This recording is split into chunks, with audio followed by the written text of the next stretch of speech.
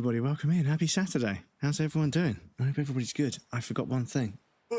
I always have to forget one thing, excuse me. I always have to forget one thing.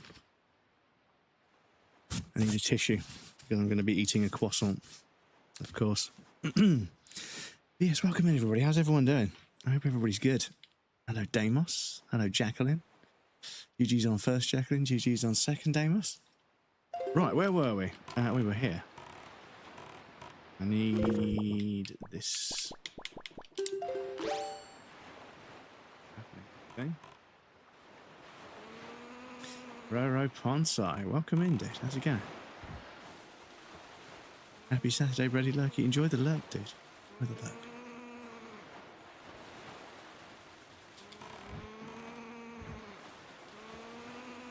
He's here, no?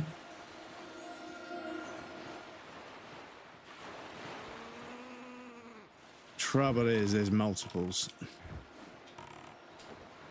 This is the problem.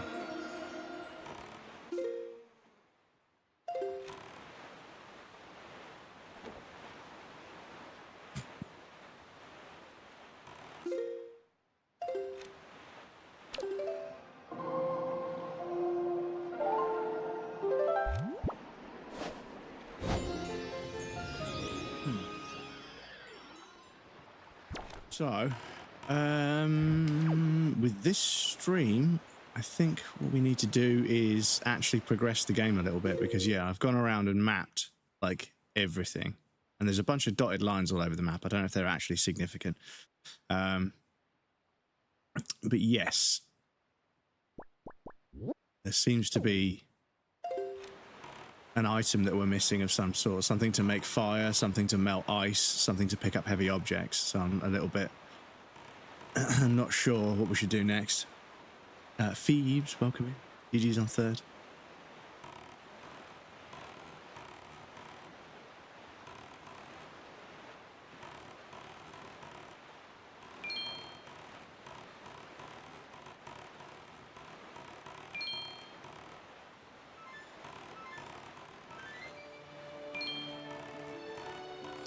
Doing their watch time. I've got it turned off, so I can't see what the bot says.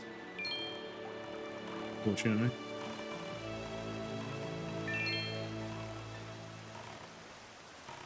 Look at that, the sun comes up and it starts raining.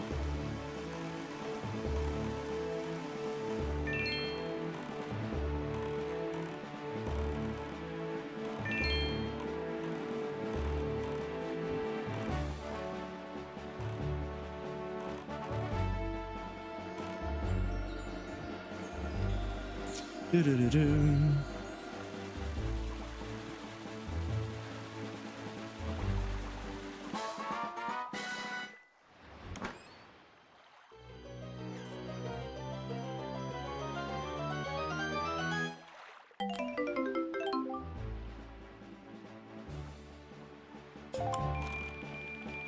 Oh, I think we were bang on full ground there, but never mind.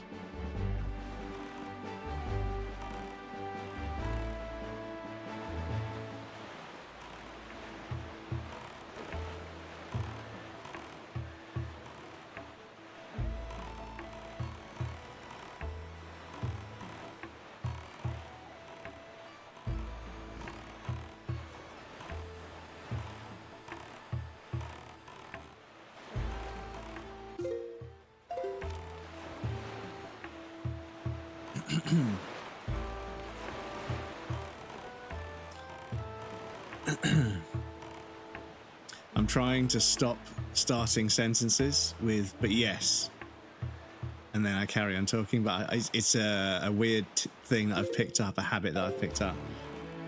But yes, it's fine. Yeah, I notice it. I've been watching my VODs a bit more recently because I obviously need to improve something. And yeah, I noticed. And I think that maybe like I can't avoid it. Maybe some of my mannerisms are part of what make me me. And this is the really sort of, you know, this is the really kind of like difficult thing about developing as a content creator is figuring out what it is that makes you you and what it is that's holding you back from being more likable to more people. And obviously, if you're a friend to everybody, you're an enemy to yourself. So you've got to stay true to yourself. You've got to be yourself. But, you know, I want myself to be better, right? And that's the dichotomy of it all is, you know, how do I become better at doing this without losing who I am? Because I don't want to alienate the people that are coming to hang out at the stream now, not at all. I'm not going to sell out to get a bigger crowd of people that I don't know than, you know, the crowd of people that I do know, because I love you guys. It's all about figuring out how I can build on this. How can I continue to improve without losing who I am? That's the big question. The second big question is, where the fuck am I supposed to go in this fucking game? I think if I see the tornado again, I might try the boomerang and I might try the bow and arrow, because I'm almost certain we're supposed to shoot that thing. Because the fish said at some point, you know, you don't have any projectiles or anything, so I think we have to hit them with some kind of projectile. So.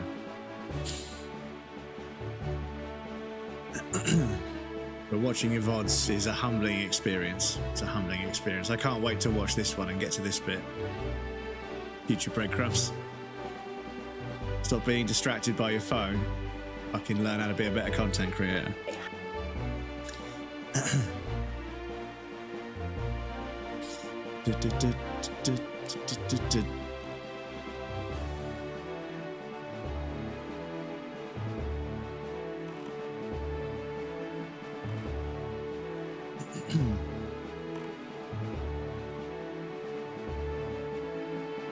I fucking spoke to O2 about my phone bill, and it turns out, for anybody that's on O2, just so you know, if you upgrade your contract and there's no invoice generated against, you know, your old payment, so the old payment stops and you're supposed to start a new one, they'll cancel the direct debit on their side, on O2's side. They'll cancel it, and then they'll send you a letter saying, why haven't you paid us? Because they are seemingly fucking idiots. But yeah, it's a pretty simple procedure. If you call them up and you can set up a new direct debit using the same bank account that you have with your old direct debit to pay your new bill, and then it's fine. But for some reason, they won't do this as part of your upgrade process when you're, you know, changing your phone or upgrading your phone over the phone. They won't advise you to set up. I mean, the thing is, the kid read me the direct debit guarantee, and I presume that was because they were setting up a direct debit or amending a direct debit in some way, shape, or form. But they fucked it up anyway, so they tried to charge me the old amount and the new amount. So I clawed the old amount back. I said, no. I paid the new amount for my new phone and my new contract. You don't get to keep charging me for the old one, especially not on the same direct debit. And they said that was wrong, so they're going to credit me £36. And I was like, you can do that if you want, but don't worry, I'm going to cancel the payment at the bank. And I did. And then it all went fucking sideways. And 4 different phone calls, 4 different people have told me 4 different stories. I'm like, fucking hell. And there's an email going now. But I think I figured out I think this is the shitty thing about customer service in the UK, right? I think I figured out how they fucked up. And I figured out how, as me as a customer, what I can do to unfuck the situation. So I'm kind of servicing myself. But yeah, it seems to be the only way to fucking get this sorted was to call them up and say, right, you've sent me a letter and it arrived on, let's say, the 14th, but it was dated the 7th. So it's just flat out a week, so to speak. It's like it's a week late for a start. You know, it's a payment reminder and it's a week late. So yeah, how about you get a fucking postal service that actually fucking works? Because yeah, you can't be sending people payment reminders and it takes a week to arrive when the 10 days notice you've given to fucking make the payment is now 3 days notice. That's not okay. You know, that's not how it should work. You know, it's a letter. It barely takes up any space and you can get them delivered fairly simply. You know, as fucked as it is, we do have a Royal Mail service. We do have a national rail national mail service, national post service. Getting a letter delivered is not difficult. So why it took them fucking, 10 days to get a letter to me, And this was after I got a text saying they were going to cut me off. And I called up and said, "Are you going to cut me off?" And they said, "No, that's a mistake." Fucking hell, man. Oh, fucking hell. Like I say, I've spoken to 4 different people who have given me 4 different stories. None of them have been fucking true. So, my mobile phone contract might get cut off. In which case, I'll just fucking file a restraining order on O2 and just keep the phone. Could you imagine if you could do that? Imagine if you could file a restraining order against, like, a company so they could so they couldn't pester you when you owe them money.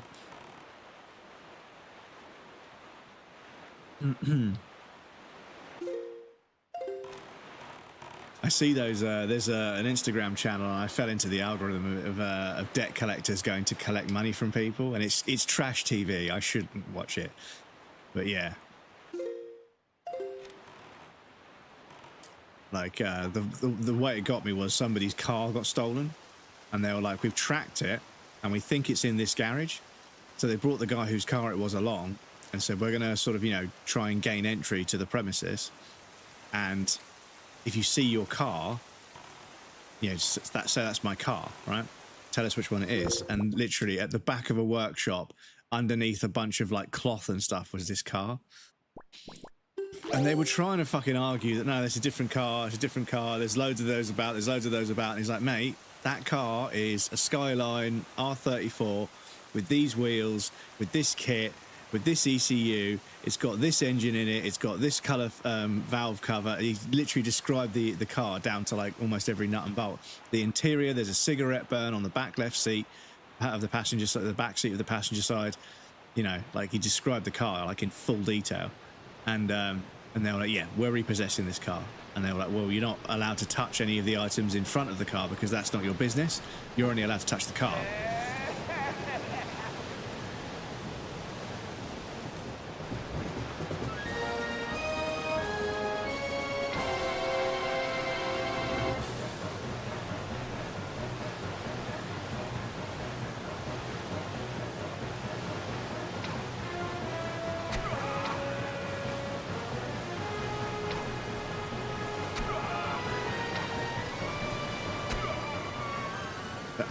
Work. Bombs don't, but arrows do. Okay.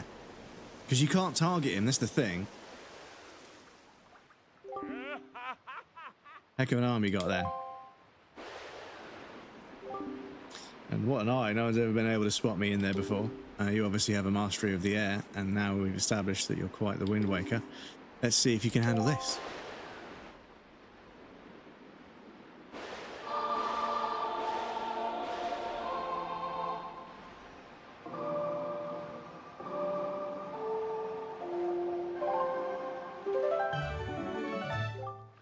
Oh, so where he went was D-pad direction. Okay. In the hands of the Wind Waker like you, my adorable little cyclone will be as happy as can be.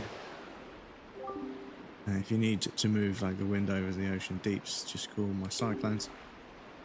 So head home for now. See you down the road. Okay, so we can get a cyclone behind. Does that make us faster?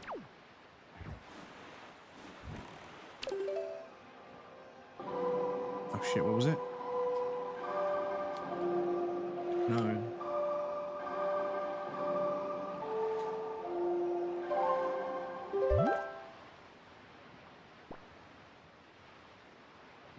Fast travel.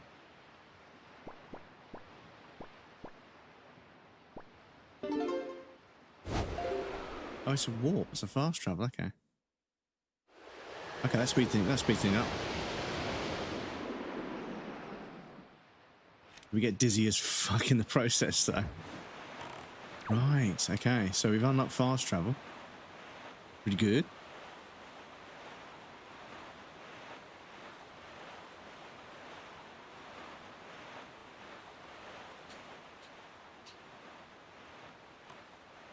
Right, it's the middle of the night though, unfortunately. So let me just double check. We don't really need any more bait, but I suppose we should buy some just in case.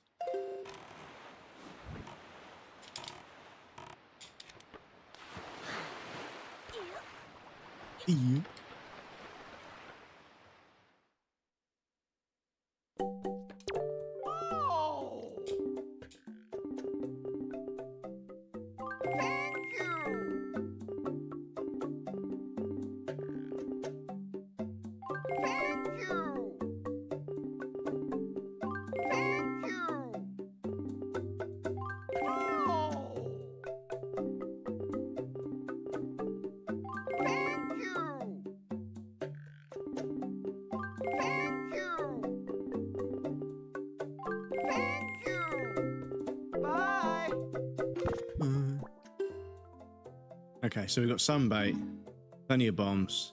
We're getting a little bit low on arrows, so yeah, it'd be good to find out where the version of this shop is that sells arrows, and then stock up on those.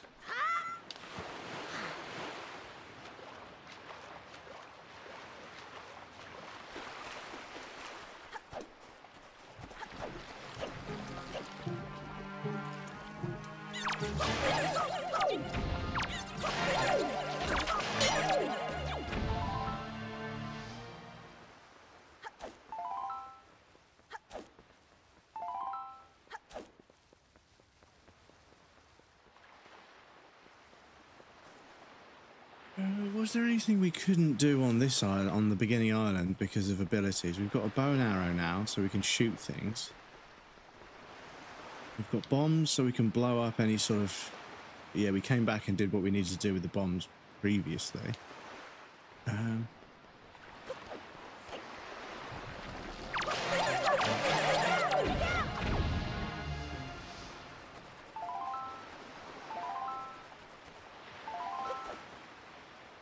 Now that we can get around quickly.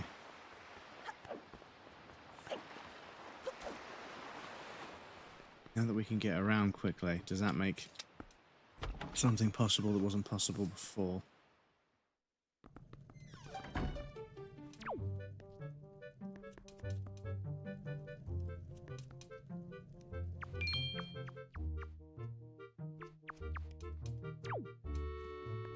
Don't mind me, just fucking showing up unannounced, crawling under your bed, stealing your savings, and then fucking yeeting.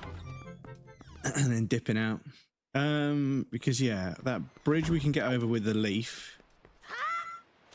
But in that area, we get to a stage where we can't really go much further. I can glide down to where that big head is, but I'm pretty certain I need a pair of gloves to pick up heavy items. I can't be asked to kill those things.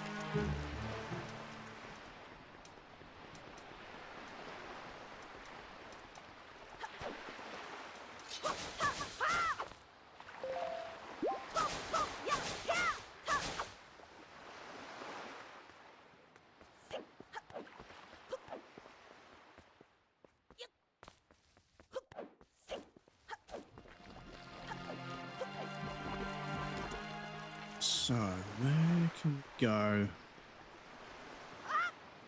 Oh. Whoa.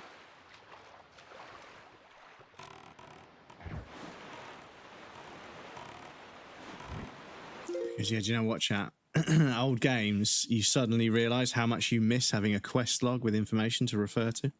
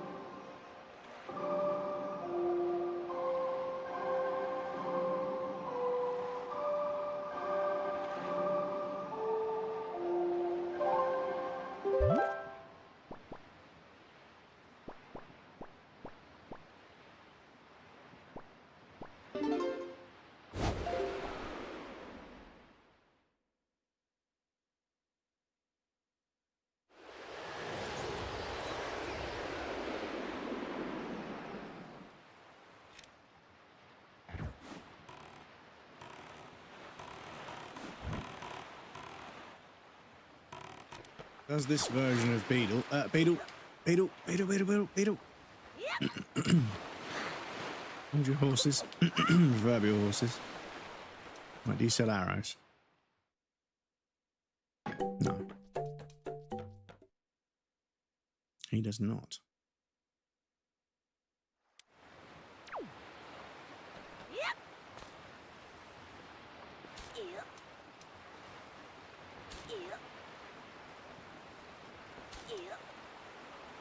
Did we ever go over there?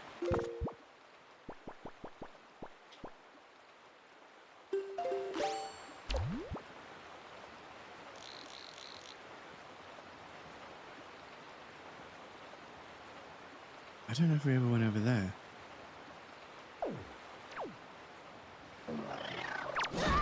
Oh, really? Like,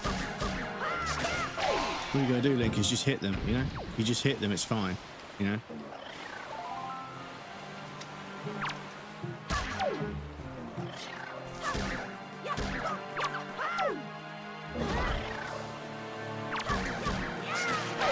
Honestly, games, you want me to just fucking spam hit everything? Like, there's supposed to be a technique to this stuff, right?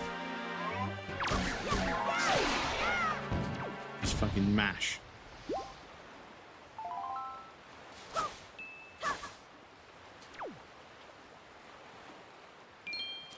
Fucking joystick movements so fucking weird, dudes.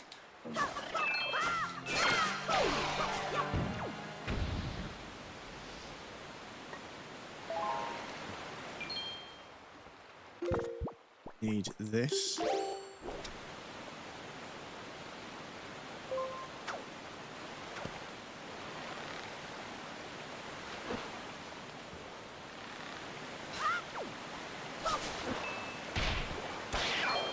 No.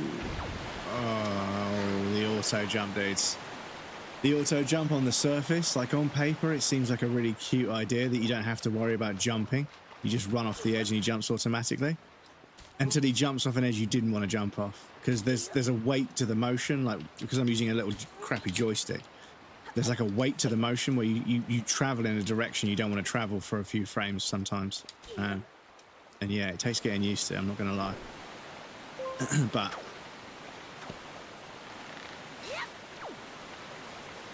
try and get used to it.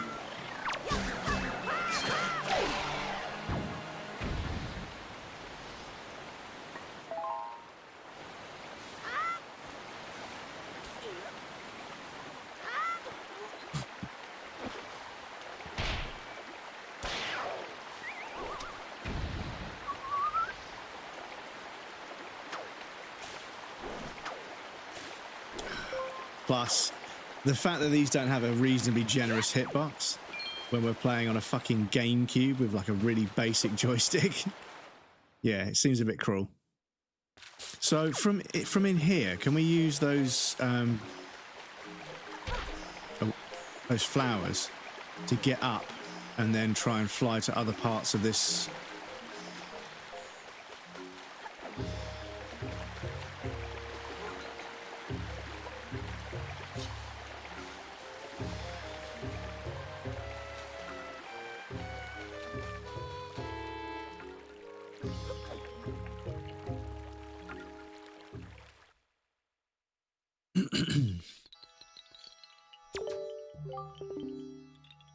Ceremony, I can go back to researching my potions. By the way, did you find any Boko Baba seeds? Baba? Show them to, okay.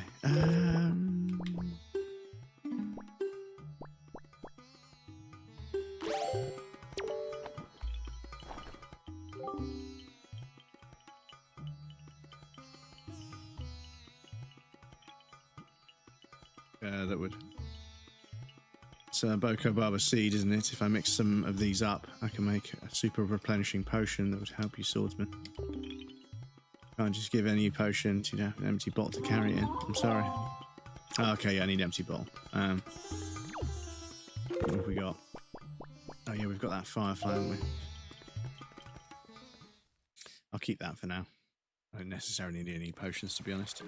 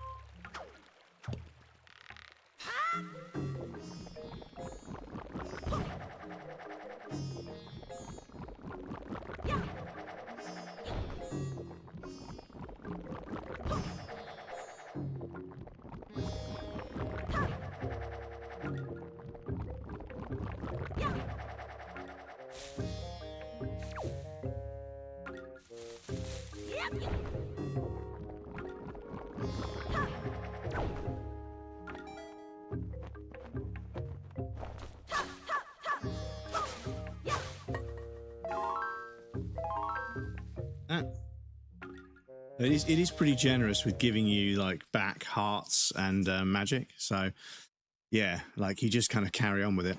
So yeah, from here, yes. Now we get a cutscene here. The game definitely wants to make sure you've got enough magic to glide down there, but I'll do a save just in case. Are we going to be able to send it? Yes, I believe so.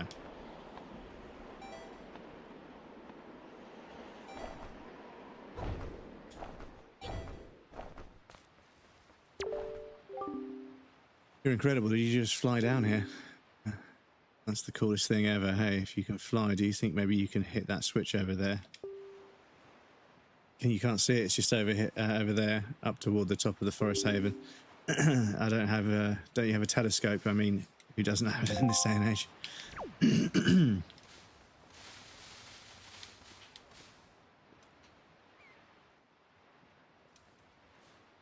Yeah, you see, that's going to drop off. Switch at the top of Forest Haven. What the fuck you on about?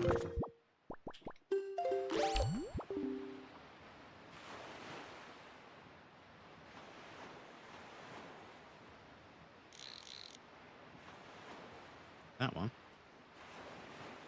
Base of that one branch. See what I mean, right? In that little nook. Yeah, okay. I mean, can I shoot it? Do I have to go over there?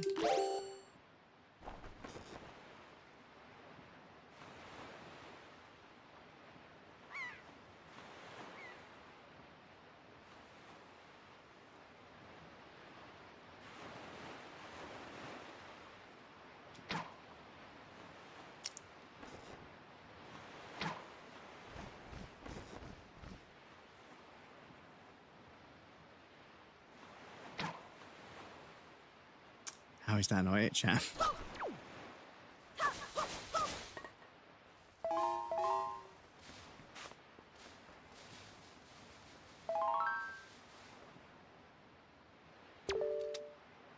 Alice of Figurines Nintendo Gallery membership required to enter. Oh, is this exclusive content that's only allowed for people that give Nintendo money on top of the game purchase as well?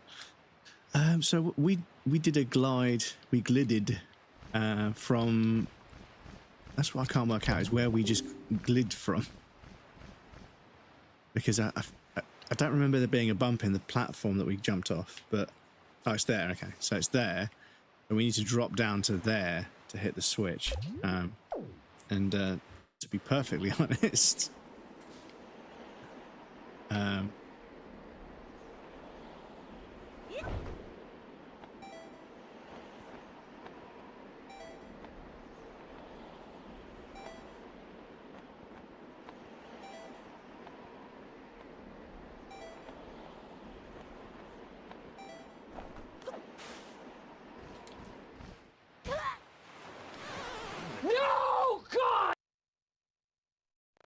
Shut up, game. Shut up, game. Momo, by the way, tab muted. Well, me muted, or have you got your tab muted? Okay. Good to see you, Dennis. I hope you're well.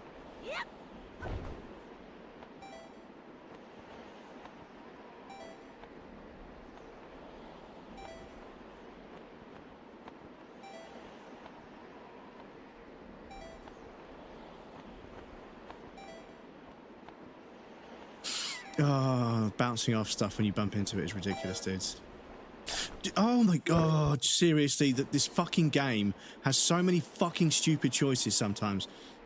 There's so many little things about it that just don't make any fucking sense. They make it so much more awkward than it needs to be. And it's weird because Nintendo games are usually super polished. Can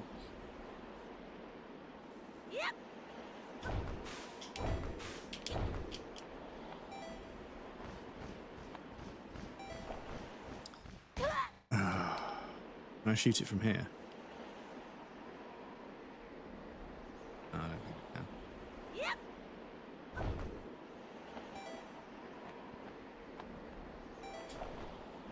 I can. Nintendo, what is this platform? What the fuck do you want from me? Fuck's sake, man. Come on.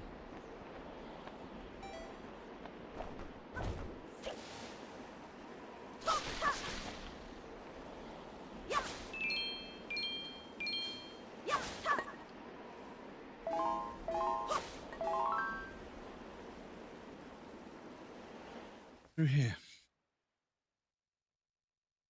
ASMR fish tank.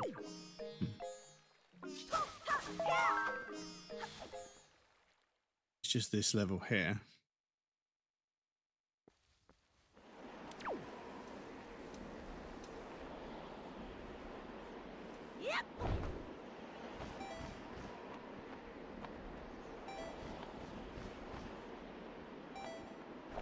Yeah, like the way you just fucking bounce, like, and just go, like, you get yeeted backwards so fucking hard. Now I've got to get the fucking this out.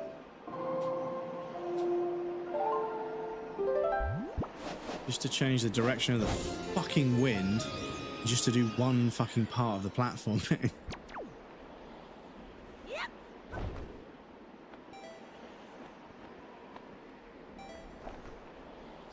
Because, yeah, that don't fucking connect, does it? It doesn't connect, Nintendo, does it?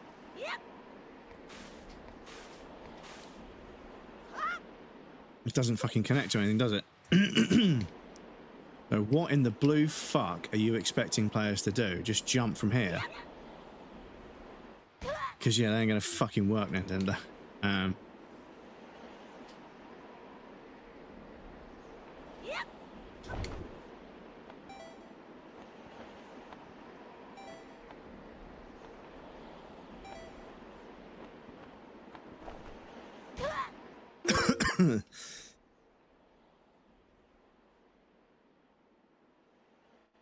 What's pissing me off is my fucking shadow is over the ledge.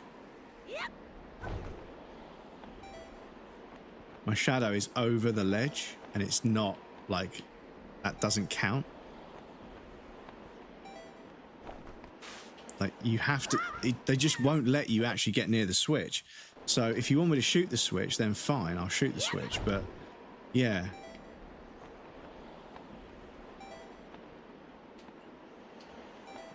Come on.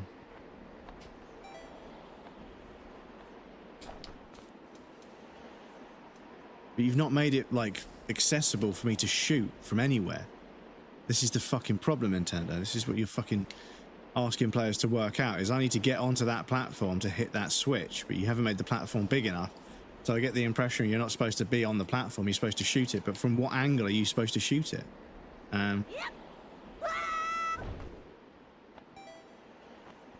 Because this will be too low, I won't be able to see anything. Yeah. Always midday at the equator and equinox in video games. Yeah, well, yeah, it's like day-night cycles and stuff in games. Like sometimes I think it's a cute immersive detail, but at the same time, sometimes it like kind of hurts the presentation, in my opinion. Like Death Stranding 1, it was kind of always, you know, daytime, right? And there were like cutscenes where the character slept and everything, so there was kind of like, you know, there was logic to that. But yeah, the second Death Stranding game, there's a day-night cycle, and moving around the environment at night is significantly less interesting. Like, they sort of wash everything in a blue filter and everything, and it looks okay. But yeah, nothing compared to the spectacle of moving around during the daytime. And for some reason, the game, the way I was playing it, I don't know if there's some secret mechanic or something, but it just always wanted to be nighttime. It just turned to nighttime all the fucking time.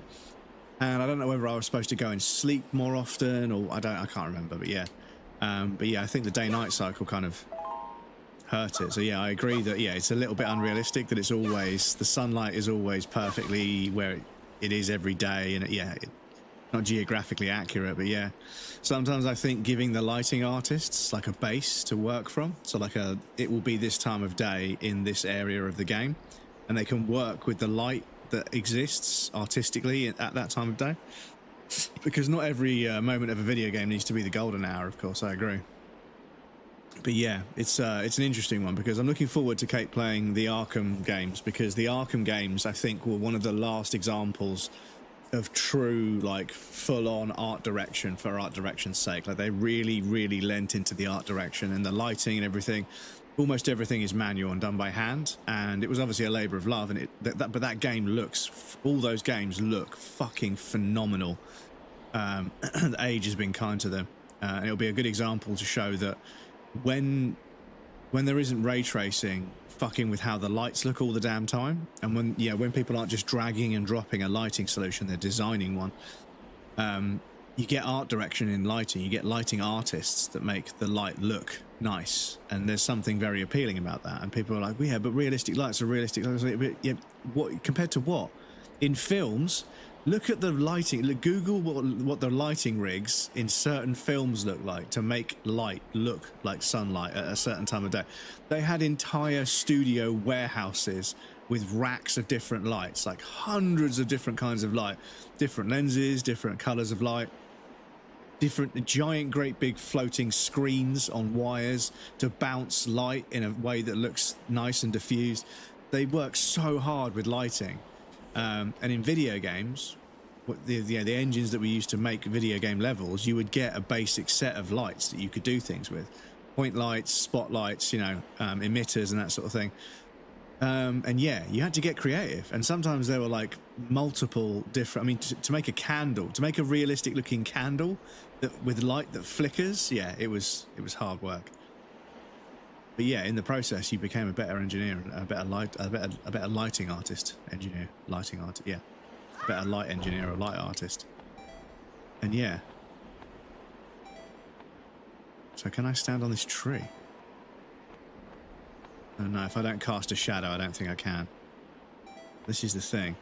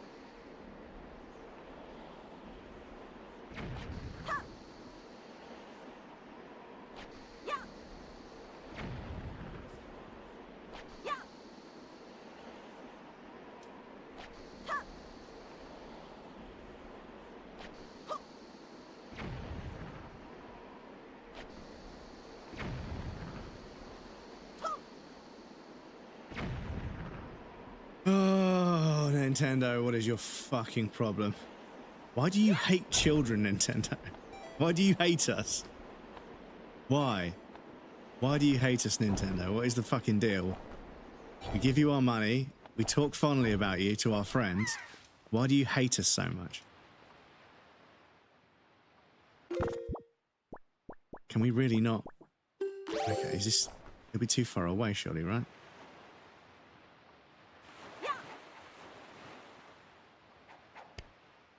Okay. Can I take over a seagull and do something?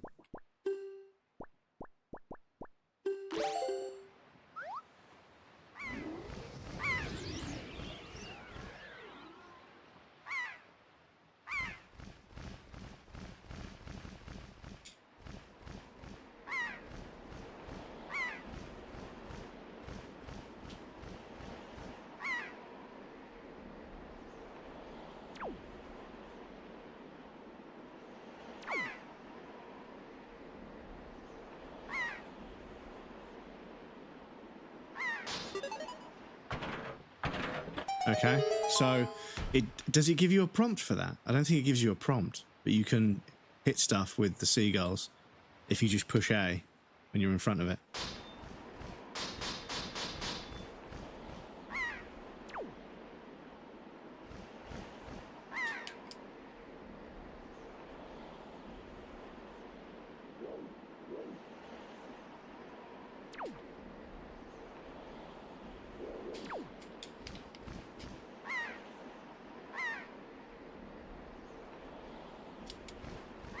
Problem is, I don't know how to, I'll start, okay, fair enough.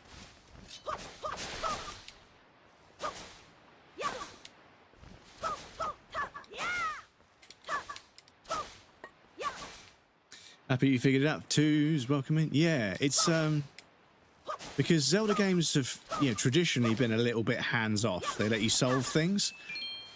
But the difference, is, you know, the difference I noticed with this one is a bit illogical. Like there's logic in like A is confirm and interact and everything, but then like, you know, to push boxes you have to hold the crouch button. There's some stuff that doesn't quite logically make sense, which is, like I say, it's not like Nintendo. Usually everything, there's a logic to everything and it makes a lot of sense. Oh, what the fuck is this? Who are you? Welcome. Welcome to the Nintendo Gallery Figurine Palace. This is your first time here, isn't it? Did one of our members provide you with an introduction, I hope? Oh, well, no worries. One way or the other, we've been losing members due to our lack of gimmicky attractions. But we don't worry. True fans know we're the coolest. So anyway, do you know what it takes to become a member of our club? The figurines we have on display here have all been made using pictographs provided by our devoted members. You bring me the master sculptor pictograph that steals my breath away, then you'll become a member and you'll become able to view the collection in our galleries. Be nice. Have such a pictograph. So you were a member this whole time. Awesome. Hey, thanks to you, I got in and became a member too. Check it out. I gave this guy a pictograph and he gave me this figurine in return. Talk about cool. Be all the rage.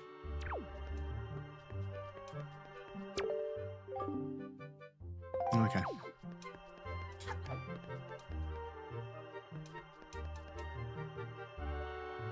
Beam me up. Fucking beam me up, soft boy. That fucking... So yeah, like, obviously Twitter is a bit of a fucking shit show at the moment. And yeah, I think the UK is on the verge of a social media ban as well. And the thing is, I kind of welcome it. I do. I kind of welcome it. Especially for teenagers, you know, and I don't agree with digital ID. I think the government and, you know, other companies like phone companies and the internet, you know, like if I'm you know, an adult, you know, and I've got a broadband connection or I've got a mobile phone contract, that should be enough. You know, they don't need to verify me with my face, and I'm not comfortable sending my information to a third party or anything, but yeah. But I think that social media has caused, like, pretty serious damage to like a lot of young people's lives in ways that they may not be fully aware of. And yeah, I think a ban on social media until they're a bit older is a good thing in the end. But how do you police it? This is the problem. is that I think what you need is when you create an account, there should be like a non-invasive way to verify that you're over 18, and then that should be enough, you know? But we're getting to a stage now where, because so much of the internet is just bots and rage bait, that I don't think it's a terrible idea that we try and make sure that everybody that's on the internet is a real person, you know? I think some way of us telling that the person you're speaking to is a real human being, because don't get me wrong, I know real human beings are behind some of the bullshit anyway, but what we don't need is human beings making bots that post bullshit 50, 60 times a minute, farming engagement, because it's just creating so much bullshit on the internet. And yeah, if there's too much bullshit on the internet, where am I going to fit in with my bullshit, you know? Glad that most of my childhood was before the... Yeah, I'm fucking so glad I had a childhood before social media and before... camera phones. The advent of everybody having a camera on their phone is a very interesting turning point in history for the human race. And I look forward to people studying it in future, because suddenly everybody became a journalist, right? Suddenly everybody had the ability to capture and then form context. When they posted, they captured a moment and then they shared it with the internet with their 2 cents, their context. So everybody kind of became a journalist, and that suddenly meant that the injustices and atrocities that are being committed against various different demographics of the world were suddenly cast into a really sort of, you know, blinding light, where suddenly the entire world was aware of how much fucking discrimination and exploitation, all this other stuff. I shouldn't laugh about it, but yeah, all this fucking awful stuff that was happening.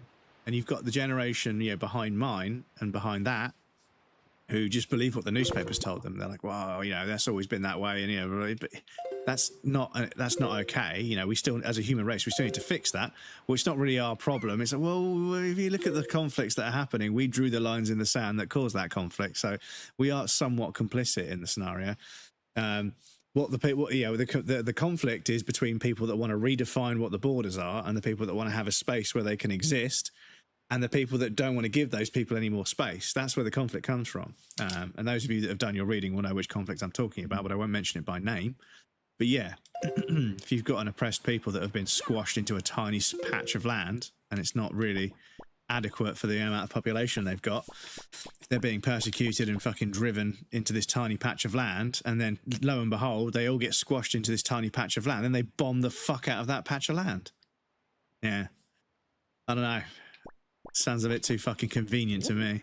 Not convenient for the people being bombed, obviously, but the people that are trying to fucking oppress these people. Right, so that was something we did. There might be some other islands we can get to. So if I was to pop this back on here. Oh, you're gonna fuck me. I should be able to swim from there.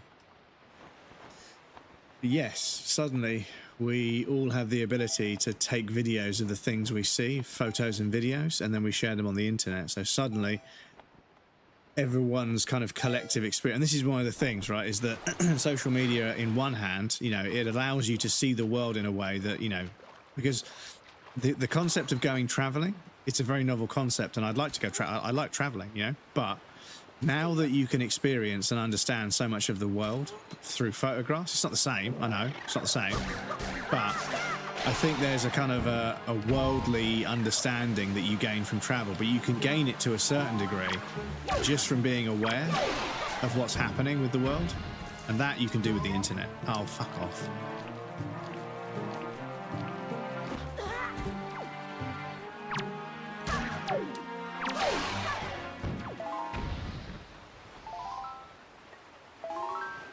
Because yes, it used to be the case where people that could go traveling learned about all kinds of different cultures and stuff. And that knowledge, that worldly knowledge,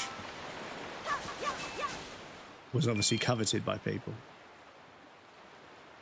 However, now, because of social media and, you know, everything else, most people can be, at the very least, can be aware of what's going on. No, fuck off. Most people can be aware of what's going on, and that allows them to be aware of things they have absolutely, you know, they have almost no control over. And this is one of the problems where suddenly being an empathetic person that cares about the well-being of others in this modern era where you're aware of every atrocity, but you can't actually go there and fix anything. You don't have the you don't have the diplomatic power or the political power or clout. All you can do is observe from a distance and campaign against it and protest against it.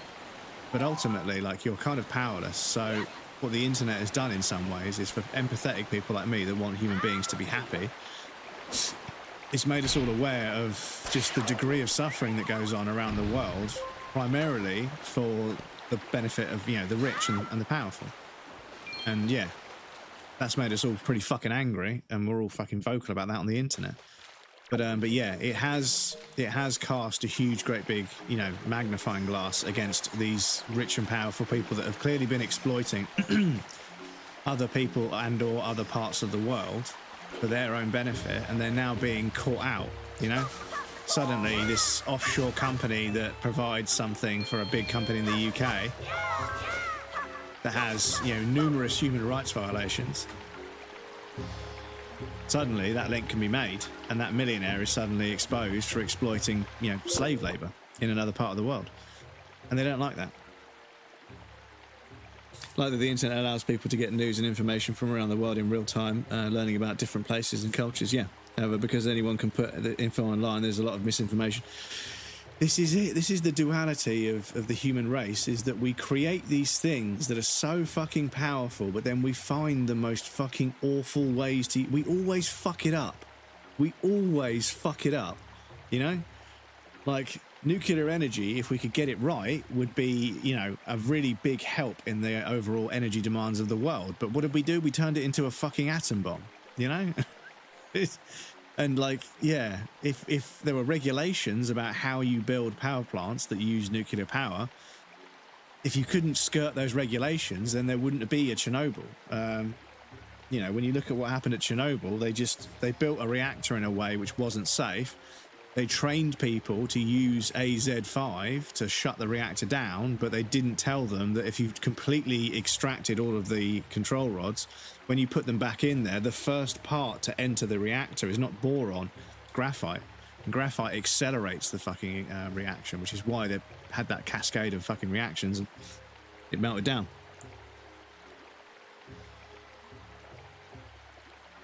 I'm glad my childhood didn't have the internet that was preventing me from potentially posting things online that would later regret. Yeah, there's the regret, and there's also, when you're a kid and you want to learn about something, you can get down a rabbit hole these days, and the pipelines that exist that basically groom children. It's fucking, not just for sexual, deviation, but also for just their political alignments, their ideologies, their cultural, their worldview. There's so many people that actively spend money to try and warp young minds into their worldview. And it's like, I don't know at what point in the fucking mental gymnastics you say to yourself, you know what? If I have to pay to brainwash kids into believing what I believe, maybe what I believe isn't all that fucking good, But they use the same tricks, similar to religion, I swear I did this a moment ago. I swear I did this a little while ago. Oh no, I swung, didn't I? Excuse me. But yeah, they abuse the fact, exploit the fact that the world is not the most healthy, equilibrious society. And they try and blame one demographic for all of the world's problems. And in the process of doing so, create stereotypes and all sorts of other horrible shit that makes people fucking say and do things because they believe that, oh shit, they believe that, they should be in charge of everything and that they are somehow superior to another human being. Just fucking crazy, wild mental gymnastics that, a human being with a heartbeat and a skeleton and blood and eyes and a brain and a heart, well, that's, you're just superior than them because of some fucking rhetoric you got brainwashed into as a kid. Come on, man. you know, human beings are already, but yeah, but look how they behave. Well, yeah, I'm sorry, human beings are animals. You know, if you think you are incapable of that behavior, like, you're delusional. Like, in the right scenario, almost anybody is capable of any sort of behavior. No, you fucking.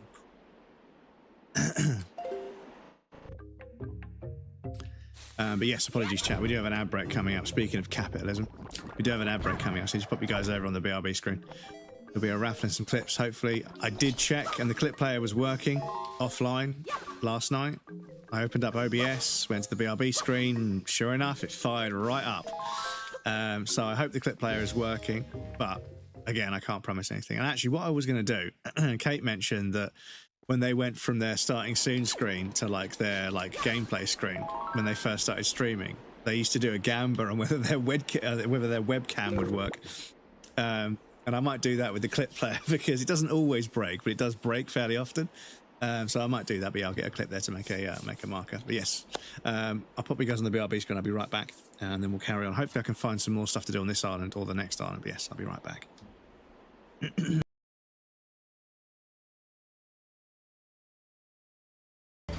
Does he fuck? Fuck, he does!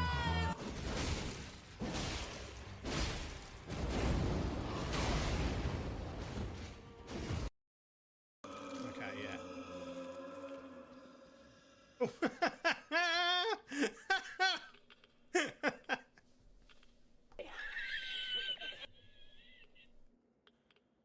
Do you think that's why he's so angry? They fucking they did not fucking model that. Jesus.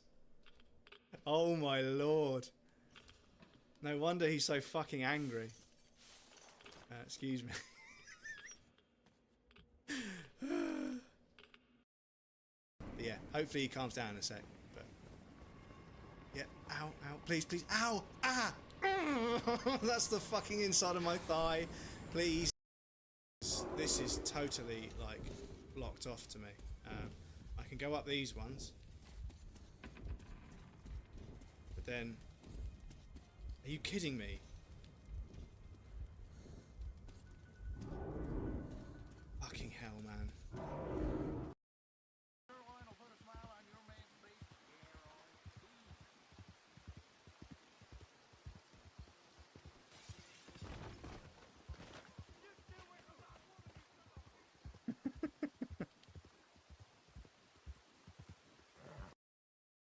Move fast, Isaac. Aegis 7's looking damn close out there. Oh shit. Oh, I need oxygen. Please tell me there's oxygen in that room.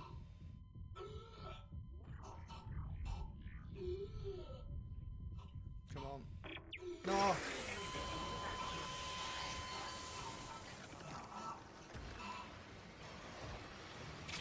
Did I just die? Fuck. I literally just died. The timing, I know, right?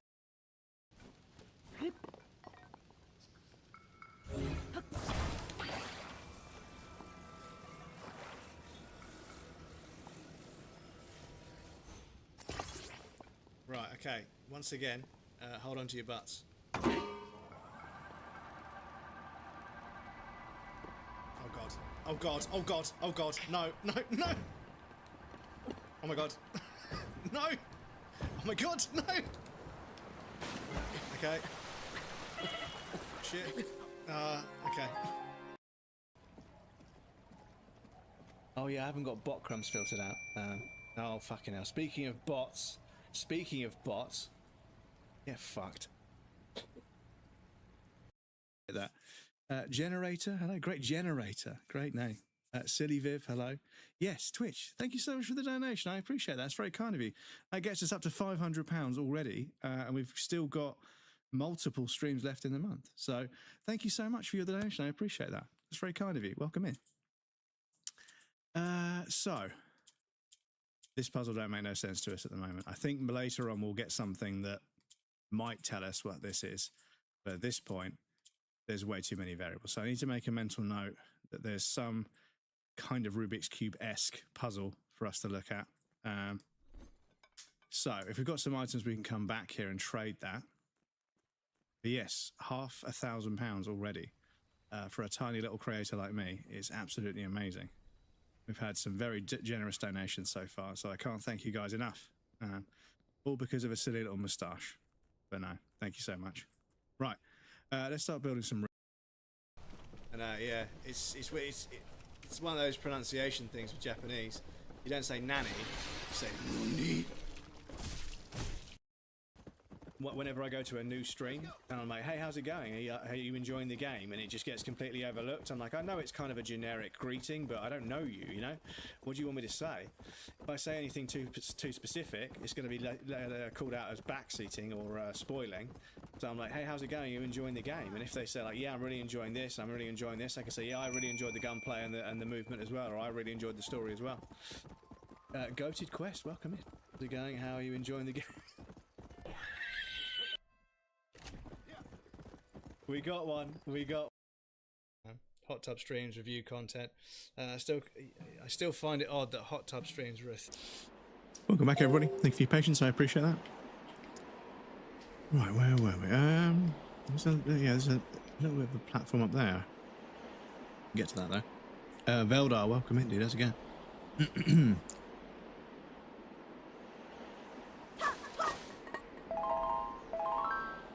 So from there, do you reckon we can get to that island? Croissant. I think we've already been there. But welcome in, Velda. How are you going, dude? Let's see.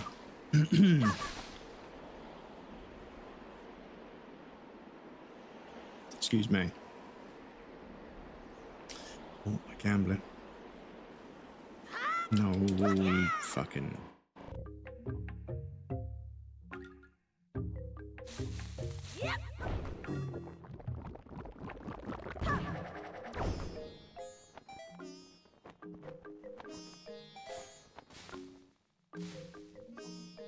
Ah, there's a platform over there.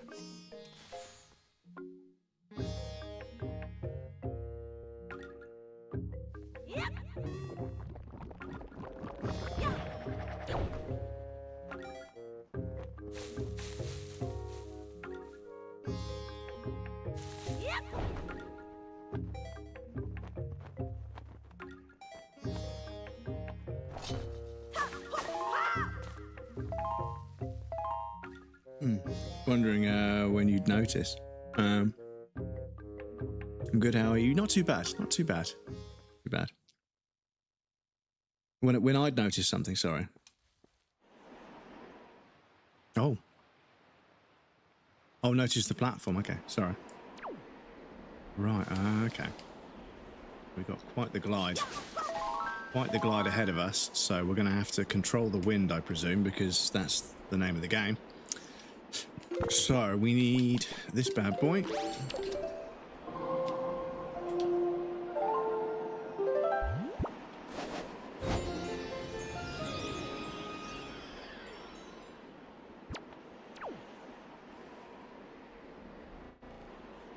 Oh, whoops.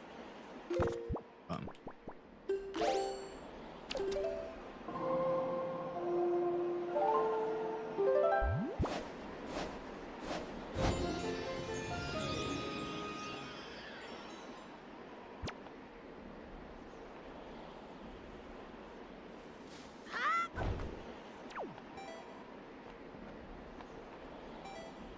Oh yeah, we'll make that.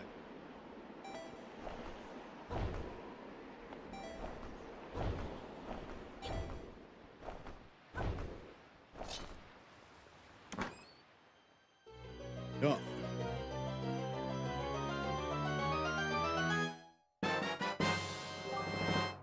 Treasure.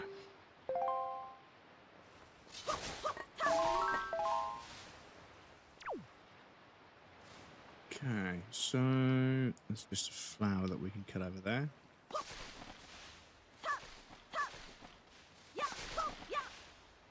Deforestation. But yeah, like I was saying earlier, sorry, I'm trying to not say, but yeah, as I was saying earlier, you've got, you know, millionaires funding the deforestation and exploitation all over the world, and they can't get away with it anymore, you know? And there's probably a bunch of people that inherited these schemes from the family, whatever, that are now realizing that because of regulations, because of awareness, that they can't get away with the same shit their grandparents got away with. And they're upset about it. And rather than realizing, okay, the jig is up, you know, the fun's over, you know, you've made hundreds of millions of pounds, you've got mansions and everything else. You're not going to exploit the outside of the first world whilst living inside of it, you know. That's not going to happen anymore. People are aware of what's going on. But yeah, some of them aren't taking it. Some of them are trying to... There's an heart-shaped island, which I think is probably that one. Eastern Fairy Island. So Eastern Fairy Island...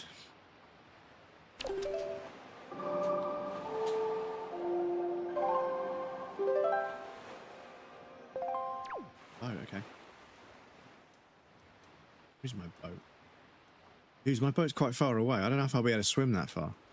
I don't know if I'll be able to swim that far. So I probably need to...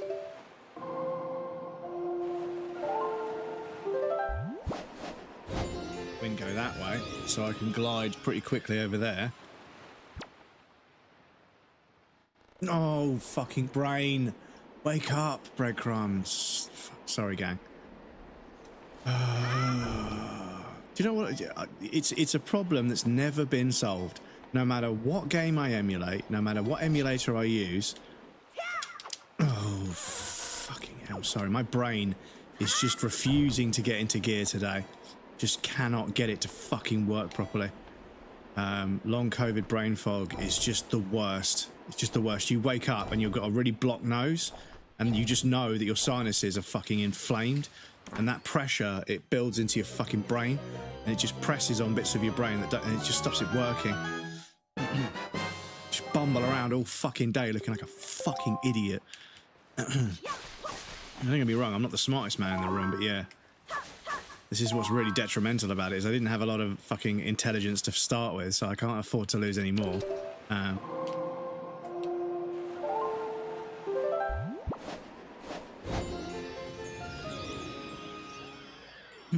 Millionaires being anti-unions is wild because worker unions were founded as an alternative to dragging them from their mansion and hanging them in the street. This is kind of it, you know? Maybe we need to remind them that, you know, you can either let workers unionize and, you know, allow them to debate and argue and, you know, basically establish better working conditions. Because basically, like, someone listed off, they said, yeah, if you're against unions, I hope you understand that if you're working class and you're against unions, this is a list of things that exist because working unions asked for them. And they listed off basically everything that makes a working class job bearable. Like holiday pay, sick days, you know, dismissal notice, you know, notice periods with all kinds of stuff. Like there's so many things that make work fair. You know, there's so many things that make it unfair, but almost everything that's kind of in your corner, that's, you know, that's helpful to you, comes from because of a union. So yeah, working class people that are against unions, it's like, oh my God, are you fucking insane? You know?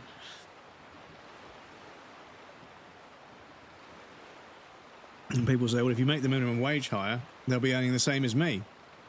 So well, I do a much more complicated job. Well, then just fucking get an easier job for minimum wage. You know, like, this is the thing, is, you know, everybody should be able to sort of just about survive, you know, with a reasonable level of dignity and comfort on a living, on a, you know, on brain, please. A working class person should be able to survive on a working class salary. Minimum wage should reflect a working class salary, and it should be in line with the cost of living. If the cost of living continues to rise, the solution is not to try and fucking stop it and make it even worse. The solution is to pay people more so they can keep up with it. Because if everybody starts making more money because everything costs more, yes, the economy's going to... But the thing is... Can't formulate this thought, sorry. Sneaks in via links, but welcome in Sub-Zero. The thing is, every single time, I think there's about 15 or 16 times the public has cried out for the national living, for the minimum wage to be increased. And every single time economists have said that it'll drive the price of everything up. But the price of everything has been driven up anyway for like 100 years or something. It's crazy.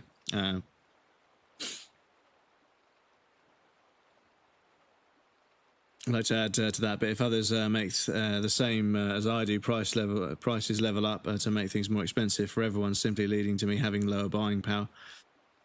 Yes, yeah. The thing is, like, the scenario we find ourselves is you've got lots and lots of places that they incorporate working class labor in a significant way and minimum wage labor in a significant way. Lots and lots of supply chains for lots and lots of things are heavily reliant on working class labor, minimum wage labor. And because of that,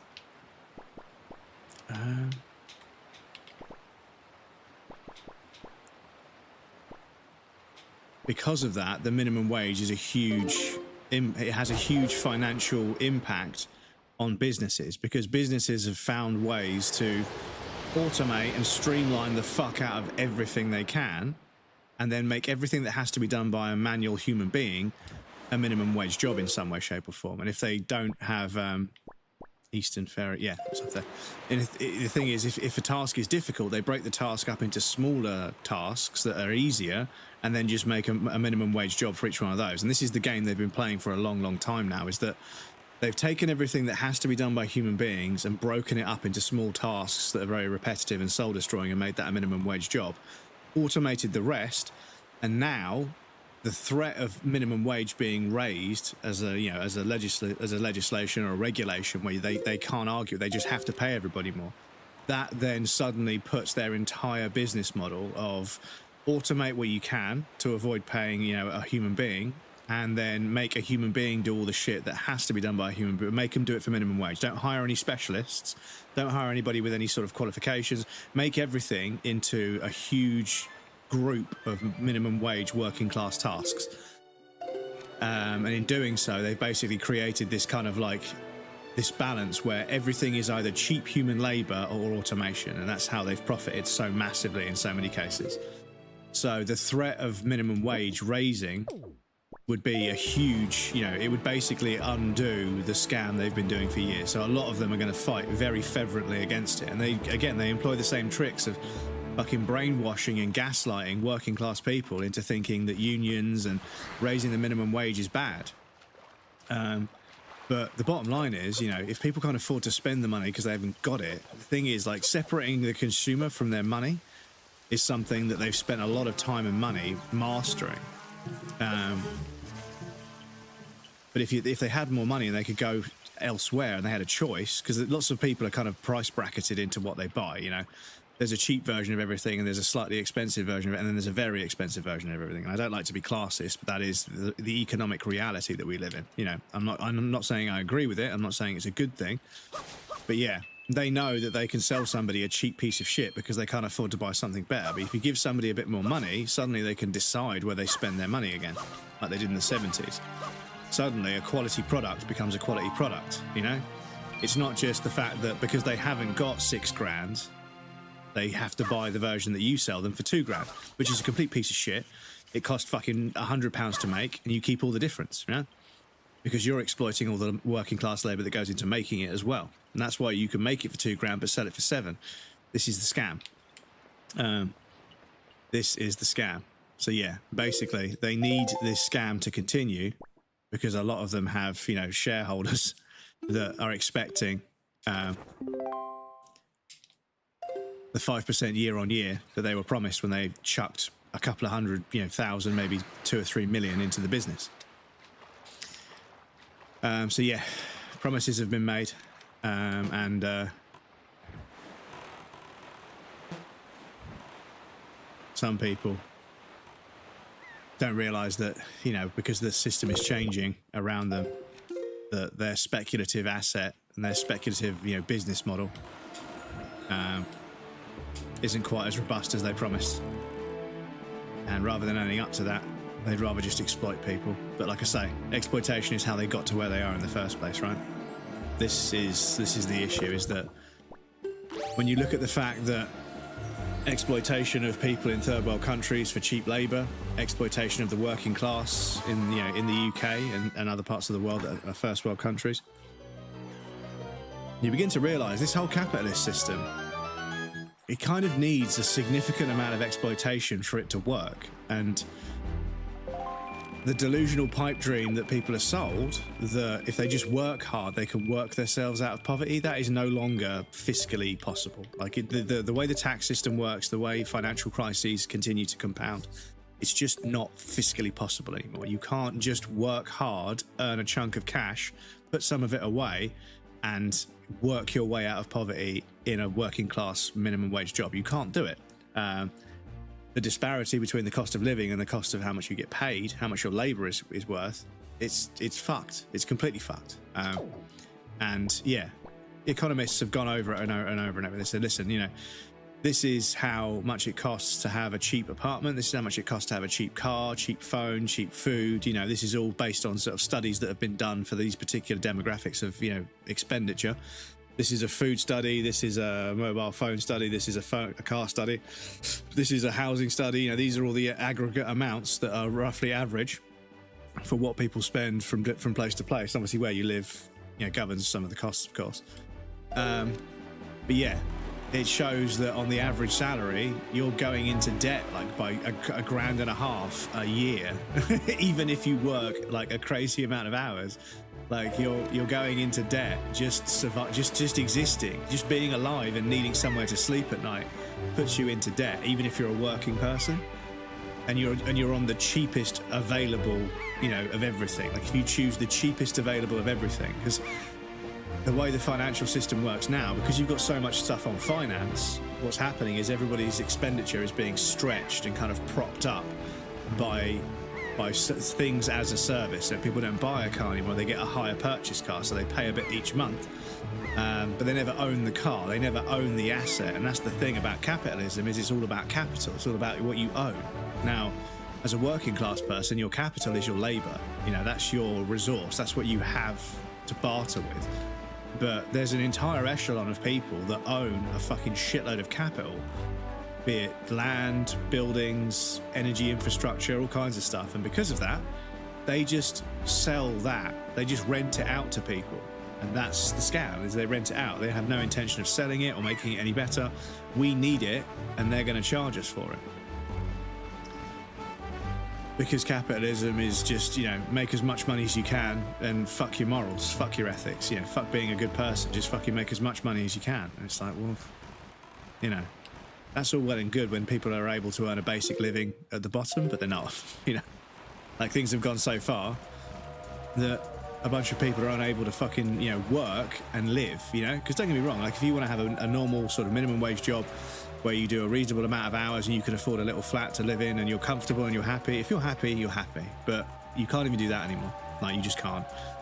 You've got people that are in their 30s and 40s sharing a 5-bedroom house owned by some millionaire who owns about 50 5-bedroom houses, working in London, earning like maybe 37, 40 grand a year, and it all goes on rent and electricity and food because everything's so fucking expensive.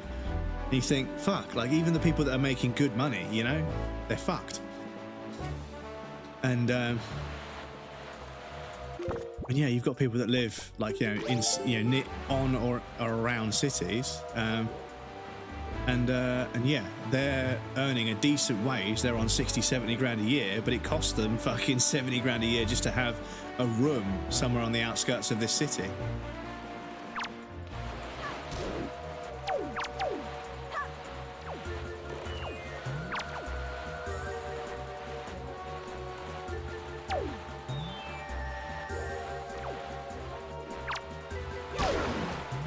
Off, man.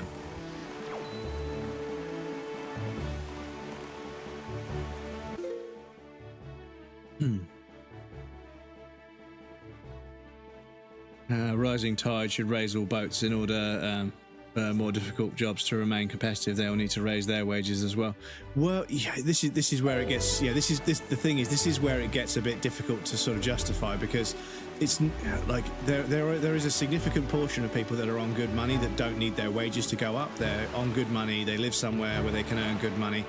But people that are on minimum wage, they're the ones that are struggling. And everyone's like, yeah, but they're doing minimum wage work. And it's like, well, I'm sorry.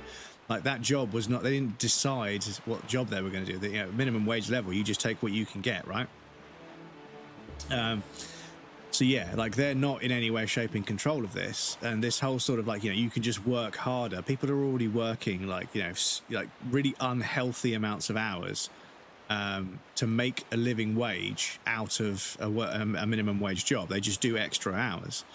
But also the lack of regulation in how overtime and everything else works, and working bank holidays and everything, because I think working a bank holiday should be double pay. Simple as that.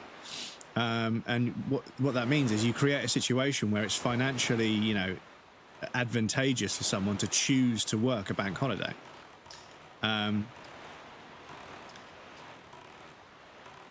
But for a while now, companies have slowly been drifting away from this, working on weekends and bank holidays is not double pay. Or 1.5. It's like you get an extra half what your hourly rate is again or something. There's no financial incentive for people, and they slowly phase it out until basically everybody is expected to work almost every day, Christmas Day, birthdays, the lot, for the same minimum wage they always get paid. And it's like, and arguably there are some service sectors and industries where the weekends and bank holidays are the busiest days. So there's this kind of like stretch to how much labor you get for your minimum wage. You get a minimum wage job, but if you mismanage the fucking business and you've not got enough people to handle when it gets busy, but they just try and get on with it, and things go wrong, customers complain, customers get bad service because staff are overstretched, so it's bad for the consumer as well. But there's no sort of regulation in there saying, this is how many staff you should need. And I know it's a complicated thing to work out because it's difficult unless you're the manager to exactly figure out how much resource you really need. And even then, some managers who are not really good managers but just happen to be friends with somebody who hires the managers, that's another fucking massive issue in the working class world, is managers who are just mates with somebody at the top. They're not a good manager. And poor management in the working class sector is, one of the biggest gripes I have. Is that you get a minimum wage job and you get this absolutely dog shit manager who couldn't give a fuck. He couldn't give any less of a fuck. And is literally only there to save their own skin. And it creates this really toxic working environment, which is super bad for your fucking mental health, because you've got to go to work every day, and it should be physically and mentally, strenuous because it's a job, right? I'm not saying it should be easy. But it creates this kind of like social battlefield where you go in every day and you've got this cunt that you cannot stand, who is probably miserable themselves and decides to take that out on these working class employees they've been, put in charge of. And they're terrible at resource management. They're terrible at fucking discussing situations with people. They're just not good managers, And I've had some bad managers in my time, but I've also been lucky enough to have some good ones. And when you have a good manager that helps you, realize your potential within the role that you're in, and then helps you understand what the progression structure is, it's like such a refreshing change of pace to have somebody who wants you to succeed. And that's because your success and your abilities improving is what makes them improve. And that's one of the fundamental, that's another one of the fundamental kind of missing links, is that the performance and the well-being of the employees should be a direct reflection of the management. And for so many jobs, not the one I've got now, I've had 2 really good managers in a row, and as a result, I've done really well at this job. But the jobs I've had in the past, the minimum wage jobs, everybody's fucking miserable. Everybody hates management. Nobody has any fucking energy to do anything properly. Everyone's trying to get by doing the absolute bare minimum because they're so checked out mentally. And then the business struggles, and the management, the upper management are like, why is this business struggling so much? Why are you not, and it's management, if you put good leaders in, it's the same with schools, a school with the exact same funding, exact same teachers, exact same students, a different head teacher can make all the difference because they figure out where the processes are going wrong and they fix them. Right, so I need to figure out where I'm going next in this game. So that's the one with the fire, so we can't do anything with that just yet. But Don't get me wrong, I know that there are some CEOs who seemingly do very little and are on a fucking ridiculous salary. And I think that when you look at the most successful companies, you've got a leadership team that believes in the mission. And if that's what they all believe in, then that business will do well because they believe in it and they know how to make it work. But you've got a lot of CEOs out there that are just...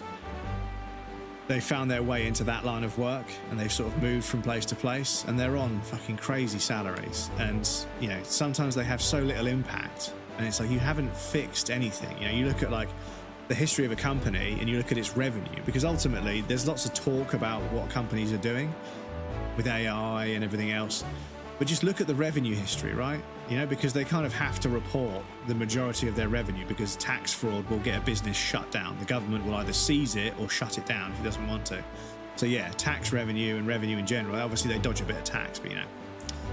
But yeah, when you look at companies that have had like 9 CEOs over the course of 7 years and the revenue hasn't changed, I'm like, what the fuck did they do? You know, like between, you know, 2014 and 2017, they were paid like, you know, 280 grand a year. And like, what? Those 2 years had 2 or 3 years had absolutely no positive revenue spike whatsoever. There was no trajectory change in revenue whatsoever. So what did they do? Oh, they did this, they did this, they did that, and they always hit the ground running, make a bunch of changes that don't fucking do anything. I'm like, I know it's difficult. It's making the needle move is difficult. Don't I know making the needle move is difficult, right? Getting that line to in any sort of situation when you've got lots and lots of factors that all feed into one graph, you know, be it, you know, revenue, be it viewers. It's difficult to sort of get a handle on that and make the needle move. It always has been and it always will be, owing to the nature of what that exercise does. Random person, welcome in. Who up winding they waker? I'm trying to win they waker, but I'm trying to fucking also wind my way to an island that I can actually do something on. But welcome in.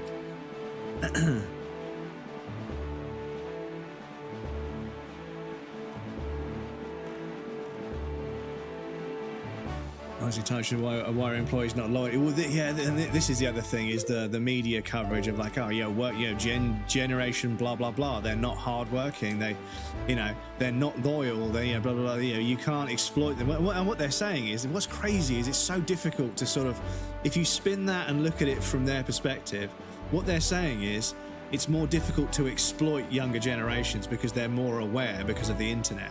How do we stop this? Because exploiting people is the only way we can make money.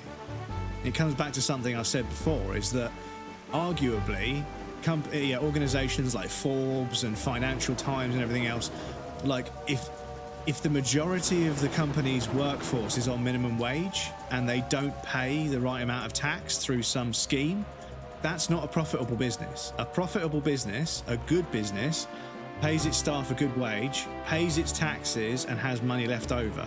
That's a good business. But we've somehow lost sight of that, because now almost every business is just exploiting a workforce for minimum wage, evading a bunch of tax, and then keeping the difference.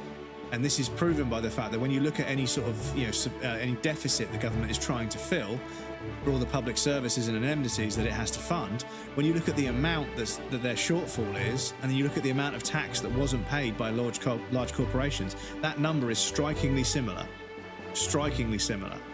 Because a tax system would work if everybody was forced to actually pay tax. But unfortunately, people with money and power don't want to pay their fair share of tax, and they have enough money and power to govern, you know, to buy the government and stop them from changing tax regulation and tax law. But the banding system, and this is the other thing, is, you know, the banding system with tax means that as you go up, you know, there's a huge rise in how much you pay, and then it just drops off. So once you start making more money, you're on an uphill battle, because as you earn more money, you just end up paying more tax, and it keeps you where you are. You know, if you earn 50 grand a year, no, you don't. You earn 37. And if you earn, you know, 70 grand a year, no, you don't. You earn 52 or something. So, you know, and it's only once you get to like 200, 300 grand a year where, yeah, you're still paying a large amount of tax, but you have so much money left over that it actually starts to make sense. But the delta between 50 grand and 150, 200 is fucking enormous, you know? Nobody's going to give you that kind of pay rise. not even over a lifetime of getting an extra fucking 15% or 10% a year. It's going to take you a while for that to compound up to fucking 150, 200 grand.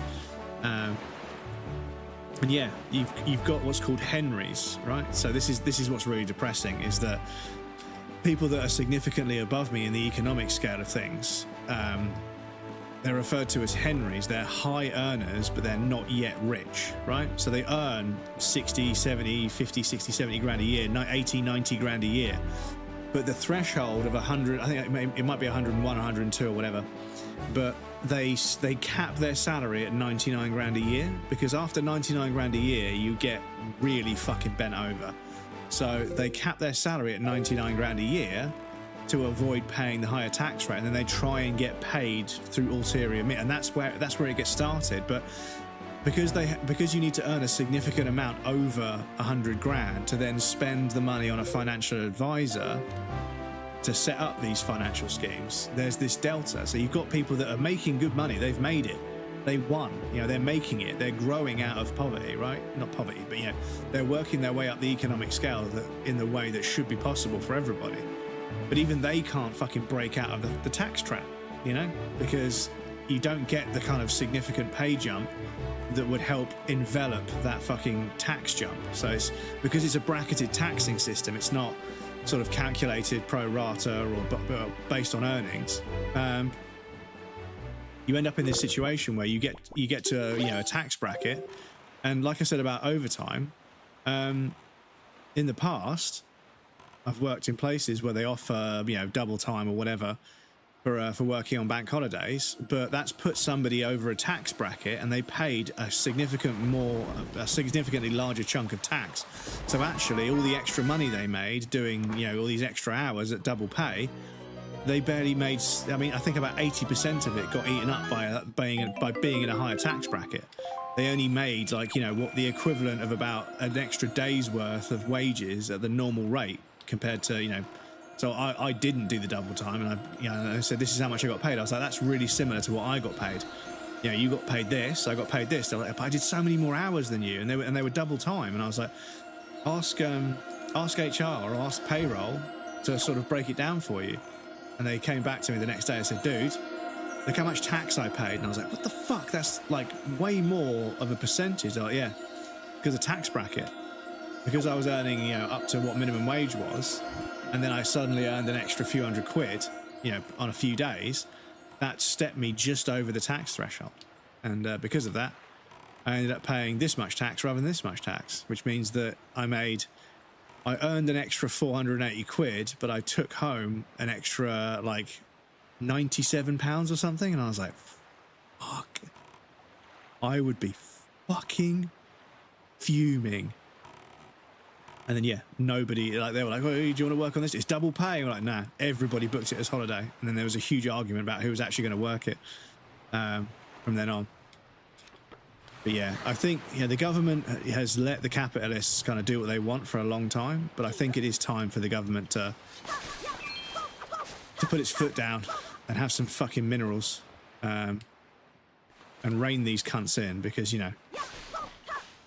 for a long time now, if you've got money, you can do what you want. That's always been the way. Jake the Obscure, welcome in.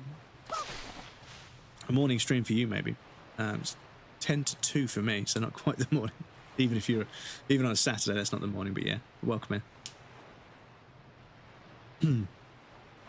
Bullshit propaganda. The minimum wage jobs are meant to starter jobs for students, not meant for the. Well, this is the thing, is that they're starter jobs for students and for part-time work and stuff. Well, why is that the only work that's out there? Why is there no work? And this is it, because you're allowed to pay people minimum wage. That's what people get paid. And there are people that have explained how they started off in a role that was minimum wage, and they didn't have a lot of responsibility, but now they're responsible for 3 other people's minimum wage work because of restructuring, and they're still nowhere near getting a pay rise, All 4 switches on the island, you must activate them all swiftly. Danger will visit or fail to heed my warning. Because, I don't know what we do with these. These haven't been tutorialized to me just yet. And there's that over there. Oh, do you know what? Do you know what? So I reckon there will be an ability that makes us like heavy, so we don't get blown away by that island with the sort of, you know, the Gale Island, whatever it's called, the Gale Island. I reckon we've got to be heavy to push this down because we're not heavy enough as it is.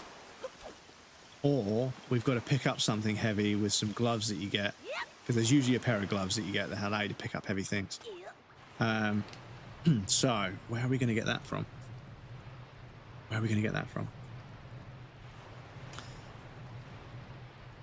They use manufacturer scarcity and planned obsolescence, keeps us constantly buying more. Well, yes, this is it. When you look at the concept of vertical integration, where one entity owns the entire process from raw materials to finished product, they can kind of manipulate that market in ways that should not be allowed, you know?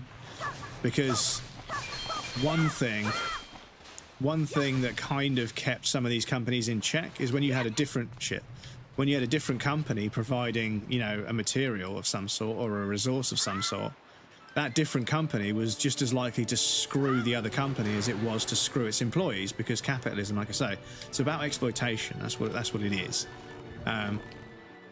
So yeah, when you had companies that would compete with each other to try and make the most money, they would sometimes side with the consumer for the sake of, you know, exploiting a bigger company or another company, right? So sometimes the consumer would win from that genuine market competition, right? And if you had multiple companies trying to provide the material, resource or whatever for another business to do what it does, if you had multiple options, you had multiple people trying to be the best deal, and that deal then made it cheaper for a company to sign up with one or the other. But like I say, with vertical integration, they own all of it. So basically, they're already getting cheap materials from other places because they own the exploitation racket that is. They own that exploitation as well. They've got a bunch of minimum wage workers do it, because you look at like, yeah, a factory with a conveyor belt, and you've got human beings doing, you know, seemingly, you know, they're dexterous tasks which are difficult for robots to do, but rather than one person sitting at a desk and building something and then putting it on the conveyor belt and then building something and they only do one or two bits of that particular kind of, you know, thing. The conveyor belt's really long and there's lots of people doing small tasks, because it's cheaper to have that many people on minimum wage than it is to pay a skilled worker to do the whole thing, right? And I don't know. It just, once you break it all down, the more you break it down, the more you realize just how fucking terrible it actually is. And, you know, the lie that people have been sold about you just work hard, you'll do well, it just hasn't panned out for so many people. And I'm fortunate that I've, you know, managed to get myself a job that pays reasonably well. So what are these? What are these? I wonder what happened if I shot a bomb in there.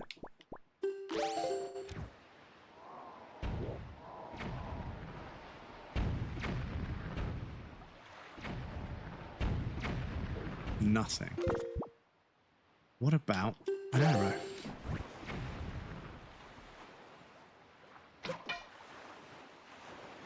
Nothing.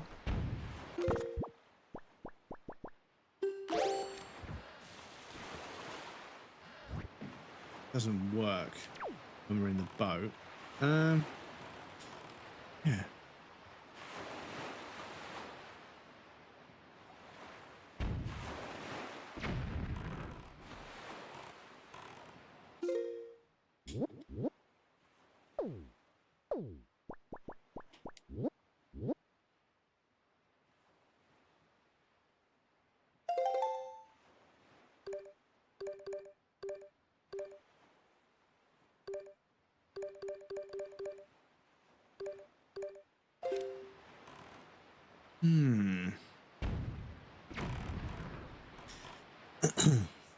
Boomers having paid 200 in rent their time now charging 2k for rent from young people is some of the most. Well, yeah, like when you've got people that they came from a working class background and inherited, you know, a decent chunk of cash and used that to buy some houses, and now they're putting the screws to other working class people. yeah, that's a very difficult one to swallow, because it's just sort of like, wow, money corrupted you almost instantaneously, you know. And you know, one of the arguments capitalists make is like, well, you know, are you going to make it illegal to earn money? It's like, no, I'm going to make it illegal to exploit people. This is the thing, is that we're not talking about changing the way things work because, you know, we want to make it, you know, we want to improve it for one, you know, we're talking about making things fair. You know, this is the lie that we've been sold, is that the way things worked before was fair, and it just isn't. You know, things were always going to get to this point, and there are so many instances in a late stage capitalist society where people are racing to the bottom, right? Everybody is trying to do everything the cheapest they can, and that means that everything is a cheap piece of shit. Everything, like, you know, even the expensive stuff. You know, you get into like a BMW from the 90s or from the 80s or the 70s, and it's like, you know, everything is really well crafted and well built. They're obviously not as technologically advanced, but you get into a modern BMW where the price is an order of magnitude greater, and like everything's plastic, everything's flimsy, nothing has that feel of quality to it. So yeah, so with this island here, we need to pick up something heavy. So we just make a mental note that this is Headstone Island. Yeah, okay. This is Headstone Island. But yeah, the newspapers. The trouble is, the thing is, like, when boomers are saying like, oh, if you just work hard, blah.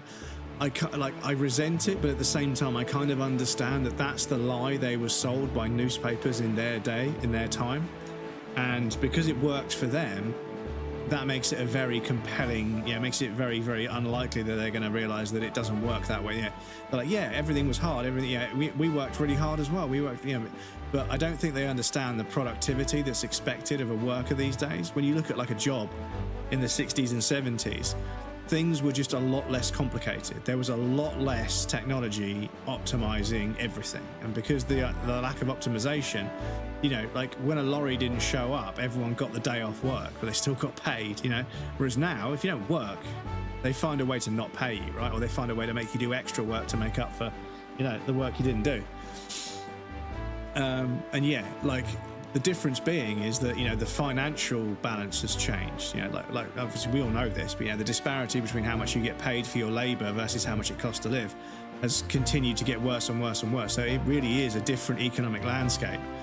But on top of that, like I say, technology has made it so that companies are able to extract the absolute maximum amount of productivity by force from their staff, from their minimum wage workers. They're able to track and demand and force people to do things in a way that is the most profitable for the business, but those profits are never then passed on to the worker. And like I say, you've got to set up a situation where when the company does well, everyone's wages are, you know, improved. So the stock price of the company is the modifier for the wage. So if the stock price goes up by 10%, so does everyone's wage. If the stock price goes down by 10%, so does everyone's wage. I mean, everyone's wage, you know. You can't just have a bunch of people in the C-suite who get paid regardless, you know, and a bunch of people on minimum wage that basically the company could make hundreds of thousands of pounds in revenue, and they don't see a penny because they don't legally have to be given it. And that's where it breaks, is you've got to link this stuff together. You've got to have a linkage where the success of the business is the success of the staff. Because if you don't have that, then the incentive for people to work hard completely evaporates, because they're working hard to make somebody else rich, you know? And when you get off the train and you're walking through the car park and you see everybody showing up in fucking Mercedes and fucking BMWs, you know, and you're fucking getting the bus to work every day, and you watch them sit there on the phone all day talking about who they can exploit the most to get hold of materials for cheaper, and they get a fucking salary increase year on year, which I have had recently. Yeah, I must admit, I'm very fortunate that, like I say, the job I'm working in now, I seem to be quite good at it, and I have good management, so it's a pretty small increase. Don't get me wrong, I'm not retiring anytime soon. But yeah, you get people that do very little that make an absurd amount of money, and you've got a lot of people that work incredibly hard that don't, and that's that's where we need to focus all of our attention, is establishing regulations where if you have a company that breaks even or makes a little bit of profit, then fine, you can pay people minimum wage. But if you start turning in decent profits, you know, if the salary of the CEO and the C-suite goes up, everybody's salary, either nobody's salary goes up or everybody's salary goes up. And there needs to be a relative amount of, you know, increase, because you can't say, okay, well, my salary's going up by 80%, theirs is going up by 2. You can't say that. But yeah, we've got to look at the way businesses are regulated on how they pay their staff, because for a long time now, it's pretty clear that it just hasn't been regulated enough, and as a result, because the cost of living crisis, you know, it's only because of people's wage. This is the thing, is that, you know, there's a solution, right? The cost of living crisis, there's a solution, right? The fact that businesses and service industries are failing, there's a solution, right? Fact is, everything in this economy runs on money, right? And if there isn't enough money in the economy, things start to struggle, right? And rather than blaming the people that aren't getting paid the money, ask yourself where all the money that was in the economy is going. Yeah, because if a lake dries up, you don't look at the fucking animals that were drinking from the lake. You look at where the leak is. You know, you look at where the water's gone, right?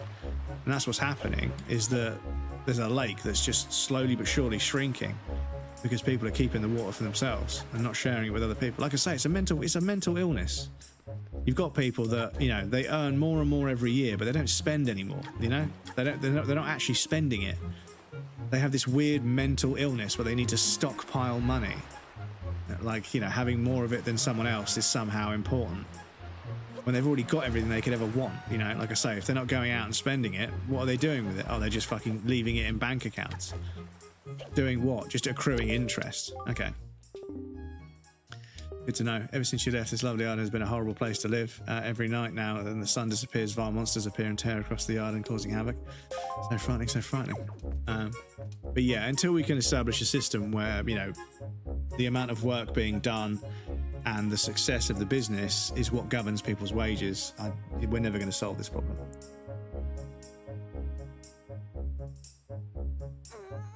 Time difference, all of it. Yes, I was going to say. Morning, I was going to say morning stream. Wait a second. Did I go live early? Because when people like, hey, if someone came in and was like, "Hey, dude, happy Monday," I'd be like, "Hey, happy Monday," and then I just wouldn't question it. I'd be like, "Wait, is it Monday? What am I doing live at 2 o'clock? I need to be at my job."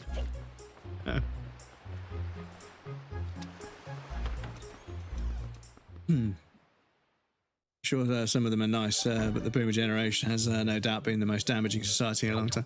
Yes, and I think that, you know, the boomer generation did what they were allowed to do, and it's kind of down to the government that, you know, allowed what they did to happen, right? Governments are in the business of regulating the people, right? Through laws, through legislation, through various different kinds of frameworks and everything. So the government kind of let things get like that, and they didn't. There were things that happened in the 60s and the 70s and the 80s that people didn't catch on to and didn't stop. People were making a lot of money and they were able to sell the government this idea or brainwash. They didn't get any money for it, but they were able to sort of give the government this kind of story that what they were doing was making a lot of money, but it was good for the economy, but it was good, and it wasn't. And time again, the government has employed people who lack the specific knowledge to understand the dynamics of the sector that they're governing. So you have ministers and, you know, workers in particular departments of government that are in charge of finance, housing, schooling, education, police force, firefighters, you know, delivery of infrastructure, water, electric. They're in charge of these sectors, but they don't really fucking know what the fuck they're doing. Much like I mentioned earlier, you've got managers that aren't good managers, who are just mates with somebody, so they got the job. And this is where we need to be better as a group of people. Is we need to be better at first of all ascertaining whose skill set suits what role the best.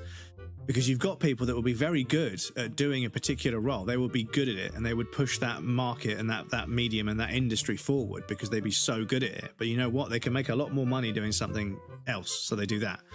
And when you've got people that aren't pursuing what they're best at, they pursue what makes the most money, you end up in a situation where you've got people that are basically...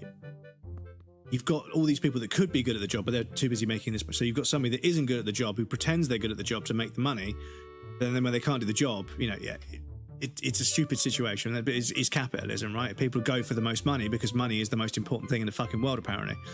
Apart from energy and life and happiness and joy, it's just everything's about money, right? And yeah, you end up in this situation where you have people that are ill-equipped to really understand and or regulate the markets or the industries or the sectors that they're in charge of. So mistakes get made, and the fact is, it makes you earn more money working for the people that have all the money than you do working for the government. So all the best experts have been bought and paid for by the people with the money, because money runs everything, right? And this is the inherent problem, is that if you keep allowing people to accrue huge amounts of money, suddenly that person's demeanor and their ethics and morals and their view of the world becomes way more, adjacent to how things work, because they can just pay to make what they want happen. And unfortunately, you don't get to a position of significant financial power if you have ethics and morals, because you have to be unethical to earn that kind of money in a late stage capitalist world. To earn millions and millions of pounds a year, you've got to be able to screw over other people. You've got to be morally bankrupt enough to fuck over hundreds of people in your rise to the top. And you've got to be incredibly shrewd, and you've got to see how people are going to try and kill you off and spot that coming. And that's the mindset the mindset that makes you rich is not the kind of mindset that should be at the top. It's just the mindset that makes you rich, and making you rich makes you powerful, and you being powerful is what gets you to the top, right? But that doesn't mean that they're the best kind of person to do what they're doing. It's just how they exploit the human race and make money. And it's always baffled me how so much of societal culture is just echoing what religion taught us, minus a few things, obviously. We've loosened the purse strings a little bit in terms of our morals, because religion was obviously quite frigid with things, right? But yeah, don't steal, don't murder, don't kill, don't, all these, don't steal from people, but when it comes to greed, what I'm trying to say is the 7 deadly sins, we have societal morals based on those to this day, because some of them are actually pretty, they're actually pretty solid, right? As morals. I'm not going to say the religion that's wrapped around them is good, because it isn't. But the morals, you shouldn't sleep with your neighbor's wife, and you shouldn't steal from your neighbor, and you should care about things. The morals are actually fairly solid, and I think that's one of the reasons why religion took off the way it did. People obviously needed answers for scientific things that they didn't have the science to explain yet. But anyway, I digress. But yeah, the fact is, as a society, at some point we just decided to stop caring about greed. We decided to stop considering greed as a sin. As one of the 7 deadly sins, and one of the things that human beings just shouldn't do. We just stopped doing that. And that's kind of it. Is, if people were morally unjustified in being greedy, it would stop so many people being greedy, because people would say, well, you can't do that. No, you can't do that. It's greed, because they're not going to make any money off of it. The person being greedy is going to make the money, so stop them doing it. Job done. But we had this kind of moment in time where we pivoted to saying, you know what, being greedy and having more than someone else is good. And that's where it all started to go wrong, in my opinion. Problem is, they only care about making the shareholders happy, making sure the current quarter makes more than the previous one is always expensive. Yeah, exactly, yeah. Dad has worked as a CFO, and he stepped away from companies because they were just so cooked, and the CEO was making things. But yeah, exactly. Sometimes it's like, this is a fucking absolute. I mean, my mum does finance and accounts for people because she's run a few businesses in her time, and there were times when she was like, "This business is going under. I've told them what they need to do, but this business is going under, and that's it." Because they're not going to do it. They don't want to do it, and they're not going to do it. But that's going to cost them the business. And I'm going to try, but I'm not going to be able to do it. It just doesn't add up. You're getting 15% more of it. No, not 15. No, not 15. Not even close. Nowhere near that much. High tax rate is only the amount of X can earn. Yeah, different time difference, all good. Not even that. They lock it away in stocks such as oil. Exactly, yeah. Francisco Garcia, welcome in. Good to see you, dude. Lol, I didn't think about that. Happy birthday. It's not my birthday. Why do people keep saying it's my birthday? Not my birthday. Is it something the bot's saying? Lots and lots of things have happened since you left Columbus. First of all, my little brother doesn't wet the bed anymore, so that's good news, I guess. And Mum got kind of... What? Hey, you shush. And oh yeah, and now when you feed old Crumbus, bait, he gets really excited and digs holes in the hard patches of black dirt you see around the village. Oh, he always finds treasure in them. Name the pig you caught for us after you. Ah, so the big pig. Okay. It all takes Crumbus to get excited, a little bit of bait. Talk about it, don't we? Our pig, not you. So, okay, so the black patches of... Yeah, because I remember them mentioning the black patches of soil. So, have we got a... Oh, do we need to be strong enough to pick him up and move him? Okay, that's interesting. Anyway, we do have an ad break coming up. I apologize. I need to pop you guys over on the BRB screen. There'll be a raffle and some clips for you guys that want to hang out. I'm going to sit here and double check the clip player works. But yes, I'll be right back. And then we'll see if we can get this big pig to dig some holes for us. But yes, I'll be back in a moment.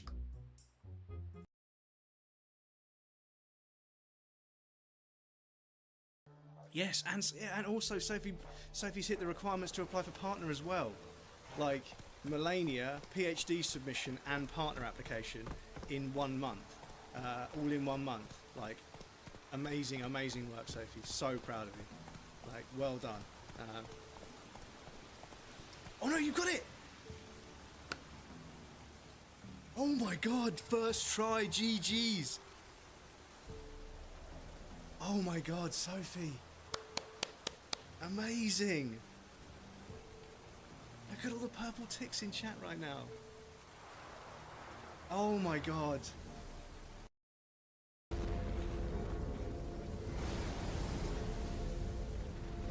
Iframes, please.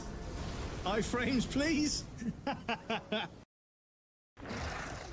world's vaguest wind-up animation, dudes.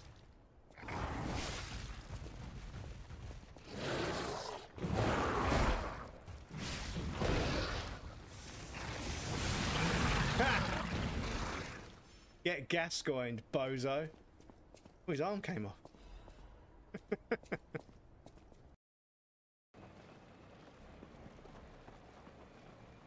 Yeah, this is what we want for exploring.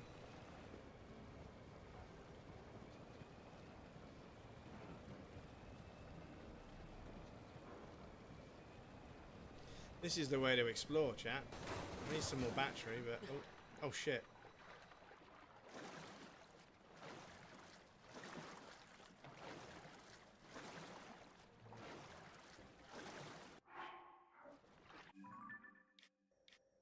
Okay, maybe this isn't how we explore.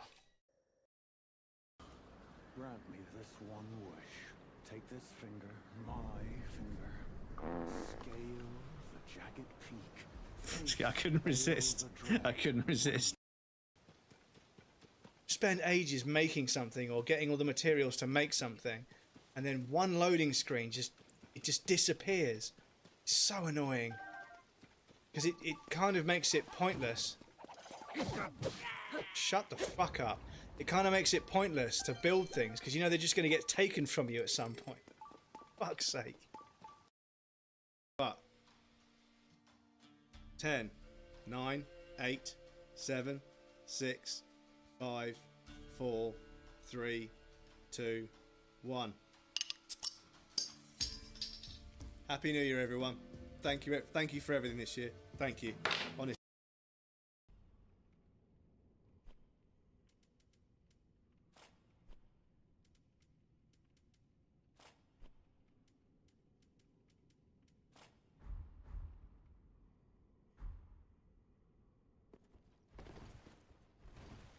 We don't even fat roll that bad. I think we're mid rolling. Look at this.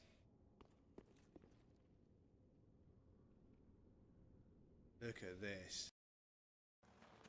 So we need to go down. Yeah?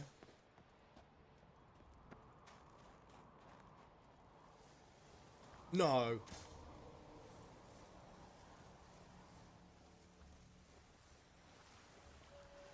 Oh my lord. Oh, that may have overlapped a little bit, I do apologise. Right, run and there. Oh no, I've got a health!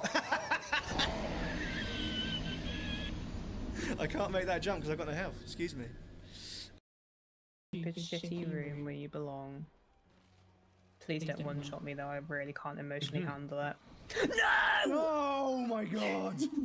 He input read me. Oh my I God, charged I'm not even R2'd him going. from behind and he input Oh read my it. god, I watched it happen as well. Oh my god. Oh my god. That was so personal. Miko, you are such a prick. Right. So, start off the duplication as usual. Select your item, walk off the edge, push up, drop the item, then throw the bomb, and then with the recall ability, pull it back and claim it. Rinse and repeat. Thank you to Pizza and myself for figuring out the strategy. I shouldn't really thank myself in the clip, but never mind. You motherfucker.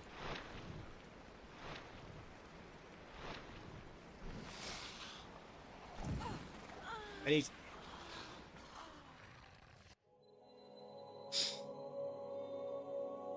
Did we see my fucking partner just standing there not doing anything?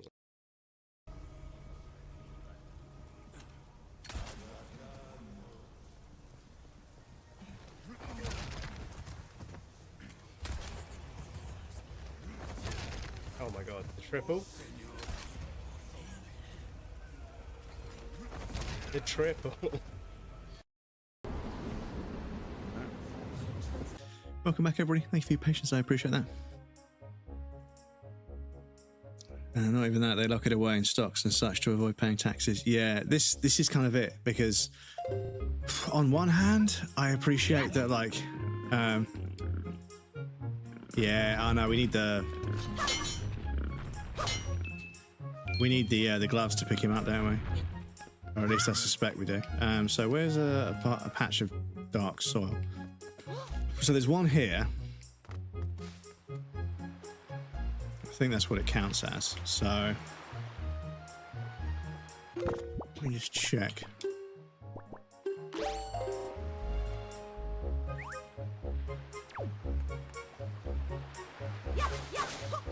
Yeah, we've got to pick him up and carry. Okay, so we need the gloves that allow us to pick up heavy things. And where we get those from, I am not sure.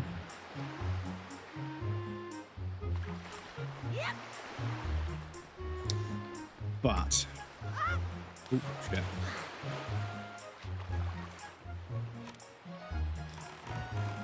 How does fast travel change what we can do? We can go and get the water and feed the trees. Yeah, we can get the water and feed the trees, can't we? So I need to remember where the trees are, because the water only stays good for a certain amount of time. So I need to know where the trees are. And to be honest, I did find a text guide, because a couple of streams now we've been like kind of just going around, just, you know, not doing very much. So I was like, okay, the game needs to give me something. I need to find a fucking island with a dungeon that I can get, because I can't do anything else. Every island I get to, there's a profound thing stopping me from, and I've tried to work around it, so I just don't know what the fuck I'm supposed to do. So from here, Ballad of the Gales, we got that. 7-star Isles. Sunken Treasure, I'm not worried about.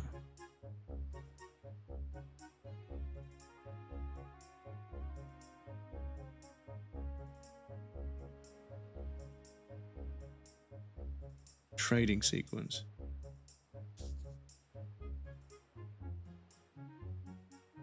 Because, yeah, I mean, they've got like a fucking ridiculous amount of hearts, and we haven't. Like, you know, we've got hardly any.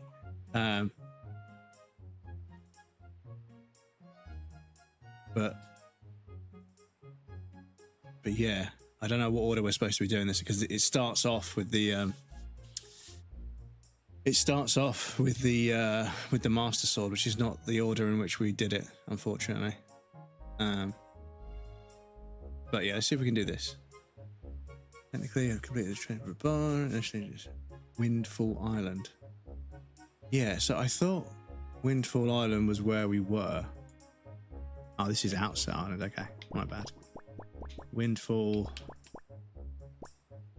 is that one. Okay.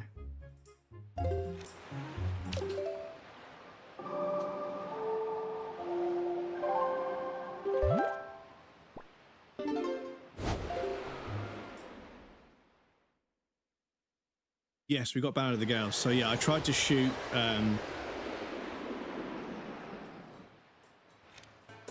excuse me. I tried to shoot that guy with bombs and the boomerang and the grappling hook. But I never tried to shoot them with an arrow. And actually I shot him with an arrow, it actually did something, and then yeah. So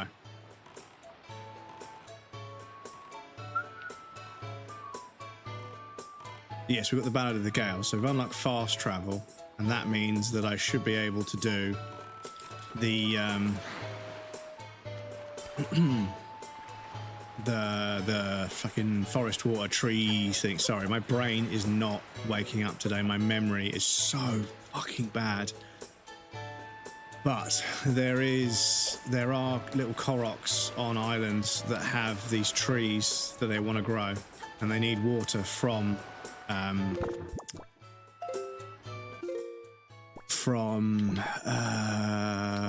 this island. No. Forest Haven, I think.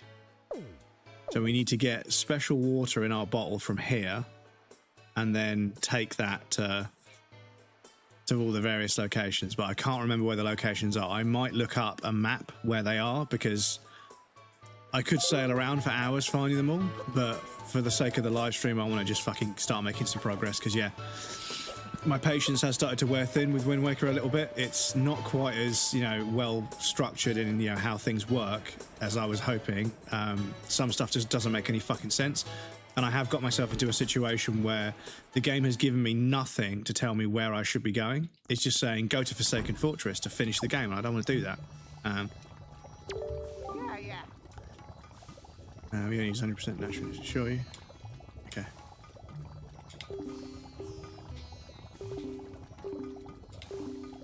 Red potion for replenish life energy. One drink washes away all weariness. Oh, we only get one bottle, don't we? But yeah, there's been a few instances where, like, oh.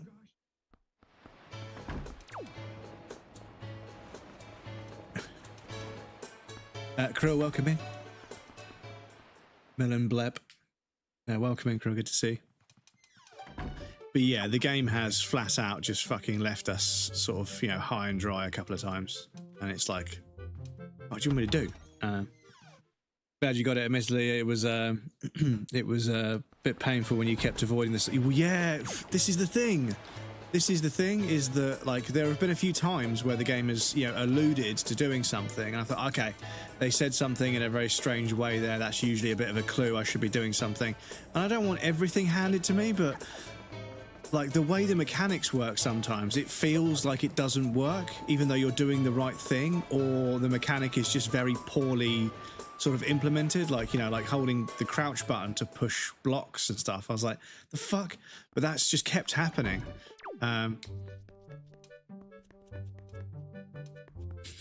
Welcome in, Krill. Need some beans for the chowder here, JFK. As we express our gratitude, we must never forget the highest appreciation is not to utter words, but to live by them. Yeah. Listen to this. The other night, another gang of gangly pirates came into my shop without any warning. And do you want to know what they did? Well, I'll tell you. Hey, you'll be renting your little place out to us tonight. You got it. You had no choice. And that night, they all stayed up. They stayed up all night drinking coffee, singing strange pirate songs of love and loss, whatever that means. Love and loss, and generally causing a ruckus. And now they were a troublesome bunch. Okay. I mean, did they pay you? Oh, the horribleness. I don't know what I'd do if I were kidnapped and taken to Forsaken Fortress. Just the thought of it sends shivers down my spine. Yeah, thanks, dude. Thanks for making me feel bad about my sister.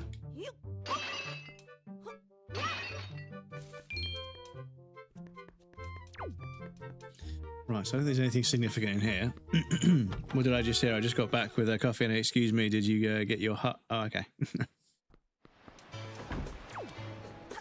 But yeah, there have been a few moments where it's like, fuck, like how the fuck was I supposed to, you know, put that together, you know? Whereas in the past, it's like, oh, actually, yeah, if I use that there, you know, because that's what the Zelda games that I played as a kid taught me, is that, you know, you need to think of how every object might interact with everything, you know?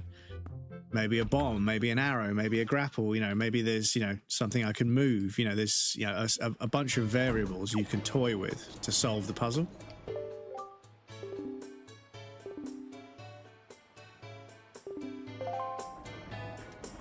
So yes, if we can if we can get up there and set it on fire, that's going to do something. But yeah, the game has kind of, you know, got to a stage where I'm like, okay, at this point, I presume I'm supposed to explore and, you know, find more items and more abilities, but just doesn't seem to be anything I can do. Could do Maria at some point.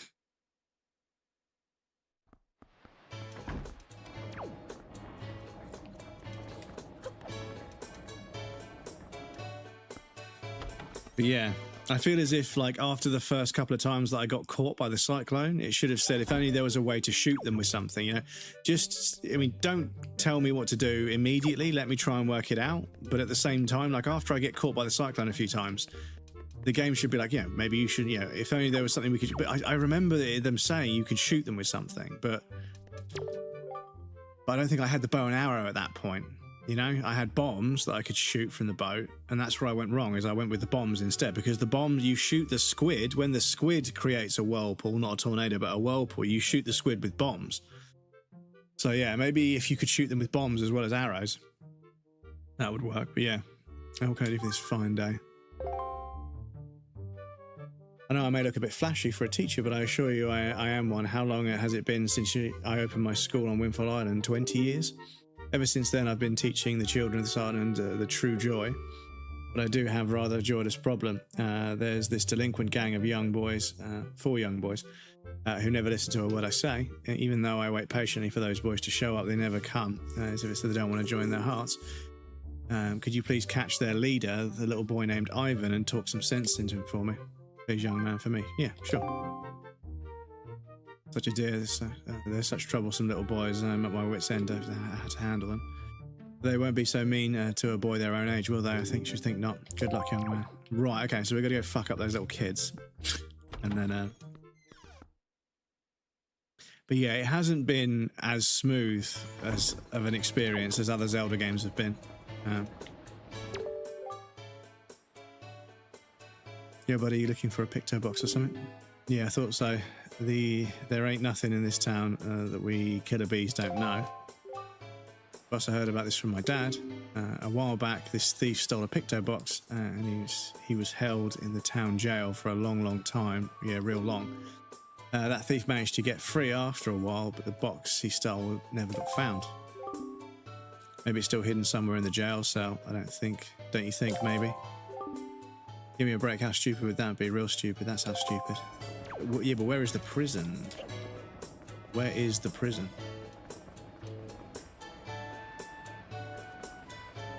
That's the shop.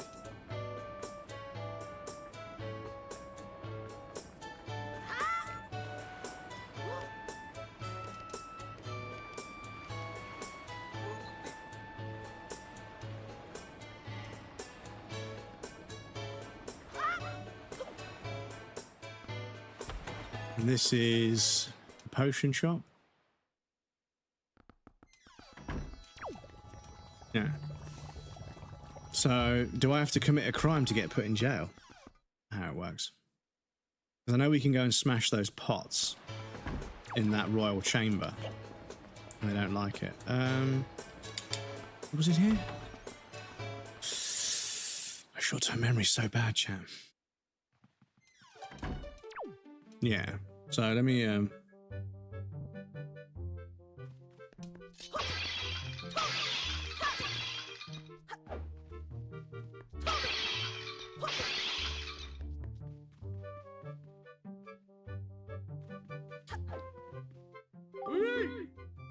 Wait just one moment.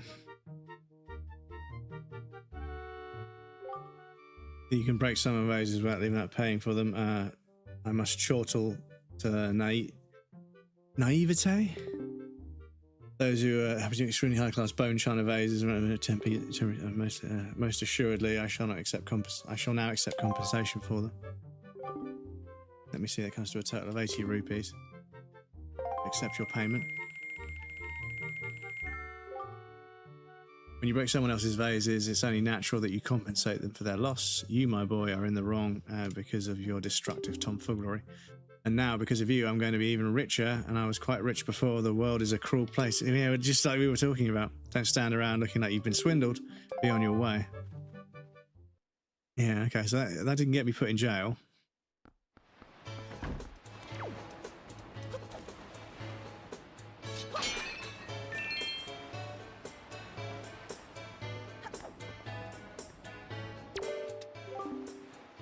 Pesky little brat, nobody understands how I feel. Do you hear me? Nobody. Not you, not anybody. Wait. Don't tell me you do understand how I feel. Completely. Now, how about a little test to see if you really do? I want you to show me a picture of the first perfectly round, pale thing you can think of. If you show me something that's exactly the same as my favourite thing, then you win. And I'll acknowledge that you understand the inner workings of my heart and mind. Quite simple little riddle, isn't it? Quickly, now bring it to me. So, something that's smooth and perfectly round would be... My dear fellow, I can't have you trying to come in this way. No. Go over there. Okay, I'm trying, buddy, but you're fucking walking into me. Yes, you're the young master who purchased my sale at last. With those funds, I've been able to open up my stall, but I hate to say that my poor little stall is not an instant success. In fact, it is rather deserted, I'm afraid to say. I think this tragic turn of events is due to the fact that I don't have a wide enough lineup of products. Or if I am, to be fully honest, I have only one product. To put it another way, I think my stall would do much better if I could stock it with rare items that people can't get here in town. I guess that's what I need. And then it would make plenty more money, and just not...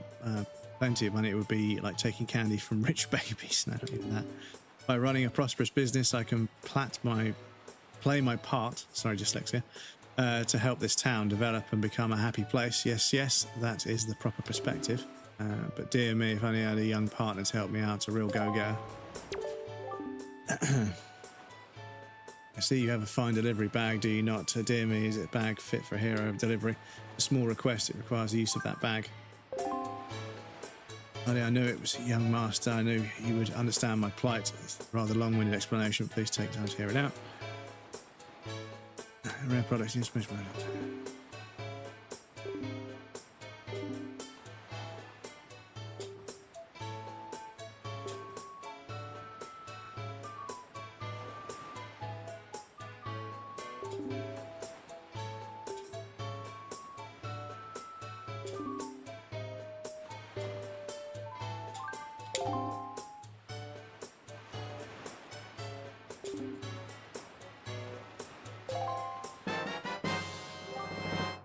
Town flower. This flower hails from the town of Bright Smiles.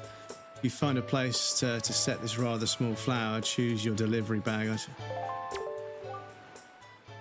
First thing I need is to take this to another travelling merchant and trade it for something to build a foundation of the merchant's oath. As soon as you trade, the merchant will trade your sending products to my shop, thereby increasing my product line. Trading partners. See? My expectations are high. Okay, yeah, so yeah, that was a lot of text for the same. But yeah, will this flower just go?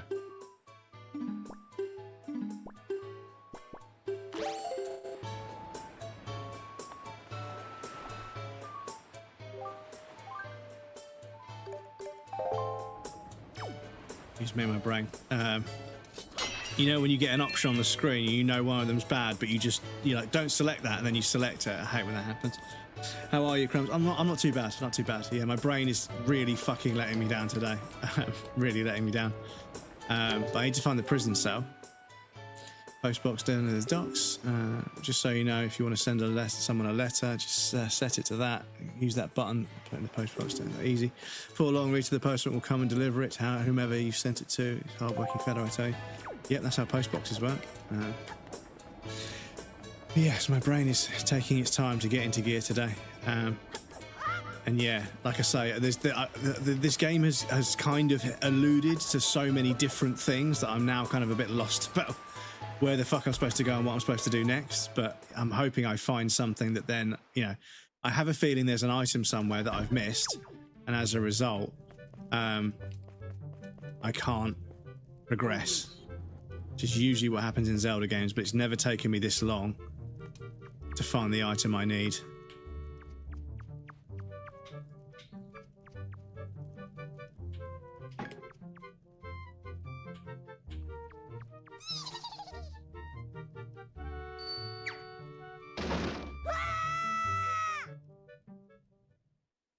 So I'm going to work this out.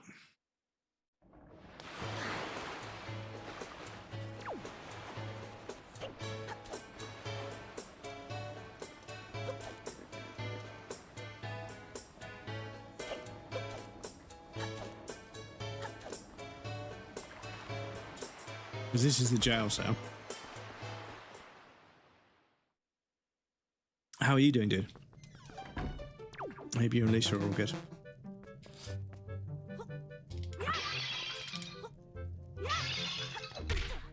Oop.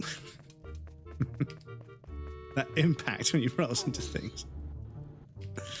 Right, so let me save the game there so I can just come back to this. But yes, I stayed up way too late last night playing Battlefield, and it was fucking stressful.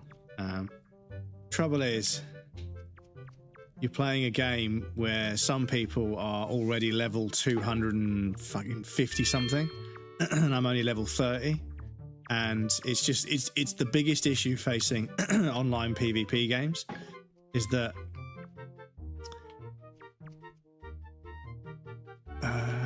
what's going on here?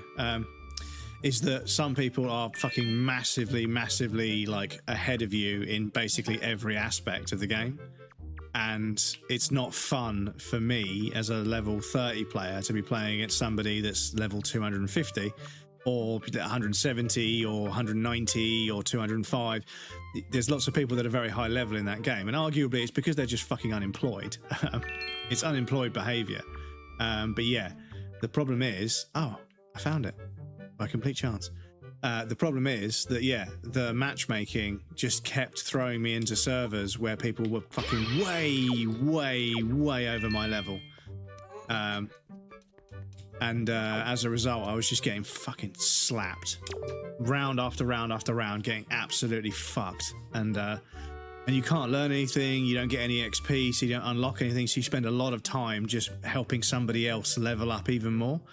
And I just needed the skill-based matchmaking to say, right, this person got fucked in that game. We should put them in a server with less high-level people. But I don't know what it was. Maybe just there were not many servers live at that time of night. And the fact that there were not many servers live and there happened to be a handful where a bunch of high-level players tend to hang out. It just made it really fucking difficult because I just don't have the skill set to keep up. And I don't mind learning, but the thing is you don't learn anything. You get fucked so badly that you don't get a chance to learn anything. And that's the problem, is that with online matchmaking, there needs to be a granular scale of skill. There needs to be a skill curve that's granular. So you've got lots and lots of people that sit at various different places on that. But what happens is you tend to plateau where people are working full time, so they can't really get any better because they can't dedicate enough time to really step it up. You tend to get this plateau, and then you get all the players that are full-time streamers, content creators, unemployed people that just play the game 9-10 hours a day. And they're obsessed with it, and they're obviously a fucking significant, and so that delta is where a lot of online PvP games will die. That delta where suddenly you have to commit a shitload of more time to even match up to the people you're going to be pinned against, because you end up bouncing between the two. With a tiered system where like you get better and then you move up a tier and you start matching with stronger players. what happens is, because there are no stronger players above you for up until a big jump, you suddenly go into a server with a bunch of people that are absolutely ridiculous at the game. So obviously you get fucked because you haven't had a chance to build up that skill. And then you get cast back down into the level where you were before, but you can't learn anything new from the players you were playing with. And there's lots of people that therefore congregate in that kind of like that plateau in the skill curve. And then you've got all the people, and it creates this divide, and that divide is kind of what kills the video game.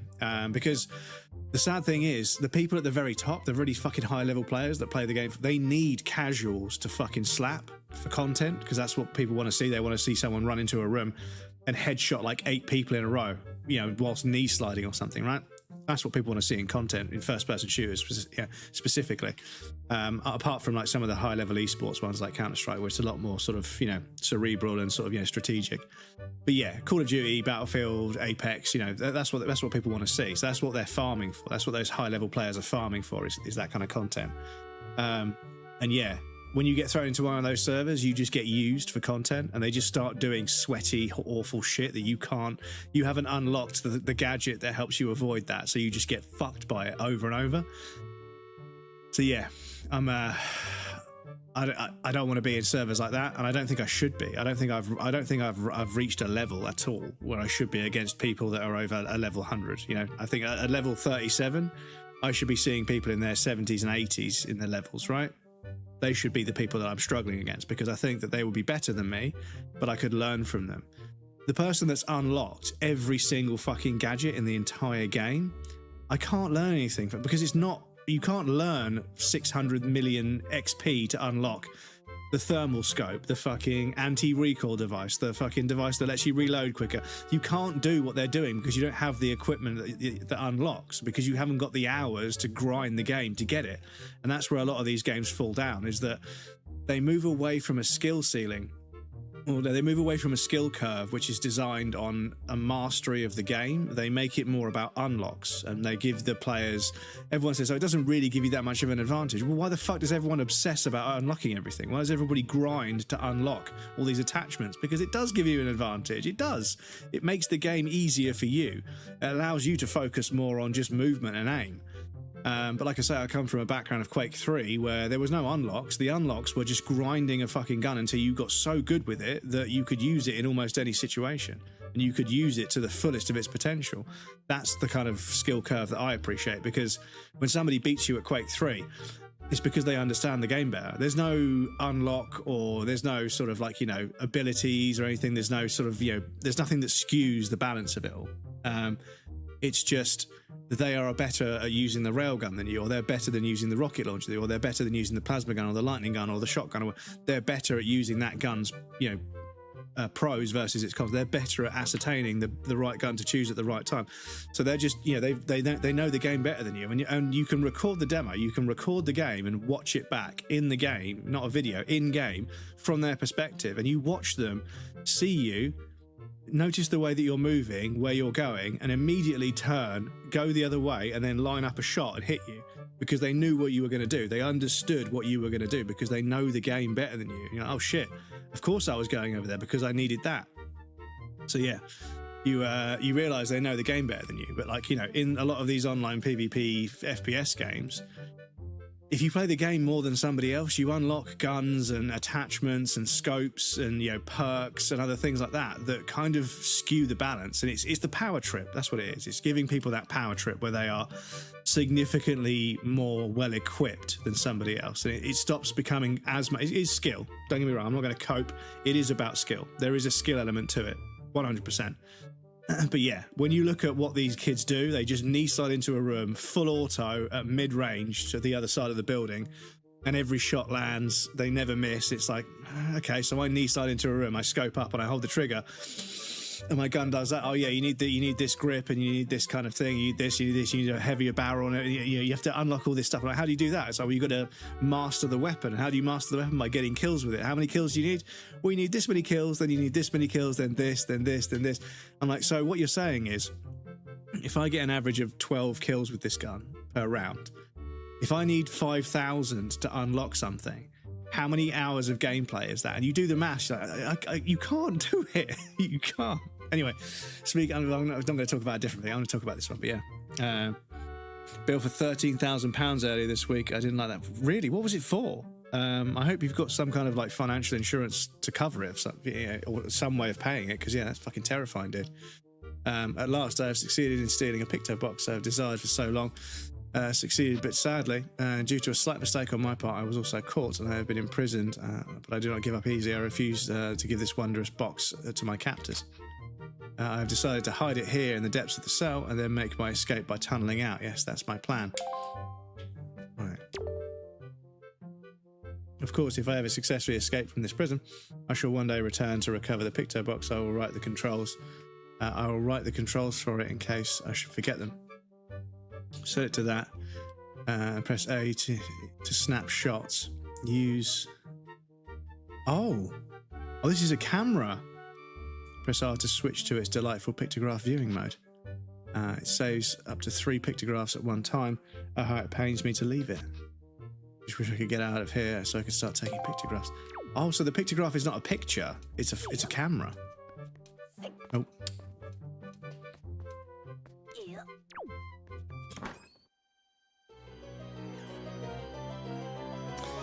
Codependent on my loan for my sister, and apparently she hadn't been paying her bill, so instead of it going to the tax man having to pay full amount, I have to now pay £450 per month extra on top of my own loan. So I hope she gets her shit together. She hasn't answered me yet. Yeah, that's difficult, dude, because yeah, I mean, I'm not sure if your sister has like her own kid as well, like you do, but yeah, it's definitely not what you need. So yeah, hopefully she replies to you, dude. That's fucking crazy.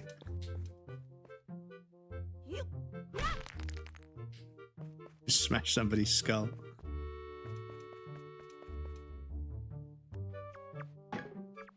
Oh, what I should do as well.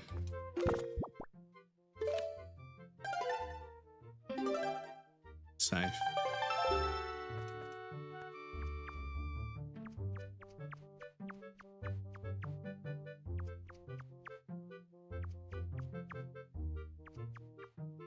She said that my mum said she will steal her car if you don't answer. Yeah, well, this is it. Yeah, if you've got a car that's worth X amount and you owe X amount, sorry, it's time to sell the car. But it'd be difficult to live without a car. It's difficult to live while you're in debt, so there is that.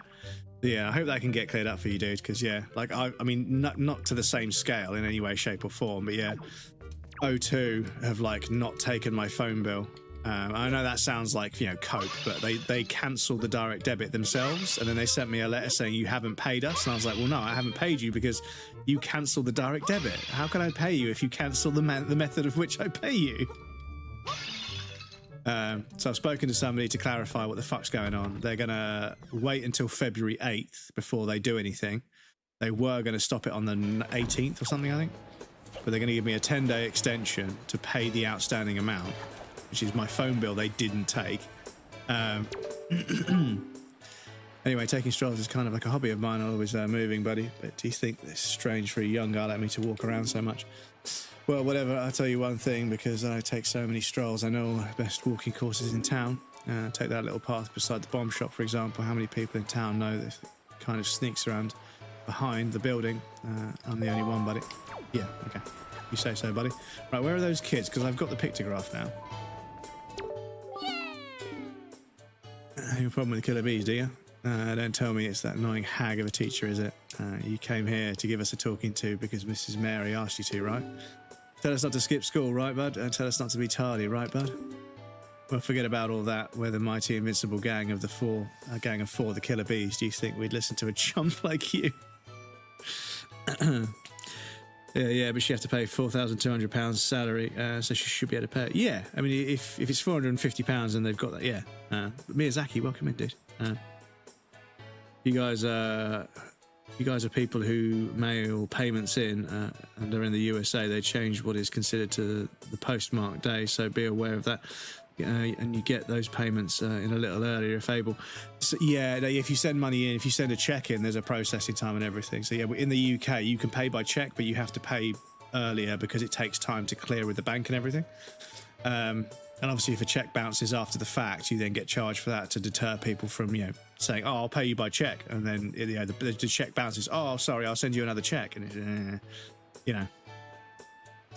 But she's gonna say she has been depressed, have no energy to pay. So we'll be like, "Yeah, but you would get less depressed if you have to pay the full amount." I think, well, yeah, this is it, But depression's a difficult one. But yeah, at the same time, it's like, if you're depressed and you then actively don't do something that could help your depression. I know it's difficult when you're depressed, but you have to find a way to do that. And sometimes that involves therapy, sometimes that involves medication. It's difficult. It is a difficult one to call. Postmark day used to be the day you brought it in and mailed it, and now it's whatever you get around to sorting it, which could be days later. Yeah, and I mean, the thing is, the letter they sent me arrived this Wednesday, which was the 15th? No, so Saturday, Friday, Thursday, Wednesday. So it was the 12th? The 13th, yes, it arrived on the 13th, but the letter was dated the 7th, so it was almost a week late, and they said 10 days from this letter, and I was like, well, like you sent this letter out on the 7th, it's taken it's taken like 6 days to get to me, so I've only got 4 days left to pay, so no, I'm not doing that. And they didn't even argue over the phone. They're like, "Oh yeah, we'll extend that by 10 days," but because they know that they sent that letter out with some cheap, shitty postal service that just doesn't deliver letters. It batches them up until it's worth making the delivery, and that's why stuff can be so delayed. Because even the postal service is fucked. But yeah, of course, difficult, but getting a high bill doesn't make it easy, especially when a brother right now got it. Yeah, so you guys have digital mail service.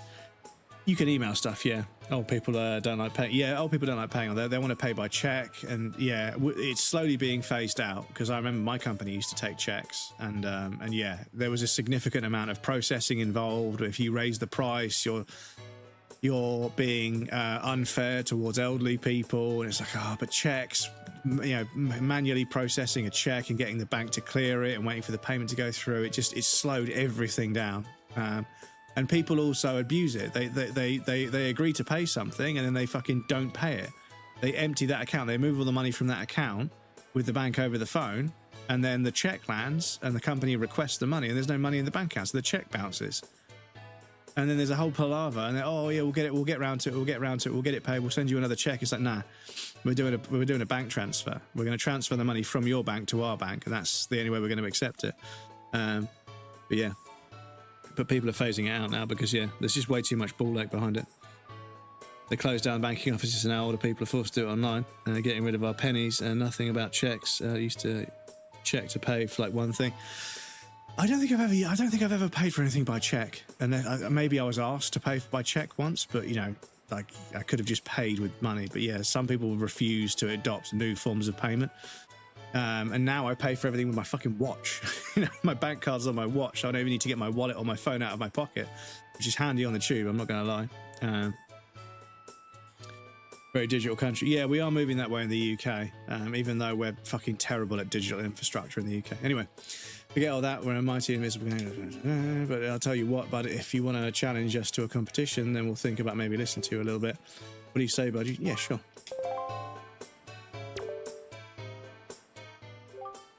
Okay, your funeral, bud. The rules are simple. We're going to go hide somewhere, and if you find us, we're going to run. You've got to try and catch us. Easy as that, bud. We won't hide indoors or nothing, and we won't leave this island, so look for us around in the shadows and behind buildings and stuff. If you catch all four of us, we lose. You got it, bud? Ready? Okay.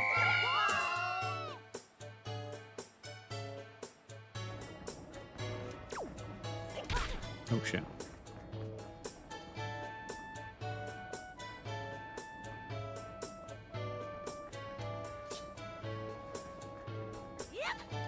Ah, that happened earlier.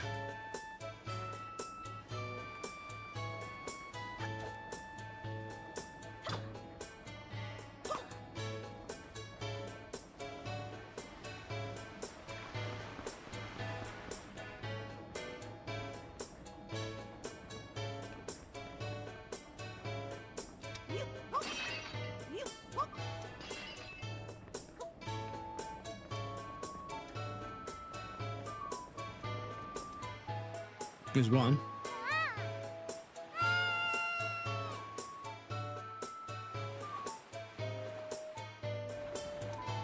God, game, you let them get a head start, didn't you?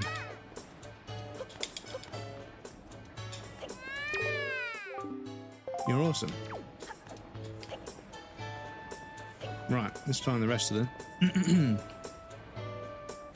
I'm sure there are a lot of people who still have 4 giant things of penny jars. All those people who are going to the bank soon, millions of pennies. Yeah, this is kind of it. Is, you know, like, you know, I appreciate that currency is king, and I think that, yeah, people should be able to buy things with money. You know, I think you could add extra forms of payment. But yeah, being able to use cash to buy things, because some places like, oh yeah, we don't take cash, and it's like, okay. But then other places like, oh, we don't take card. It's like, fuck off, man. Like, do you want the fucking money or not? You know, like, motherfucker, this is a first world country. This is capitalism. Like, what you're doing right now is resisting me spending money, which just, yeah, that don't make no fucking sense, right? Do you want the fucking money or not? And a few times I'm like, you know what? I reckon there's a shop around here that does take card, or there's a shop that does take cash.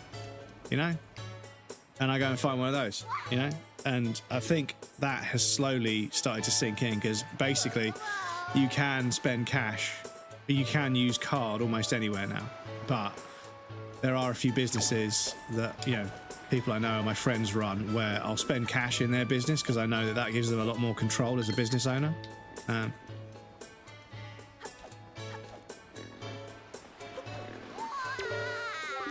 there's 2. Because, yeah, I think if a business wants to be paid in cash, then I'll try and pay them in cash. If a business accepts card, then I'll pay by card, you know? Because sometimes with a large business, you don't want... Because the trouble is, like, you know, you've got people that are like, oh, every business should just take cash. Fuck banks, fuck digital payments. Every company should just take cash. I was like, mate, you don't know what it was like in the 90s when people had, like, suitcases full of money to take to the fucking bank every month. Do you have any idea how dangerous that was? You know, you've got to fucking pay for like 4 big lumps to fucking come and collect a suitcase full of fucking money to go to the bank. So digital payments do help at a certain scale, but small businesses, yeah, if they want to work in cash, let them work in cash. Because it's easier for them to count it up, and also... much in the same way that you can declare expenses of various forms, when you were a business, if you spent cash on materials for your business, business expenses and so on and so forth, you then basically clocked less profit, because when you put down how much you'd made, it was minus what you'd spent running the business. But that's kind of how a business should always run anyway. So when you do everything digitally, you have to then clarify that, yes, we took in this much, but we also spent this, and it creates a whole system that has to be, you know, vetted and checked with a tax return. And I have to do a tax return as a streamer, because occasionally I've earned more than £1,000 a year streaming. I've had to declare what I earned versus what I spent. And even though I've spent more than £1,000 on streaming equipment most years, just in bits and pieces and games and stuff, I still have to pay tax, even though I should be able to deduct it. He's been obsessed with collecting skull necklaces. He's paid attention to his dear mum with necklaces. Simply can't believe it. What sort of cold-hearted boy prefers trinkets to the company of his own mum? I could give you a skull necklace. I think I've got 2.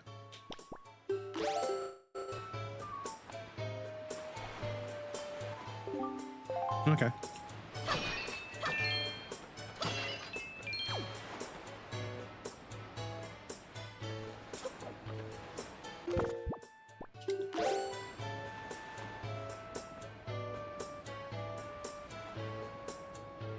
I do have checks because it looks cool in movies. Yeah, and obviously it makes it, but obviously, you know, you've then got to, you're basically writing down an amount of money, and then, you know, there are things you can do to make sure people don't alter that amount.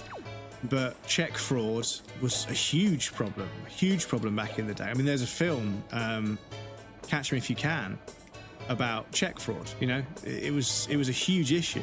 Banks were just cashing checks that didn't fucking, you know, that shouldn't have been cashed.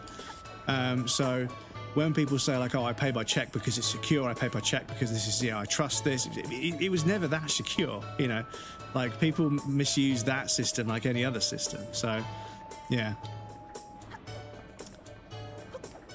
where's this last one hiding?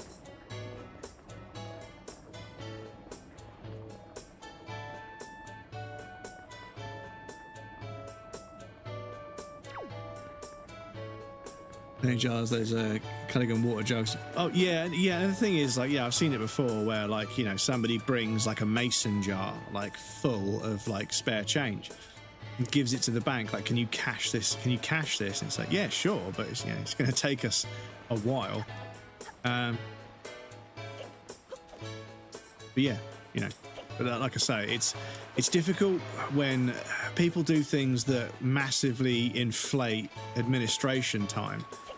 Banks are just going to say, well, we just won't accept this anymore, right? And then everybody loses the ability to do something which was more, convenient and more secure for them because somebody exploits it, right?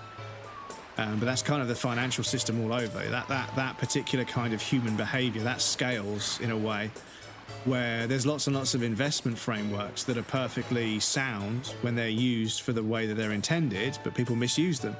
People found a way to invest in one thing to make it profitable for it to fail. And now that's what loads of people do to make money. They bet on companies going under, and they've turned investment banking into a gambling bracket. And yeah, as a result, everybody starts gambling, and then everybody loses big because all of the speculative value they've been generating out of thin air, it all becomes apparent that it doesn't actually exist. Everyone gets cold feet and yanks their investments and puts them somewhere else, and then the whole thing collapses. But like I say, because everything is so inter-invested, we end up with a scenario where when one market collapses, it pulls down the rest, and the robustness of the economic markets and frameworks it just doesn't seem to get any better. We regulate and say you can't do the same thing again, but they find some other scam and some other angle, and then it's just the cycle repeats. They find another way to artificially inflate the value of something. They sell a lot of it and they disappear into the ether, and then everybody realizes they've been sold a bunch of shit. And I wouldn't mind if they were, they shouldn't do it, but if they were only screwing over the people that were dumb enough to buy into it, they were being exploited, they were being lied to, so on and so forth. So it shouldn't happen. But yeah, why the fuck should everyone's job, and why the fuck should the supermarkets jack the price of everything up because some idiots in the tech center are going to fucking, mark my words, when the AI bubble bursts, everything will go completely fucking tits up, and everything will jump in price because of the instability within markets, and then everything will just be more expensive than it already is, and people's wages will stay the same, and it just keeps fucking happening. Mark my words, the AI bubble will burst. There'll be a huge economic crisis. Everything will be fucked. Interest rates will fucking skyrocket because lending will become way too dangerous. All the banks that are fucking holding the bag on all these fucking shady investments that didn't actually exist, they'll fucking end up getting bailed out by the government. The government will put the money they used to bail the banks out on our national insurance and everything else, and tax, and then everything will become even more expensive. And it will and then the next gimmick will come along, the next technology we invent that has an angle to it. People will sell on that angle, and then it'll all start again until we fucking learn how to be better. But yeah. There's a jar of American Eagle silver coins. They're probably worth a fair bit by these days. Cool, especially gold ones. The gold is so expensive. The silver is at least more normal price. Yeah, I mean, yeah, silver's going up and down in price quite a bit. Because I think what's happened is the majority of the gold that still exists is gold bullion, and that means it's kind of tied up, doing what it does. Holding worth for the sake of a country's financial currency or whatever. So silver is kind of the next best thing. So people are buying silver because that might suddenly go up in price when they find if there's a use for silver that makes people a lot of money, they'll suddenly pay whatever they have to pay for silver. So if everybody stockpiles silver because you can't do it with gold anymore, everybody stockpiles silver, and then but again, artificial scarcity. If you buy everything, if you buy all of the silver, and then suddenly a company that needs silver to make something has to pay you more because you own all the silver, it's capitalism, basically. But yeah. Sweden, like 90% of places don't take cash. Everyone takes card, but the national mobile banking system with QR codes and just put in a phone number. £1,000 to declare is so low threshold. Great movie, based on a real. Yeah, it's based on a real guy. Yeah, can't even go into pounds. Can't even go to £50 in silver per month, like forever. Some English guy who tried to buy all the silver, but the governments went after them. This is it, because they realise what happens. They realise what happens when somebody buys all of it up. If you can imagine, indulge me for a moment, please admit that I am looking fine. Why looking this fine would have won me Miss Windfall crown back in the day. And I'm still looking better than all the young girls I know. Okay, that's a bit sad. Bless her. Okay, oh, we've got a letter. One letter. Parcel has been sent, cash on delivery. Postage due is 10 rupees. Will you pay it? Suppose. Speaking of getting screwed, notice to silver membership holders. Thank you for your frequent patronage in the Beetle shop ships. Since you have earned 30 points, you have been granted silver membership. All silver members holders receive a special gift of one complimentary ID.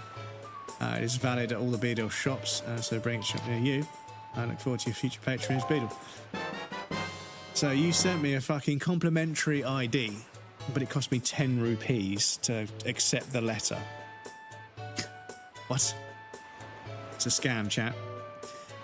Who knows what this is, but apparently you should take it to Beetle and keep it in your delivery bag for now. Yeah, fair enough. Right, so we're still looking for one more child. 100 billion Zimbabwe dollar note somewhere in my apartment. Otherwise, I'll have a coin from 1750. So I have one of the old fivers. I have one of the old English £5 notes, and it's in reasonably good condition. But sadly, the person that had it pinned it to a pinboard, so there is a hole in it, unfortunately. But it's reasonably crisp otherwise, and it's actual paper money. So I'll keep that until I'm old and I can show people that that's what it used to look like. But I also have a £1 note, and that's obviously not been legal tender for fucking God knows how many years. But when I worked in the arcade, a German kid tried to exchange it, and I think the old people he must have been staying with must have given it to him. And he was like, "Can I have some change?" I was like, "Yeah, sure." And he gave me a £1 note, and I looked at it and I was like, I haven't seen. I mean, I've heard of £1 notes, but I've never seen one. And I was like, you know what? Like, we can't accept this, but I'll give you the money. And I gave him £1 of mine. I put the £1 in, but I kept the note. Because I imagine it won't be worth much. You know, it's pretty old, but I imagine it might be worth something in the future at some point. But yeah, he just pulled out this £1 note, and I was like, are you fucking kidding me? A £1 note? What's next? Shillings and farthings? Threepenny pieces? Pieces of 8? Had a dollar bill I found before my Coke bill back in the young days. Oh, I see. Yeah, because I remember somebody had a fucking card. It was a gold plastic credit card, right? But it wasn't actually a credit card. It was just a gold piece of plastic shaped in the same shape and size, so it would fit in your wallet. But it literally said, "Have you got a note?" written on it. I was like, he was like, what the fuck? And he was like, and the silly thing is, I don't even need a note, because he had a glass tube, like a proper glass tube with smooth round edges on either end. And I was like, this guy's a fucking professional. Fucking hell. I was like, I've got to step up my game. No, I didn't. But I was like, damn. I never thought somebody would make doing drugs into like something that could be flexed about. But yeah, here you go. So where's this last child? Green card for forklift certified even turned white when I washed it. So like, this is like pretty terrible. This is a minimum wage job I had sometime in the past. I won't mention which one, but I remember showing up for like my first day, and after a few days the manager was like, "We need your bank details so we can set you up on the payroll." And I was like, "Okay, cool." He's like, "Can you go grab your bank card for me?" And I gave him my bank card. And you know, bank cards have numbers stamped into them, so they're like embossed. That means that on the back of the card there's like a dip where the number is. That number was all of the numbers on the back were like white, and I was like, why are they all sort of like an off-white, browny white color? They're just hollow. And it's because I'd used the card to like rub the stuff into the mirror. and I'd filled the numbers on the back of the card with like residual stuff. And my manager was holding it like this, facing away from him, typing it into the computer like this. He was like, thanks. And I was like, no worries. And I was like, fucking shit. I was fucking I was shivering. I was like, oh my God, that's fucking terrible, mate. What is wrong with you? But yeah, I immediately went to get a pin, a paperclip or a pin or something, to clean that out in the toilet and wash it before I put it back in my wallet. But yeah, and it's the same. There was another one where somebody took a picture of their family with their phone, and they were holding their phone like this. They took the picture, but inside their phone case, they'd sort of like slipped a baggie full of drugs, and somebody noticed and took a picture of them. They didn't realize. Here's me in front of my entire extended family on New Year's Eve, and I've got a bag of drugs in my phone case. I'm never going to be invited to one of these things again. I was like, they were taking a picture, and there's just a bag of drugs stuck to the back of it. I think it was inside one of those transparent cases. If you haven't got a transparent case, then, you know, if you haven't got a transparent case, then no, you could put money in there or whatever, and nobody will notice. But this was a transparent case, but they still slipped it in there. Yeah. Anyway, we've got an ad break coming up. I need to put you guys on the BRB screen. I'll be right back. And then hopefully we can find this last child. And also the pictograph, we can now go to that place and show them pictures of things and see what that does. But yes, I'll be right back.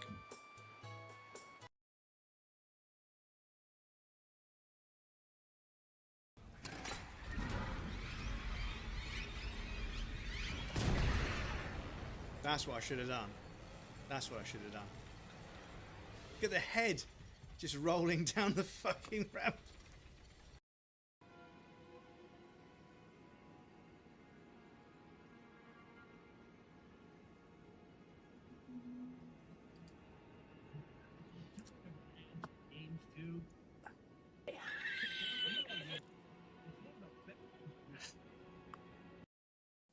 I never get ads. Brave browser. Oh, okay. Thanks for not contributing to my ad revenue. I'm just kidding. I am kidding. I'm kidding. Avoid ads as much as you can. Do you know the other way you could avoid? I'm just kidding. I was about to go into a spiel, but no, I won't. I won't. You mean Twitch's ad revenue? Yeah, I suppose. Yeah, that's kind of true. That is kind of true. Tried to. Oh, the fucking. Wow. Okay, we got away with that. I don't know how the fuck we got away with that, but I'll take it. Like this. Then take one of these.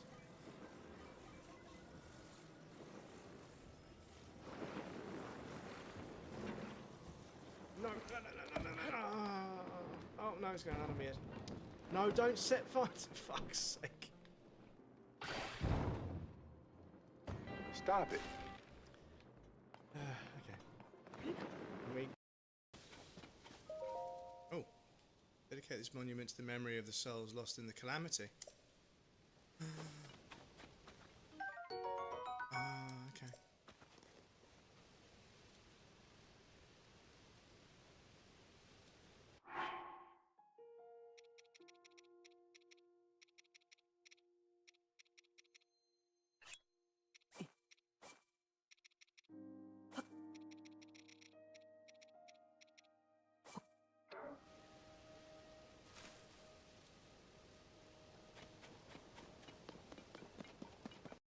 You guys know when they call that open-faced sandwiches. It's not a sandwich. Yeah, it's not open-faced. A deconstructed sandwich. Motherfucker, you just didn't make the sandwich, alright? You just put the ingredients on the plate. There's nothing deconstructed about it. It was never constructed to begin with. This is the thing. They call it deconstructed. You didn't make it and then unmake it. You just put the ingredients on the plate. You have done no deconstruction. It is a lie. Do not let these restaurants that charge 60 quid for a sandwich tell you that something is deconstructed. It's not. You never made it to begin with. You haven't deconstructed anything. You're full of shit and you're not getting a tip, alright? Anyway.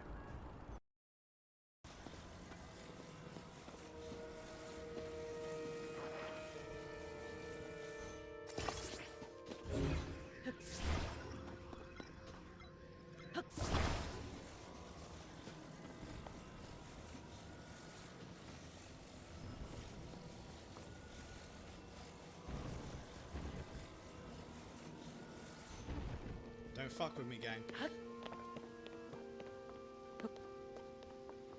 Game.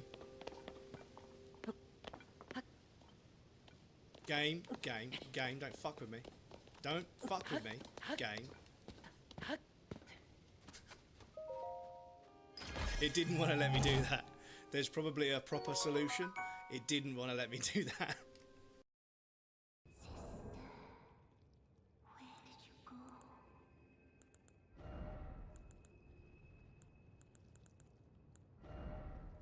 You promised me when we turn 14, we go to see the stars.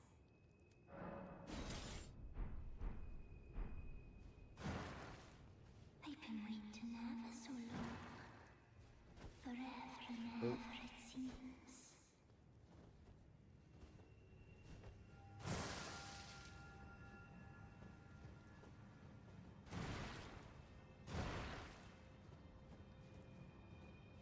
He doesn't seem too bothered by that.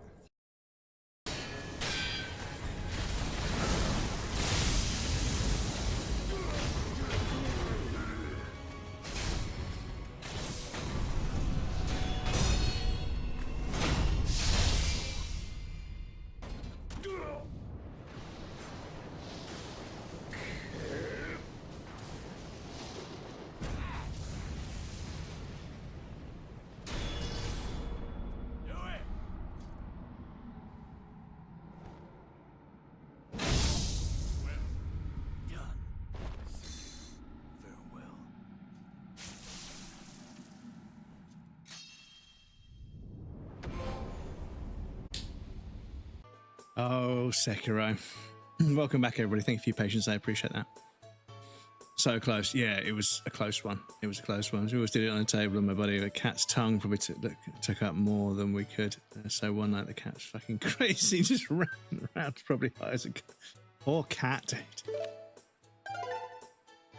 Poor cat.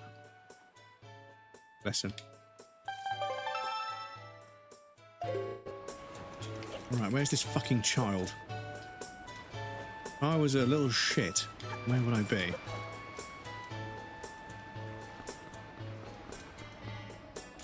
But, my friend's bulldog, well, my friend's mum's bulldog, learned how to, like, go underneath the dining table and, like, push a chair out from underneath the table and then climb onto the chair and then climb onto the table. And my friend wasn't aware of this, and they were asked to take out a big tray of cauliflower cheese, put it in the oven to cook it, and then leave it on the side to cool down. So he cooked it, took it out, put it on the dining table on some placemats to protect the table, so they were trying to do everything properly. We were playing a game, video games, and had the game on. We couldn't hear anything, and this dog had like shuffled the chair out, and this fucking bulldog ate an entire tray of cauliflower cheese. And yeah, we were like, holy fuck, is he gonna die? And we called the vet, and they said no, but obviously monitor, when they go to the, when they go outside to, to use the garden, to drop one, just keep an eye. But a couple of days later, this dog farted, and oh my god, the fucking smell, it was so bad. The fucking house stank. We had to clear the fucking shed. We had to empty the shed so the dog could live in the shed for a week or two. This was summertime, so it wasn't cold or anything, but fuck me, this dog stank so bad. Ferret, welcome in. But yeah, oh my god. Enjoying my free pan au chocolat from Lidl. A freebie. A freebie. Love to hear it.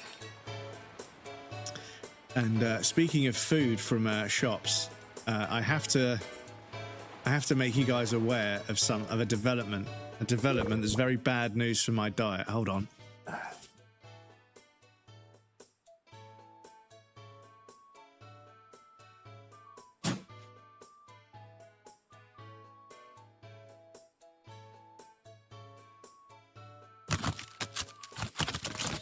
you can get Greg's sausage rolls that you cook at home. This is very, very bad for my diet. This is terrible news for my New Year's resolution to eat more healthy. This is terrible, devastating news.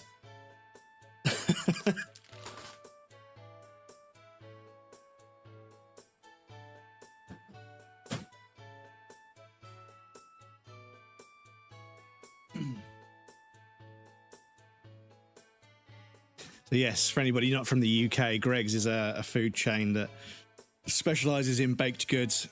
Have you heard of them? Never heard of a sausage roll, but it looks bad just looking at it. Don't knock it until you've tried it, dude. Don't knock it. Just got a 40p fish fingers in my air fryer right now, and I'm about to go in bread. This is a safe space. Fish finger sandwiches, 100%. Go for it, my dude. The sausage roll, chat, are we cooked?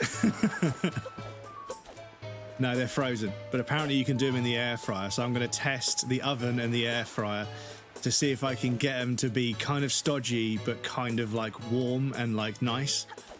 But yeah, if I cook them and they're terrible, then that's good, because it means that I won't buy them again. But if I cook them and they're good, which I'm worried about, because I don't think Greg's will be doing anything special to cook them. They'll just be warming them up. So I think that if they are as good as they are when you get them from Greg's, I might be in trouble, chat. I might be about to gain even more weight. So yeah, watch this space.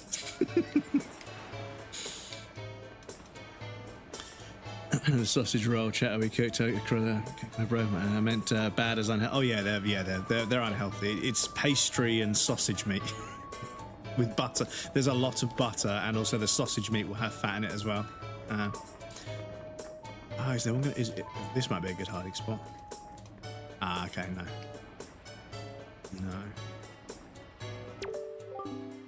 There's no fair wind blowing west right now. Yep, NFC are real sensitive when it comes to the wind direction. You say so.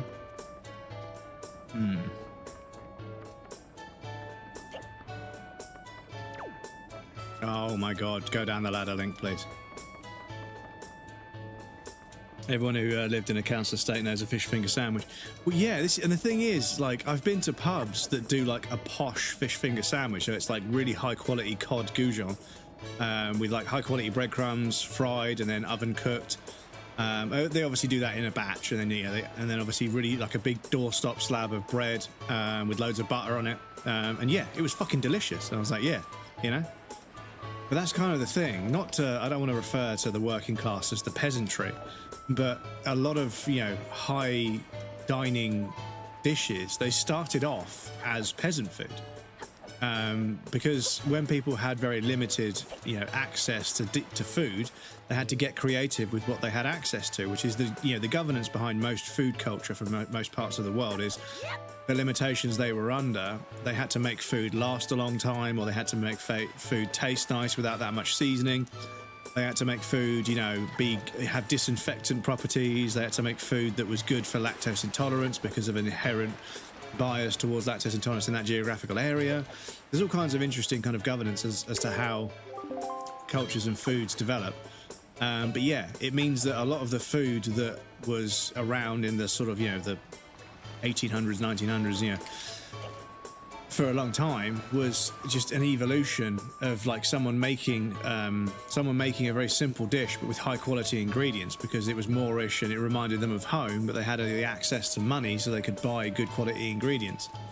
So yeah, when you look at like what things used to be, we used to take these offcuts of meat and then we used to use the leftover from this and the leftover from this, and we made it into a stew, and that's this dish. I'm like, oh, okay. But now what we do is we take prime cuts of this meat and we use, fresh vegetables, not off cuts. And we use, chicken stock rather than water. And that's why it tastes really nice, because it's like an evolved, but it started off as peasant food. But when I saw the fish finger sandwich on the menu and they were like posh fish finger sandwich, I was like, that's actually a very interesting sort of, evolution of that theory that, cheap food that people make at home when they haven't got an awful lot of money, you can do it in a way that's very posh and make it kind of a celebration of that particular meal, right? Which I think is cute. I think that's a good idea.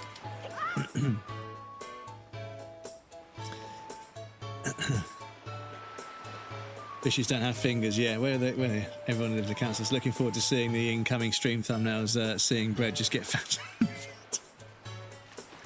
So I'm gonna have to limit myself, because the thing is, part of me wants to cook all of them in one go and just have 4 sausage rolls for dinner, which I sadly have done in the past. You know, I went to the shop and they had, like, you know, taste the difference sausage rolls, and there were like 6 little sort of half sausage rolls, so 3. Oh shit! I'm gonna fucking die. Like 3 full-size sausage rolls cut in half. To make them snack sized or whatever. I just chuck them in the air fryer and then I just have them with some ketchup, and that'll do me. That's enough for dinner. But yeah, I may not want to do it with those, because if I cook them all and one of them's awful, I won't want to eat the rest. But I suppose I would throw them away anyway. So, but yes, if I chuck them in the air fryer and they come out really good out of the air fryer, that's bad news, because it's like when I learned how to make cake. I spent a few months, like, you know, making really flat, dead cakes that didn't work, and making brownies that didn't rise properly. And then I managed to make a few good cakes, and I was like, damn. But then I realized I had an entire cake to eat, and I was like, this is not good for my diet at all. It's bad enough when you're an adult and you realize you can just go to the shop and just buy cake. You don't have to wait for a special occasion. You can just go to the shop right now and buy a cake. I mean, don't stay here and watch my stream, but but yeah, you could just go to the shop and just buy a cake if you want. You could just sit there and eat cake. I was like, shit. There goes another chunk of my health. And the beard will come back too. The beard. A whole lot of baguette. These kilos of cheese are very popular at markets. Well, the thing is, like bread and cheese. Obviously, bread and cheese will make you fat, but I feel like you have to eat a lot of bread and cheese, like more than most human beings would want to consume before you get fat. And also, bread and cheese, you have to chew them quite. This is the thing. When I'm talking about my New Year's resolution to be healthy and everything, I'm thinking about like the effort that goes into the food versus how much energy I get. Because at the moment, because of convenience, the amount of energy I can get from food is really high, but the amount of effort is really low. If I focused on foods that were nutritious and had a decent amount of energy, not too much, but were also kind of difficult to make, and I said to myself, that's kind of how that should be balanced. There should be a certain amount of effort to make a certain amount of food that has a certain amount of energy. But the first world means I can go to the shop and I can buy really high calorie food. Some of it's expensive, some of it's not. But ironically, the really calorific food, the really high calorie food is usually the cheapest, and it's usually the smallest. So you get a very small piece of food that has a lot of calories in it that's quite cheap. But that's why I gain weight, because I'm eating way too many calories to work at home. Now that I work at home, and I have been for a few years, I don't need to eat the diet I've eaten for my whole life. You know, I don't need to eat 3 square meals a day, because I don't need that much energy, because I don't go out anymore, you know. And I don't go to the gym anymore because I'm unwell. However, if that changes, I'll have to adjust it back. But yeah, at the moment, I only really play golf on a Sunday and go for a walk each day. So I need to adjust my overall intake to align more closely with that level of activity. But I've got to avoid, because I don't do as much expenditure of energy as I used to. When I used to ride BMX, I used to go climbing, I used to go for festivals and gigs, and I used to use a fair bit of energy. But because of that, it didn't matter if I had the occasional piece of food that was very small but very high in calories, because I would still burn those calories eventually, right?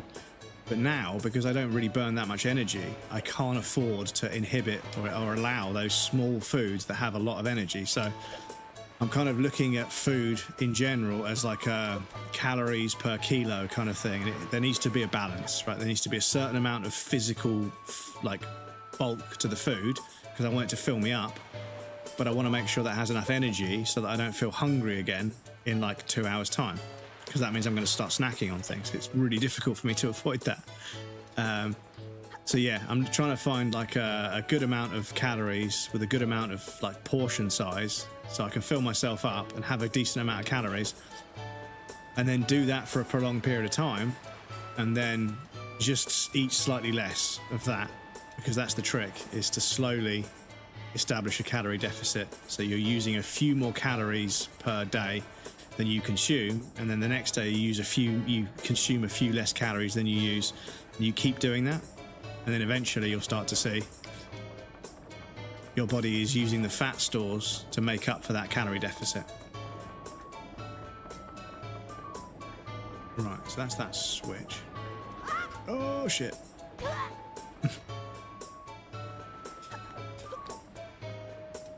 Where is this last one? Bread Hemingway 5. Lisa ate 2 kilo bag of cinnamon buns yesterday. Wonder why her stomach hurt. Daddy, my stomach hurts. You ate 2 kilograms of cinnamon buns. What do you expect?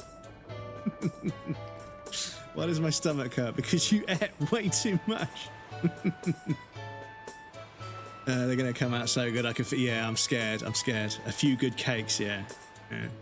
Swear the amount of times I've fooled myself. Yeah, I'll buy 10-pack of crisps and eat them every time I have a sandwich to make a meal of it. And I guess what I did when I got home, Brad? Guess what the fuck I did? There was nary a crumb left, man. So, do you know what's bad, right? Like, I am very, even though you've probably never seen me eat them because I'm trying to not eat them as much, but I am very, very partial to Jaffa cakes. Like, I fucking love, borderline obsessed with Jaffa cakes. I fucking love those things. And it's so bad that I have to buy 2 boxes, right? And when I say a box, I don't mean like a fucking crate, but they come in a box, right? And there's about 15, 20 Jaffa cakes in a box. I have to buy 2 boxes because I will consume a box on the way home. I will eat a few times. I went to the shop. I was, I'll pick up some Jaffa cakes.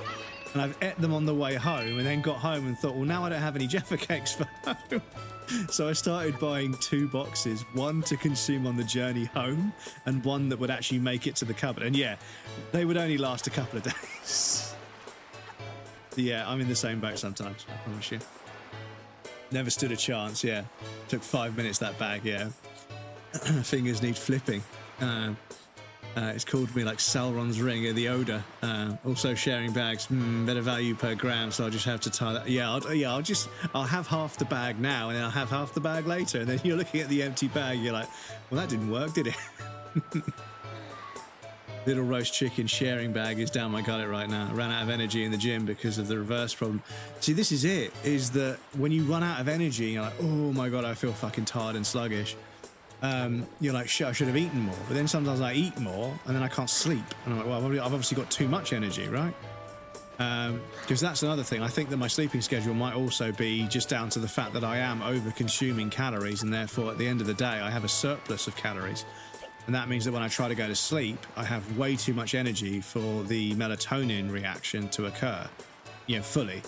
I feel tired, but I don't sleep because I've still got these calories to burn off. And as I say, as an older white man, I'm not burning calories in bed like I used to either. So yeah, I need to make sure I have less calories when I go to sleep because I don't need them anymore.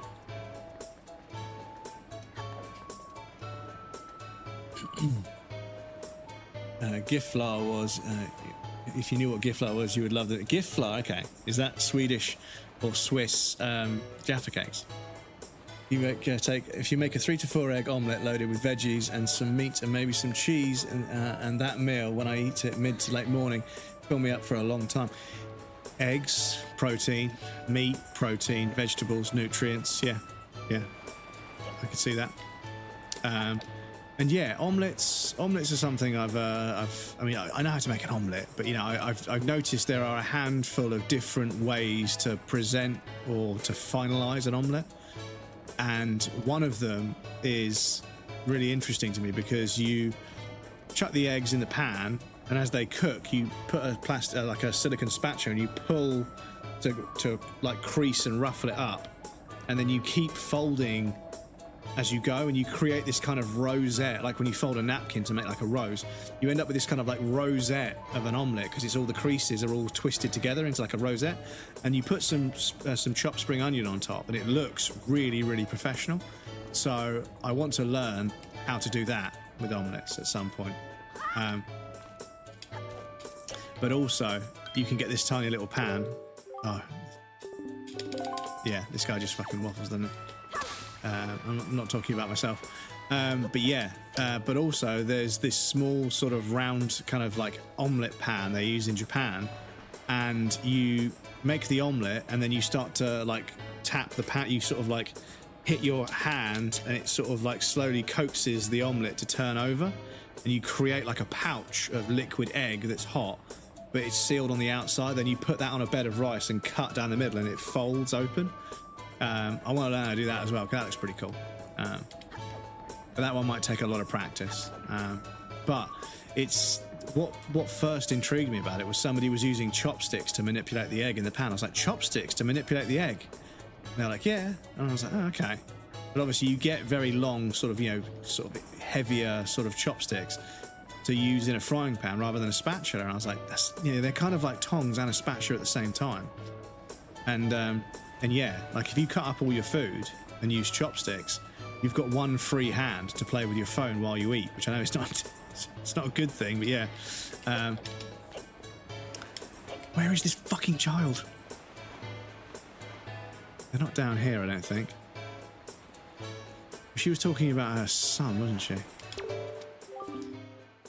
you by chance seen any skull necklaces? My son is a sailor, but lately he's been obsessed with collecting skull necklaces. He never pays attention to his dear mum anymore. Tricking with his own mum. Oh yeah, I tried to show you one earlier, but you literally could not give a fuck.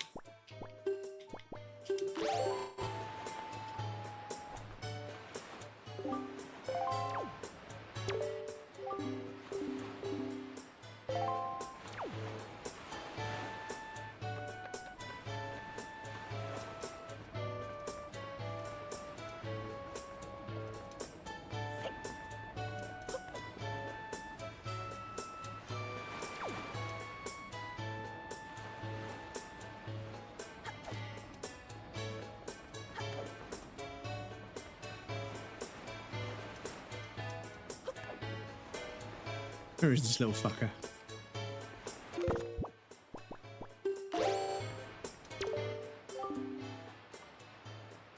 It's a fun thing to be sure, but it's not until I get back to town again that I can relax, you know what I mean? When I see the area around this fine looking gate got here, well that's when it really starts feeling good. Yeah, that gate particularly says, "Long last your home, boy." I suppose it's the feeling I'm talking about. My home feeling.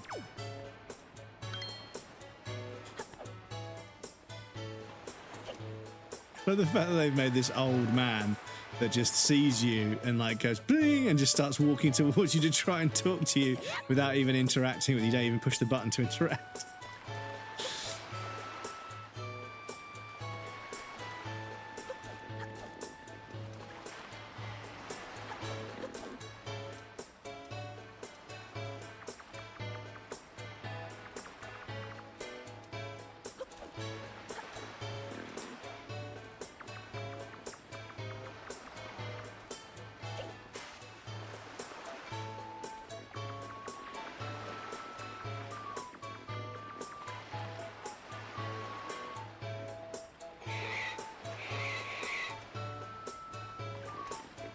Was he farting? Is he farting as I move around with him?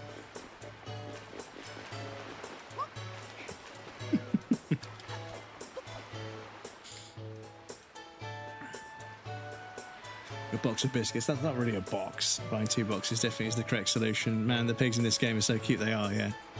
Carbs are going to be fake energy. Doesn't like. This is the other problem. Is that this is the problem. Is that the chemicals they use in the food industry mean that they give you energy that doesn't really exist, or it's not the right kind of energy, and I read somewhere that with, I think it might be chocolate, or maybe it's something else, but they've learned how to chemically alter the sugars or the chemicals that they use instead of sugar or whatever, to break down more slowly, and as a result it means that you end up breaking down sugars in your lower intestine or further down the digestive tract. And this promotes you to feel more hungry for some reason, and therefore it's advantageous not for just their product, but just to make you a more hungry human being in general. And what worries me is if when I make changes to my diet and I say, okay, I'm allowed to have this week, but I'm not going to have this, or for a month, or it takes a month or 2 to take effect. But I notice myself getting really hungry at sort of 3-4 o'clock in the afternoon, and I'm like, that's weird. I'm consuming the same amount of calories, but I feel hungry for dinner sooner. But it's not actual genuine hunger, and my body thinks it's hungry because there's a breakdown of sugar at further down my digestive tract, which is it's evil. It's fucking evil to manipulate people like that. So yeah, I think there are a number of things in the UK and the world in general that just need to be regulated in much more. And the thing that pisses me off is the governments are always regulating the people. The people aren't the ones that are causing the most harm. It's the fucking giant businesses. They're the ones that need to be fucking regulated. We don't need a fucking digital ID system, an online ID system to protect kids. What we need is a system of fucking regulations that stops companies fucking exploiting people and manipulating them, you know, biologically and chemically manipulating people to be predisposed to buy their product. Fuck off. That's disgusting. Where the fuck is this last kid? Where is this fucker hiding?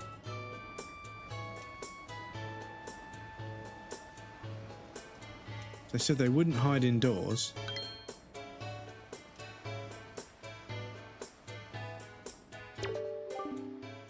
What's the matter, mister? Why are you looking like at us like some aliens or something weird like that? What? We're good girls. We won't spread any rumours. Oh. We're the little tipsters. Everyone in town calls us that. I wonder what that means anyway. Maybe we'll get bigger. We'll finally figure it out. See, we're busy. You know, we're super cute and all, but that doesn't mean you can just come up and talk to us whenever you like. Jeepers. Damn, okay. Wasn't expecting to get brushed off by a fucking 3-year-old, but...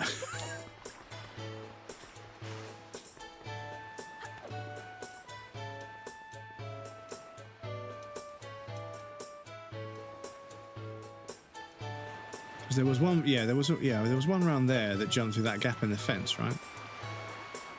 We've been there.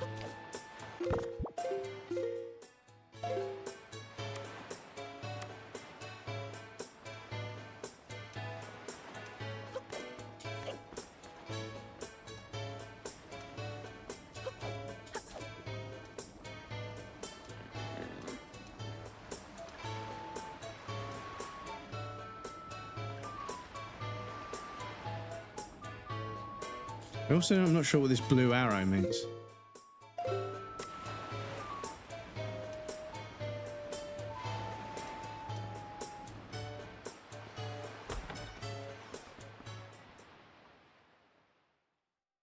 Yeah, some calories added cheese. We'll make it 500 calories. Yeah.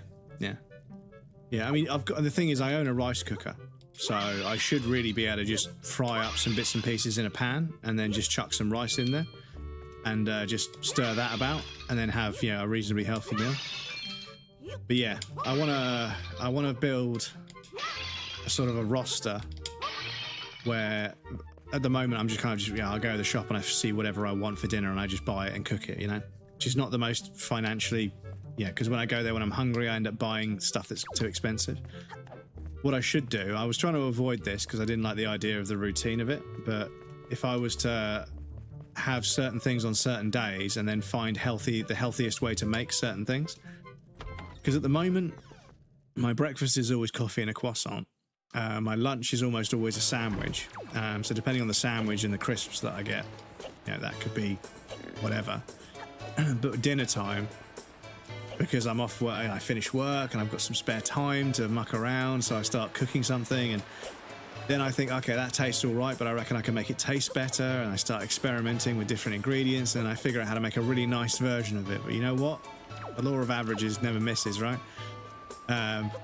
When I learn how to make the really nice version, it's usually full of stuff that's probably not as healthy as it should be, I use stuff that's got way more calories or way more fat or whatever, and it tastes better, and butter is a huge one. Like, there's so many things that you just add a little bit of butter, and so if you add onions, butter and garlic to almost any savory dish,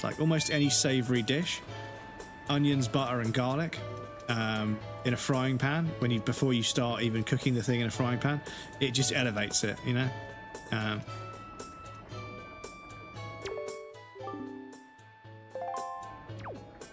So there's one more. But yeah, once you learn how to make a few curries from scratch and you realise that you're chopping up a white onion, chucking in some butter or oil or whatever, and then you're chucking in garlic, once you turn the heat down, because otherwise the garlic will burn, once you start cooking that and you smell what that aroma is, like, okay, so this is the base. And then you start putting in all sorts of other stuff. and then you add a bunch of water to loosen up all the flavors and make everything stew together, and then you cook that water off and reduce it down into a sauce, then you're fucking talking. But yeah, Kaizen, continuous improvement, even if 1% per day. Well, this is it. A lot of the things I'd like to improve in, I think, are more sustainable as small, sustainable improvements. The idea that, you know, you just suddenly jerk change, you know, to something completely different usually doesn't work. So yeah, first of all, I want to develop more of a routine with my diet, and then once I've got a routine to base everything from, I can then start making small changes from that. But at the moment, it's way too up in the air. Every night I finish whatever I'm doing, and I have a look in the freezer, and I think, I can make that, and I make that. But I need to make sure I've got a freezer full of healthy ingredients rather than fried goods that I just warm up.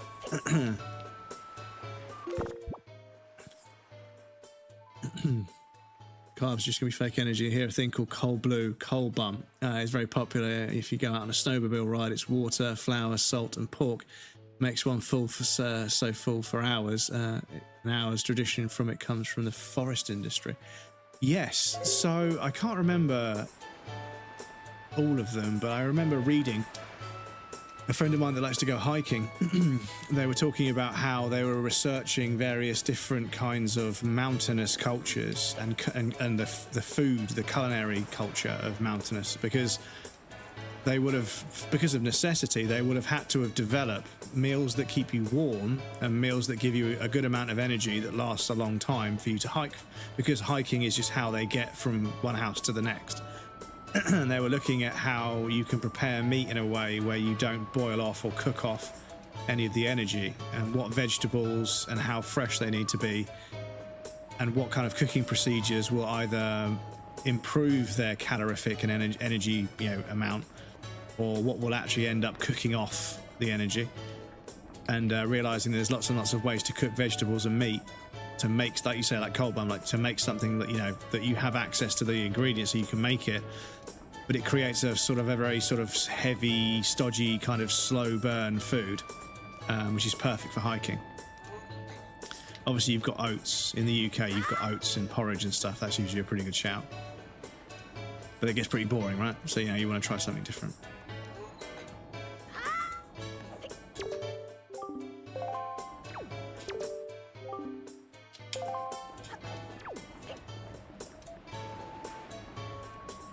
Where is this little fucker?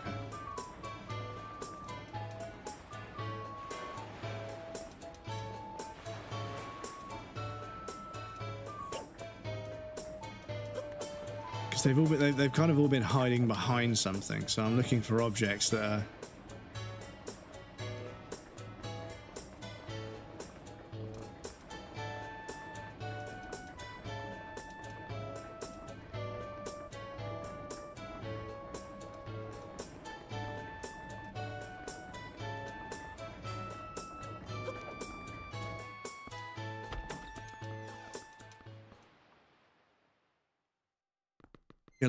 Giflat is like a long cinnamon bun cut up into pieces and rolled up a bag with like 20 I eat in like 10 minutes. Omelette like that ends up more like scrambled egg or a harsh something. Yeah, so yeah, I like, and obviously, like I said before, like the process of cooking eggs will teach you so much about cooking. But yeah, I think if you're going to make a really good high quality omelette, excuse me. Ooh. What's going on there? But yeah, you need, you know, fresh eggs and, you know, fresh ingredients, because it does transform how it's going to come out. Because yeah, sometimes you see people doing something with a spatula and a whisk, and then you try and do it and it doesn't work, and, you know, sometimes the temperature's wrong, or sometimes it's just, you know, the eggs aren't fresh enough. Because I remember for ages I was like, why the fuck can't I do this? And someone was like, well, I'll show you. We did it with an egg, and I was like, well, why doesn't it work? Why doesn't that work for me? He's like, what do you mean it doesn't work for you? You just did it. I was like, yeah, but when I do that at home, it doesn't work. And they were like, I mean, it doesn't work. The egg doesn't emulsify. And I was like, yeah. And they were like, are you using fresh eggs? I was like, well, yeah, like they're not rotten or anything, but they're fresh. Like, you know, they need to be like, you know, as fresh as they, because the fresher the egg, the better. I was like, okay. But that was ages ago when I was a teenager. So eggs can still be edible, but they start to, you know, become useless. You know, they're not good for anything. You can still eat them, but yeah, they won't fry very well. They won't boil very well. They won't, you know, turn into an omelette very well. Well, omelets are usually pretty bust, but yeah. But yeah, and that was the first thing that eggs taught me about cooking, was that, you know, just because something's edible doesn't mean it's, you know, the best you can, you know, it's the best way you could cook it. Sometimes things are still edible once they're past their best, but they're just not going to make you ill. And I was like, okay. And then the temperature and how even the pan's temperature is, so one bit cooks before the other and everything. It taught me all kinds of things. So yeah. Juice chopsticks omelette. Tamagotchi is very popular too. It's like a rolled up omelette. So tamagoyaki. Tamagoyaki. It's like a rolled up omelette. Oh, I said Tamagotchi. My fucking dyslexia completely betrayed me there. Sorry. You guys have stuff that's illegal here. Just look on the difference when it comes to bread. Yeah, I mean, yeah, America, they put so much sugar in bread, it would be classed as a dessert by our standards, which is why the rumor is that when you ask for a Big Mac without pickles, they always leave the pickles in, because they're not allowed to serve a Big Mac without the pickles, because the pickles are what differentiates it from a dessert, because there's so much sugar in the bread. A Big Mac would count as a dessert, and therefore it's liable for a different kind of tax, because we do tax desserts and sugary foods differently in the UK. You know, we have a sugar tax, which some people are very much against, but yeah, you know, I think that's actually a good thing, because sugar is actually the thing that's fucking killing us all, to be honest, making us all overweight and depressed. We had all these campaigns when we were kids talking about how fat was bad and you shouldn't eat fat, and, you know, everything needs to be fat-free, but fat's actually pretty good for you. Not too much of it, of course, just like everything else. You know, you can't have too much of anything. I have no idea where this fucking kid is.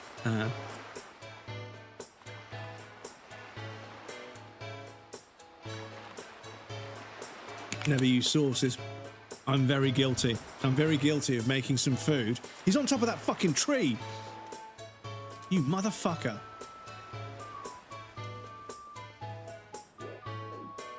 I gotta shoot him down. I gotta fucking...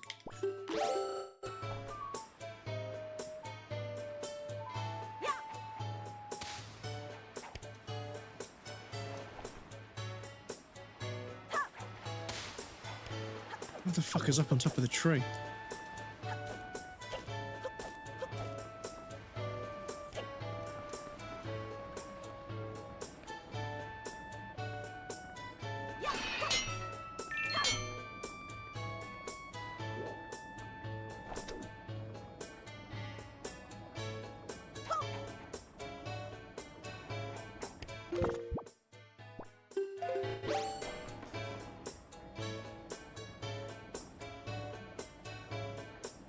This feels so wrong.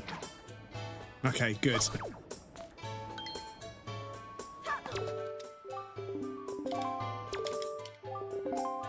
Fuck off, I want to roll into this tree.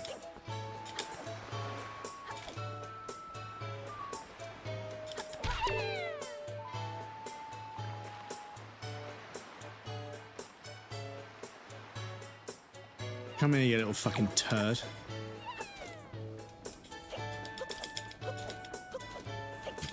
Oh, you motherfucker. He fucking crossed me up, chat. This guy knows ball.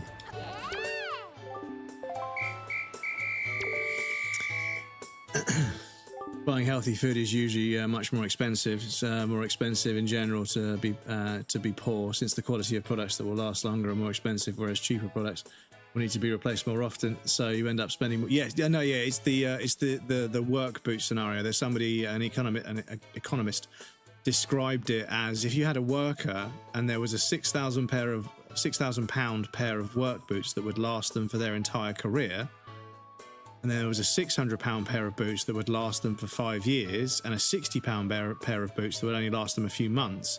The problem with not paying people enough is they have to keep buying the £60 pair of boots because they need a pair of boots now. They can't save up to buy the £600 or the £6,000 pair of boots.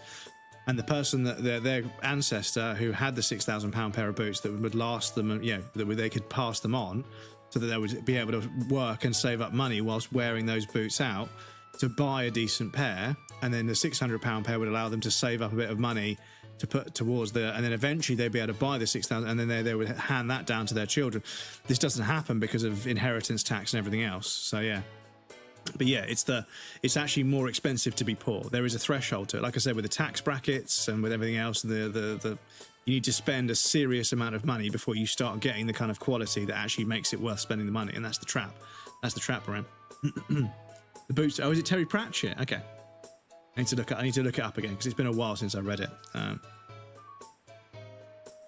You can't buy the quality product the first time. Yeah, exactly. And everything's on everything that's quality is on finance, and you end up spending more because you haven't got the finances to buy it outright. And that's the other trap as well.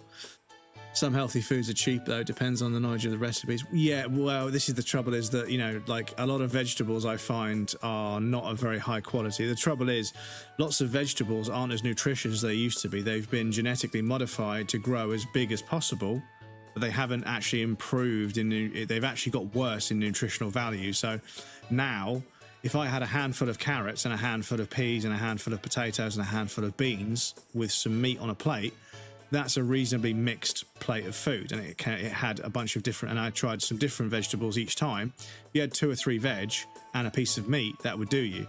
But now you need a plate full of carrots, a plate full of beans, a plate full of potatoes, a plate full of peas, because the nutrition content has completely plummeted because they're just growing as big. They're trying to grow as much as possible rather than trying to grow the best quality because it takes too long.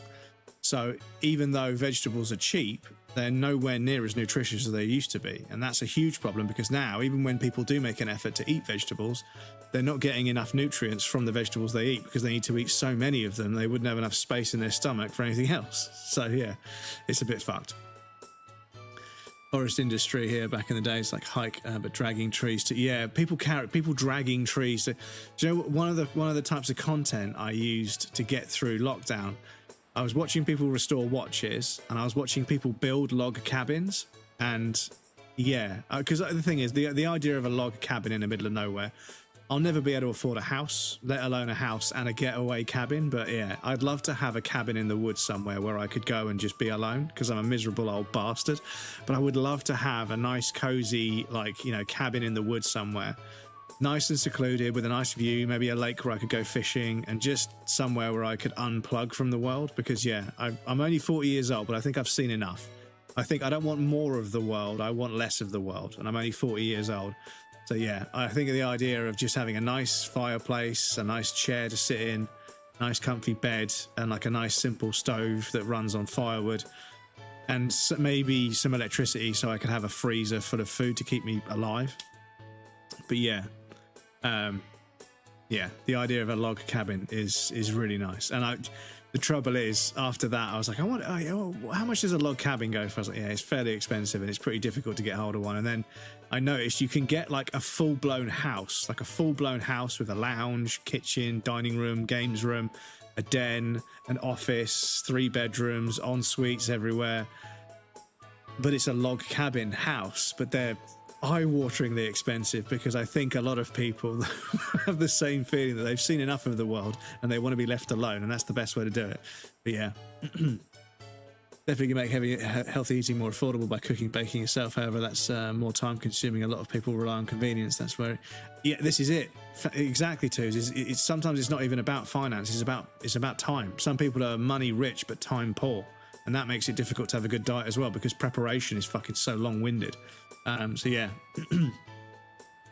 and good for you all, saving money and meal prepping. People can probably find time. Yeah, yes, it's easier said than done though, dude. It is true. I mean, the thing is, in the first world, in the UK, where everyone's working such crazy hours, as Tu says, so many people just need something they can shove in their face and go back to work, or shove in their face then go to sleep.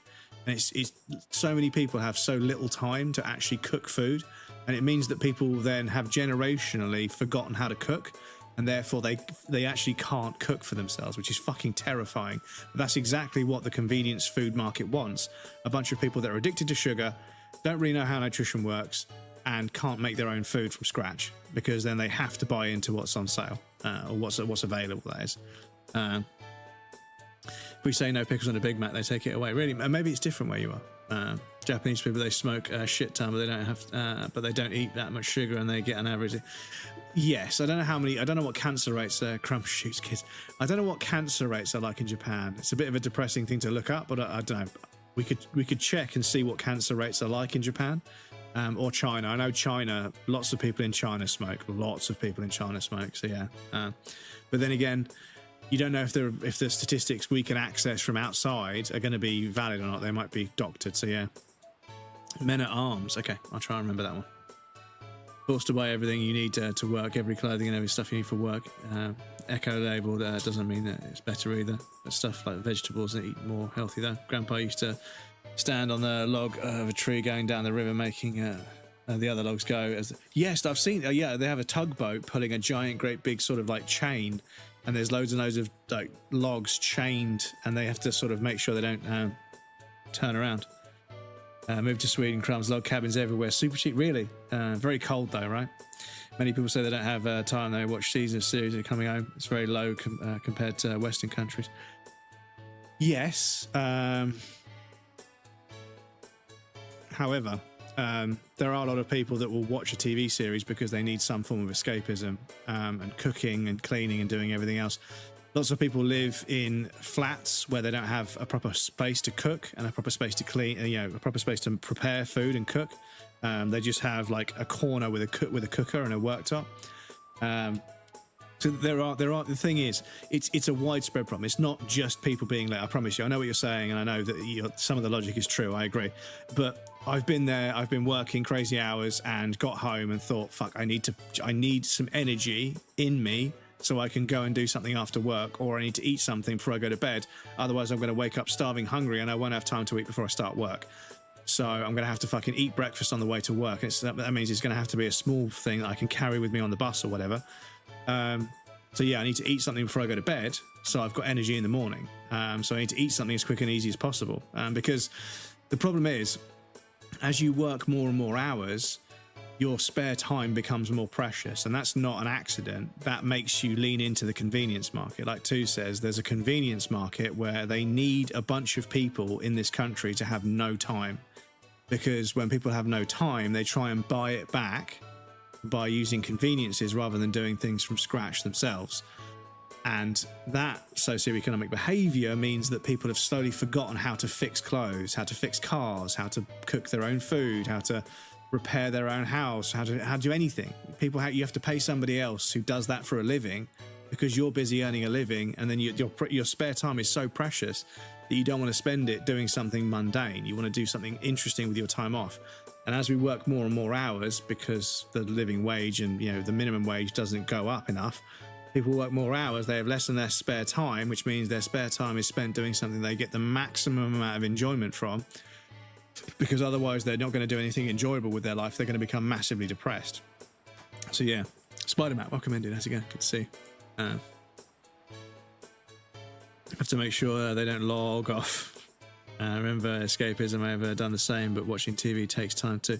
No energy to cook food after work, but the time is technically there. People should teach themselves stuff. Yes, but when it comes to cooking food, it's learning how to cook. It's a long process. Like I was taught how to cook by my parents, and I actually did food technology at school. There was actually, my school was quite good. One of the schools I went to was quite good, and they had a course where you could learn about cooking and food and stuff, and we did all kinds of different cooking things and learned about how to be safe with the cooker and how to be safe with a knife and everything. But loads of kids didn't get that, and loads of kids had parents that were working full-time that weren't around to teach them how to cook. Their parents were so busy working, they couldn't cook. So they kind of get food out of packages, processed and pre-packaged food, and that's the only thing they've got time to make. Because cooking for yourself is one thing, but at the same time, cooking for like a family of 4, it's not something that's easy to do, and it takes a lot of practice, and it's kind of knowledge that should be passed down generationally. But it hasn't, because there's a threshold where both parents are now working full time. There's very little time left to spend forming a bond with your child, and because that lack of a bond, it makes it very difficult to raise them or teach them anything, because they won't listen to you, because you don't spend enough time with them to have a bond. And that's fucking really harsh on parents. It's not something I've experienced because I'm not a parent, but yeah, my friends are saying it's fucking crazy that my kid is growing up in front of me, but I'm not there to see it. And I'm like, fuck, that hurts hearing that. It fucking hurts me to hear that. Like me and the missus that both work 45, 50 hours a week, they're at school most of the time.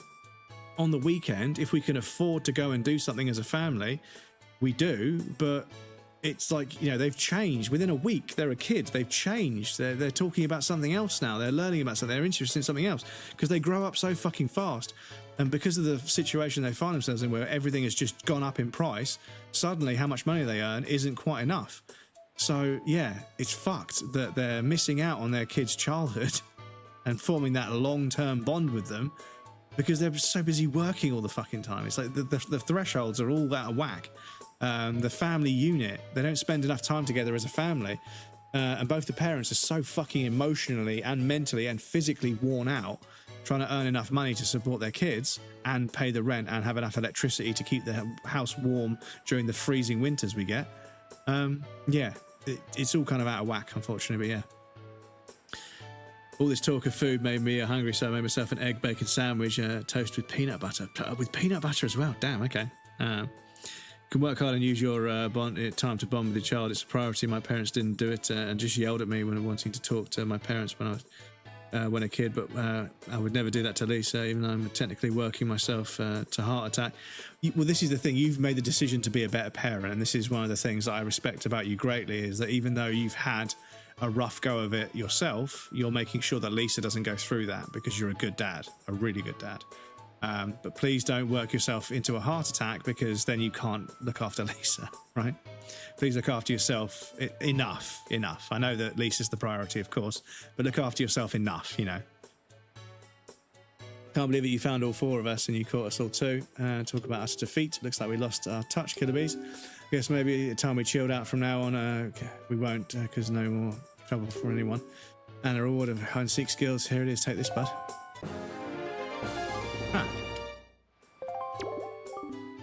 Favourite possession, but I've proven you're worthy. To our bud, the hide and seek master. One more thing, we need you to apologise to Miss Mary for us. All right, we're counting on you, bud. Okay. Was that in here? Need to change work. Yeah. Find a balance. Because I know that earning money is important. I know earning money is very important, but my young sir, I must say you seem to be in possession of a very fine picture box there. Are you a lover of pictographs as well? There can be no villains amongst the ranks that are pictobooks. So it takes your time, look around, I implore you.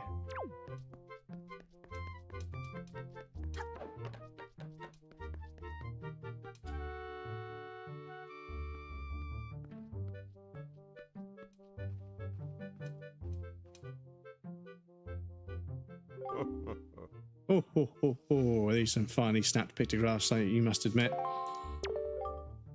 But come now, you needn't be so surprised, my young sir. It is a hobby of mine to sneak up behind people when they least expect it. It's quite an amusing diversion. Think nothing of it. By the way, the pictographs you see decorating these fine walls have all been taken by none other than myself. They are my pride and joy. You see, in my younger days, I was tirelessly sailing far and wide across the great sea, snapping pictographs wherever I went. Have a look at them, young sir. There's a pictograph, you ask?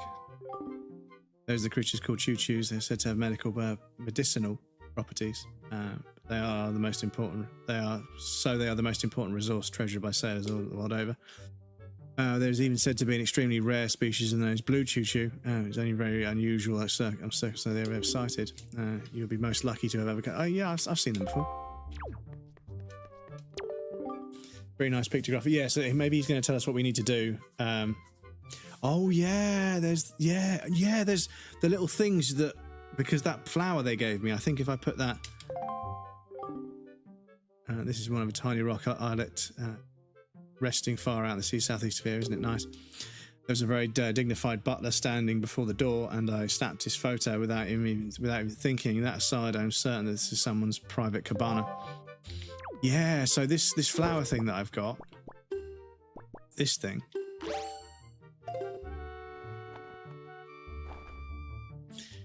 the base of it looks like it fits.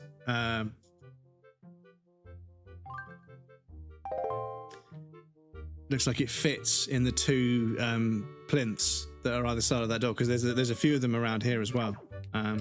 Maybe that has something to do with it. Incredible pictograph.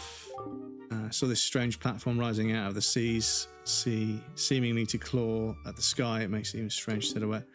Wonder if such things still remain out there in the high seas, lonely on the waves. If no chance, I would love to see those things once again. Okay, so I think this is just going to tell us about things we've already seen, because we have been on a crazy mission to fucking mark up the entire map. But there's a chest there. Right. There's a chest there that I need to figure out how to get to. Is there two chests there? Yeah, there's two chests. Okay, we've got to figure out how to do that. But first, we do have an ad break coming up. I apologise, chat. I need to pop you guys over on the BRB screen. There'll be a raffle and some clips for you guys that want to hang out. Please feel free to get up and move around, grab a drink or a snack. You won't miss anything. I'm going to take a break as well. I'm going to do a quick stretch from my back because, yeah, this back support, I don't know if it's supporting me in the right way or not, but yeah, maybe my back's just a bit fucked. Means it is time. It's just every single person's own head that needs to be disciplined and prioritise the right stuff. Yeah, but I mean, it's $1 million industry persuading us to do things we shouldn't do for our money, you know, teasing us, and you know, it's $1 million industry, so that they are winning that battle. And this is the thing, is that if it wasn't affecting millions and millions of people across the world, I would say, yeah, if it's only a small group of people that are being exploited by somebody, they shouldn't be exploited, but at the same time, they should know better. But this is widespread. People's diets, people's mental health, this is widespread, and it's getting worse. And I don't think we can blame people for everything when it becomes so widespread that, yeah, obviously in a perfect world, everyone would eat the right amount of food of the right type. Nobody would get depressed. Nobody would get anxious. Everyone would know everything's fine. Everyone would be well adjusted emotionally and everything, but we don't live in that world. So I think, you know, some compassion and empathy is needed. Anyway, but yes, the slow cooker. But yes, the ad break's just started. I'm going to pop you guys over there. I'll be right back, and then we'll carry on.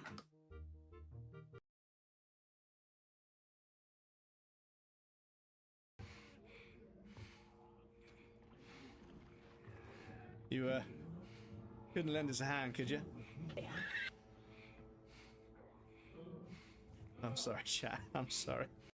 There's a bunch of Stroke the Animal games, okay, and they're all separate. They should all be the same game, but you know, we all know how this works, right?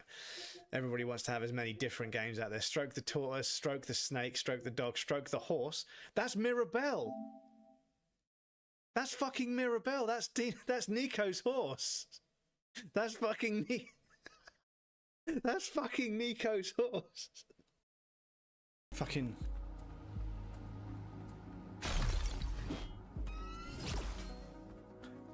Oh, I see.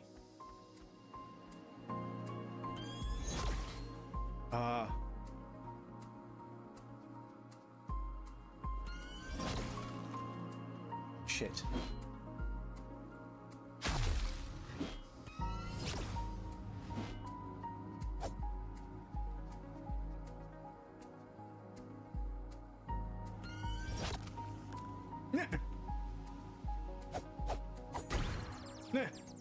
What? Oi!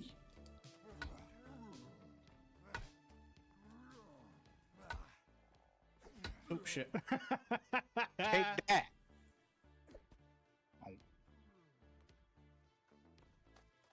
Oh, I don't think she enjoyed that.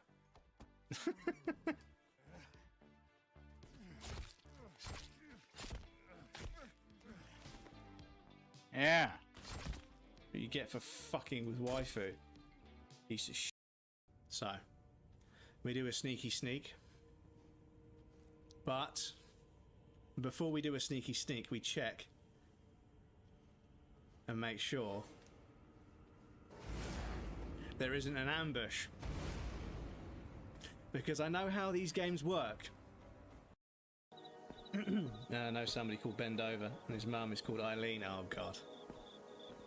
You called your son Ben, and your surname is Dover. Come on, Eileen. The phrase, the British phrase, are you taking the piss? That's an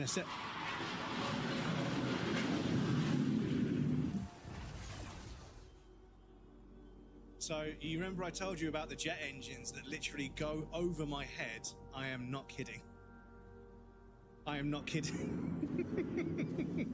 Did you guys hear that? Motherfucker went over my flat.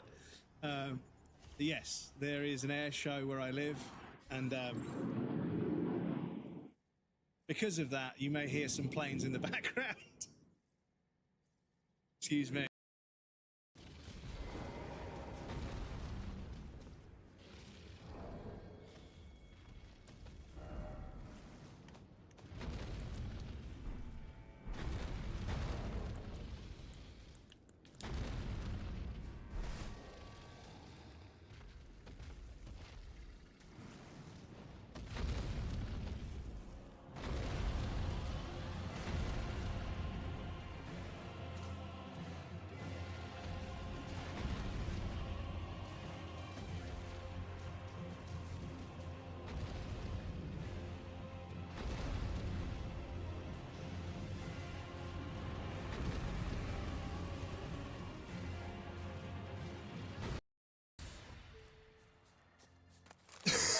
Yes, I do hope that...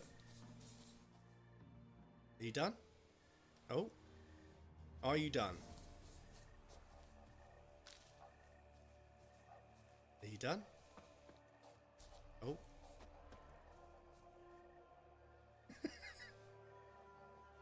How about now? Are you done? He is. Okay. So, can I Sekiro it?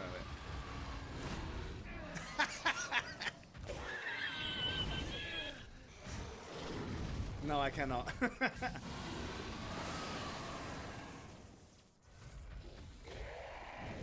Ah, my fucking roll timing. Fucking hell, terrible. Welcome back, everybody. Thank you for your patience. I appreciate that. Good morning, Gas. Good to see you, dude. I do love a slow cooker. Feed me. Slow cooker saves a lot of time. Yeah, well, slow cooker, if you have time. So a slow cooker, you have to do all the prep work, but then you can leave it alone for a long time. And you benefit from that time spent cooking stuff. So I need to get my slow cooker out. It's cold now. I should be using it, but I haven't. I need to go to the shop, buy all the vegetables and meats and stocks and everything, and make stews and chili con carne and spaghetti bolognese and everything. So I can then use that bolognese in other things as well. Excuse me. I can't fucking breathe today. This is the thing. When I can't breathe, I know because my sinuses are blocked, the pressure in my sinuses and my head is too high, and that's what's caused the fucking brain fog. I can't even get a sentence out without getting out of breath. It's so fucking annoying. Anyway, excuse me. What game is that? Death Stranding. Oh, first one. I forgot I asked. Sorry, Death Stranding just looks boring to me. But yeah, I mean, a few people called it boring, but you know, I think extraction shooters are boring, but you know, people love them. So it's one of those, you know. The only problem I have is people criticizing Death Stranding for being a big empty game with nothing to do, and then, you know, saying an extraction shooter should be game of the year. It's like, I'm sorry, that's another big empty game with nothing to do. You know, you run around for hours, and then you might get into a gunfight, and then it's all over pretty quickly, and people just tend to run away so they can stock back up. So yeah, it's, you know, but if people enjoy that, that's fine. As long as people don't criticize one and then glaze the other, I'm okay. But yeah, Death Stranding's not for everyone. Yeah, not everybody appreciates a slow burn, but I do. I love them. Not for everyone, I agree. Well, dang, I should continue that game, Witcher 3. You're welcome. I got no ads. Oh, there you go. Because of Twitch Turbo. Oh, enjoy. But yeah, Witcher 3 was good. Witcher 3 was a big game, but it wasn't empty at all. There's so much to do in Witcher 3. It's crazy. There's so much to do in Witcher 3. If you're looking for a game that will fill up your time, yeah, Witcher 3. Many stuff I make just tossing shit in and cooking. Yeah, this is it. You just chuck everything in there and just slow cook it for hours. I have The Witcher 3, but I know it's a very long game. I know I heard. Yeah, I mean, yeah, if this is the thing, these days, it's difficult because big time sink kind of like games that take up lots and lots of your time. Back in the day, that always felt really good. I could buy a game and then have something to occupy my time for like months. With so many games coming out, a big, long game, it's difficult to justify sometimes. Finely shaped shot. It took it in my younger days. It's Outset Island. one of the most delightful fishing villages, innocent and rich with nature's bounty. This time I met a beautiful young lass, although I suppose she is probably not as young as she used to be these days. Mm-hmm.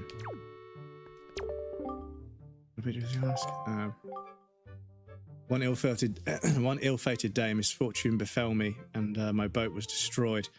Clinging to the wreckage, I drifted at the whims of the waves, and then that's when I saw this monstrosity, this foul ship veiled in mist and fading in and out of sight, like something of another world. Yes, my young sir, 'tis none other than the ghost ship. The rumours I've heard tell of a man who researched the reaches of the sea where the ghost ship faded in and out of sight. He drew a map of its movements. But it is said that as soon as the man had finished drawing the lines of that cursed map, he died almost an unexpected death, chilling, truly chilling. Now, if one were able to find that map, then it might be possible to sneak onto that ghost ship and get the treasure that's said to lurk within inside.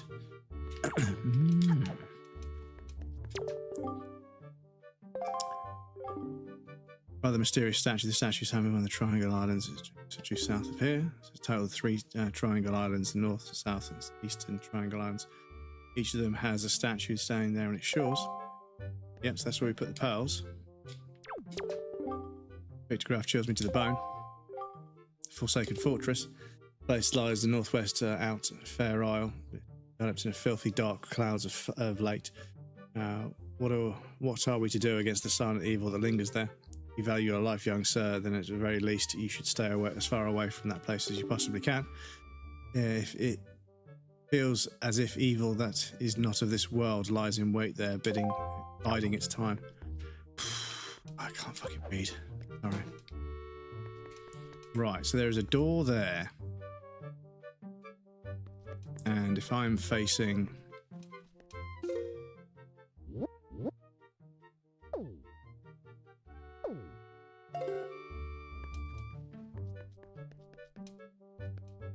So there's a door at the top of these, so facing the same way as the top of these stairs, which is up there.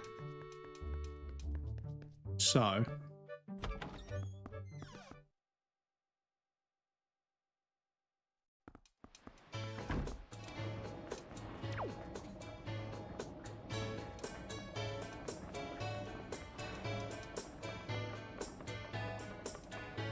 it's there.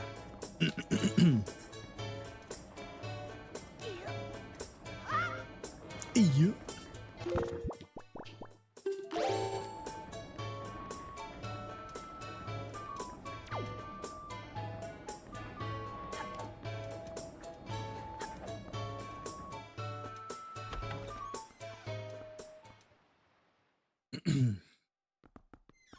Witcher 3 meh, but maybe I played it at the wrong time. Cyberpunk got me as fuck though, and Starfield I'm super hooked on.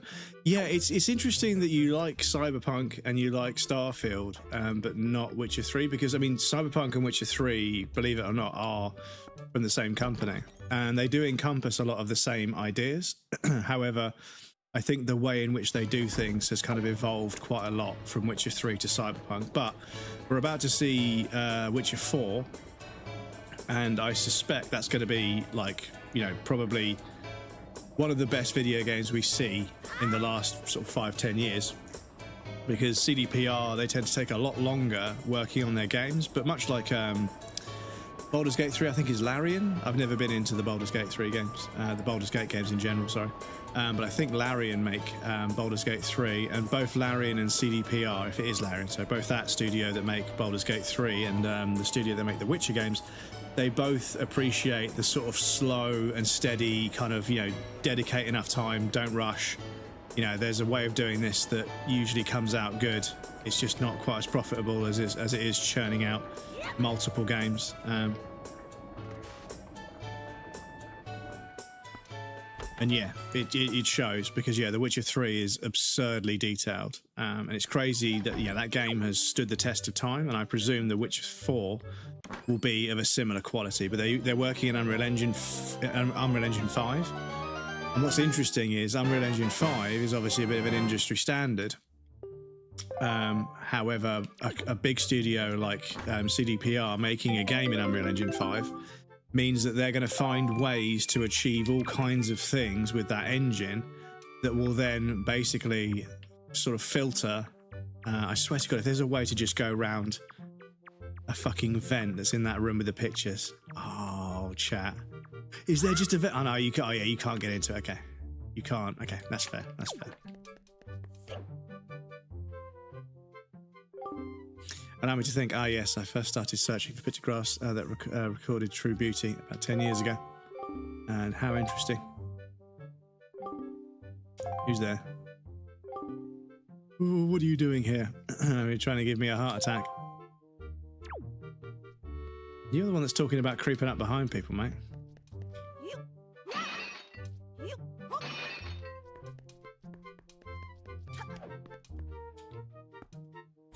Right, so that takes care of that little collection of chests. Enjoy your visit to Horny Jam.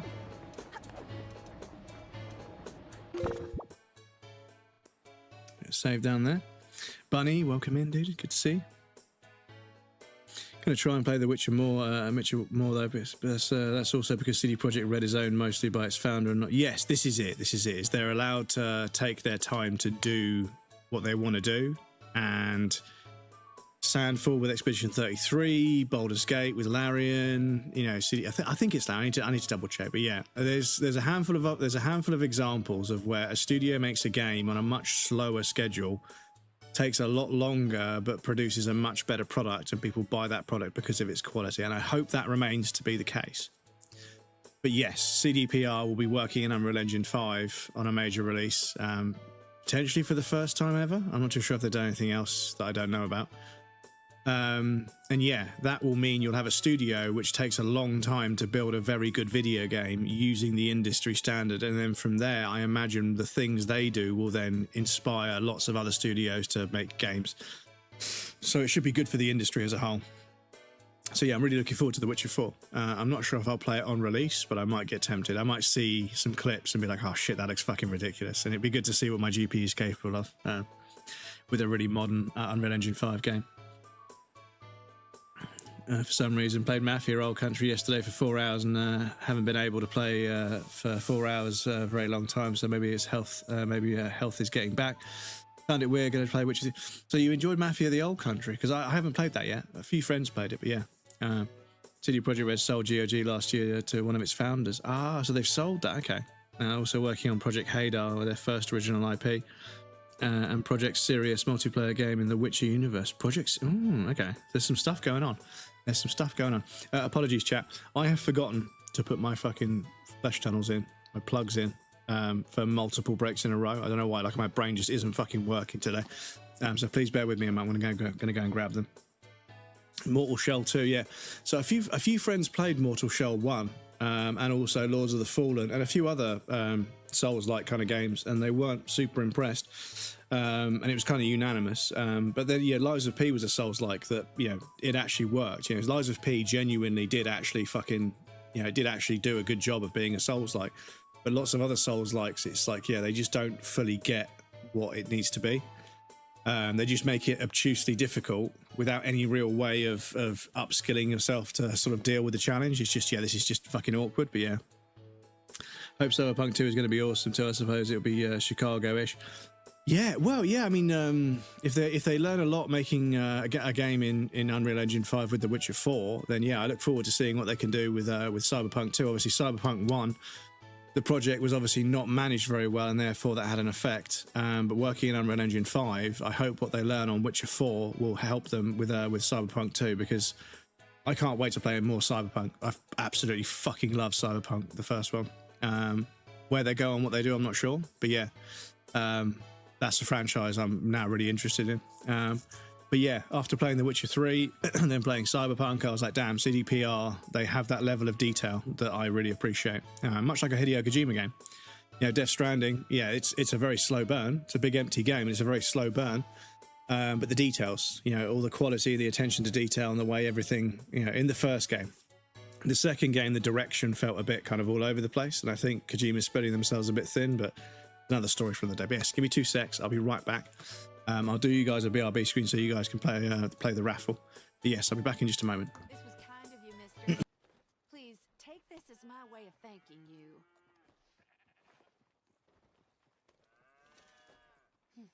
Appreciate it. What a lousy day. Oh.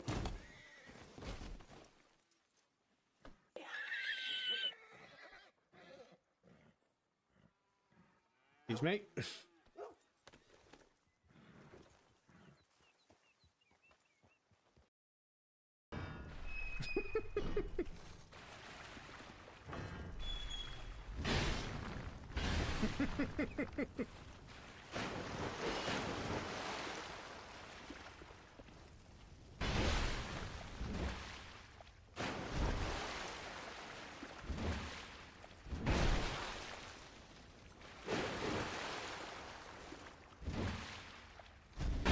Oh, good one. Good hit. Good hit.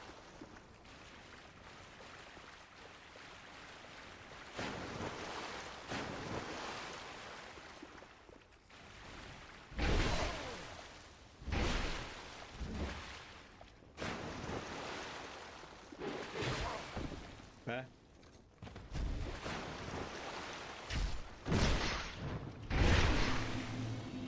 So sorry about that, mate. So sorry about that. Welcome back, everybody. Thank you for your patience. I appreciate that. Sorry about that. But yeah, I've forgotten to do that. I've forgotten to put these in like 4 breaks in a row now. Like I say, my brain is not fucking functioning today. So we've got the pictograph. Now we've got the flower from that guy. So we need to find other traders to see if we can swap this flower for something else. And then at some point, I think we put the flowers on these things.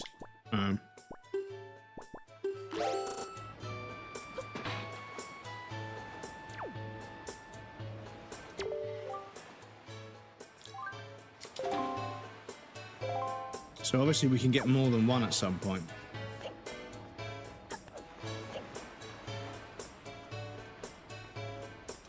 Because we need 2 of them for that for that island. Right. Get in the boat, Link. Come on.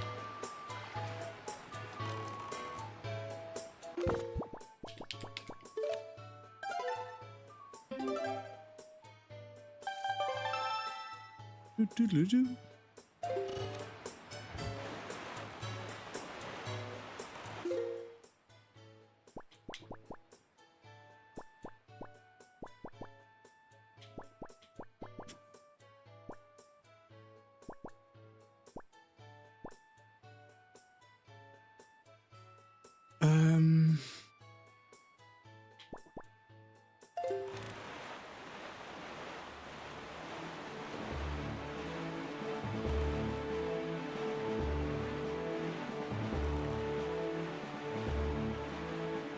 So yeah, so I'm looking for people that trade things. So I don't know where they would be.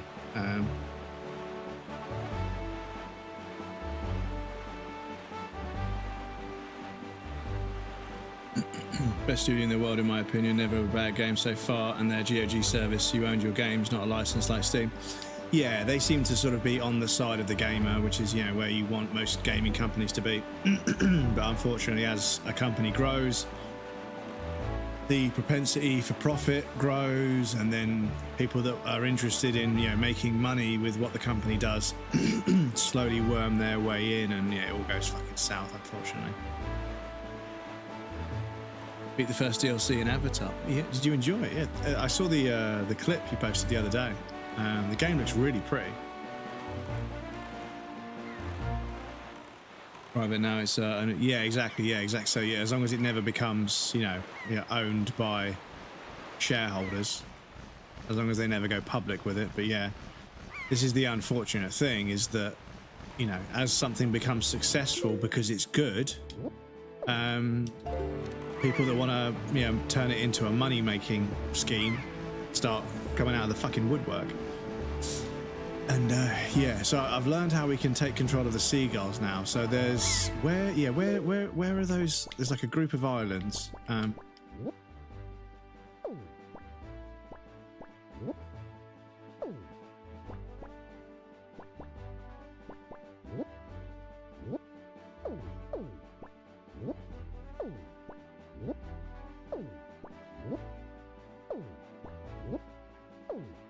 There's like there's like an island that's like, you know, and you have to take control of the seagulls.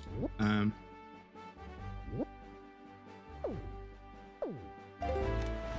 let's sail around and see if I can find it.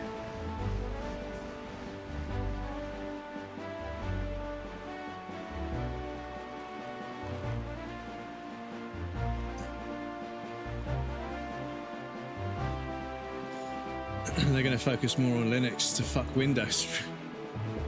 I mean, yeah, I'm starting to see, because again, Windows was kind of like, you know, we were sort of, you know, corridored and sort of monopolized into using Windows. And yeah, for years, schools had contracts with Microsoft to teach kids how to use Windows. So almost every kid learned how to use Windows before anything else.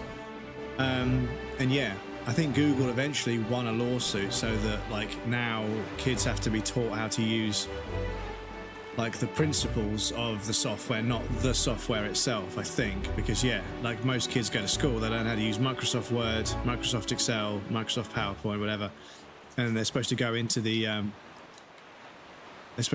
working world where they're going to use that software.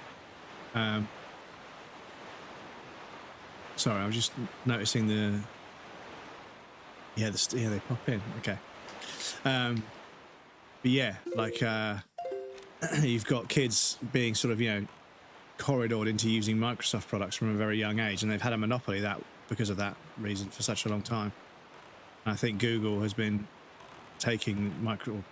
arguing with the education board and everything else that kids should be, you know, taught to use, you know, freeware, or you know, they should be taught what a spreadsheet is without it being Excel. However, they did also sign this huge fucking deal where kids at school were given a Chromebook by their school, so that's all Google integrated. So they were kind of cornering the market as well. I think that's them over there. Google were also kind of, you know, cornering the market that way. Oh yeah, there's those divers. Okay. Because yeah, they were giving kids a Chromebook, you know, as an educational grant. But obviously the Chromebook, everything is Google, all of the Google sort of, you know, data track, it's all, you know, it's all Google, right? So they were also trying to sort of do that as well. So yeah, you can't trust them either, unfortunately. Reddit's public, its most profitable and biggest company in Poland. When Cyberpunk launched was shit, the stock went down 80%. Fuck me, man. 2015 to 2020, it was 2,000 increase in stock price. Well, there you go, chat. This is it. When a games company that you believe in has a shit release, wait for their stock to tank and then buy it when it's cheap, right? Got to search on the internet not to use a Windows program, being able to Google up and verify information if it's false or true.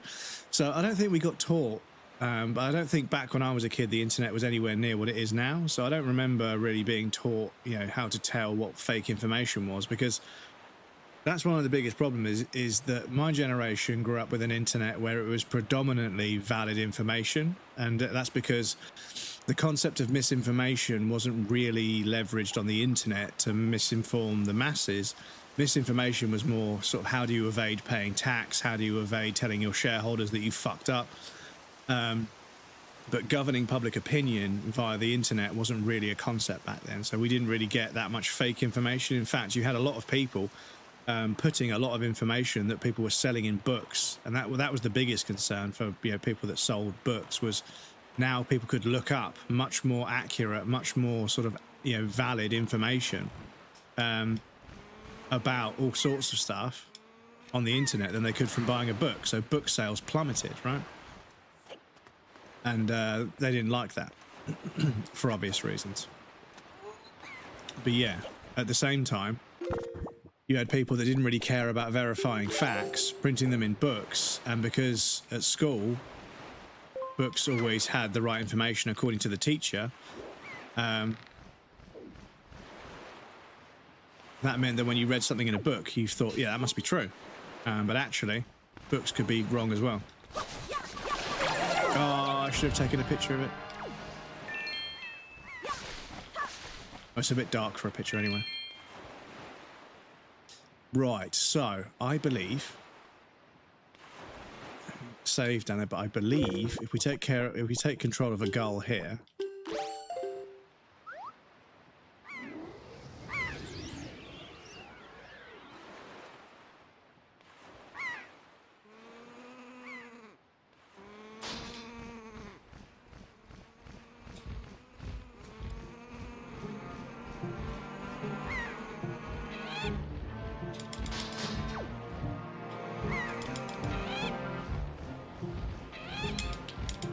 Oh, I fucking missed it.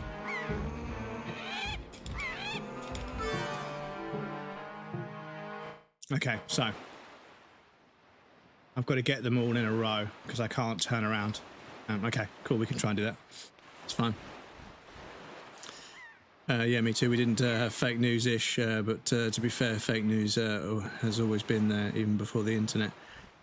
Yes, yes, and no. So the whole, I mean, misinformation has obviously existed long before electricity. You know, human beings have been lying about things for their own good for a while. You know, it's a human behavior, and obviously, as we invent new technologies, we see representations of that human behavior in the technology, because technology is ultimately a reflection of humanity, right? However, the Trump administration has been known to employ a tactic known as flooding the zone with shit. So, if you can't disprove something that's been alleged against you statistically, what you do is you fund for a bunch of other studies which are farcical in their nature and description, and therefore you discredit the entire idea of statistical analysis. And it's in a book that I'm reading, trying to read at the moment. And the Trump administration is incredibly fond of this tactic. So let's say you were going to try and ban cheese. If you had investments in cheese and dairy and everything, and the dairy price, you know, butter and milk is going through the roof at the moment for various reasons. But anyway, but let's say hypothetically you were heavily invested in dairy and cheese, and then a scientific study that was funded by somebody comes forward and says, we've found that cheese causes this, and here's the scientific proof, and it's a scientific peer-reviewed paper. Therefore, it's been reviewed by a group of scientists who agree that the logic and the explanation and the demonstration is sound, and actually this is scientifically valid, and therefore everybody stops buying cheese and milk and everything else. If you were to then pay to have a shitload of studies done on dairy and cheese to make outlandish and farcical claims about the effects of cheese and everything else, everyone would start to think, okay, so these studies about cheese, they're not really as true as we think they are. This is all misinformation. So what you've done is you've populated a particular idea or narrative in society with a bunch of trite bullshit information, but in the process you have discredited scientific research on the whole. And this is one of the reasons why during the Trump, the Trump administration, but during the first election run and throughout the last however many years Trump's been in power, so much trite bullshit, farcical scientific information and fake news has been, it's become so much worse, where basically half of what you read on the internet has basically no validity whatsoever. It used to be, there's some bullshit out there, but, most of it's true, but it's not like that anymore. Things have got so much worse. And that's because every time they fuck up, all they do is flood the entire narrative of that particular sector or demographic of society with a bunch of bullshit that makes it difficult to really figure out what is the valid scientific claim or statistical claim that actually tells you what's going on. So yeah. And that's why you've got so many people selling, courses as doctors that are not actually doctors, fitness coaches that say they've got PhDs in nutrition that don't actually have PhDs in nutrition, and there's various different legalities between what they say they have versus how they say it and how they're then legally bound to, acknowledge that. You've got people that have PhDs in things that have absolutely nothing to do with the field that they're trying to talk with authority on. Much like, even me, I'll talk about things and my experience about things, but I don't have any expertise some of the time. Sometimes I know about something and I tend to try and only talk about things that I know about or things that I have an opinion about that I think is well-rounded. And I'm happy to have my opinion corrected, because that's how you become a better person and improve your knowledge, is by, other people saying, oh, by the way, this works like this and this works like this. But yeah, the Trump administration has massively accelerated the propensity for people to just say, okay, the truth has come out. And the way we get around that is by fucking just flooding the zone with shit. And that's what they do. Lisa got to talk in school, everyone could be king, queen of Sweden, white, black, and that other identity. I was like, no, you have to be born in that family. You could be elected, I suppose, but I'm not too sure what they're referring to. I'm not too sure how your monarchy works, but yeah. pen is mightier than the sword, but people have to think too. Blowing the zone with shit is an old technique from the Russians have used it as well. Koch Industries did that too, lobby stuff. Doing the studies, the tobacco industry, exactly. Hence Trump's mafia milk moustache, and ad to promote whole milk. Beat the first DLC of Avatar: Frontiers of Pandora. Well, I hope you had fun, dude. I saw the picture, the clip you shared in the Discord. Fire hose of falsehood. The Russian version is what it's called. They have done in their own population in countries of people 1900s and 2000s. Monarchy is always who you were born into, not prime. Yes, but if you were to be married into the royal family, that would be that would make you royalty, effectively. Love you too, Bunny.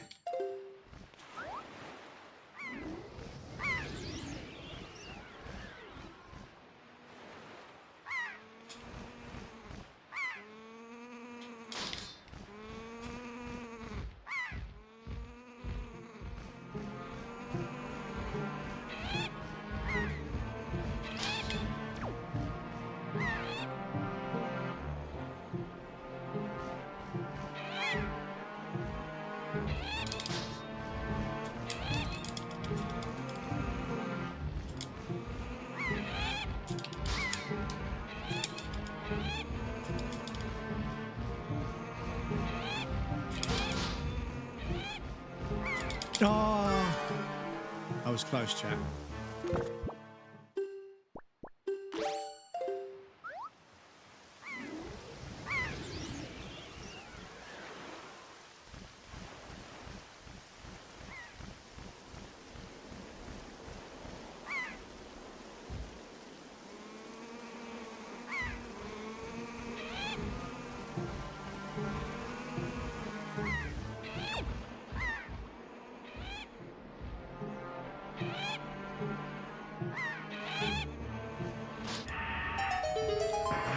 Check it out, chat. We actually progressed. We actually found something, chat, and we progressed a little bit. Right, please tell me this is something actually worthwhile. It's not just some rupees or something. Oh. Okay, yeah, this looks a little bit... Is this a piece of the Triforce?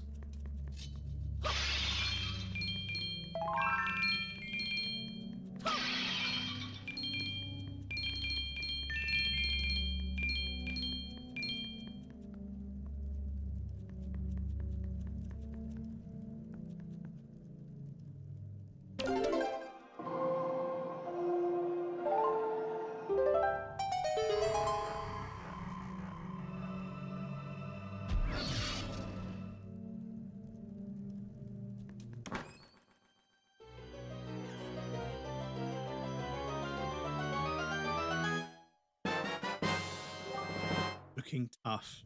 Triforce chart. Ah, so we can get another piece of the Triforce. So that is, that is sizable. I'm not going to lie, that's actually pretty big. We need the Triforce for everything else, for the whole story, to be honest. It's kind of the whole point. Ad shows him selling whole milk while wearing a milk moustache, looking tough. Monarchy is always born into it. Yeah, but like I say, if you were married into it, because I don't think Princess Diana was born into it.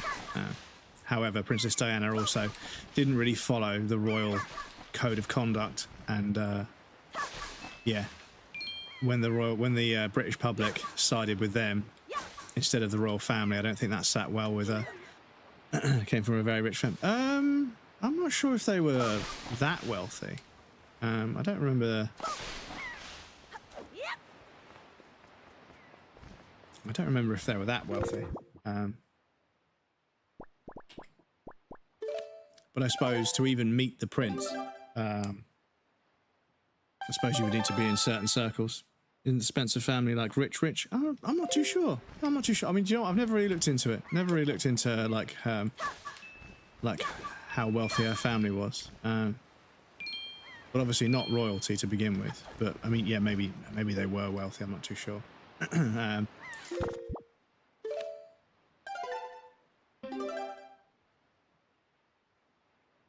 They taught some stuff compared to when I was a kid. Well, yeah, it's a different world. It's a different world, unfortunately. Not everyone can be prime minister. Technically, everyone can. Well, yeah. I mean, yeah. Like I say, with the way politics is, like there's a game to play, and unfortunately, many politicians are more focused on playing the game than being the right person to run a country, because they're just too busy playing the game to actually do anything that might benefit the fucking country because they need to stay elected for long enough. Yeah. I think Winston Churchill was a Spencer. Really? I'd never heard, although I'll clarify, I'd never heard that Winston Churchill had any connection to Princess Diana. However, it has been known for the wealthy and the elite to sort of mask their connections. Somebody, years after somebody has been ousted or someone dies, they say, yeah, well, yeah, they were the third cousin of this enormous dynasty of, like, you know, wealthy, powerful people. So they were always going to end up doing something that made them famous and rich, you know. They were always going to get a pretty sweet deal because of the family they were born into. So, yeah, it does happen, I'm not going to lie, you know. But I mean, in the UK, we have a thing called the House of Lords. And I think the House of Lords, you have to be born into it. You can't be elected externally. But it means you've got a bunch of people that are just, you know, born into this kind of, you know, income by being a lord. And they don't actually really do anything for the country, so they're going to be dismantled. But what resistance there'll be to that, I don't know, because obviously the people that were born into it are fairly wealthy, but, you know.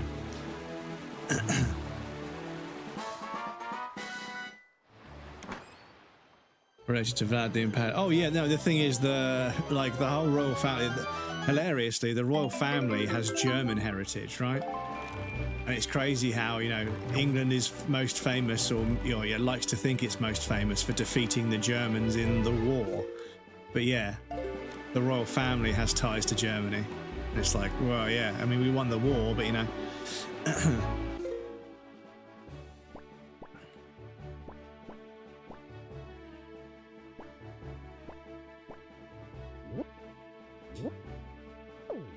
I've done those.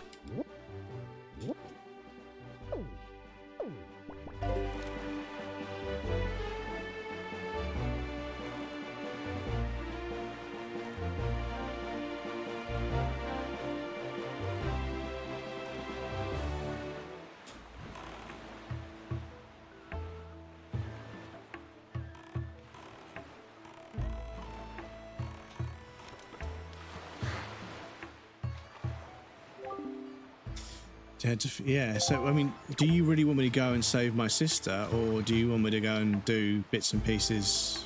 This is what I'm getting a little bit confused about, is the boat and the game is like, just go and fucking go to Forsaken Fortress, but I feel like I should definitely have something in these two slots, and I should definitely have a few more things here before I'm ready to go for the final part of the game. And I know that Zelda games, they will let you just go and fight the final boss. I mean, Breath of the Wild, you know, your first achievement, your first objective, it just says defeat Ganon. It's the first thing in your list. Everything you do is technically optional, but you want to do it because it's fun, but also it equips you to deal with Ganon. But you can go to Ganon and parry, like, their attacks, like with a stick. And I think that's what I think someone told me that's actually what the speedrunners do. They literally use movement exploits to yeet themselves towards the castle as soon as possible, and then fight the final boss. Because it is technically the fastest way to get to the credits. From German monarchy, and they were cousins with Prussian monarchy and the Russian Tsar during World War I. They all look the same. Three cousins bashing worker people against each other. Tsar and King George look like twins. It's insane. I'd have to look up a picture because, yeah, like there's a photograph showing like a German monarchy and, you know, I think it may be the Prussian, as you say, Prussian monarchy, and the British monarchy. And it's like all of these people are friends, yet they were at war for however long. You think, whose war was it, you know?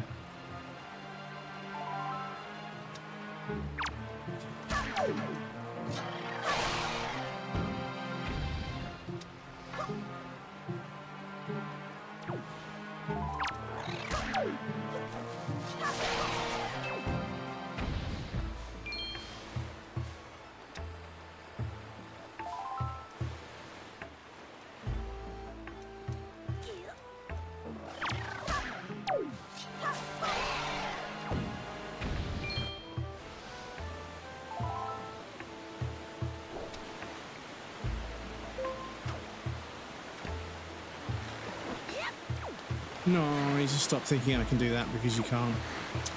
Ooh.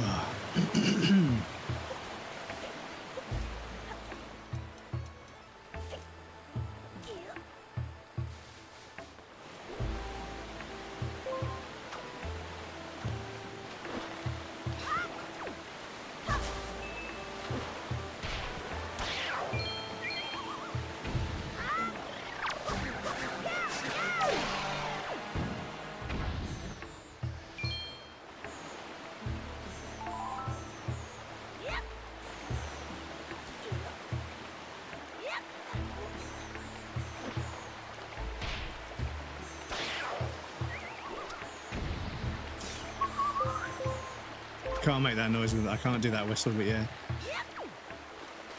Because there's a bunch of goofy old cartoon sound effects that I'd like to incorporate into the stream. But yeah, I've got a few of them. But yeah, I need to find ways to make buttons for them. Are you ready for the new Resident? Yes, definitely ready. Definitely ready. The Resident Evil games have been getting better and better. So yeah, looking forward to seeing what comes next. But yes, it comes out 26th of Feb, but I presume some people are playing it already. Which yeah, I'm trying to avoid spoilers.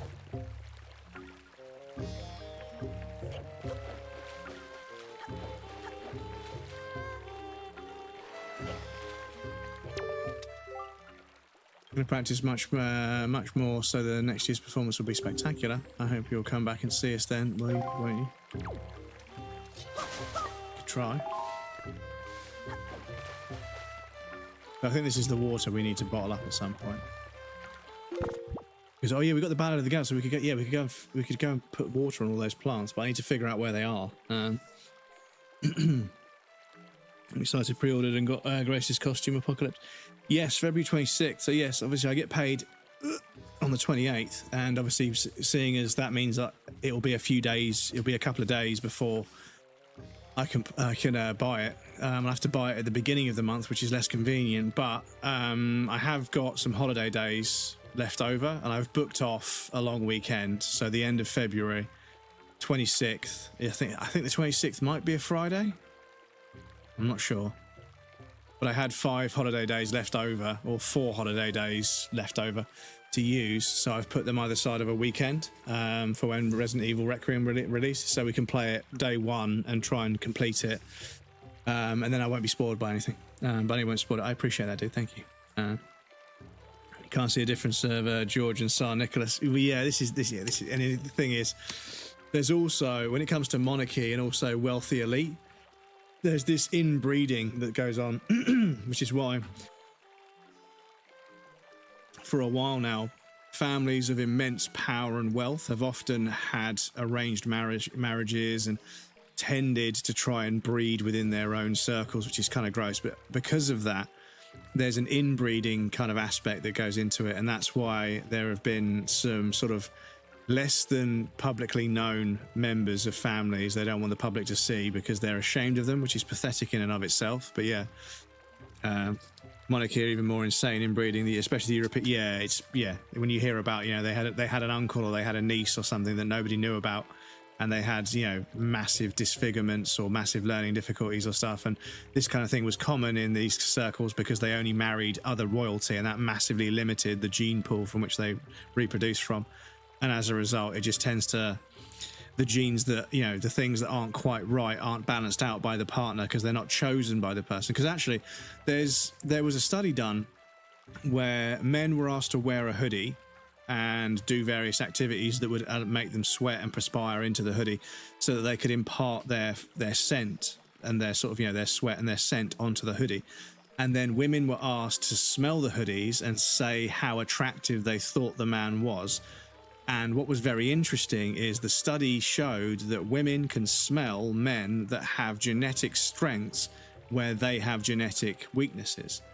So they are literally more attracted to people that have the genetics that are going to counter their negative genetics, which is why arranged marriages and forced marriages and stuff and forcing women to bear children with the wrong people that they're not attracted to is actually a fucking terrible idea, and that explains where that inbreeding stuff in the royal families comes from.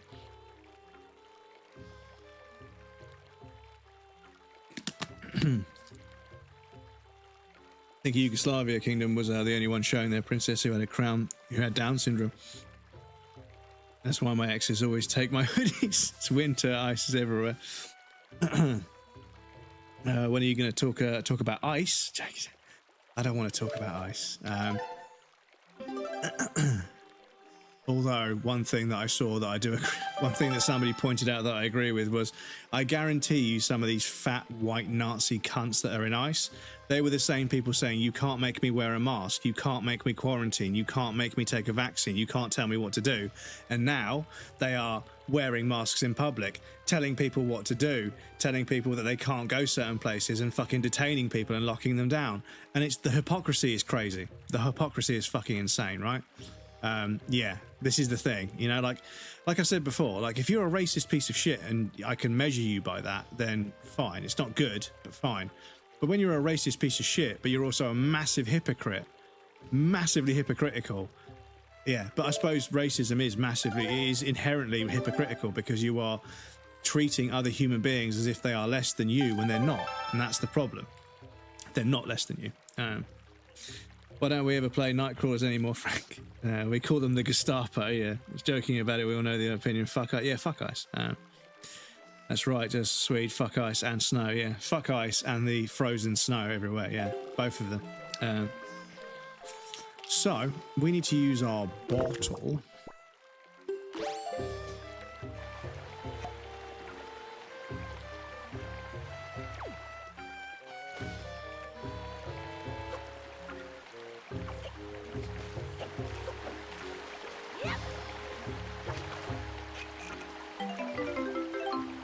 Right, forest water, you can use it multiple times, but it loses its forest freshness after 20 minutes. After that, it becomes normal water. So, I need to know where the first island that has one of those trees on it is. And I can do that with this. Swipe it to forest water, stand it for 30 minutes, 20 minutes, travel to 8 islands, find 8 withered deku trees. Once he finds them, he will speak with the Korok, and then he can water the withered tree. In forest water, despite watering the trees, the bottle won't actually empty, and you can use the same bottle for all 8 trees. Oh, that's handy. Sail east of the forest haven to the Cliff Plateau Isles. Okay, we can do that. Cliff Plateau Isles.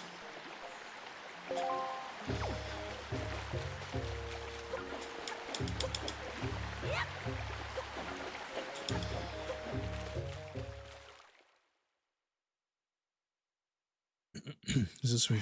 Crumb's got a little taste of a video seeing how our roads look like. Yes, please don't use your phone while driving, please. I know you weren't going very fast and you've got road special ice tyres, but please be careful, dude. Please be careful.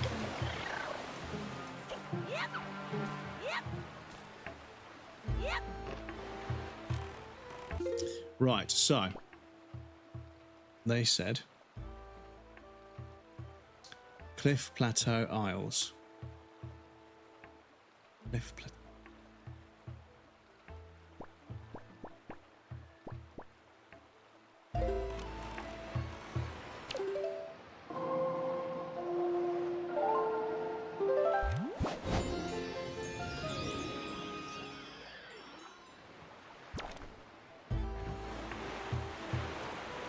So great seeing Black Panthers tell him to go fuck themselves, where there's that leader branding a weapon and telling ICE to fuck off, and seeing the ICE just cower away.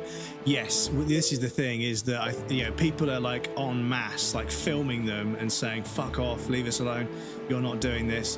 Like they are all aggressively arguing back, and there's just not enough of them. There's not enough of them, and unfortunately some poor woman was shot to death, point blank range, by somebody who was, oh, I got hit by a car. Really? Because it looked to me like you fucking aimed a weapon and pulled the trigger. Doesn't seem to me like you were being hit by a car. You may have been bumped into, and you were also standing in the way of a car. So yeah, there's that. Is this? Yeah, this is them.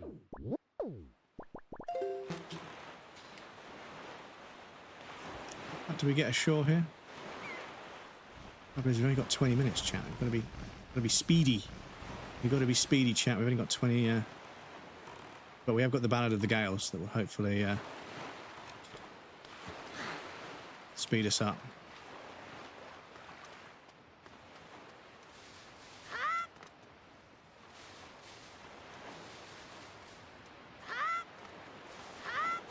Oh shit.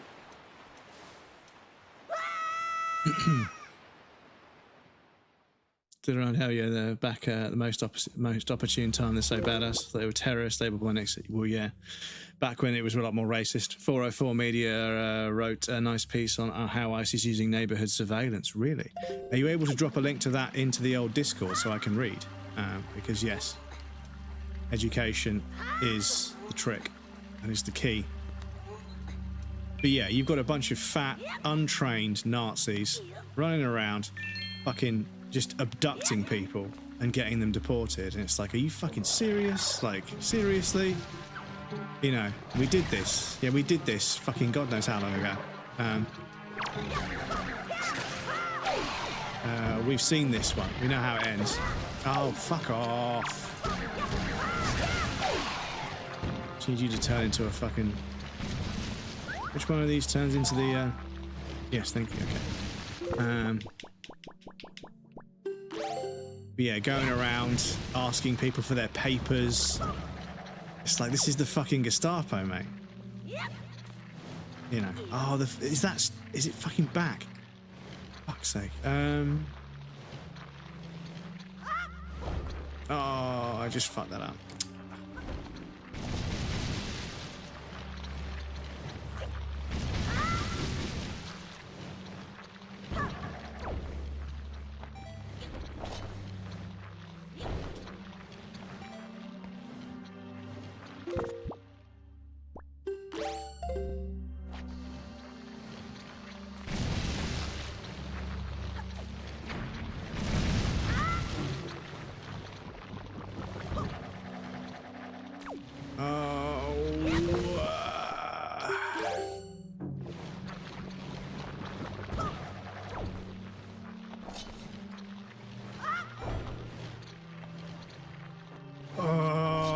Bumping into things and flying is so annoying, man. Just let me grab the fucking ledge game. Come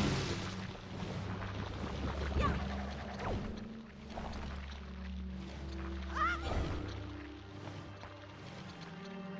But yeah, I mean, what worries me is that, you know, if they get away with it in America, they'll start doing it here in the UK. And the trouble is, because we don't have guns, there will just be fucking brawls, like fucking brawls in the street over it. And yeah, it will not be a good time. But I'd like to hope that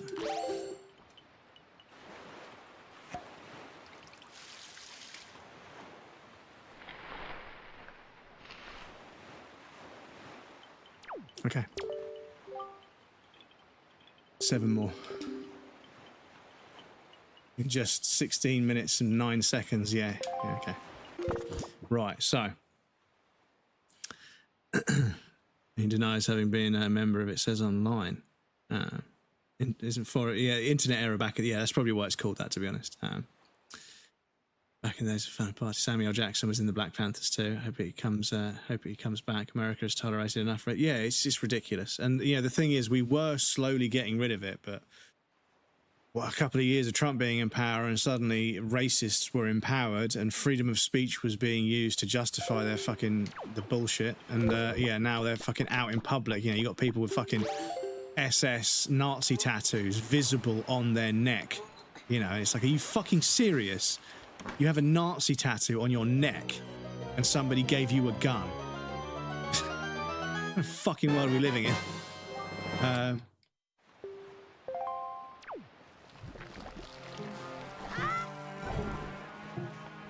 Where's my ship?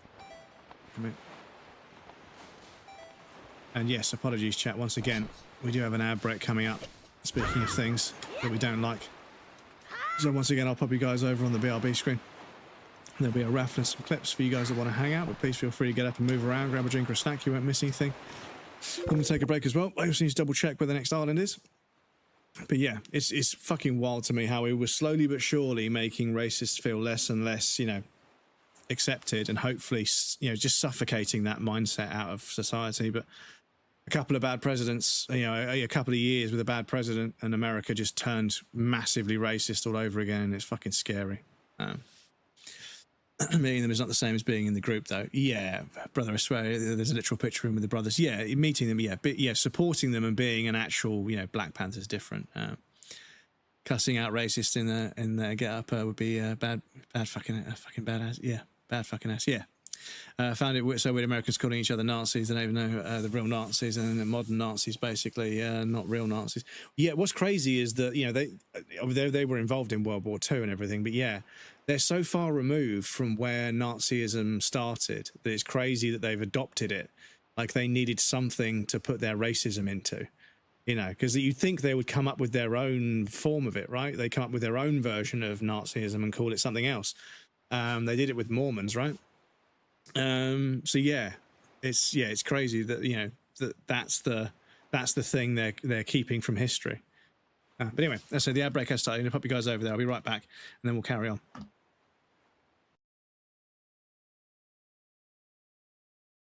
Oh,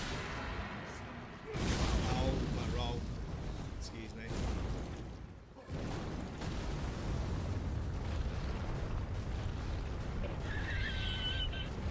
Stop it.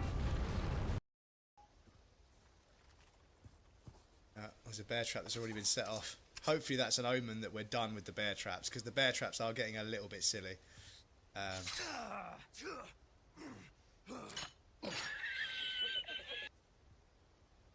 Fuck you. Oh, fuck you, fuck you. Fuck you, fuck you. Fuck, fuck, fuck, fuck, fuck, fuck, fuck, fuck, fuck, fuck, fuck, fuck, fuck, fuck, fuck. Fuck you, fuck you.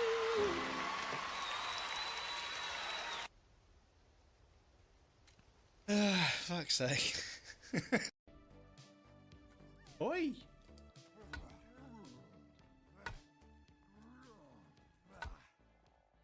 Oh shit. Take that.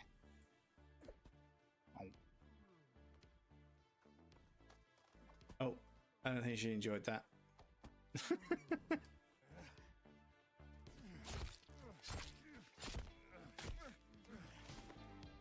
Yeah. What you get for fucking with waifu. Piece of shit.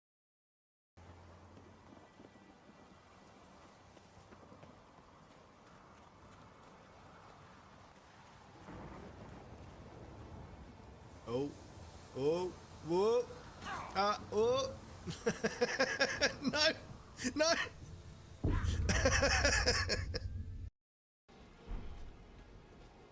But yeah, in Breath of the Wild, I say the same thing to everybody. It's like, just go and get lost in the game. Just get lost in the game. I promise you, that map is so charming, and there's so many cute little places in that game. Just wander around it and enjoy the view and take it in and get lost. Don't worry about where you're going. Just get lost, and you will find something.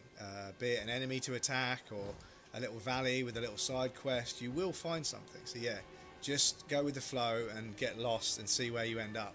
Because I think that if you just subconsciously just move through the game and just, you know, don't really have any sense of real direction that you're heading for a long-term goal, you enjoy the moment-to-moment gameplay so much more, because you're not treating everything as a building block to a goal you've been assigned. Everything has its own significance in the given moment.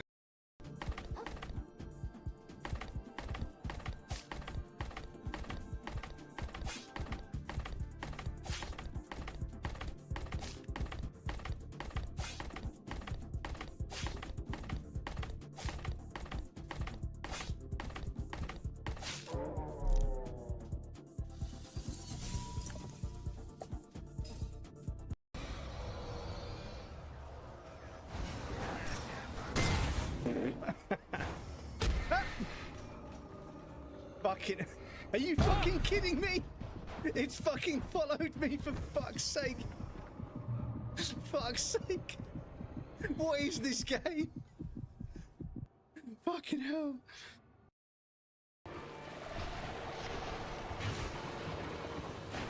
early. Ah, the hitbox!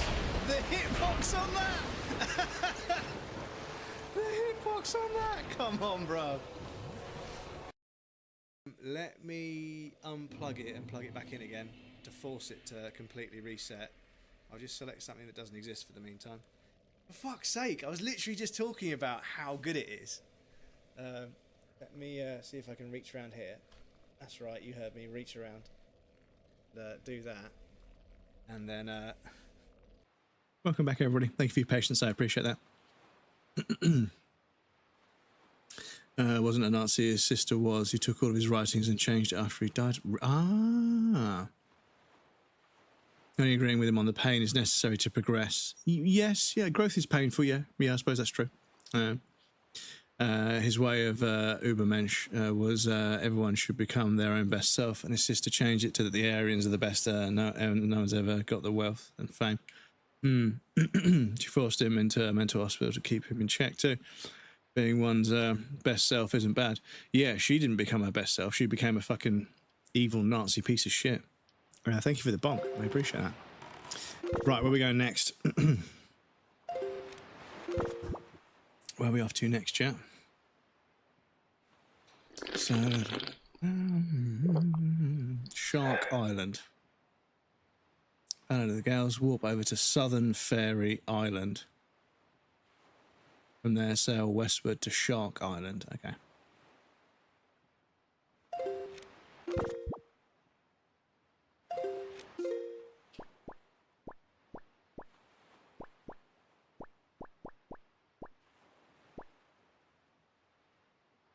That's not too far away, is it? That really isn't too far away. But...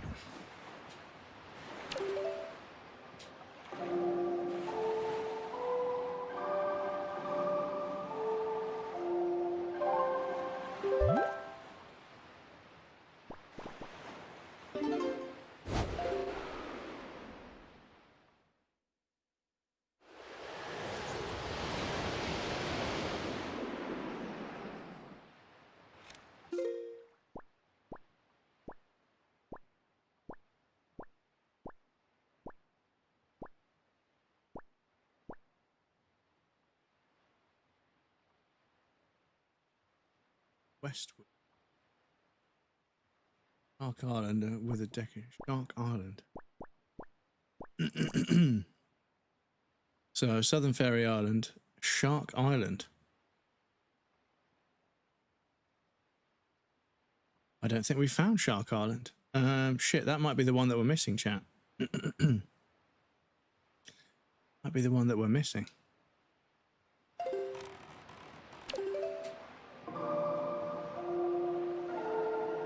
Hey, Pellies. Welcome in, dude. How's it going?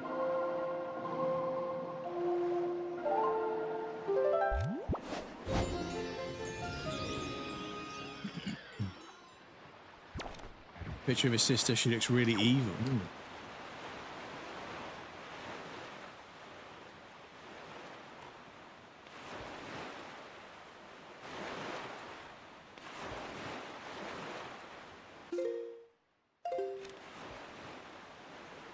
Because, yeah, I never found an island in this square, to be perfectly honest. So, yeah, I'm a little bit...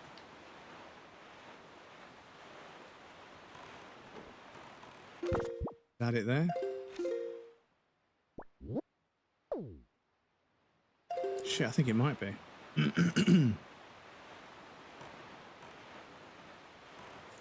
I think this might be the one bit we're missing.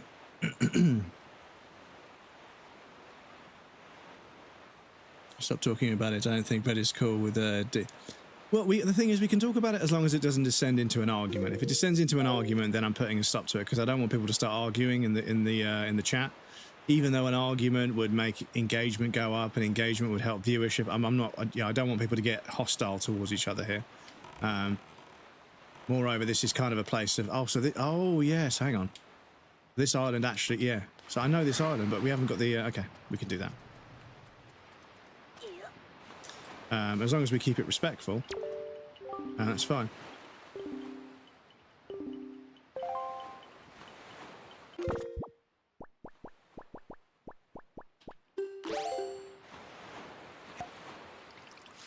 Well, I want an argument with 2 alpha arguments. Yeah, this is the thing. Is Pettis, thank you for the 15 streams. 15 streams.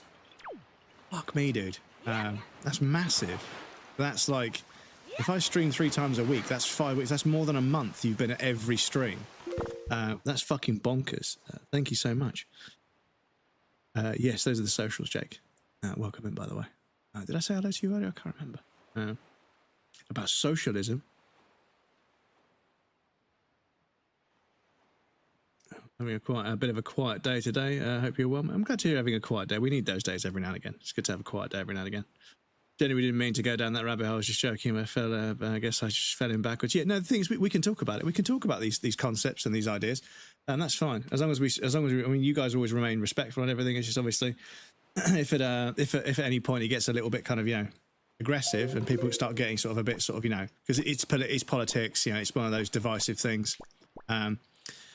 That yeah, it can cause massive arguments, and then I have to regulate an argument rather than playing a video game, which is not what, you know, that's not what the stream's about. The stream is about playing a video game, not regulating an argument. So yeah, it's good to have a quiet day. Bread acting like Mr. Rogers. No, she knows about the horror about example. Don't eat 2 kilograms of cinnamon buns. Haven't always been super active, but I try and check in for only for a bit. No, I appreciate that, dude. Yeah, and the thing is, like, you know, all the metrics that Twitch chooses to report on me, everything looks like it's going completely wrong, but all the metrics that I pay attention to, how long people have been subbed and how long they've been supporting me, not because of the money, but because it demonstrates that they support me. People's watch streaks, people, you know, how long, not, you know, the amount of money that people spend on sub, but yeah, like how long some people have kept their subs going, even though I'm a small streamer. How much money we raise for charity, how many different games we've played. You know, there's all sorts of things that I derive, you know, enjoyment from with streaming. But yeah, Twitch just seems to report on a bunch of other stuff that's just, it's impossible to work on right now. Nothing works. So yeah, Great Fish Island, which is that. So we need to warp over there.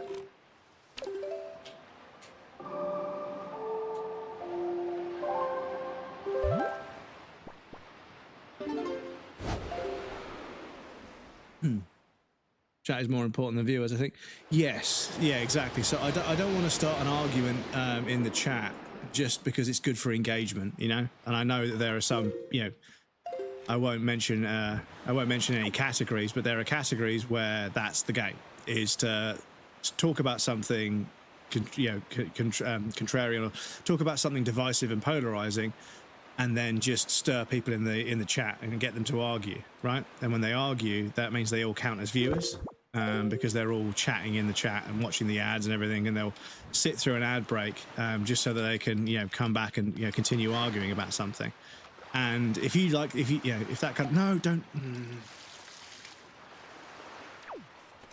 that kind of culture is something you enjoy and whatever, then cool, go for it. But for me, no, I don't want anything to do with that. Oh shit! I don't even think we were supposed to fucking go on this on. I think we're supposed to go somewhere else. Make your way up to the peak of the spirally island and find. So make your way to the peak. What are you talking about?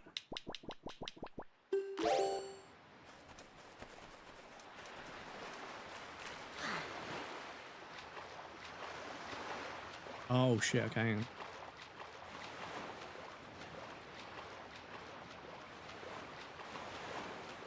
Oh chat! I've fucked this up. I have fucked this up. Excuse me.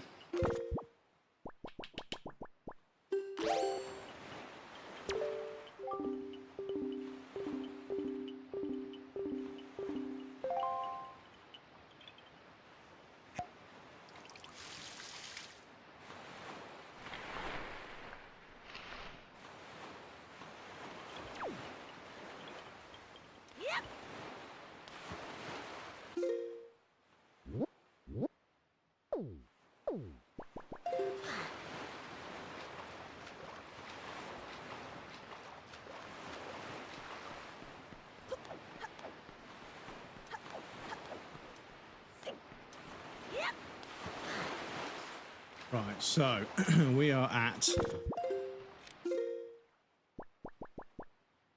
Cliff Plateau, okay. You have to ask for the link. Yes, so yeah, we can hand out Discord links, but I've seen you before, so that's fine. There we go. I'm a little bit less free with the Discord links because yeah, I've seen a few people's Discords get hacked, and I'm a smaller creator, so it's unlikely to happen to me. But this is the trouble. So, warp overs, yes, and then we need to get to Shark Island, Shark Island, which is there. So we want to warp over there. Okay, cool. We can do that. We can do that.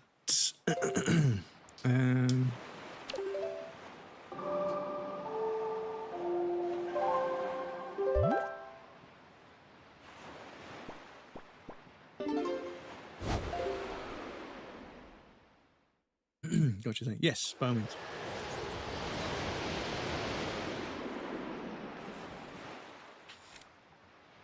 Yes, this is it. Is that you can have a shit ton of viewers, but if they're all fucking screaming at each other, it's not a fun stream to be a part of, in my opinion. But you know, different people can like different things. What I like doesn't equate to what a stream should be. But yeah.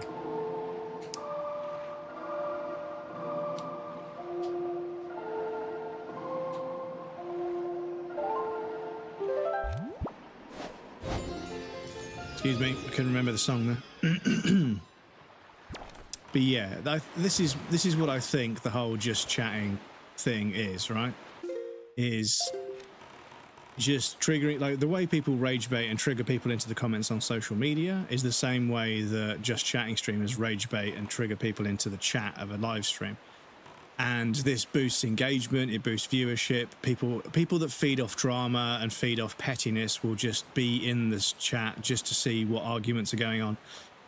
And then the streamer just sits there fanning the flames.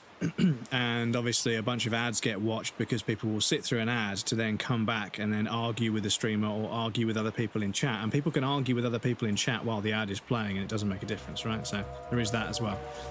But yes, ultimately, it is perpetuating a toxic environment in that chat, but also, in the on the platform in general, because people, when their streamer that is contrarian and argues about everything isn't on, they then go into another streamer. They go to another chat, and yeah, when people allow certain things in their chat, the people that spill out of that community then go and do those things in other chats because they think it's okay, because somebody else has set that standard. So yeah, it's something that needs to be regulated, to be honest. But when everybody's making a bunch of money from ad revenue, suddenly it takes a long time to catch up to the administration of the stream and regulating it to make sure people don't fucking do horrible things to each other. But the whole side of Twitch that I just try and stay away from. Sail to Shark Island, warp over to Great Fish Island, which is this one there. We're going to warp over there, make your way up the spiral. But yeah, okay, that's what we did wrong.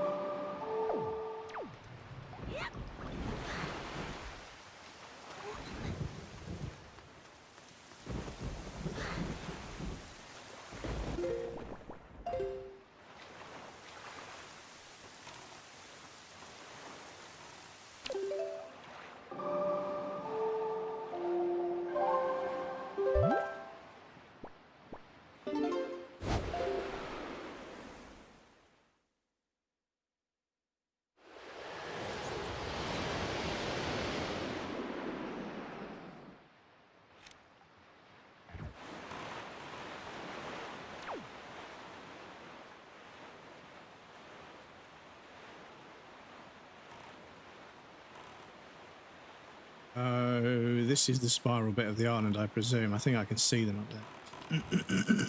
Excuse me. Oh, I do have a map, okay. Come on, Link.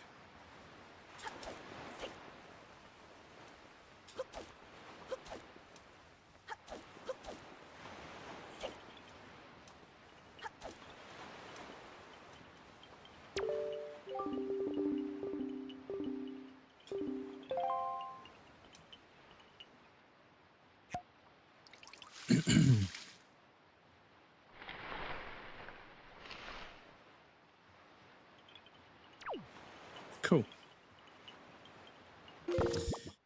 So after that one, thanks. I just posted an article for you. Thank you, dude. I appreciate that. Oh, sorry, you were the one that was asked. It was talking about. I asked you to fucking post. Sorry about that, dude. Sorry. But yes, I'm a bit protective over the Discord because I want to keep it as tight knit as possible. Sail southwest, a square region to Needle Rock Isle.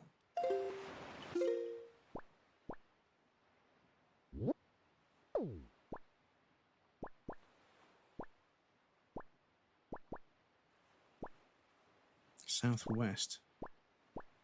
Needle Rock. Okay, cool.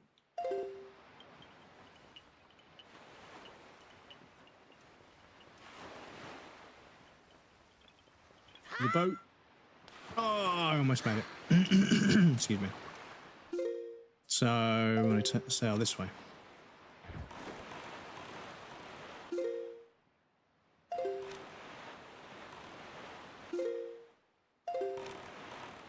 There we go.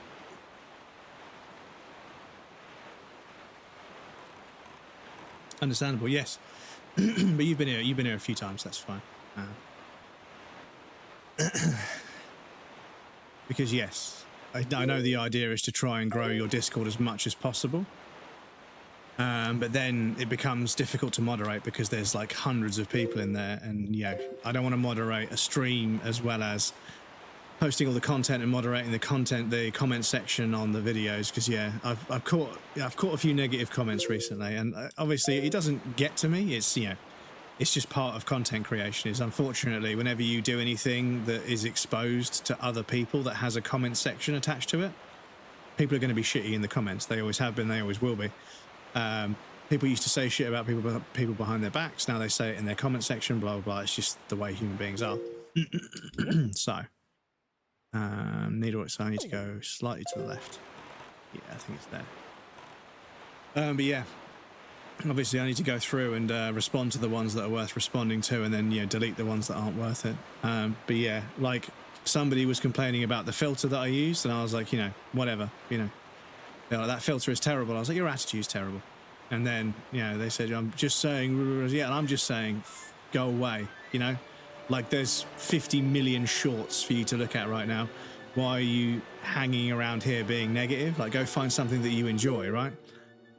And then somebody else was like, maybe you shouldn't post online if you're going to get so butthurt. I was like, I'm not getting butthurt. I'm just being fucking honest. Like, if you don't like what I'm doing, fuck off. Fuck off. I have absolutely no control over what you do with your time. If you don't like what I'm doing, go off and go somewhere else. And I know that's kind of something you wouldn't expect a content creator to say, but I'm fucking sick and tired of trying to make my content as good as possible and only getting fucking negativity back sometimes. Not from you guys. I love you guys, but they talk about you've got to post a certain amount of times per week, a certain amount of times per day, but at the end of the day, it's just people are so fucking miserable, and I just don't have the patience for it. I just fucking don't. If people are going to be miserable, then they can be miserable, but I'm not going to fucking sit there and just smile about it, People need to fuck off. Post a really cute clip in the avatar photography. Thank you, Jay. Appreciate that. So yes, this is the island we want to get to. Oh yeah, there's one over there. I remember now.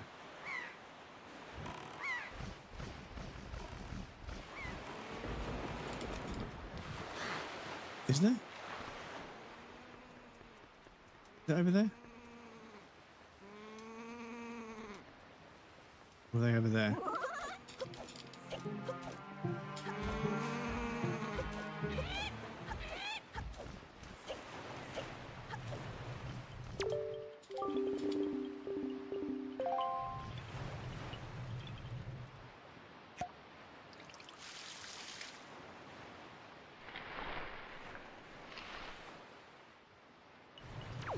Cool. Is that one done?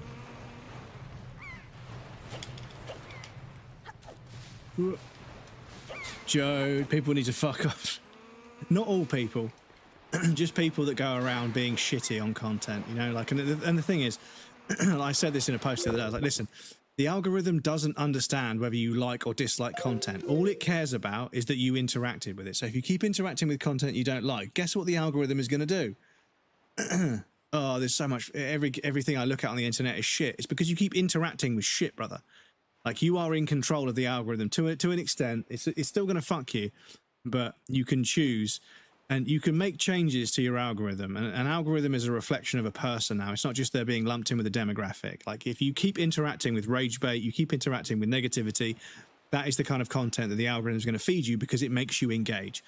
If you only engage with content that's positive and nice, that's what the algorithm is going to feed you because that's what you engage with. It's that simple.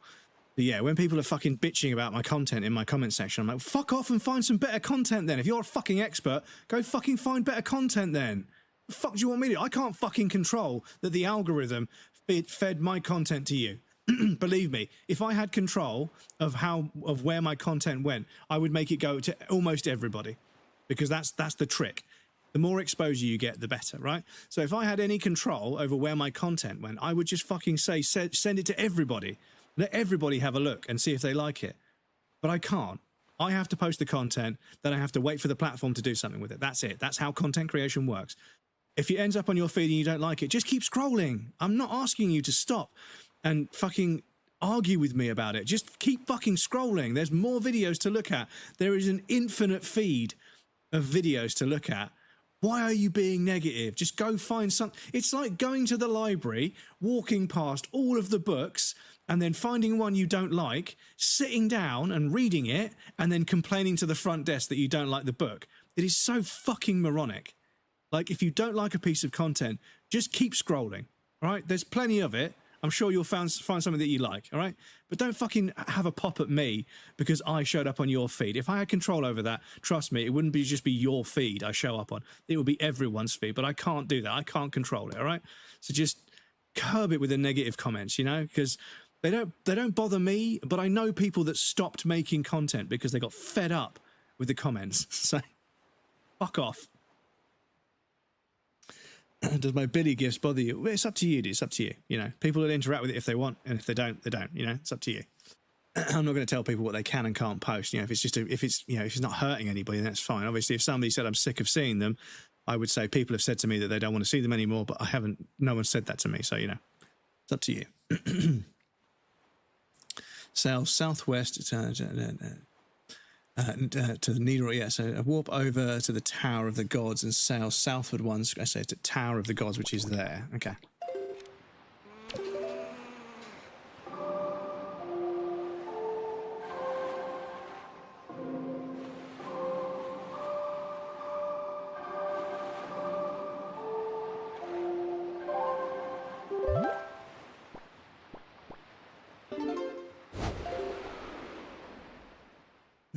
In the Discord. Nice browser. Yeah. I need to get rid of it, sorry. But yeah, I just don't have any fucking... I've got no more fucking patience for people that like... Obviously, I try to engage with comments. I try and talk to people about the games. New York City. I try and talk to people about, you know, the content I post and everything, and I'm happy to engage with people about it. But yeah, like... When somebody's negative and I'm like, yeah, whatever, and they keep being negative, I'm like, oh, fucking just go away. I can delete the comment, but I want to delete the user, you know? I want that person to stop existing on the internet. I'm not saying I want them to die. Not that serious, but yeah, just, you know, take this person's fucking account away. They're obviously a negative piece of shit. And if someone's like, well, look, they comment positively on this content, then why the fuck aren't they watching that content? Why the fuck are they watching mine and then complaining about it? It's not. I'm not forcing anyone to watch content. This is the thing. I try and make it as good as I can, and all I get is negativity. And I'm like, for fuck's sake, what is fucking wrong with people? You know, it's like having cable TV and then fucking calling up the cable company because you don't like what's on the channel you're watching. Just change the fucking channel. Just change the fucking channel, my dude. There's so much other stuff for you to enjoy. Yeah, I don't get it. The way people are like, oh, I don't like this, I don't like this. But if it's not something that's in your fucking life all the fucking time, then yeah. Just remove their Wi-Fi. Should have diarrhea for 1 month and puking at the same time. Something seems unintentional. Let the streamer know, otherwise move along and find the right stream for you. Excuse me. locked into fucking public toilets, portable toilets, and set on fire. This is it, you know. Like, if somebody's saying or doing something, and like, you know, they're struggling with it, and you think you can help them, then maybe stop to help them. But yeah, Private Oasis. Yeah, Private Oasis is the next one. Okay. But yeah, like it's crazy to me that people will just, you know, it's almost as if they go out of their way to find content they don't like. And they start complaining about the game that you're playing, or they start complaining about, you know, something that is, you know, categorized by what I'm, you know, I categorize my stream to show up where people can find it, right? And the thing is, if you want to find Wind Waker streams, you can find my stream, right? People can follow the category, they can hover around in the category, you know, they can see my go live notifications and jump in. But yeah, it's crazy to me how some people act like I kicked the fucking door in and started fucking streaming in their face. Or posted content in their face. But yeah, some people are just driven by negativity. And yeah, in 2026, I'm trying to fucking let people know that, yeah, it's just, you know, you can be as negative as you want. I'm not going to change how I make my content. I make my content, people that appreciate it, the people that don't, I hope they find some content they do appreciate somewhere else, you know? But yeah, I ain't got the time nor the inclination to fucking sit here and babysit somebody's fucking fragile ego. No, don't do that, you fucking prick. Fucking babysit somebody's fucking fragile ego because they didn't like that I put a filter on the screen. You know, they didn't like the fact that I've got scan lines or whatever on the screen. Fuck off. Who fucking asked you? Piss off. Petty little cunt. And this is the thing, you know? Sometimes somebody's negative and I'm like, yeah, whatever. And they're like, no, sorry, I didn't mean it in a rude way. I was just, you know, I'm like, yeah, cool, whatever, you know? But sometimes when people are rude and I'm like, yeah, whatever, they're like, oh, I'm just saying, blah, blah, blah, and yeah, whatever, whatever, bruv, you know? And people are like, yeah, don't engage with it. I'm like, but you know, this is the thing. Engagement is the trick. You know, if I engage with it, if I reply to the comment and then they reply, it's good for the algorithm. So I have to do it, right? You are supposed to respond to comments. Wait, who said that? Some fucking kid on YouTube, you know, but like we were saying earlier, there's always somebody saying something. So probably walk to the Tower of God, sail to Eastern Ferry. Once again, walk to the Tower of Gods, sail northward to Eastern Ferry Island. Eastern Ferry Island. This area would not bet on one of your videos. I got so annoyed about it. I hope you're doing well. Yeah, no, it's fine. This is it.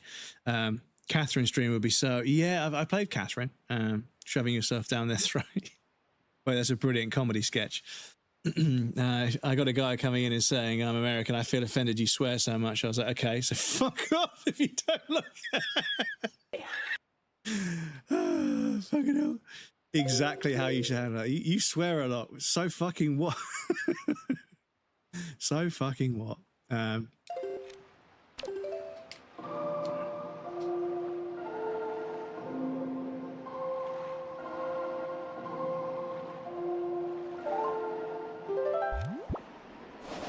shit. Northwards, please.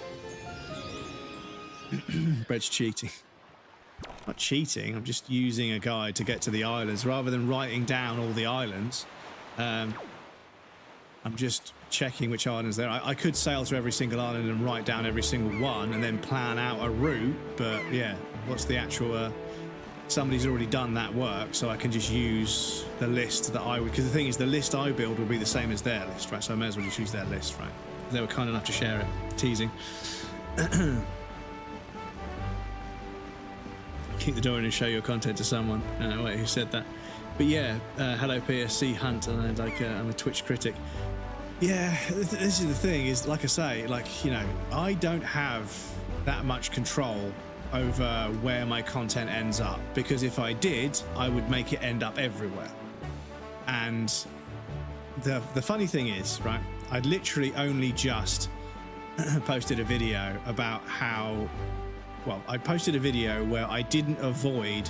Normally I would avoid criticizing something when I post content because I don't want to be one of those contrarian, divisive streamers. I don't do that, right? But I thought, you know what? I have a criticism about one kind of game because it gets glazed, and there's another kind of game that got fucking dragged, and people were really sort of facetious about this game, but they were also really sort of supportive of this game. But they both encompass a big open world with very little going on, and it's a slow burn, right? They're both emphasizing a slow burn kind of gameplay. Is it Eastern Ferry Island we're going? Sorry, I just want to check. Eastern Ferry Island. Yes, next to Teku Tree. And then we've got 2 more after that.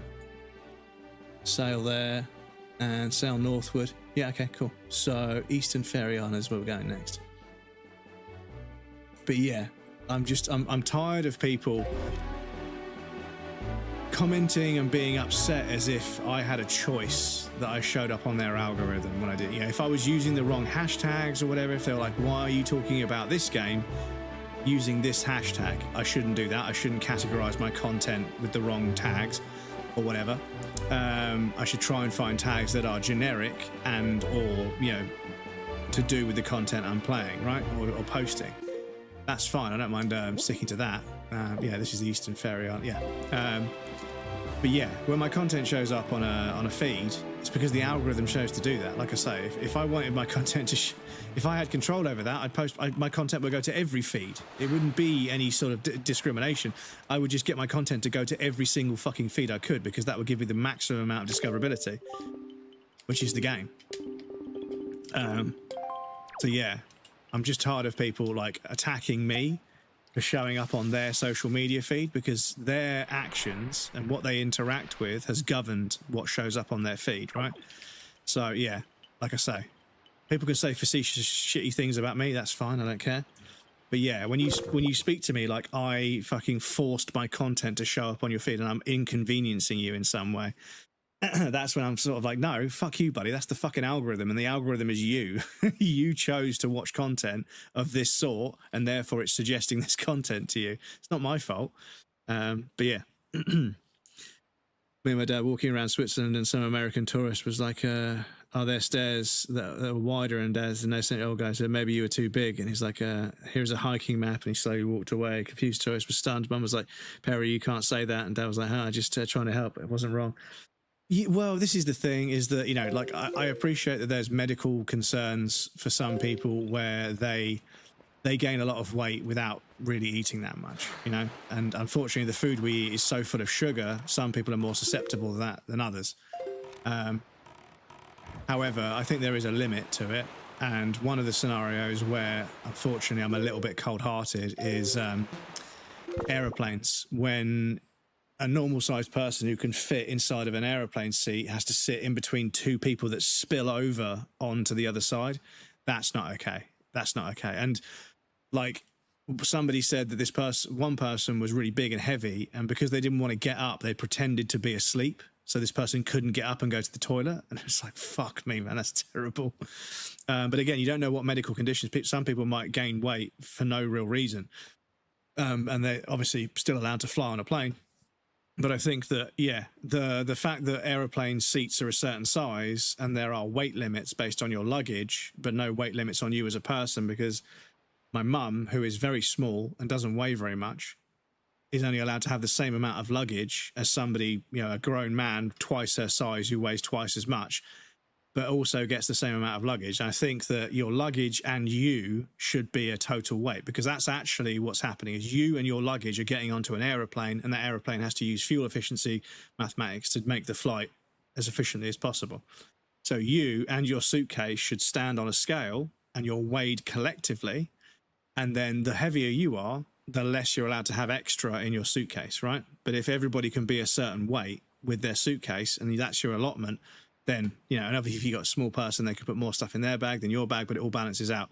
But yeah, that's obviously quite rude and quite cold-hearted. But when you're talking about fuel economy, and also somebody mentioned to me that in an emergency on an aeroplane, a big person, even someone that's not overweight, just someone that's very large, can cause a huge issue. Like if a big person that's not overweight just is a big, heavy person, if they fall on top of somebody else when they're trying to get out of the aeroplane before it sinks in the water, when it's made a crash landing, that can create quite a serious situation, because there isn't an awful lot of room to maneuver. And if the person weighs a lot and there aren't enough strong people to help move that person because they've all fucking left the plane, that person is then stuck there drowning because some big person has passed out on top of them. And it's like, whoa, that's kind of scary, you know? And obviously, if somebody's very big and they struggle to fit through the door, the small door that they have emergency exits, then they're blocking the door for other people, which is danger. So it's difficult. And obviously public transport is another extension of that, where people take up too much space on public transport with their suitcases.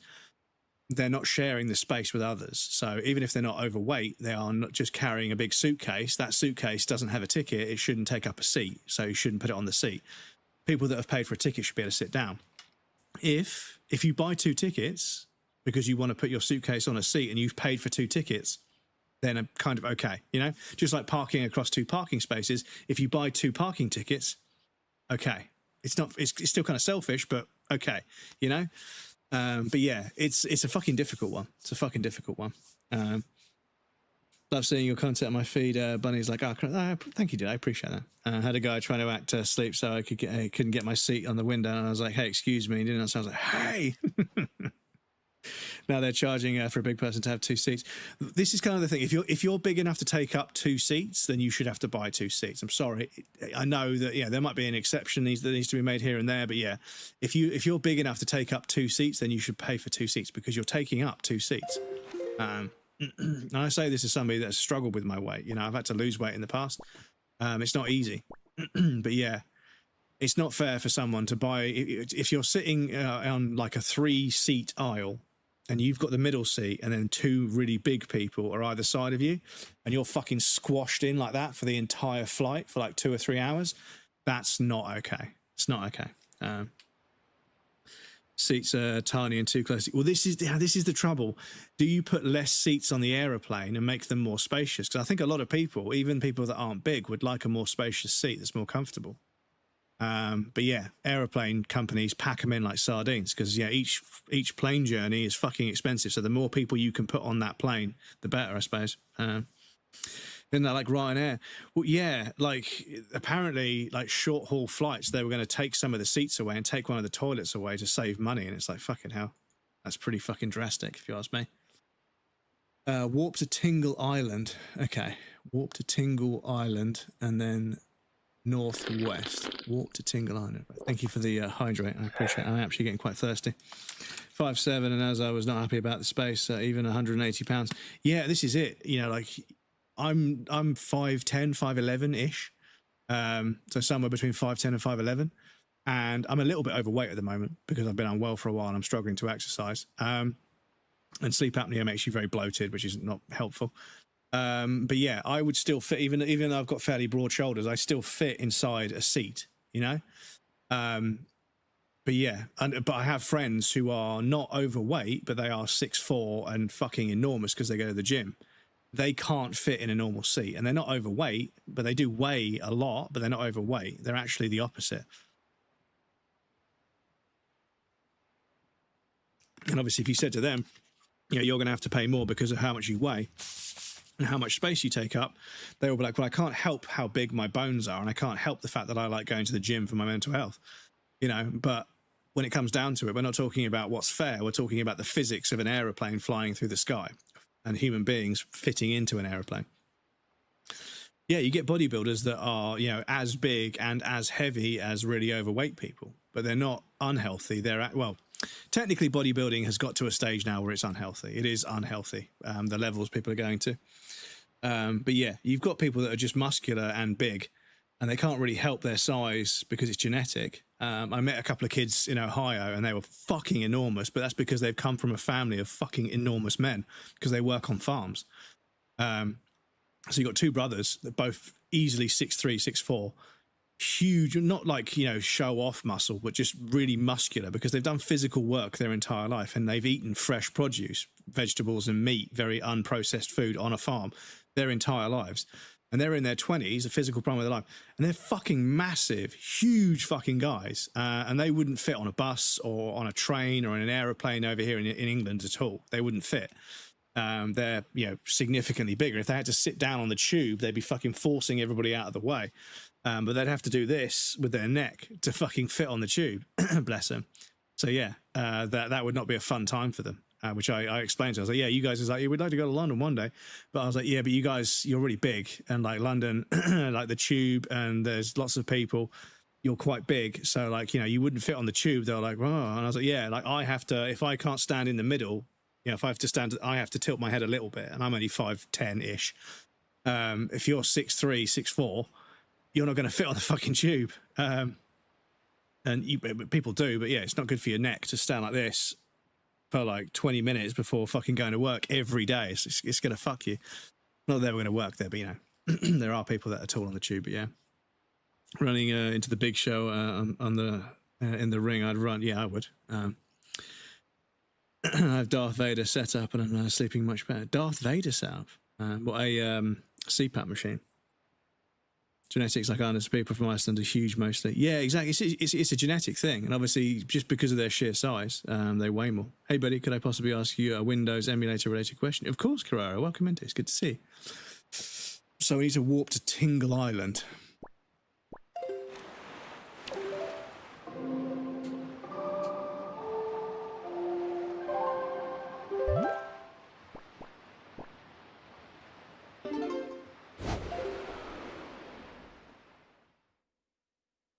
Things around from yeah, I've heard really good things, and the thing is, I think I have mildly obstructive sleep apnea because of long COVID, so I'm hoping it can be treated with medicine.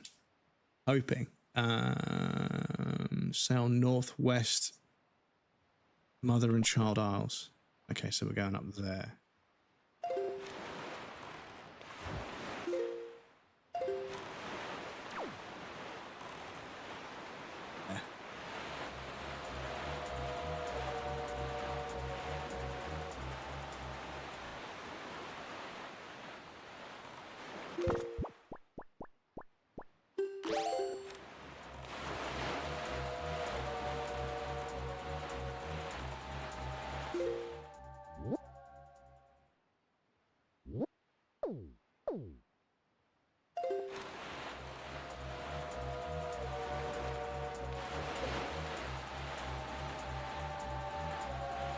You know how I could install PCSX on Windows 11, Super Smart App? Oh shit! When Stupid Smart App is running and blocking it. Yes, so several emulators will not have licensing to run. So when it says this program is from blah blah blah blah blah, you know, are you sure you're not allowed to run it? If you click on more info, it then says you can run it anyway, but obviously do that at your own risk. Obviously only do that with programs you trust. I can't tell you what to do. But I know that the majority of emulators, owing to the nature of what they're used for, they don't get a license from Windows just to be, you know, you can't just run, you know. So you have to, there's like a more info. You can click a button down the bottom left that's more info. And after you click more info, you can click run.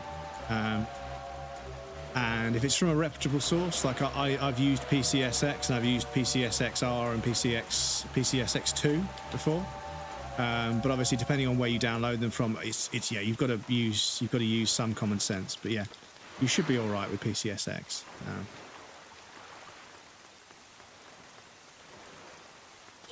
Oh.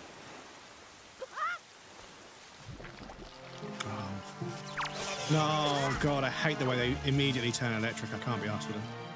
I hate them so much. They're such a fucking annoying enemy. I know you can boomerang them, but I can't be arsed. Just can't be arsed, chat.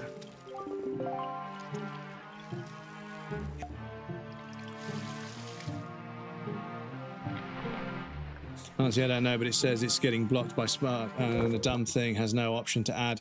Yeah, so if you're getting the installer from PCSX2.net, which I think is the official, yeah, if you've got the official page, when you get the dialogue that says, you know, you shouldn't run programs, there's a more info button, and when you click that, it gives you the option. I'm not telling you what to do, but it gives you the option to run the program anyway. And I think running it anyway might add it to the list of allowed exceptions. There's one of those traders here. I kind of need to speak to them, to be honest, but yeah. Haven't done it yet, but I know people do it. Bought a Walmart prepaid phone to run emulators. Yeah. Error saying the ROM was broken and trying to get a PS3 game to work. Yeah, so PS3, our PCS3 has improved a lot recently. We played Metal Gear Solid 4 on our PCS3, which is pretty amazing, to be honest, because, yeah, that game's been platform locked for a long time. Sail northward to Star Island. Okay, yeah, cool. We've got a north-facing wind, so yeah, we're good. Northerly wind, so we should be fine.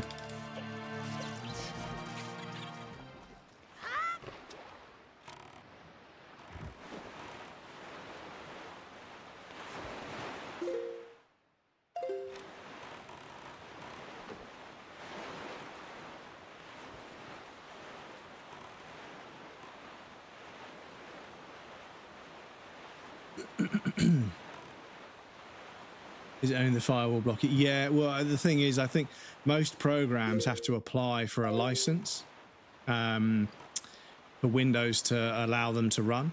And obviously emulators don't request that license because they wouldn't get it, so. Do you know how I could install PCSX within Windows? Yeah. Clicking learn more only opened up a smart app in the browser. I'm so frustrated by this. Are you in the Discord, Carrero? Because if you send me a picture, but I'm sure it's worth disabling the whole thing, especially re-enabling seems impossible unless you reinstall the whole system. Oh shit. Okay, I got to. Ah, okay. Fair.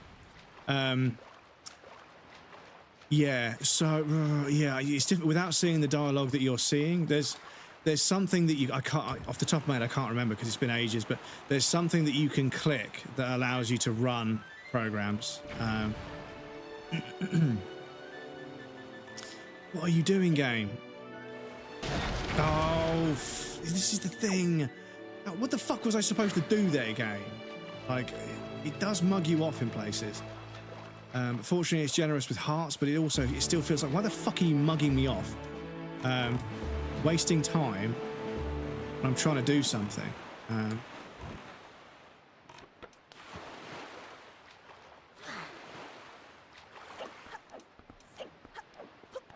No, you fucking prick. Sorry, chat. As I mentioned before, sleep apnea has put me in this constant stress response. Hence the facial bloating, the torso bloating. I've got so little patience for anything.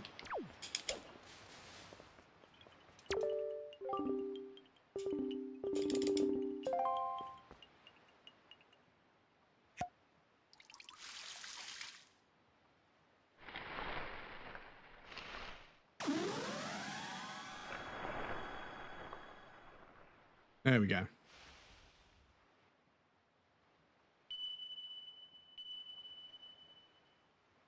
Only a piece of heart. Collect 4 more of these. Dawsman, come see how healthy my forestry has become. Wow, I'm so happy. Thank you so much. Right, cool. So, I'm going to save the game there. There we go.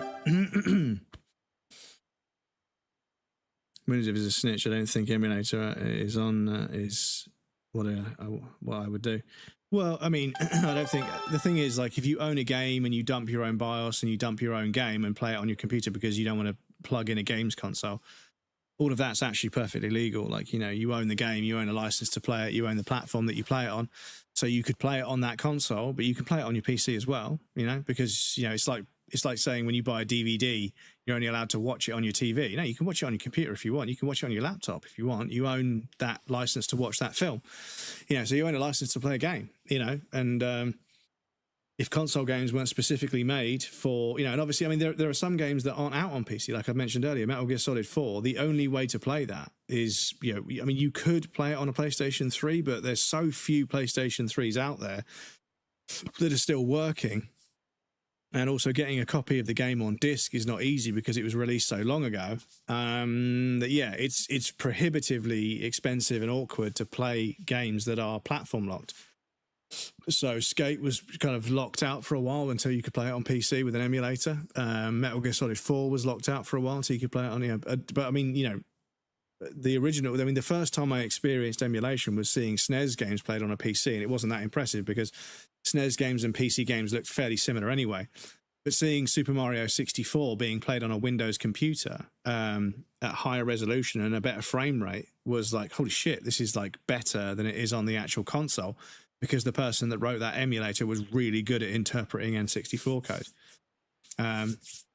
And yeah, since then, people have continued to refine the code of that N64 port of N64 port, N64 ROM. Somebody actually optimized it just by stripping out all the code that doesn't need to exist, and lowered the amount of draw calls and a few other sort of processor calls to do things, and found ways to sort of optimize the code with new knowledge.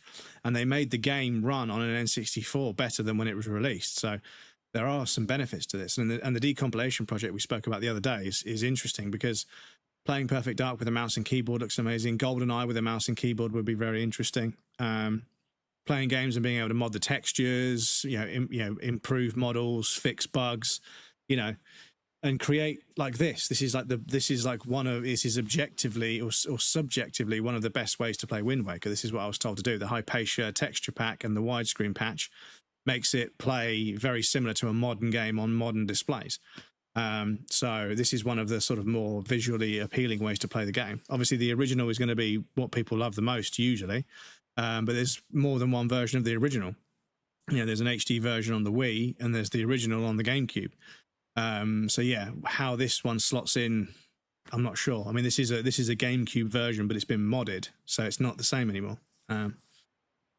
Wanted to play Fatal Frame 1, but it's not available on any modern system. Yeah, this is it. Some games are not available anymore. You can't play them. And in terms of preservation, porting them to PC is a good shout, because PCs aren't going to go anywhere. And once you get it to run on a graphical API that PCs understand, that opens up the doors for people to mod it, to do texture packs and all kinds of amazing things. So yeah, in terms of preservation, I think that's a very good argument.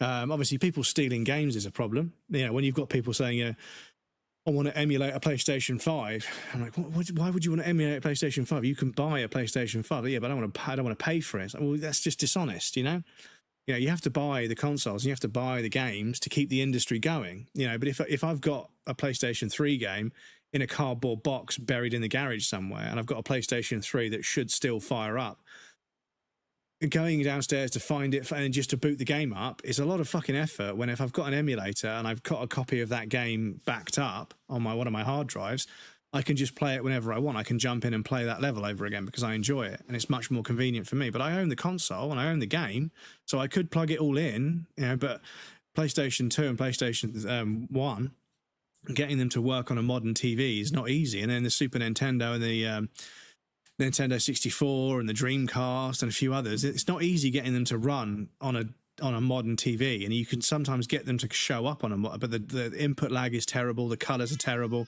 the refresh rate doesn't match, there's tearing, there's a lot of effort. There's a whole industry around upscaling old consoles onto modern TVs. So yeah, emulators are kind of the only way I can play retro games without sinking hundreds of pounds into equipment to not only buy the old retro games that everybody charges a lot of money for, but also get a scanline, open source scanline converter or a retro tink, which is a few £100s, to set it up to be an HDMI signal without any lag, so I could play it on there. But then I've got to capture the damn thing and send it to OBS so I can show you guys. So all of this to play through a classic game just seems a bit much. So, if I've got a copy of Wind Waker somewhere that someone lent me, and I've got the GameCube over there. I've got the GameCube controller right there. So I own the right to play the game. And I've got a copy of Mario Sunshine somewhere. Twilight Princess, I need to have a look on eBay and see if I can get a copy of it. Then I'll dump that and we'll give that a try. Hate the older games becoming not available. Don't even care about remasters. Just make it runnable at the cost of a few extra bucks. Well, this is the thing, is that there are games that I've bought 4 times because they've had to be re-released, and this is the thing. I don't think, people are like, oh yeah, emulators, playing games, you're not supporting the company. If the company's going to sell me the same fucking game 4 times every time a new platform gets released, so I can still play a game that I like, if I buy a game on PSN on the PlayStation 3, I should be able to play that on PlayStation 5. I should be able to play an emulated version of that on PlayStation 5. But well, emulation is difficult, blah, blah, blah. Open source, third parties reverse engineered the PlayStation 3. Not completely, don't get me wrong. Compatibility is still an issue, but, you know, RPCS3 can play Metal Gear Solid 4, it can play Skate, it can play a bunch of, like, games that really are quite specific, you know, especially Metal Gear Solid 4. Metal Gear Solid 4 is very specific to the PlayStation 3. So emulating that is very difficult, but we managed to play it on a desktop GPU, desktop machine, and I was streaming the game at the same time, and it was 1080-60 the whole way through. So, yeah, you know, if they can do it, then Sony could. So, yeah, once I've bought a game, I feel like I should own it. And if you want to make games digital, that's fine. But once I own a digital game, I own it. I should be able to play it. I should have access to my media. That's the trust that needs to be there. And it's not there at the moment. Like you say, once a game gets old, you can't play it anymore because they want you to buy the new one. And yeah, I don't agree with it. Don't agree with it. Anyway, there is an ad break coming up. I need to pop you guys over on the BRB screen. I'll be right back, and then we'll carry on. But yes, so that's one thing we've achieved today with our progression in the game. We actually managed to achieve something. We've got all those trees fed. But yes, I'll be right back.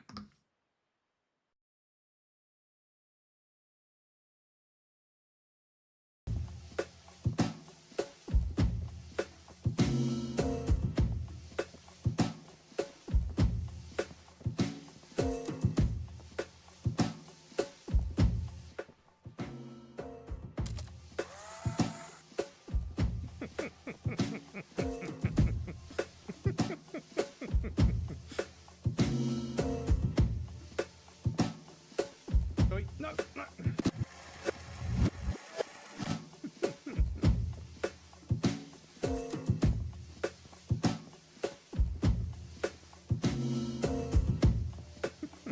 No.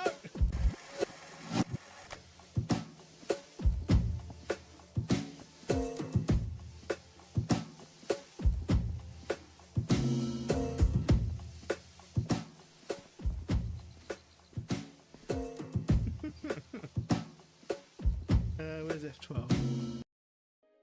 He leaves, he eats like, I put half a pouch down, right, in the morning of his wet food, right? And he eats like 2/3 of it and leaves some of it behind. Yeah, that's it. He just walks straight over me.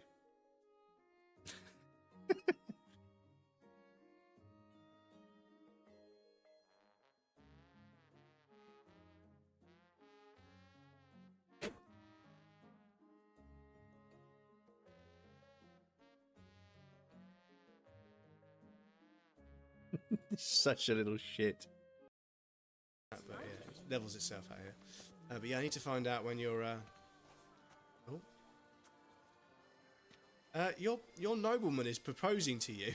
Why are you blowing me a kiss? I must see a medic. Mate, these hoes ain't loyal, honestly. Here, but I feel like I can do this, boss.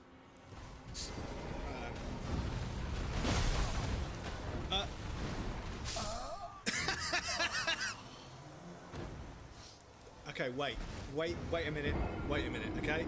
That doesn't count, okay? That doesn't count. Fuck you, game. Fuck you.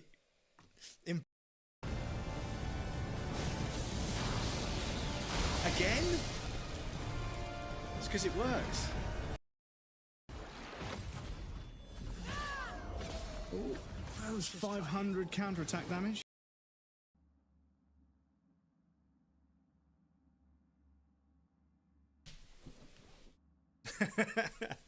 I can be a floating head. I should have got a long sleeve one. But I can be a floating head.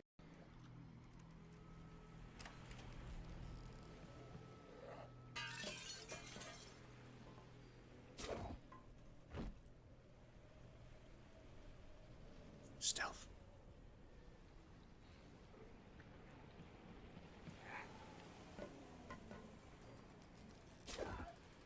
Stealth.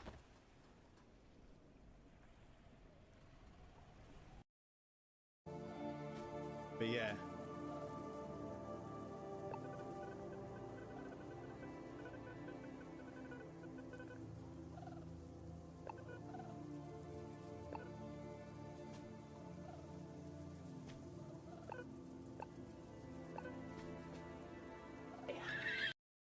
This works.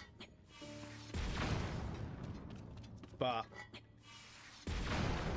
it will break your shield. Damn. Okay. So can we?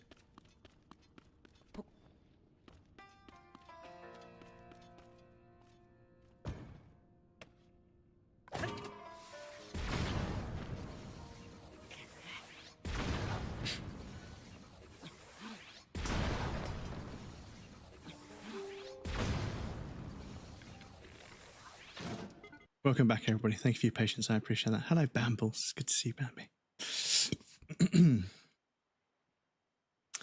The extra bucks, even with the graphics and resolution and the gutter, I get it. Yeah, this is it. I think that there should be some sort of, obligation that if you have a game that's lucky enough to keep selling long after the platform has gone, obviously there should be some incentive for them to port it. And the thing is, like, when, like I say, like RPACS3 and the team and a few other people, like when people can reverse engineer a video game with just the code of the game, not the original source code, but just the code of the game. They can reverse engineer it in the language that the game cartridge or CD and the processor of the console uses. They can reverse engineer it, figure it out, find out how to optimize it and make it work. Sometimes even decompile it into something that's like C. Sorry, we have a visitor. Sometimes even decompile it into something like C.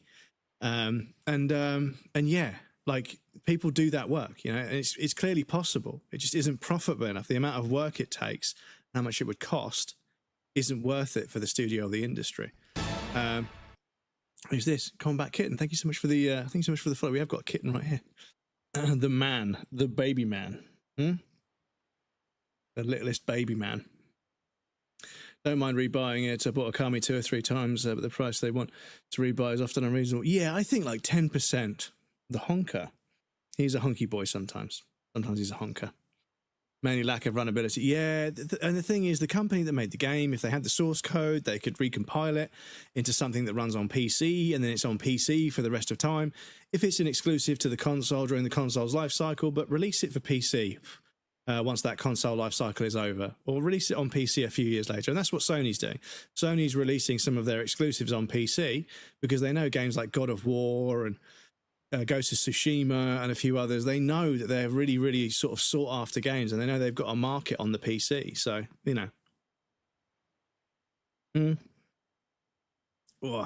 stand up and say hello to everybody. Give me both your claws. Give me both your paws. Come on. Oh, there we go. Now I can hold you upright properly. Beef is being cooked. Glad to hear it. We like to hear about the beef. The beef.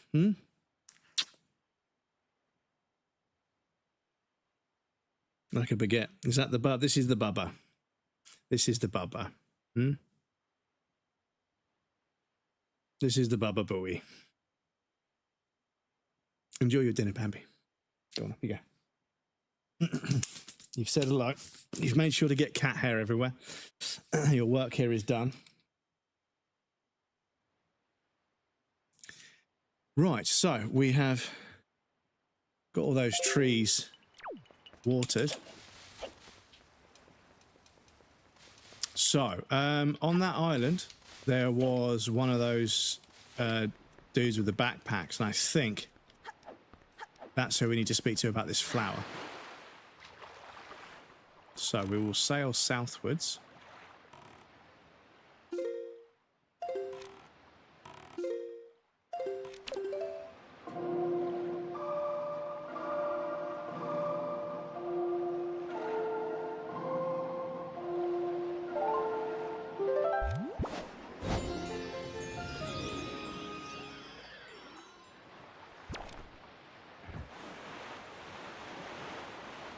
Yes, I feel as if main things I like to emulate are from the 80s and early 90s. Yeah,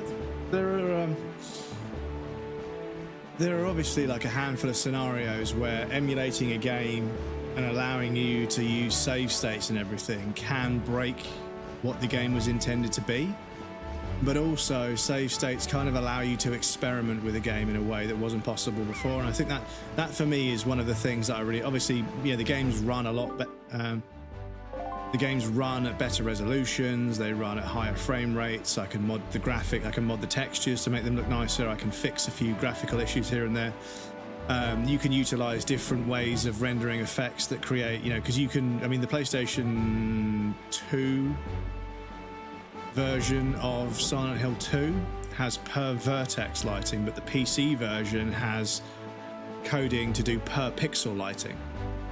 And you can play an enhanced edition of the Silent Hill 2 game for the PS2. There's a PC version that was never quite as good but somebody's modded it with the PC technology to make the original game that's the best version of the game look and sound and play the best, by utilizing all the PC sort of code they created. And that means you can have per pixel lighting in Silent Hill 2, but the version of the game on PlayStation 2 that everyone likes. So yeah, there's a few scenarios where you can take the best of all the various different versions and make them into one PC version. Yeah.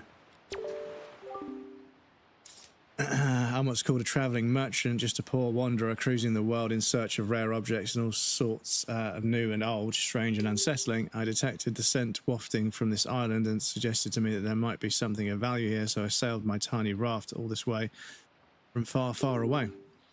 But the high rock wall on the main island blocks my way, so it seems as though I won't be able to get much farther. What a disagreeable turn of events.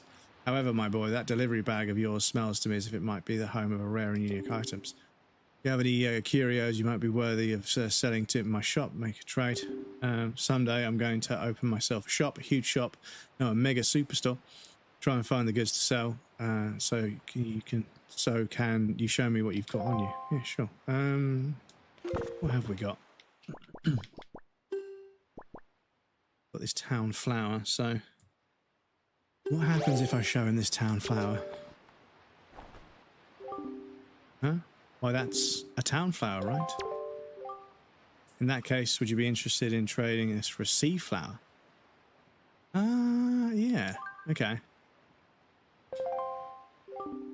Most agreeable then. My fee will be... Yeah, that'll be 20 rupees on the dot. Here's your item as promised. Hold out both your hands. The sea flower, the scent of the sea wafts from the delicate petals of this flower from an exotic far-off land. Okay, so it goes in the delivery bag. So by trading your goods for my goods, you have and I have formed a merchant's oath. So from this moment, I shall honour our merchant's oath by sending shipments of my product to Windfall Island. Thanks again. Okay. So...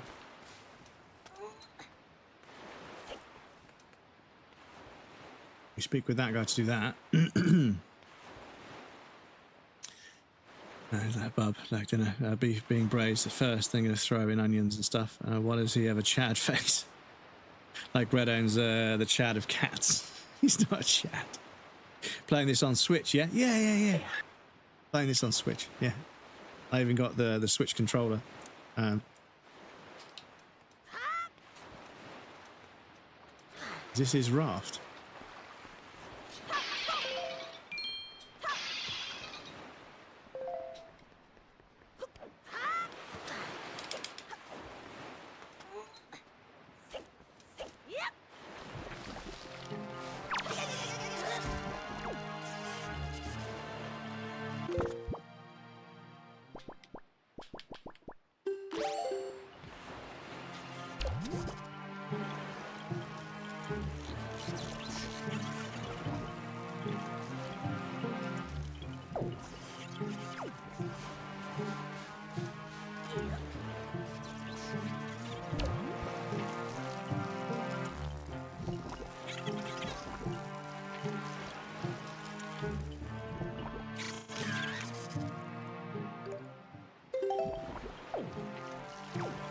Okay, so yeah, I'm not sure if we need to get a picture of them because he said they were quite rare, so I'll grab a picture of that now.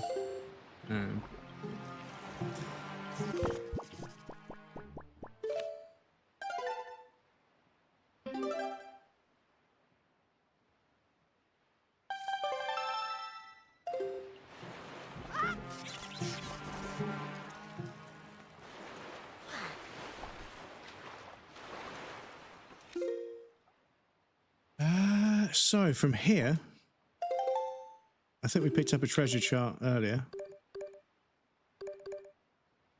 Oh, Triforce chart. Oh, I've got to take it to fucking... yeah, I've got to take it to... Oh, where the fuck is that? Where was that?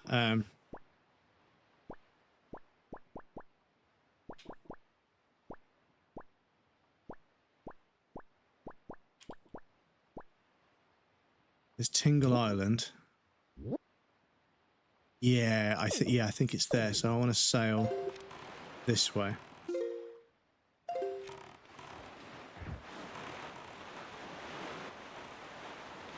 I think that's him there in the distance.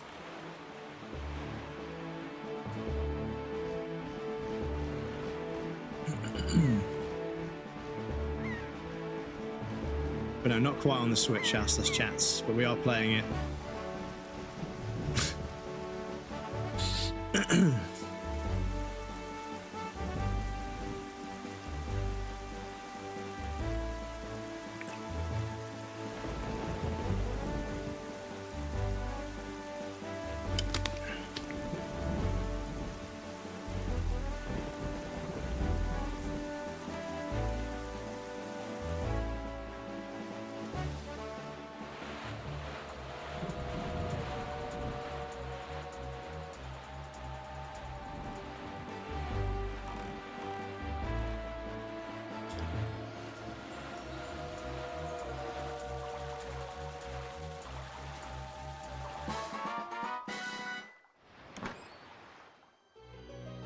₹20 or something.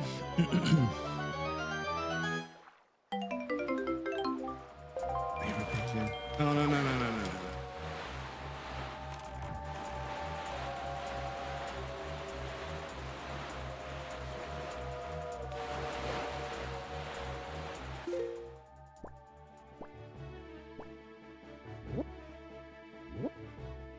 Shit, is it that?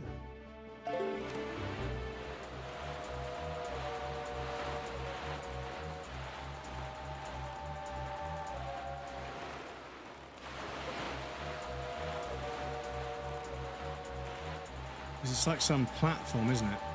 I don't think it's that, but I don't think it's that either. But yeah, it's like a platform, like a risen platform. Platform that's rising out of the sea. I don't think it's that.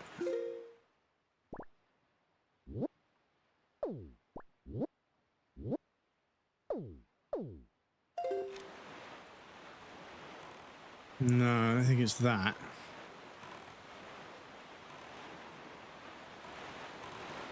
Oh no, it is. Excuse me.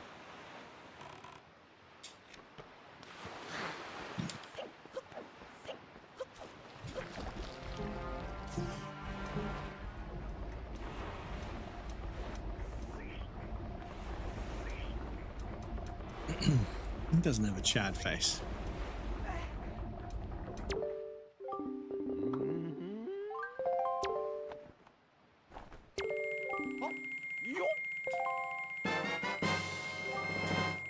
Right, where is it?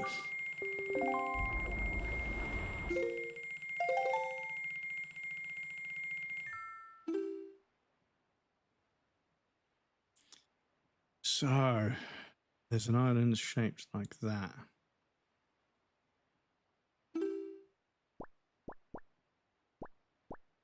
Ah, there it is. So, Stone Watcher Island, just off the north coast of that.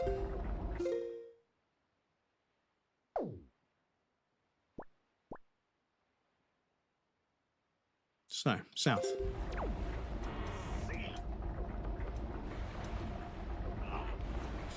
We can do that.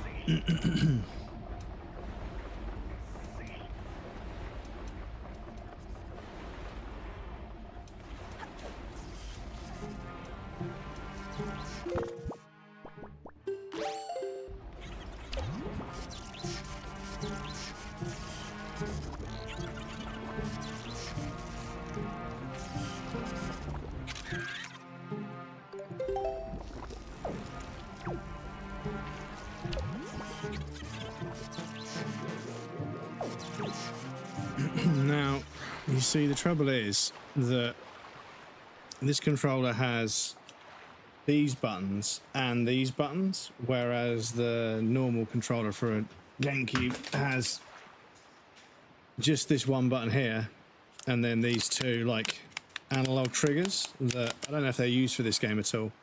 But But yeah, I thought that if I set this one to be the Z targeting button,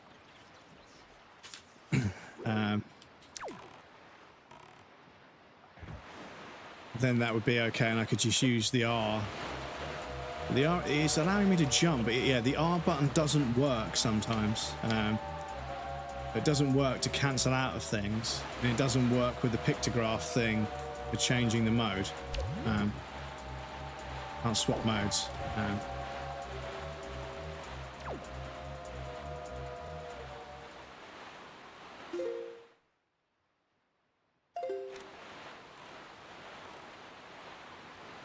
Oh, there's a bunch of these fucking helicopter octopus things. Helicopter thing. Well, yeah, I don't even know if they're octopuses, to be honest. Right, and yeah, we want to be on the north side of it, don't we? Yeah, so it's basically just to the northwest.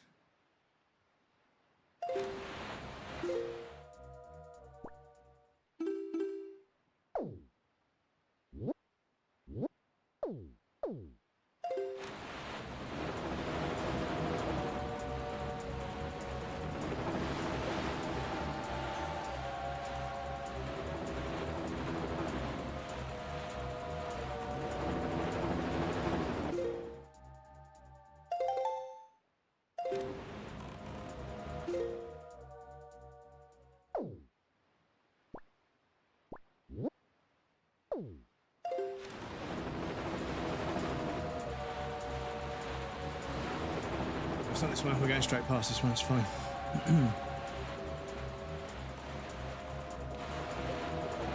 But yeah, I'll have to check. I'll have to check about the Switch version. That'd be kind of interesting. Swear to God, if all of the problems I'm having have been solved, if there's a bunch of graphical options and control options for the Switch, I'm going to be fucking livid. Maybe I should have bought it on the Switch. How much is it on the Switch? Hey Siri.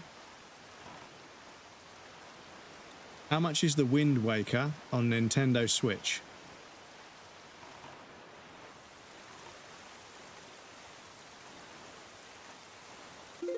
Check it out.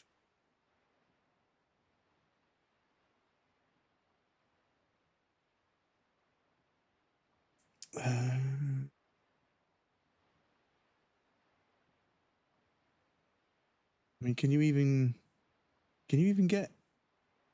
get this on? You can get Skyward Sword, I've seen already.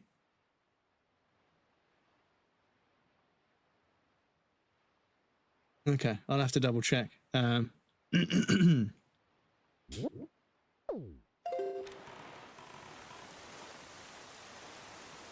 But yeah, if you can just use a modern controller and there's, you know, inverted control options and yeah.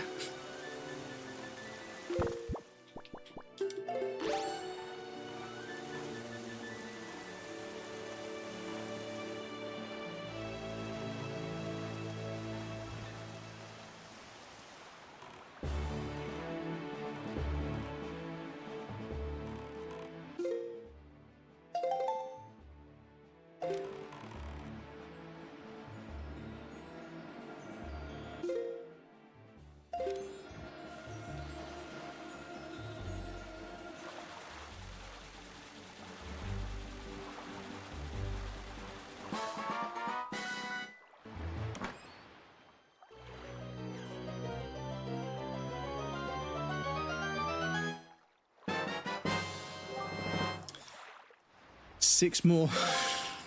So yes, and also this island here, have we... I don't remember this broken down building before. Have we been to this island?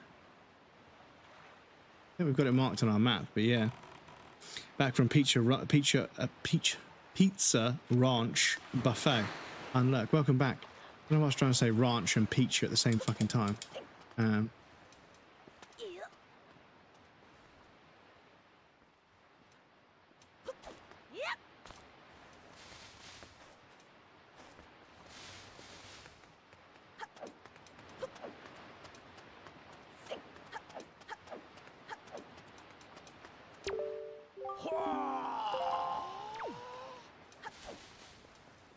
Oh, okay, yeah, we need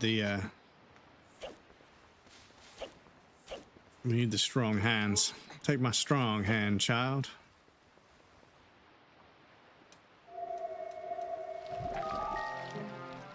Oh. With the power you have on you now, you can neither lift nor destroy that stone, and yet somewhere on this sea, the power to do so lies waiting for you to find it. Yeah, you must seek it out. Yeah, so it does. The thing is, it does tell you when you're wasting your time. Sometimes. Yeah, other times I've been clearly wasting my time. It's just let me fucking waste it. Yeah. No, we go to a place called Pizza Ranch. Raunchy pizza, no thanks. Raunchy pizza. The word is pizza, breadcrumbs. Get your fucking brain into gear. Can't even speak today. So that's that one done.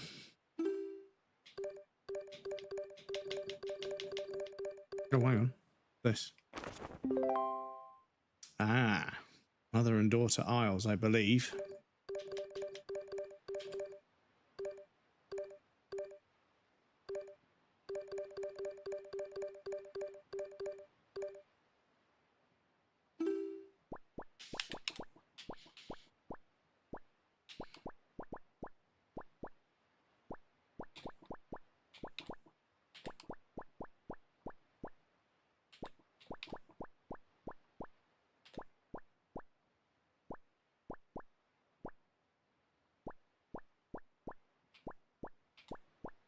There. So it's up there. Cool. So, it turns out there is actually an island in this space that we're heading towards. So I want to go there with some bait and tell matey boy, get that marked and then save the game. Because yes, from then on I know where all the islands are, and all I need to do is to look up where you get the strong gloves and the fire arrows and the ice arrows. Because if I know which island I'm supposed to be looking at, then I'm good to go. Just poking out, people are already giving Diablo 4's next expansion DLC bad reviews. It isn't even out yet. Well, that's kind of unfortunately what people are like, is that, yeah, like the day a game comes out, you've got people leaving negative reviews within the first hour. It's like, well, if you did even buy the game, you can't have played it that much because you've only had it for an hour, you know. And don't get me wrong, people start playing a game, they're like, oh, this doesn't feel very good. And, you know, but I'm going to not say anything until I complete it. And then they say, yeah, it doesn't feel good. But yeah, I personally feel like with Steam reviews, for a start, Steam reviews, you should only really be able to leave a review. No, you should be able to leave a review always, but the review should say whether you completed the game or not. It should say how many hours you played and if you completed it or not. Because if you never completed it, I don't know if your review's as valid as someone that did. That has criticisms to launch at it. So yeah, this fish is so far away. No wonder I never got this marked, because he's so fucking far away. Where the fuck are you all the way over here? Addicted to Avatar. Yeah, as long as you enjoy it, dude. Look, got food. Enjoy the food palace.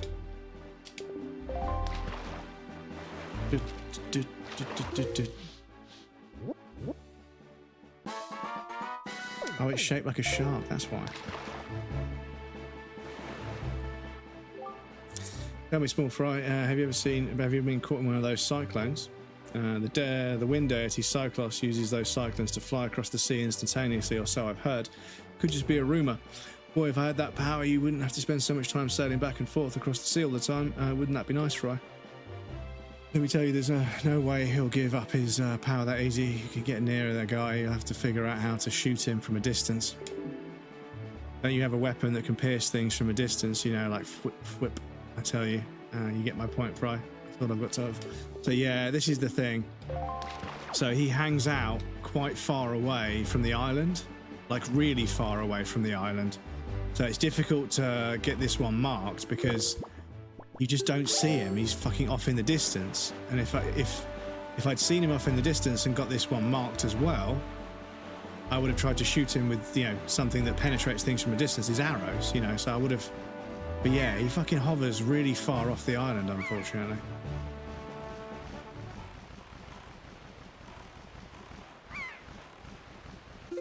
Right, well, that's the whole map.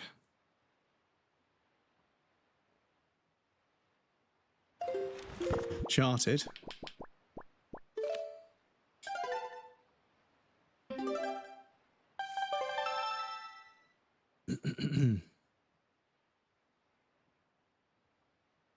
Never finished this game and still want a model of this ship. Yeah, a model of this ship. A model of the ship that's like a remote control boat you could sail. That would be, yeah. I don't want to start Googling if that exists because, yeah. It's been a very expensive couple of months for me. So, yeah, I'm not going to be buying anything other than food for the next month or so. Well, I need to buy Resident Evil Requiem, but that's why it's going to be a bit of a tight month because, yeah, I've got 2 phone bills to pay in 1 month because the phone company are fucking useless. Electricity is fucking expensive. Milk is fucking expensive. Food is fucking expensive.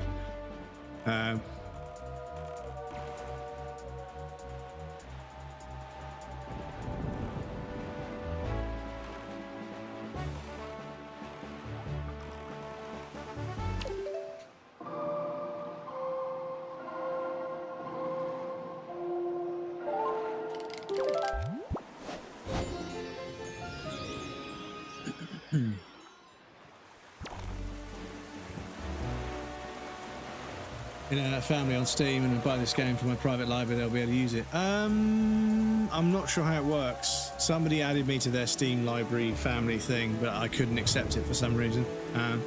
So I don't really know how that works. But I know you can share games, but I don't know if it's a private collection. I'm not sure how that works, unfortunately. Been addicted to Grim Dawn and Pathfinder recently. Grim Dawn, excuse me. Grim Dawn and Pathfinder. I don't think I've seen anything about those two. But yeah, I hope you're enjoying them. I hope it's a good addiction, not a bad addiction. Like to buy Diablo 4 with the current ADN pre-order and next DLC. Yeah, like, I mean, Diablo 4 released a little while ago and I didn't hear an awful lot of noise about it, so I'm not too sure if it landed well, but I hope it did, but yeah. I don't read Steam reviews. I watch trailers, teasers, pictures when the game art isn't anyway. It's nice to me. I start reading maybe Big Mick. Excuse me, Chad. I don't know what the fuck's going on. Yeah, I mean, I like to hear, you know, some. I don't mind reading reviews and stuff, but I have learned to take them with a pinch of salt. I think a lot of people that so the thing is, you've got people doing game reviews purely because of the attention it gets. They don't actually care about being objectively, you know, critical of something for the sake of, you know, rating how good it is. They just do game reviews because they know it gets clicks on YouTube, right? So you got a lot of people doing reviews in quite biased ways. You know, they're not really being objective, or, you know, and yeah, as a result, there's a bunch of reviews out there that sometimes aren't really worth reading. Fucking hell. Sorry, it's just fucking suddenly come over me. But yeah, people are doing reviews for the wrong, and, you know, people are making, you know, video essays for the wrong reason. You know, not all of them, but, you know, they're making video essays because video essays are popular, you know, but they don't really want to, and they don't really care about how good it is. They just need to make that content because it gets clicks.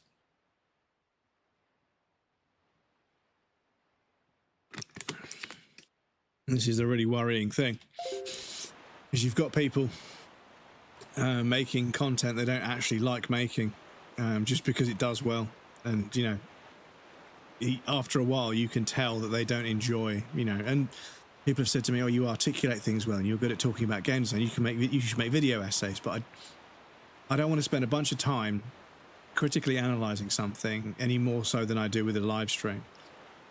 Editing together a video about a point I want to make about how a game works and what I like about it and what I don't like about it, and what it represents to me, to then have a bunch of people dive in the comments and be fucking shitty about it. I don't want to put in all that work to then get a bunch of shitty responses. So yeah, a live stream for me is, you know, now that I have the equipment and I'm all set up and running, a live stream is very easy for me to do. And I know it's not a very popular kind of content, unfortunately. But yeah, for me, this is a nice, comfy way to play a video game. And if I have a live stream to share on YouTube at the end of it, then so be it, you know? But the ultimate thing for me is hanging out with you guys and playing video games and talking about them. It's something I appreciate very deeply. I don't have to convert that into reach or discoverability or money at all, you know? Besides, you know, like the video, if I was going to start making video essays, what do you make a video essay about? You know, so many people have made so many about so many things. You know, is there anything left really to sort of, you know, and people might suggest, so yeah, well, you could do a video about this, but somebody's already done a video about that, you know? And unless I can do something unique, and yeah, if I'm going to throw my hat in the ring, I need to be able to do something unique. But even if I had a unique idea for a video, it's a sustained thing. You have to keep coming up with unique ideas. So you would need to plan out probably about 10 videos to drop once a month, or, you know, every 3 weeks, to actually see results, because you have to keep posting. Whereas I can live stream and post clips, and other than the occasional negative comment, that works for me. It's not the most popular content, but it's also not nothing. So it's what works for me. But yeah, like, I don't do this full time, so I don't have to worry about long-term prospects with content. I can just post stuff that I like, and, you know, if it does well, it does well. If it doesn't, it doesn't, you know. For me, it's just a hobby, so. A family plan, we can see each other's embarrassing games. Yeah, I saw a meme that was like, when you add bro to the Steam family, it's all gacha and fucking Guna games. They contribute basically nothing. Connected board games, Crystal and Board Game Blitz was dangerous for me. I'll taste the line, and if she likes it, I do too. I see. Yeah, I haven't played a board game for a while. I got a zombie apocalypse board game for Christmas, and I've never played it, unfortunately. But yeah, I like the idea of a board game. And I like the idea of, you know, everybody sitting down at a table, nice and comfy, with some nibbles and playing a board game. I do kind of enjoy it. You know, it's a nice exercise, but wasn't my favorite reviewer, but I trusted her to. Yeah, this is it. And I think I've been fortunate enough in the past that people that have you know, been to my streams and stuff, even if they disagree with what I have to say about a particular game, they've always been quite polite about how they see it. And it's nice to hear other people's point of view without it dissolving into an argument. But like I say, on the internet, so many people on YouTube are just arguing, right? Have I done... Have I done this one?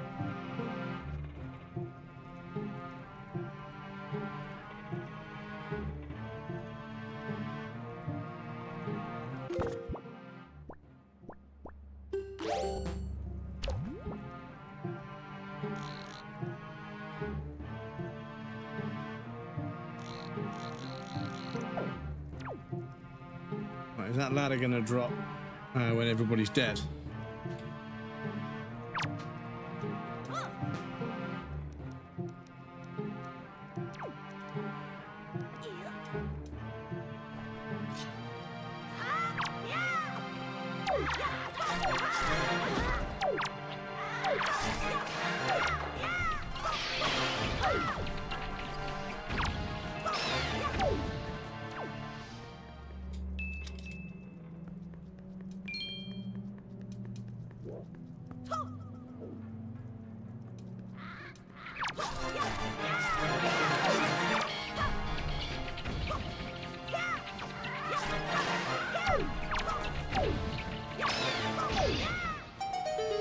Yes, okay.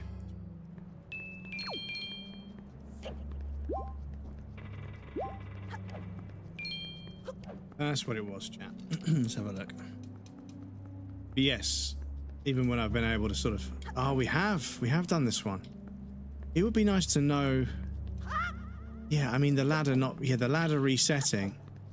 I'm not a huge fan of that, to be honest. Not a huge fan of the ladder resetting, making it look like I haven't done this one when I have.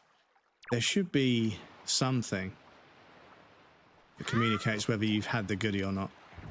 Because, yeah, not fun getting all the way down there, doing the challenge, and getting jack shit for it. That's not very fun. But yeah, so once again, chat, I'm now kind of like, what are we supposed to be fucking doing, you know? Are we supposed to just go for the ending and then, because we've already gone to Forsaken Fortress and figured out we aren't powerful and then powerful enough, and then we've been sort of, you know, booted back out into the open world. So that kind of communicates to me that we're supposed to be cruising around, picking up items, but we don't appear to be finding any. So yeah, that's a bit confusing, to be honest. Because on here,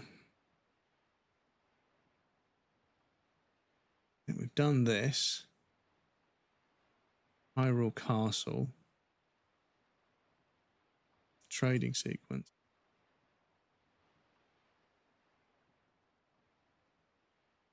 So technically you can commit trading sequence early in the chapter in Island.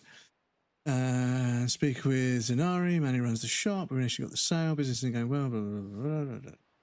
Seek out 3 Goron merchants located throughout the Great Sea. One of the merchants is located on Bomb Island, just northwest of Forest Haven. Another Goron can be found near Greatfish Isle on a small raft. Third Goron merchant can be found on Mother and Child Isle I've just done.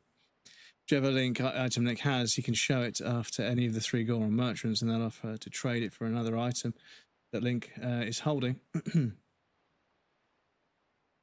However, there will be a rupee charge for Link to make the trade. After making the trade, that item Link acquires will now be permanently stocked at Zenari's shop. 2 major rewards Link can collect through the trading sequence include a piece of heart as well as the magic armor. After Link has done the proper trading and acquired the piece of heart, enough items will be stocked in Zenari's shop where Link can now acquire the magic armor. Magic armor will protect Link from taking damage when it's activated while draining its magic power. The town flower to the Greatfish Isle, sea flower. Give the sea flower to the Greatfish Isle merchant for the exotic flower. Greatfish Isle merchant. The exotic flower. Oh, so you trade a couple of times per person, okay. And then Bomb Island twice, then Mother Island, and then Greatfish Isle. Oh, okay, so you've got to go backwards and forwards. Okay.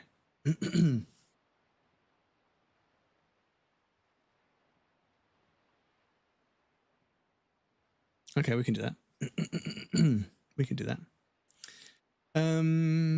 So we're going to get the town flower for the sea flower, get the sea flower to the Greatfish Isle merchant for the exotic flower. Okay. We've got to trade that again. Basically, just spend the money. And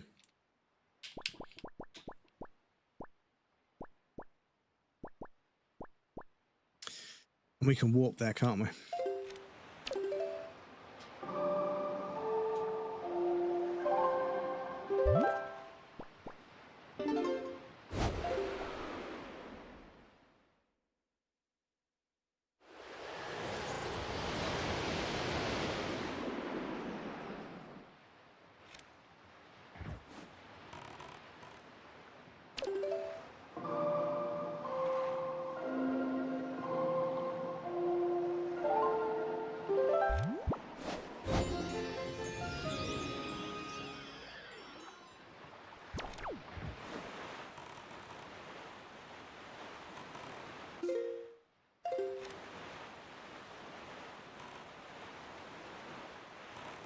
Right, so is there a merchant on this island? We got Beetle Boy over here.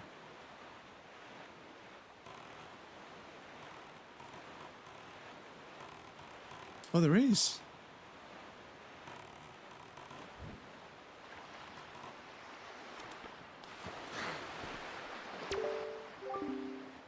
We call a travelling merchant, yes, a cheery fellow who bobs between waves in search of all manner of rare items, cracked and pristine, wild and woolly. Came from distant islands and because I heard there was a treasure of great worth in this island, but I can't find a thing. Thought perhaps my fate would cross with the most mystic of rare items, the fabled shop guru statue.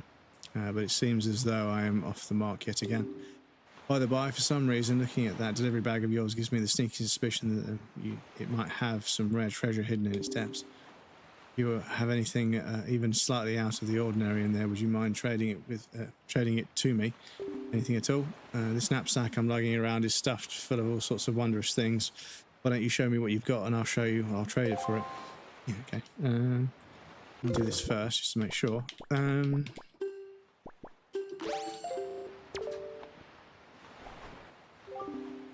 That's a sea flower, is it not?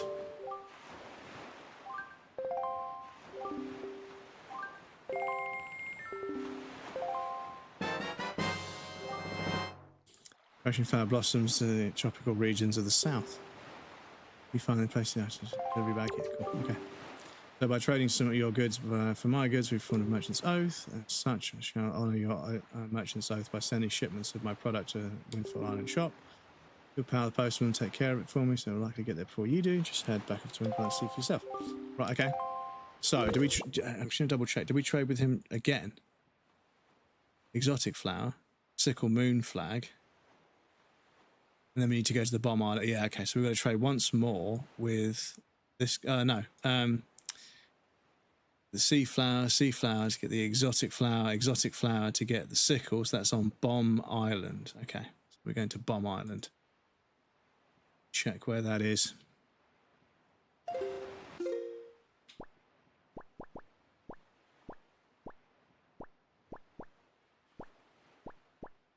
Bomb Island is there.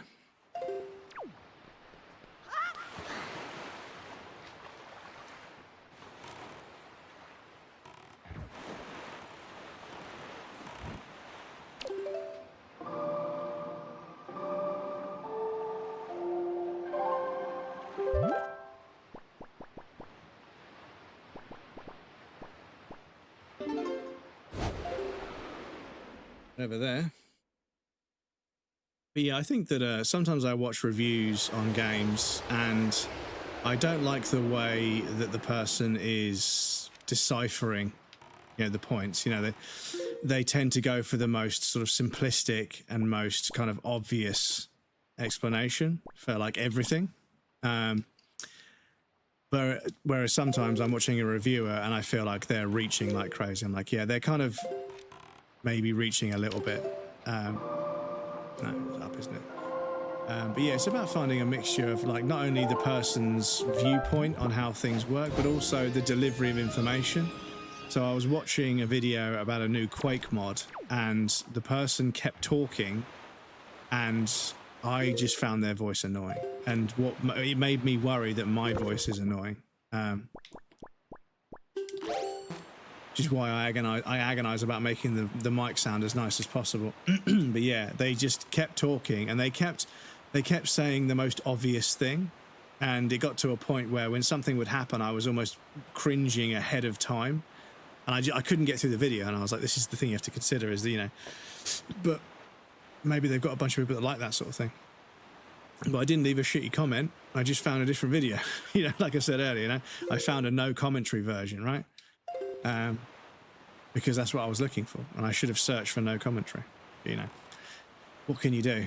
You know, when you find a bit of content and you click on it and you think, oh, this isn't really for me, after like 5-10 minutes, you don't then watch it for another fucking hour and then complain. Or maybe some people do, I don't know. Right, so that's a submarine, isn't it? There's a submarine here, not very well guarded. Yeah, so that's a little bit, so the periscope on that is a little bit blue. So I'm going to double check if that's less blue when I come out. See, have I done this one yet? I'm not sure. Let's have a look. No, I don't think I have.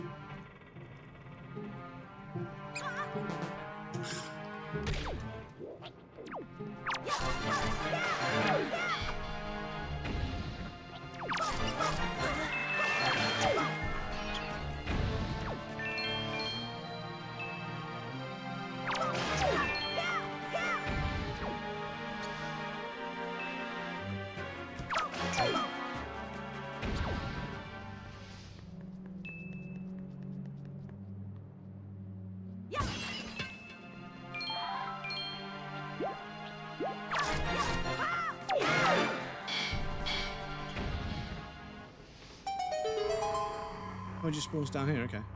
Wait a minute. Hang on. Can we not get to that room up there? Ah. Okay, so do I have 2 empty bottles now? Oh, okay, so maybe this one is just empty bottles, and then there's only 2 extra items here, and then... So maybe there's fire arrows and ice arrows here, and then 2 items here, the gloves and 1 other thing, and then this is just for empty bottles. Okay.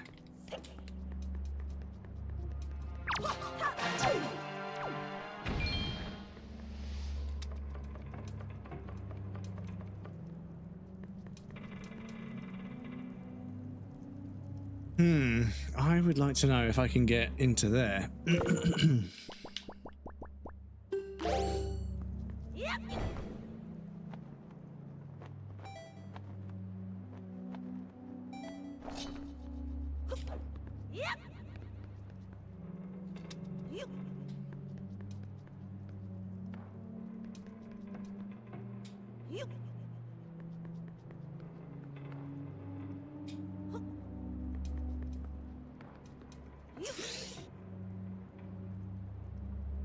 Excuse me.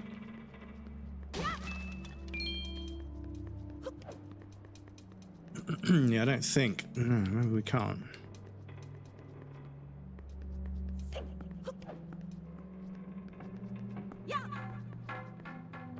Bonk, bonk, bonk.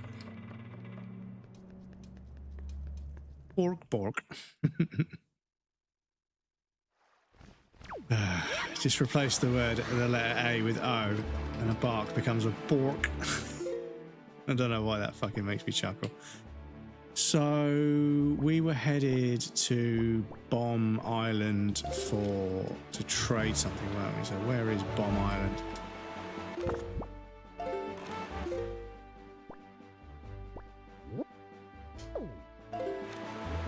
Oh, it's there.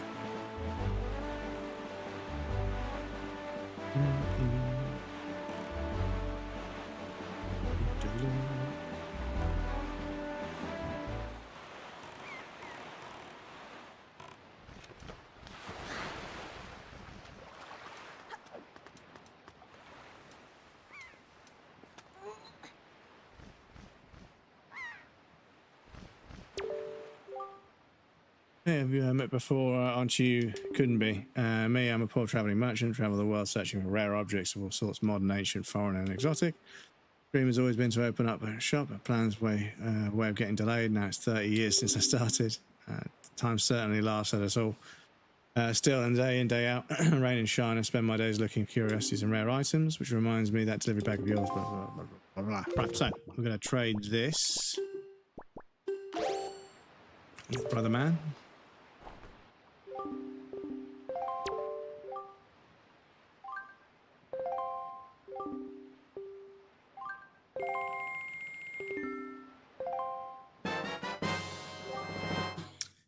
Burns bright red crescent moon is quite fancy. So yeah, I wonder what we use the flag for. I wonder what we use the flag for.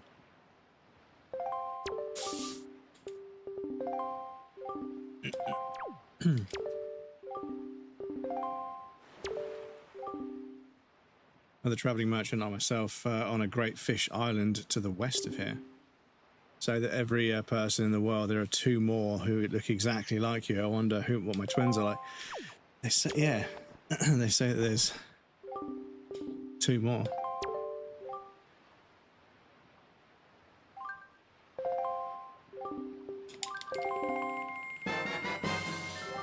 Cool. So do that. Sickle flag, fountain idol, great fish isle merchant. Okay, so we've got to go back. Give the big sail flag. The big sail flag. What? So, give to the child isles much. Okay, so child isles, not mother. Great fish isle, child isles.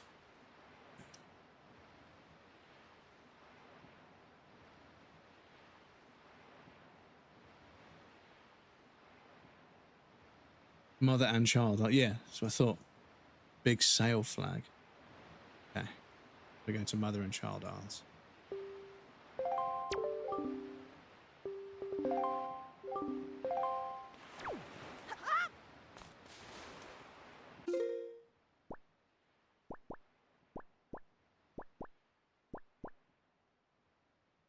go back over there.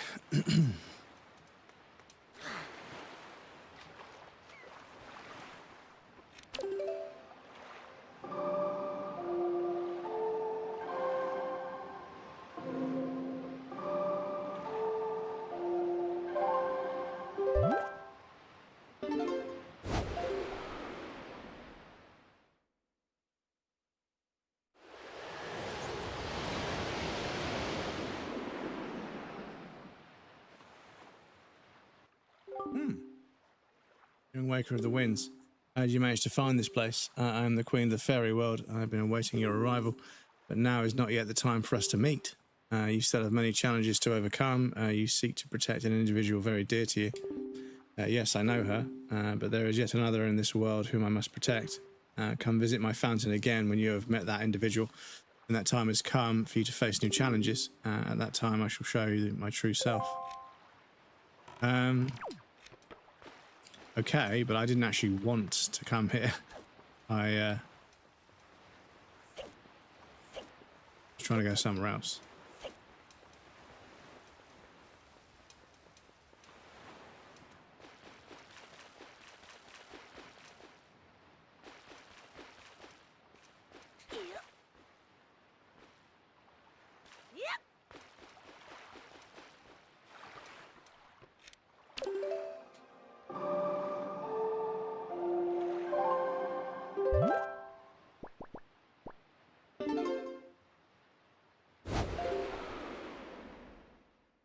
The girls to go somewhere else then. Excuse me.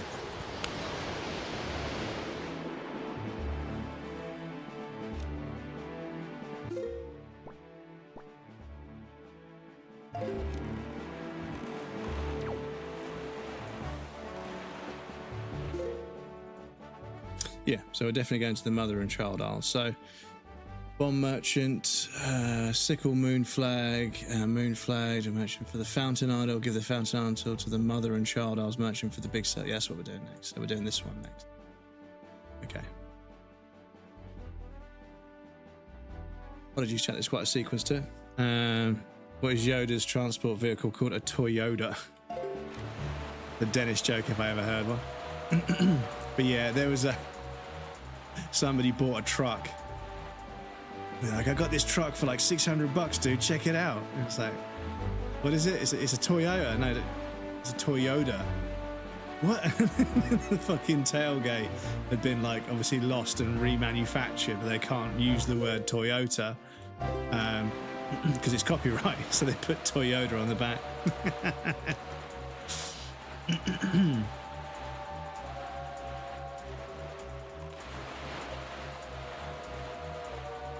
See, you make a pun and Dennis magically appears in the chat.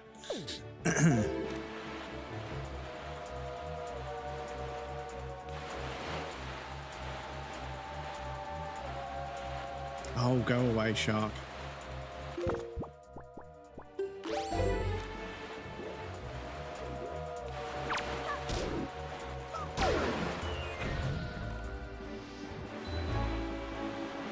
Go away, shark.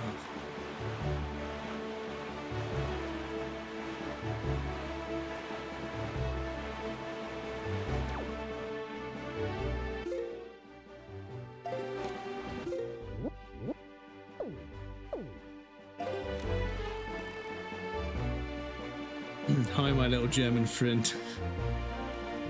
Mein Freunde.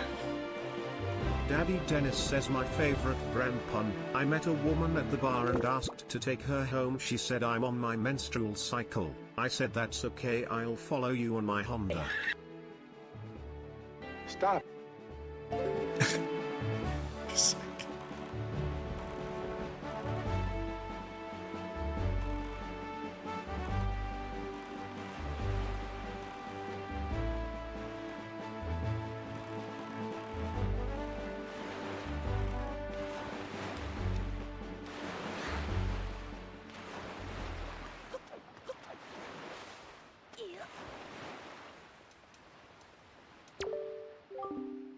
Right, chat, apologies, we do have another ad break coming up. I'll put you guys over on the BRB screen. You guys know the drill. I'll be right back. Oh, my spine is so bad. Gonna have to do some stretches before I play golf tomorrow because, yeah, my back is really fucking bad. But yes, I'll pop you guys over on the BRB screen. I'll be back shortly, and then we'll see if we can get this trading sequence done. But yes, I'll be back shortly.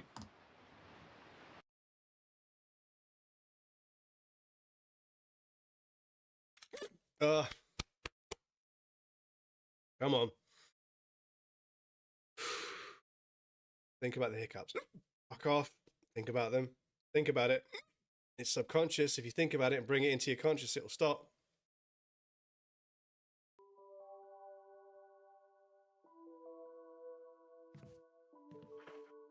Okay, I think I'm all right. Fuck's sake. Do you mind? Hang on, is this a shortcut? See ya. Bye. Oh shit. Shit. He teleported. He teleported. Ow, ow, ow, ow, ow. Okay, I won't chat shit anymore. I won't chat shit anymore. I'm sorry. I'm sorry. I'm going. I'm going. I'm going. Here's a pupper. Look at a little woofer. Look at this. Say, Hammond, I cracked the secure files. DC was here for more than just a mining term, huh? What do you mean? This outbreak started on the colony after the miners dug up some artifact. Something alien.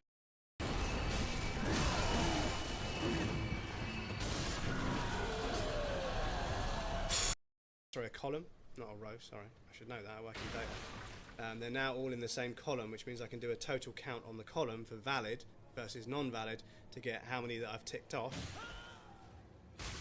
Excuse me, mate. I was right in the middle of explaining some spreadsheets. Very exciting if you could shut the fuck up. Excuse me, before I was rudely interrupted. So yeah, I can count all the ticks that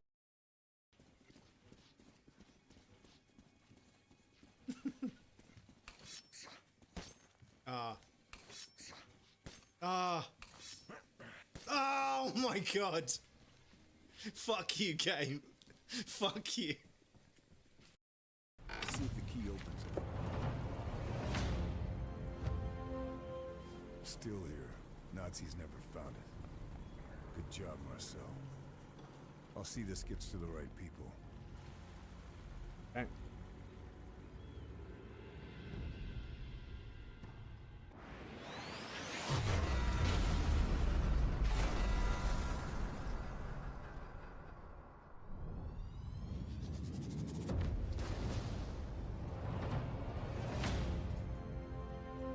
That's what I like about these games. So long, Beckett. Okay, we're gonna need a lot more. We're gonna need a lot. Ah, Elden Ring, Elden Ring, you fucking bastards, you fucking bastards. Oh, Elden Ring, Elden Ring.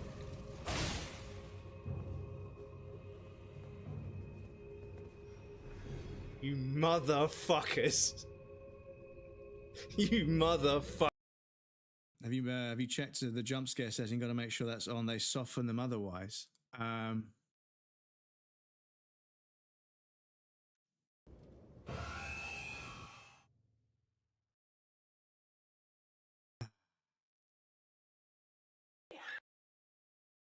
Stop. Eat off there. And then do this business in here. Oh shit! Fucking hell. Fucking hell.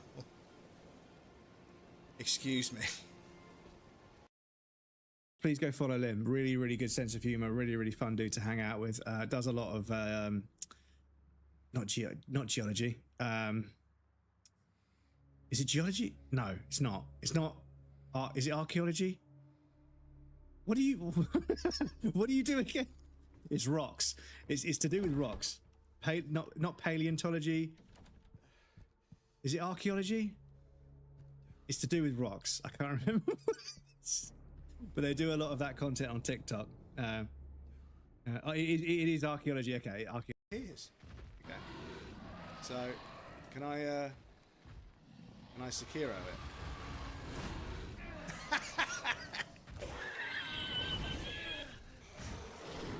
No, I cannot.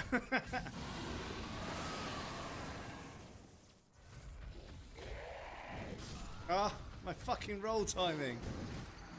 Fucking hell, terrible. Fucking atrocious.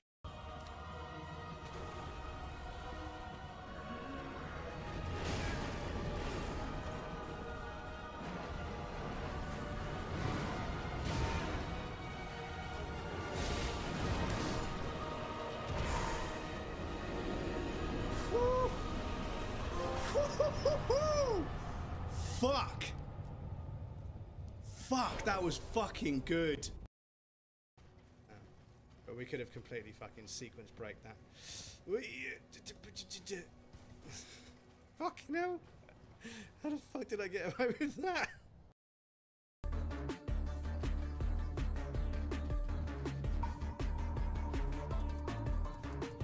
See, what is it doing? What is it doing? Why is it taking off? Why are you flying? How is that fair, game? What the fuck? So, apparently it can fly. Perfectly fair. Perfectly fair and balanced game. For fuck's sake.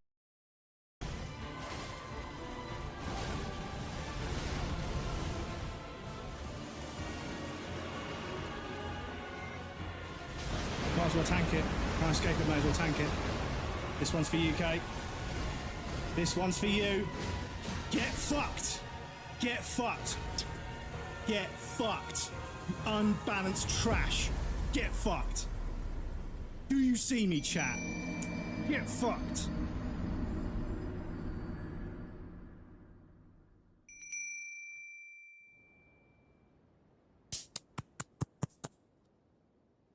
Oh, fuck me. Fuck me. Oh, my goodness. Oh, my goodness.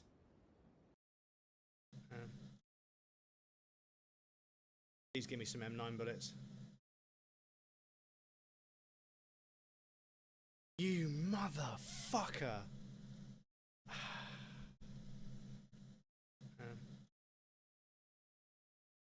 Please give me some M9 bullets. You motherfucker.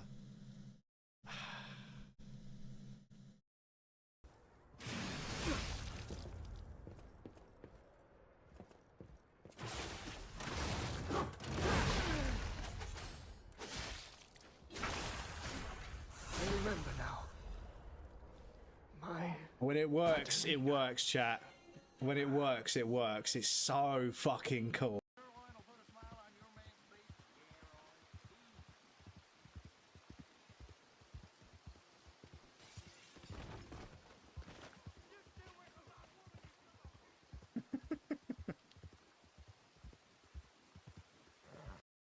Some Shadow the Tomb Raider and Control last night to test. All right, mate. To test.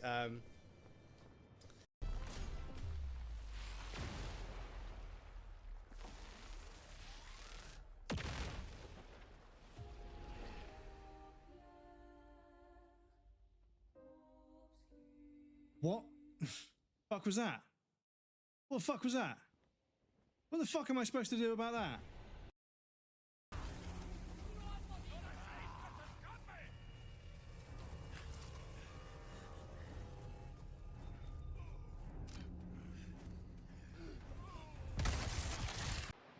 Welcome back, everybody. Thank you for your patience. I appreciate that. How many clowns can you fit in a Honda? One more. One more? Well, it's called a traveling. What's called a traveling merchant? So, do we give you... What have we got? We've got the Fountain Idol. I believe we give it to this person. Give the Fountain Idol to the Mother and Child Isles Merchant. Yes, I think we do. I think we do.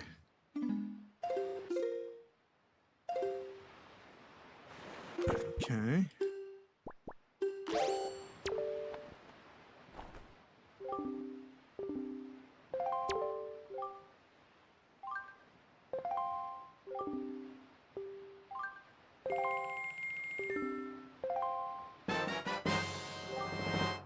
got the big sail flag. This flag looks like it would definitely be good for business.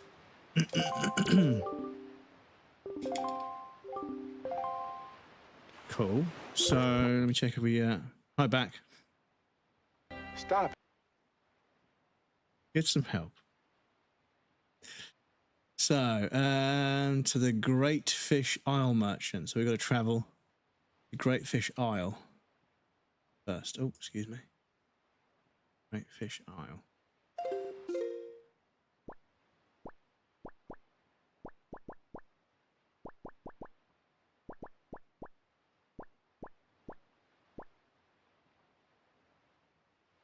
We could just sell south for that, couldn't we? Excuse me. Yeah.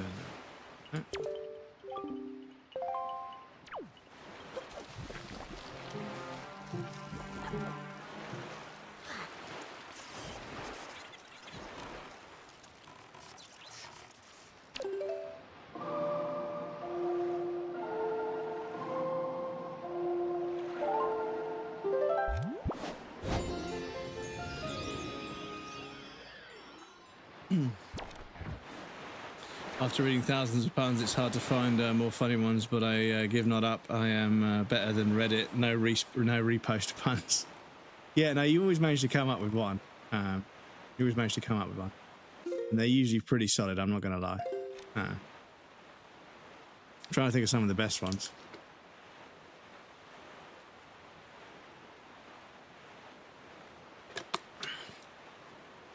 I can't remember. I was playing Ghost of Tsushima. And somebody said, somebody did a TTS, and they're like, who goes to the bread shop? And I was like, customers go to the bread shop. And I think they had a different answer, but they were like, no way, that's better. I was like, don't know how I got that one.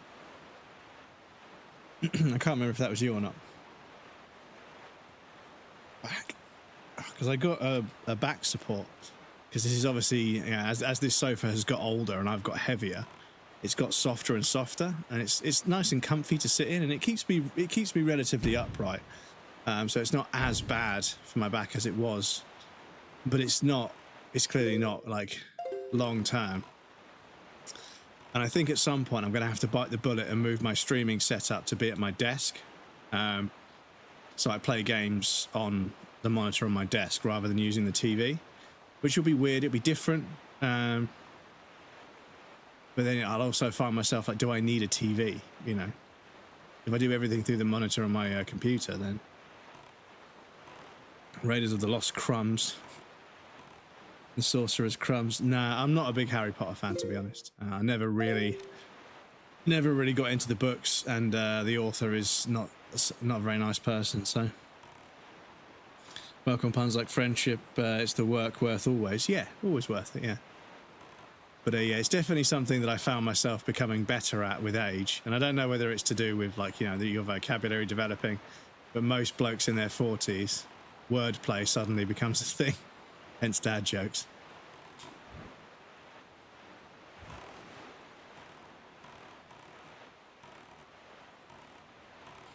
Yeah, I think with Harry Potter, because some people grew up with it, it has the sort of, you know, one of its strengths is that the people that started reading it as children, you know, the books grew up with them. The characters in the books grew up at a similar rate to the people that, you know, in that generation that read them. So yeah, it's it makes sense why people would be attached to it. But yeah, the author is a massive transphobe.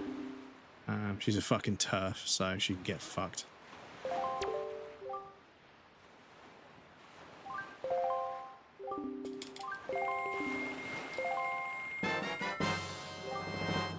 The flag is a rather courageous feel to it. You find a place to put it, choose from your delivery bag, and put it on one of the buttons. Cool. So do we swap that back with him straight away? Blessed are the cheesemakers. Wise words from the life of Brian. So I was thinking, Creel, I was going to ask you about this, but I was thinking one thing I could do is I could get a bunch of sound clips from Monty Python, so like little short clips, and I could get a list of them, and then your greeting could randomly choose one rather than just being the same thing all the time. So it would be a random Monty Python clip, but I need to get a collection of all the clips that we like. Because yeah, stuff like, you know, Stuff like Find the Fish, where it's like, it is a most elusive fish, and it went wherever I did go. Stuff like that. I think it would be fucking hilarious. I wonder where that fish could be, and it went wherever I did go. It's so fucking... The thing is, people look at unhinged meme humor, like brain rot unhinged meme humor now. I'm like, nah, man, like, I've loved that shit since Monty Python. My parents love Monty Python, so my love of, like, obscure, goofy, stupid, unhinged humor, it comes from my parents, right? Because they grew up watching John Cleese. Well, they grew up listening to... Because they used to get Monty Python on records. Used to listen to the sketches as music. Well, not music, but like an audio performance before it was a TV show. Because, yeah, it was a while ago. To the Great Fish R Merchant for the post... So the Great Fish... Is that where we are? Yeah.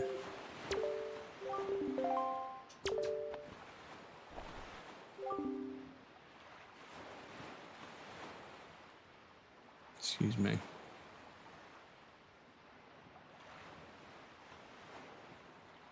Python rot humor. But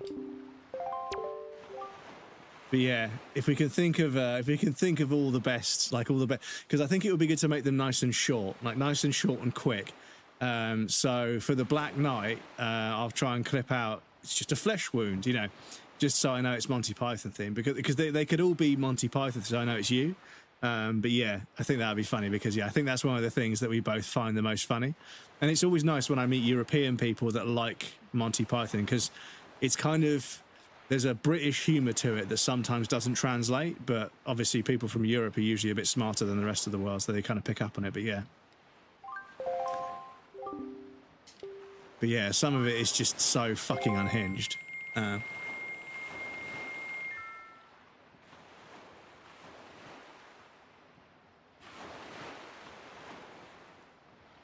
It's got razor-sharp teeth, the Holy Grail, yeah. Thou shalt pull the pin, and thou shalt count to 3. Not 1, not 2, but 3. 4 is right out.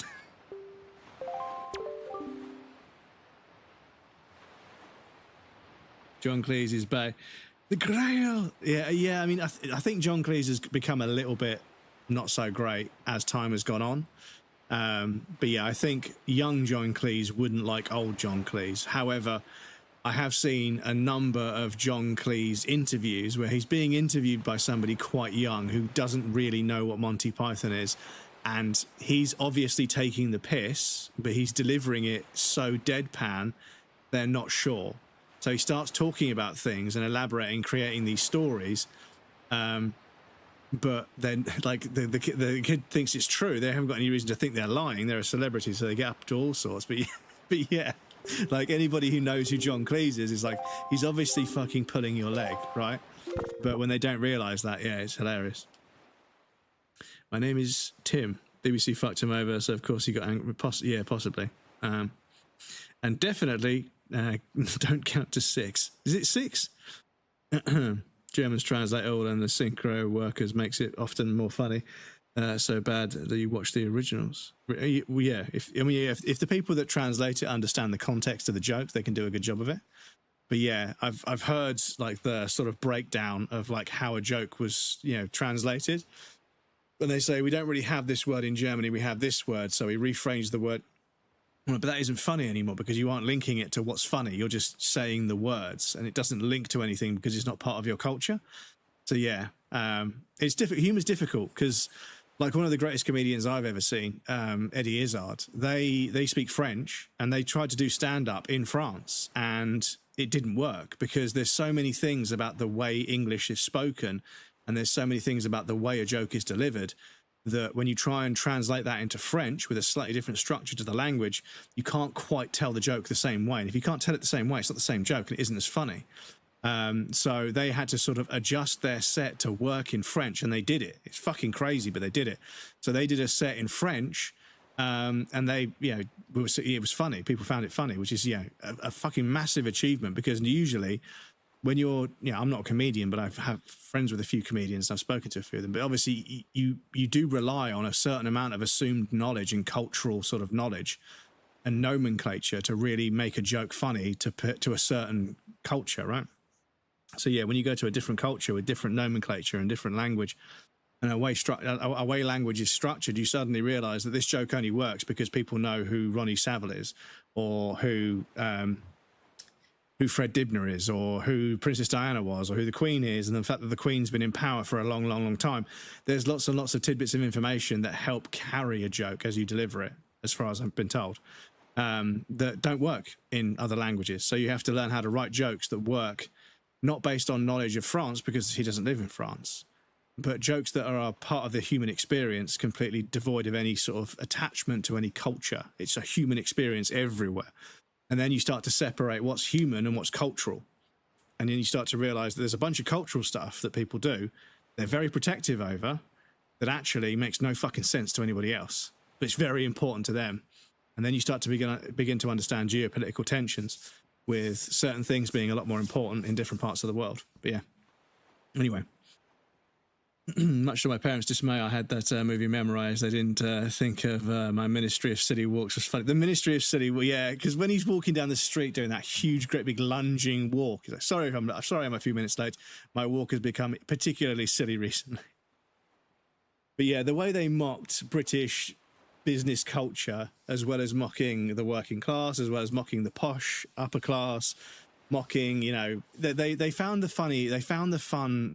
funny side of almost everything to do with British culture, and they were so creative and so exuberant and so energetic about making skits, and they just managed to keep, they just kept making them. There's so many little jokes. The thing is, they would come up with characters for like a 2-minute sketch, and then they come up with characters for another 2-minute sketch, and they do that, and they made films. Obviously the films, they stay in character a lot longer, but some of the stuff where it was just skits, the show was just skit after skit after skit, and it's crazy. And like Family Guy, it's great. Like I remember explaining to an American person, a younger American person, Family Guy, and the way it keeps cutting away to doing a skit is kind of inspired by Monty Python, because that's what they did. They're like, what the fuck are you talking about? They're completely different. I was like, no, they would be talking about something and they would cut away and they'd all be dressed as women doing something. And it was hilarious. And it wasn't the fact that they were dressed as women that was hilarious, but they were willing to do that in a time when that was very sort of, unheard of. But the shock factor of that helped then illustrate the joke they were trying to tell. And the joke wasn't about them dressing as women. I don't think they ever made the fact that they were dressing up as women into a joke. They just did it for the joke. And I think they actually straddled that line quite well. I would need to check. Don't quote me on that. It's been a long time since I watched some of the sketches. And I'm sure some of their humor hasn't aged well. But yeah, some of their jokes where, they would be doing something and they would take an idea that it's probably just something you would toy with and never actually make, and they would fully make it into a joke. And they were incredibly talented at it. I mean, obviously, the showbiz life got to some of them. But yeah, they always try to see the funny side. And I think when you look at Monty Python, then you look at Top Gear, we haven't really replaced that with... I mean, we've still got the sort of game shows and TV shows where it's a quiz show. It's like Blockbuster or whatever. But it's not about Blockbuster anymore. It's about just a bunch of comedians telling jokes and having fun. And it is a good format because some of them are fucking hilarious, genuinely fucking hilarious. And when you put a bunch of comedians together, you end up with something that's... Okay.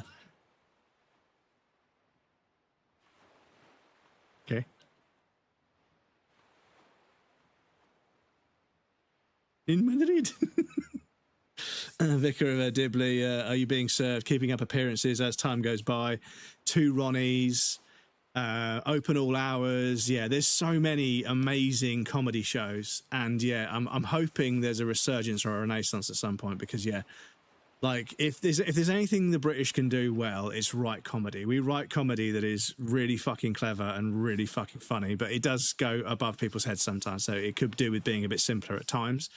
But yeah, there's so many examples, but I was talking to Krill about this the other day, and even jokes that aren't on paper, when you read them, they're not that funny, but something about the delivery we've mastered. So in one of the Top Gear episodes, James May's broken their arm, so they show up in their arm in a sling, They say, why have you got an automatic? Like, yeah, they say, you got an automatic. Yeah.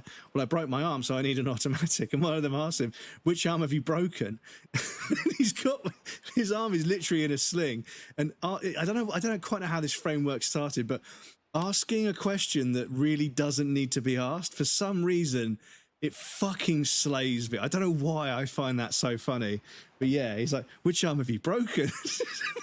He's got his arm in a sling, and I don't know. I can't even fucking unpack why that's so funny. But yeah, asking really stupid questions that don't need to be asked. That are quite obviously the answer is already there. I don't know why, but that always fucking cracks me up.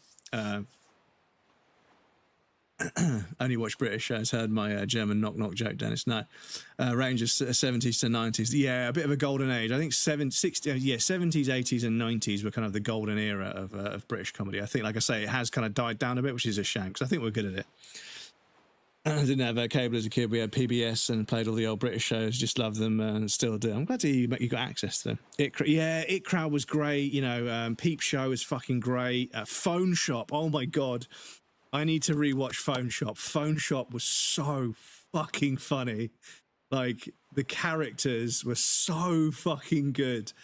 And yeah, like, some of the dialogue is just burned into the back of my memory. I need to watch Phone Shop again. It was so fucking good. I keep forgetting to try and find where I could buy a box set.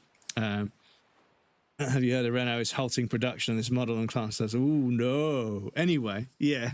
And so, yeah, so Richard Hammond is sitting in a fucking like a muscle car, American muscle car, and he says, do you know that you only get one seat as standard in this Demon Charger, Hellcat, whatever the fuck? You only get one seat as standard in the Demon. You can have the extra 3 seats fitted. It costs you $1. And then James Mayer, which seat do you get as standard? Oh, fucking hell. I don't know why, but like, yeah, asking an inanely stupid question like that, it fucking kills me. It fucking gets me so bad. Which seat comes as standard? Oh, fucking hell, I'm gonna die. Yeah, the thing is, right, they started life as car journalists, but they proved that they are some of the funniest people in the country. And when you put them together, they bounce off each other fucking perfectly. Like, they're so good at stereotyping and characterizing each other and so good at deriving humor from everything that they do. It's so fucking good. Yeah, they were the best car journalists, but they were also, you can't have Top Gear without them. You can't, you know, the Grand Tour, I was like, okay, we'll just watch this. But they eventually stopped doing that as well because they realized they can't really travel anywhere. They've done it. They've been everywhere. And there's so many geopolitical tensions at the moment that they can't even really, even if they wanted to go somewhere and redo something, they can't because they're either banned or when they go there, they'll get mobbed by people, or when they go there, they won't be allowed in because of, you know, there's a war going on. So, yeah. Anyway, I need to quickly go grab a drink. I apologise, I've waffled way too much, but yes, let me go grab a drink and then we'll carry on with the game. But yes, please, if you haven't, please dive into British comedy from the 70s, 80s and 90s. So many TV shows, so many amazing, amazing performances.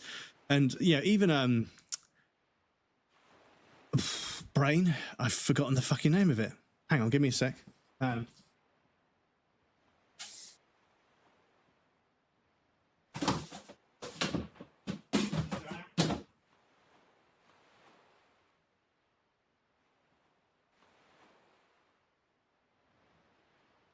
Yeah, Only Fools and Horses. Like, there were so many episodes of Only Fools and Horses, right? Where, like, it was just humour, pure humour the whole way through. But occasionally they would do a joke that, or they would do something incredibly poignant with the writing and very bittersweet. And it sort of reminded you that, you know what, they're not just comedy writers, you know? They're not just writing jokes. They are good at writing stories as well. And The Simpsons has done it. Simpsons did it. Simpsons has done it. So has, I don't know if Family Guy's done it. I can't remember if it stands out. But yeah, Rick and Morty did it a couple of times.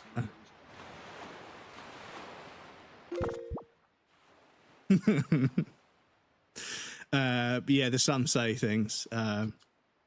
But obviously, the thing is, they were very funny, but a lot of the stuff was also written by people. So, you know, they had stuff that was written for them, but they also made up jokes on the fly as well.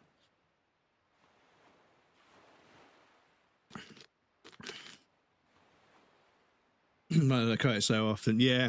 And yeah, the thing is, like, occasionally my dad, you know, me and my dad will be doing something, and then he'll make a Monty Python reference, and, you know, we both sort of share that, which is quite cute. Anyway, so we are currently at Great Fish Isles, and we have the postman statue, I believe. Yeah, so what do we do with the postman statue? Mother and Child Isles, and then great. Oh, we got to go back and forth. Fuck's sake! For the Guru statue. So, Mother and Child Isles, we give them the postman statue. So, Mother and Child Isles, we got to go back to.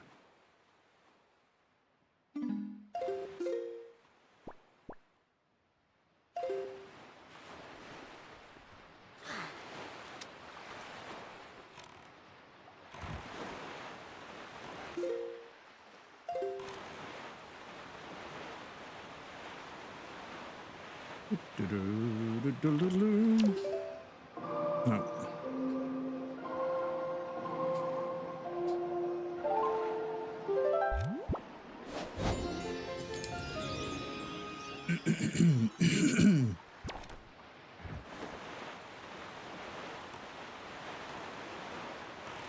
Need to watch Ali G in the house. Yeah, Ali G. So Sacha Baron Cohen. Because I never watched. He did a couple of films, and I didn't watch them, unfortunately. But I should have done, to be honest. But yeah, and I never got around to watching them. But yeah, I'm sure they're fucking great. But yeah, like Sacha Baron Cohen was another one of those people that just, they were clearly so good at writing comedy, and they could make up a character and it was hilarious, and they could just make up another character and it was hilarious. And they were interviewing. They had a TV show briefly.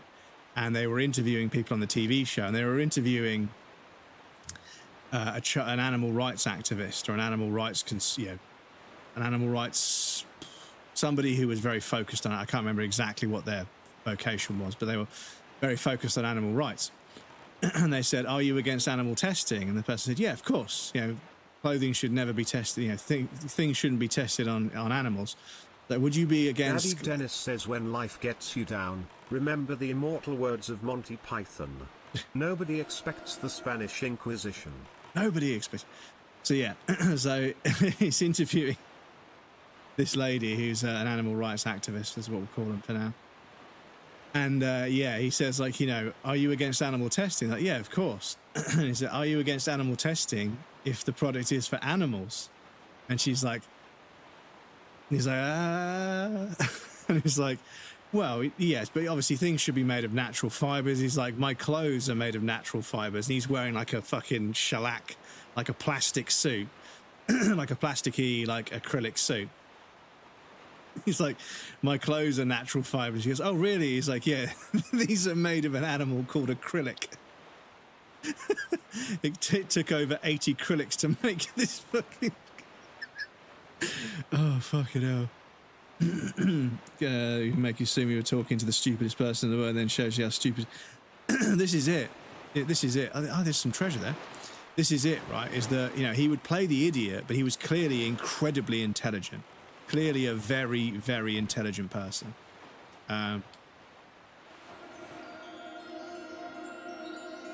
He was clearly a very intelligent person, and that's kind of the way. So you often find that people that are good at writing comedy and writing jokes, they're actually incredibly intelligent, like really, really fucking intelligent. And they appreciate humor more than anything else, right? But they're very intelligent in their way to perceive the world and to see things that we don't, and to be able to put two and two together and to notice the hypocrisies and find a way to turn that into a joke. It takes an awful lot of awareness and sort of intelligence to be able to look at the way people behave and the way people are and spot all of these kind of, you know, shortcomings that go by almost everyone else. It takes a very special kind of mind to do that. Which is why comedians that have been in the business for a very long time when they're interviewed, they're actually significantly intelligent people. They make jokes and they make people laugh for a living, but they are, you know, also part and parcel of that is being incredibly intelligent. And not all of them, you know, I've seen interviews with some comedians and thought, holy shit, when they're not telling jokes, they are fucking terrible. It's the same as when I saw an interview with Guy Ritchie. And it was crazy to me that the way he was speaking and answering questions, I was like, this guy's supposed to be really good at writing. I mean, all the films I've watched have been really well written, so I would have expected him to be very well spoken. Not posh, but just very articulate and very good with words, because they've written all these amazing stories with these crazy characters that all interweave with each other's narratives, and there's multi-layers to the narrative, subtext, and all the characters are very well fleshed out and very interesting, and he captures what criminal life in London is like very, very well. But yeah, he was being interviewed, and I was like, this guy doesn't sound very intelligent at all, which is weird, because usually people that are good at writing stories are very intelligent. But maybe I misinterpreted what he was doing. Maybe he was just super. Someone said he might have been really hungover, by the way, and I was like, okay. Tarkov calls lurk now later. See you in a bit, Dennis. Enjoy. Good luck with the matches. Chief weapons are surprise, surprise, and fear. Fear. The shop guru statue.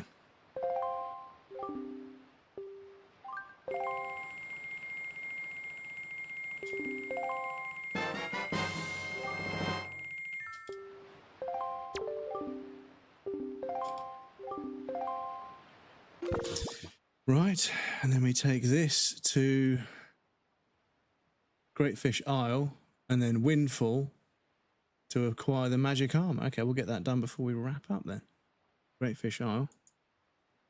Here we come. Yeah, the save. Yeah, it's not the loading, it's the saving that doesn't work.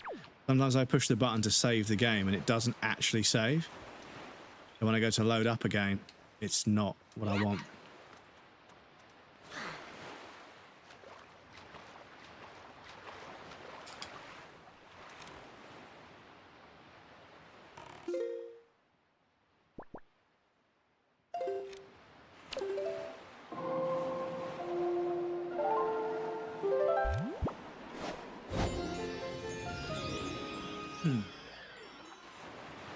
To watch more Guy Ritchie films. I watched Snatch a million times. Yeah, well, there's a few of them.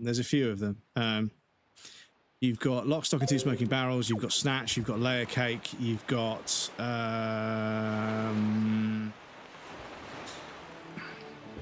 did he write The Gentleman? I can't remember.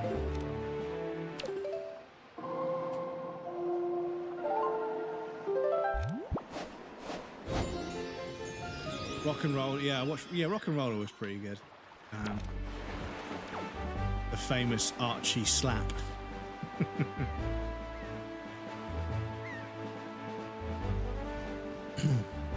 Rock and Roller was pretty good, yeah. Bought 10 bottles of Mosquito watermelon wine from the liquor store over the last week and a half, and they're on super sale, $4 instead of 15 to 20, depending on the brand. Would have bought 4, not 3 today if they had more, but I can save them for parties in the future. Yeah, fair enough. Stock up while you can.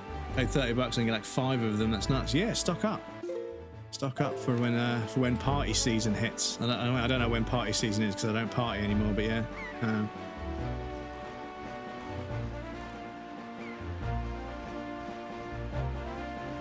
But speaking of Sacha Baron Cohen, you know, acting stupid, but then making the interviewer look stupid.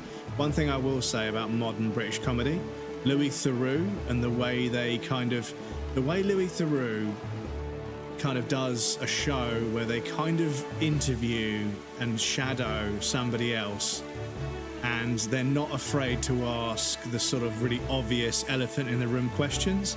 And there's something about the way that they do it that's very, very interesting to watch. And yeah, they are genuinely a bit of a treat of a person. Like, there's something about their mannerisms and the way they can. but they were shadowing. What annoys me is, once again, you've got the worst kind of person, the worst kind of person to show the brand of streaming. They were following some streamer around, and they weren't even hiding the fact that they were just being exploitive and divisive. They were just talking about it like it's just something they do to exploit people for money. And I was like, oh, great. So now Louis Theroux is going to do a show on this, and it's going to make everyone think all streamers are bad, because that's what's happening at the moment. But yeah, he asked him a few questions, and obviously this guy got upset with Louis Theroux and was like, yeah, this guy doesn't know what hit him. He's like, you have no idea, dude. If you fucking go after him before he's edited that TV show, before he airs that, if he can edit that to make you look like an idiot, he will make you look like an idiot, and this kid doesn't know it. So yeah, I look forward to seeing how that comes out, because this kid just doesn't realize that Louis Theroux is kind of like a household name in the UK, and if you try and mug him off and make him look stupid, it's not going to go well for you. Jimmy Carr seems quite bright. Yes, bright enough to be able to fucking avoid paying a bunch of tax. But also an intelligent guy, very intelligent guy. Like I say, all good comedians are very intelligent. They have to be able to see, and to see the angle of things. They have to be able to see things in ways that take a lot of intelligence. Yeah. Not only him, no. But the thing is, you've got a lot of comics, a lot of comedians and comics that work really fucking hard on the gig circuit, and they're earning enough money to live, but they're not earning big money. But he's selling out arenas, and then avoiding. So whatever, like a few times when he was on in the aftermath, there were a few times where he was on a TV show with a group of comedians, like 8 out of 10 Cats or Blockbuster or whatever. He was the host, and they were like the contestants. And they have occasionally a few jabs got sent his way, which was quite funny. But yeah, I think he was talking about his hair transplant, and because they take the hairs from somewhere else. And he was talking about when the hairs on the back of your neck stand up, and he made a good joke about that. But so he was kind of being a bit funny about it. But yeah, interview with Ricky doing the joke about his nephew. I sent you. So yeah. Ricky Gervais is also an incredible comedian. But yeah, the thing that fucking gets me, the thing that got me was, before you sent me that, was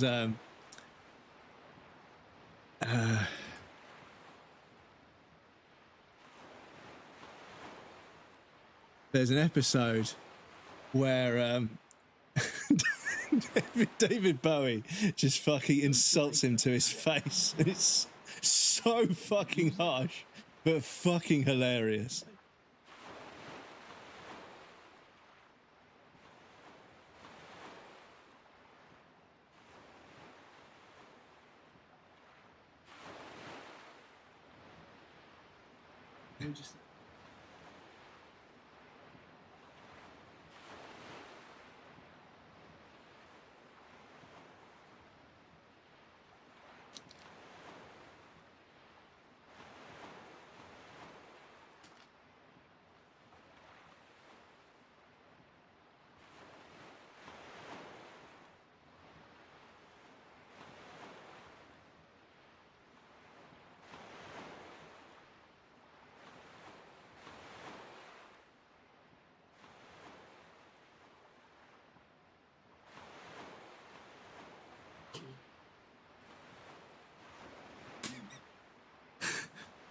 Oh, fucking I can't.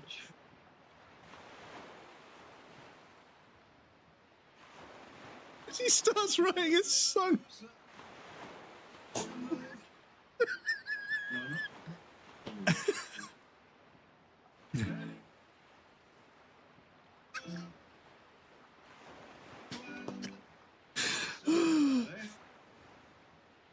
Oh my god.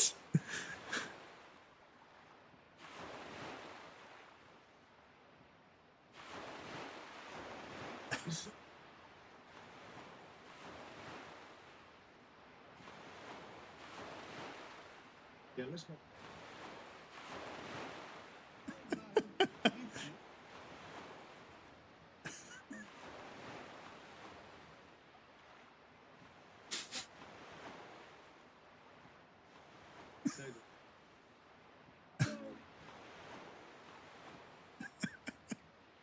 Oh, fucking hell, man.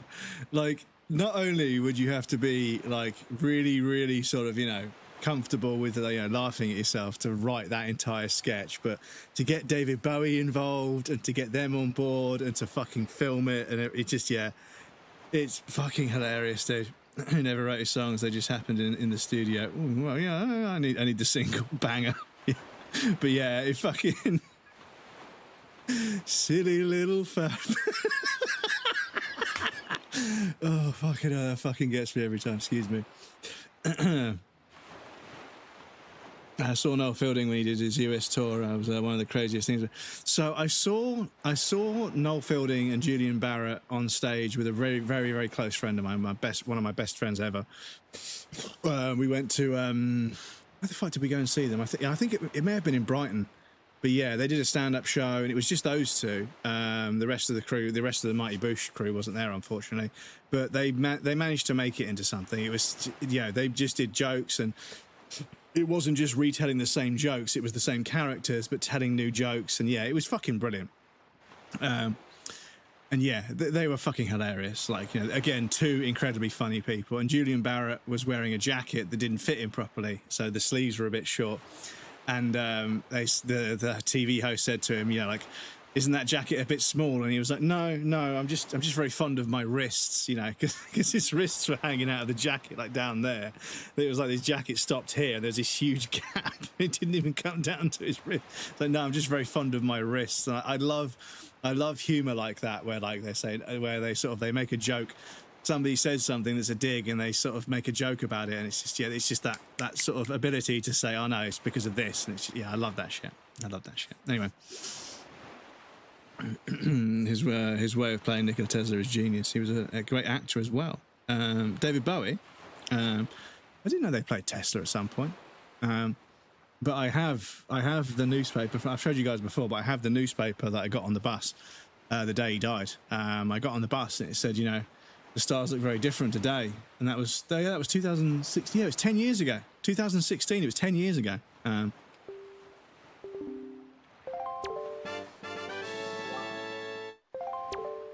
Cool. I'll hold this close to my bosom as I sleep. I can't wait. So, what do we do now? Meeting him as a kid. Yeah, apparently he brought you back to your parents. Do you know who that was? Return to Zeno's shop on Windfall Island to acquire the magic art. Okay, let's go do that. So going back to Windfall Island. Should be fine. He sold his soul for a shot at fame. See his pug-nosed face.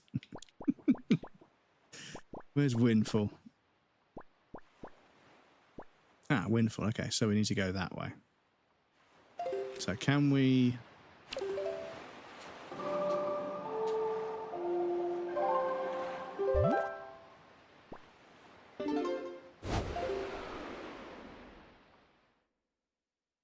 Self-deprecating humor is the best humor. Yes, yeah, it's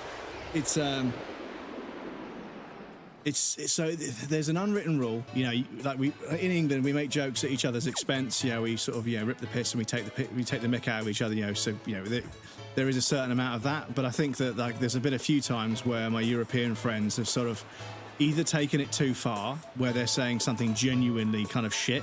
Like there's no funny side to it. They're not making fun of something or deriving humor from something that's stereotypical. They're just insulting, and I'm like, no, that's not quite how it works. But at the same time, when me and my friends are joking with each other, some of my European friends are like, oh no, that's terrible, you can't say that. And I was like, no, he's a cunt. And they're like, but this is a bad word. I'm like, yeah, but he's my friend. And then my friend says, yeah, we're friends because he's a cunt as well. I'm like, hey. And it's, funny, right? Well, it's funny to us, But yeah, American people and Europeans, when they see me and my friends like bantering with each other, they sometimes think it's serious. I'm like, no, it's fine. Sweden banter is quite hard as the Brits. Yeah, you seem to be very sort of aware of how it works as well, which I think is pretty funny. I know the scary C word. Yeah, or just just in general, someone's like somebody at work. I can't say this on stream because But yeah, somebody at work said, like, well, I didn't know this person was friends with this person, so he made quite a homophobic. I was working in Brighton, which was quite scary at the time. Not scary, it was quite weird at the time, because he made a very homophobic joke or remark, and this guy just laughed it off and walked off, and I was like, that's fucking homophobia. I was quite concerned about it. Not worried, I was concerned. But they happened to be very good friends, so they used to make fun of each other all the time. But yeah, it took me aback. It definitely took me aback. But yeah. Obviously, I wouldn't condone genuine homophobia. That's obviously not allowed. But yeah, they were mates, and I didn't know, and I was like, oh shit, that's a bit fucking strong. But yeah, that's when it's happened to me. But my European friends get that with like loads of jokes that me and my friends make, you know. Young Master, look already, my shop has a wide variety of products to choose from. It's a cornucopia. Thank you, Young Master. Every morning the postman comes, packages from the travelling salesman you traded with. Last, my humble stall is an appearance of a fully fledged store. My dear, your unflagging dedication has strengthened my determination to live my life for the success of my business. Master, you are the saviour of my stall. I think that's the very bottom of my heart. This is my most prized possession next to my hoodie coat, of course. It's none other than the Zanari family treasure. Please accept it. You got the magic armor. Use the magic power to create a barrier around yourself to protect enemy attacks. I see. This is the only heirloom I brought with me when I moved here from my hometown. Well, excluding the lovely sail you purchased from me earlier, of course. It's a magical heirloom, one that calls up a mysterious power to protect the body from harm. Of course, you can use it even when you are sailing the open seas, my dear. Please use this to protect yourself and seek out more merchants, I beg of you. And please be on constant lookout for new and exciting products. Not that I have anything left to reward you with, if you find any. So, these obviously fit. How to find out. So.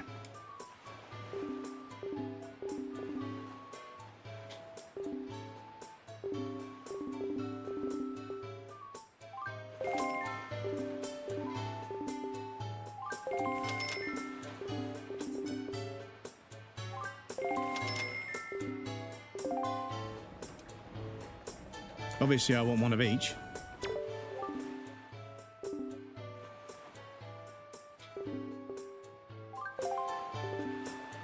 Oh, I can only have 3 of them. Okay, that's okay.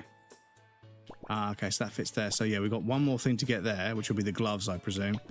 And then I imagine the arrows are going to go down here. Oh, we've got space, but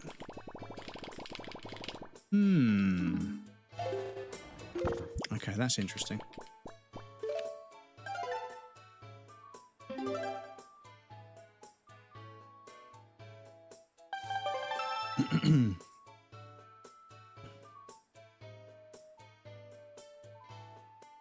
I was going to say the Prestige.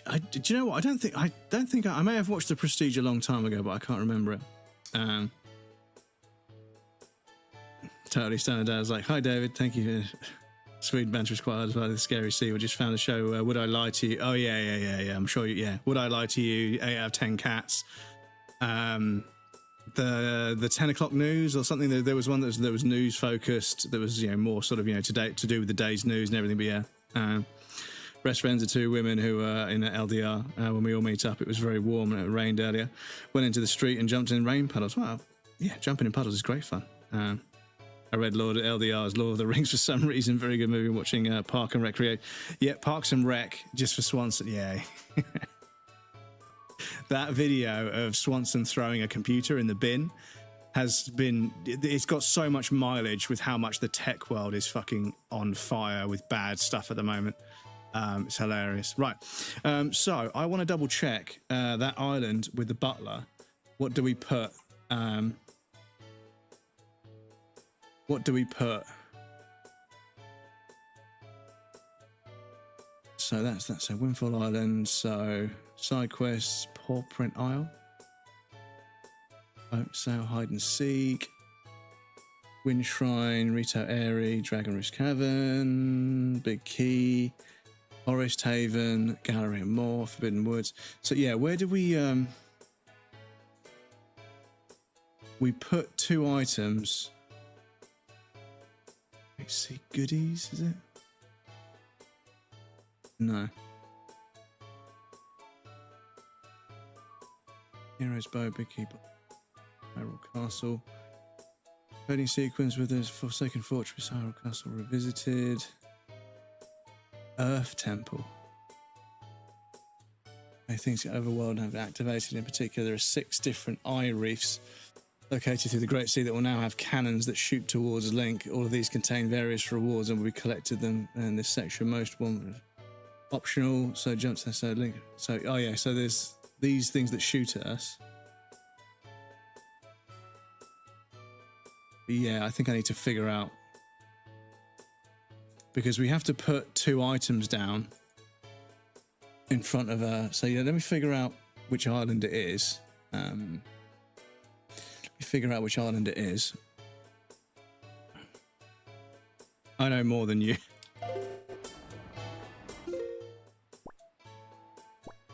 So, oh, what was it called?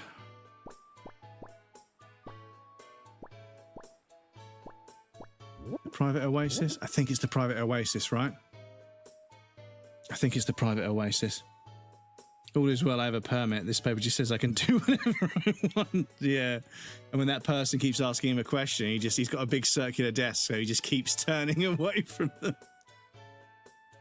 So where is the Private Oasis? Oh.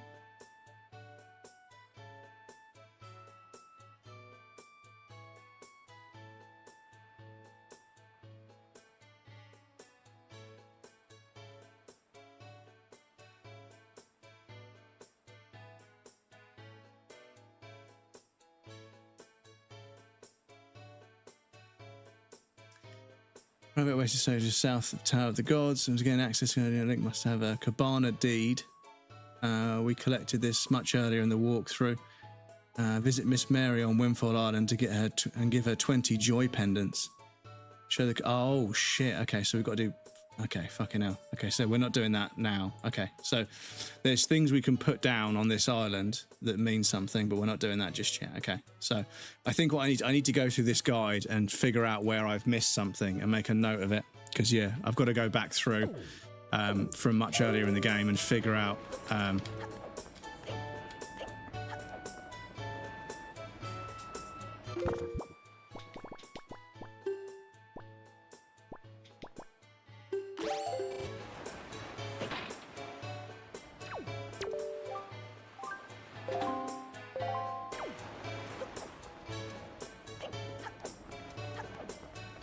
yeah, we haven't got 20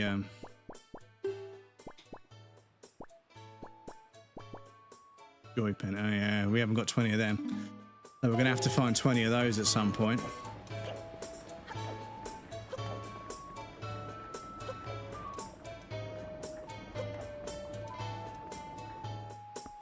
But we spoke to those kids, so I don't know if she's gonna be able to say anything new to us now. And there's a few to put them down in here as well.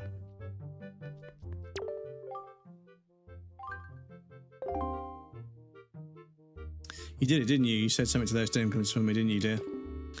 You can't fool me. I watched it all from the shadow of my door. You really are a dear. You fill me with joy. I have a reward for you. Says a little spare change.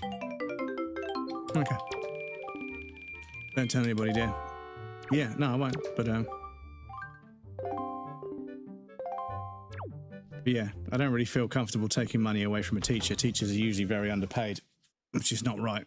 People go to the zoo to look at that thing. Nature is amazing. Sounds like you apologise to the teacher for us, good old Mrs. Mary. And speaking of, Bud, do you know that it's going to be Mrs. Mary's birthday soon? Plus, I think maybe we should give her some kind of present or something. She likes joy pendants. Don't be stupid, we're killer bees, we ain't no teacher's pets. Teacher loves jewellery and junk more than anything else in the world. She could pay, what's she into these days? What do they call them? Joy pendants. Really, where do you find them? They're just lying around. I could find some. We could give them to Teach as a present. She'll be happy. But now that I think about it, when I was climbing trees there, I saw sparkly light on top of some tree in town. Where was that? Maybe that's one of them pendants, do you think, boss? Crazy talk. Right, let's go fucking roll into a few trees and see what happens.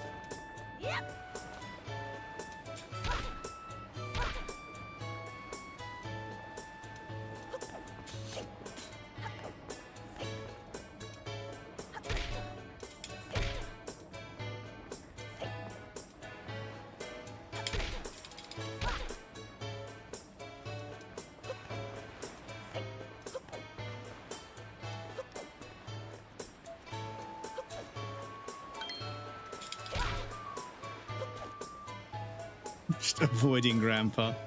Right, chat, we've got another ad break coming up, but I think it's probably time for me to call it there, I think. Ah, perfect.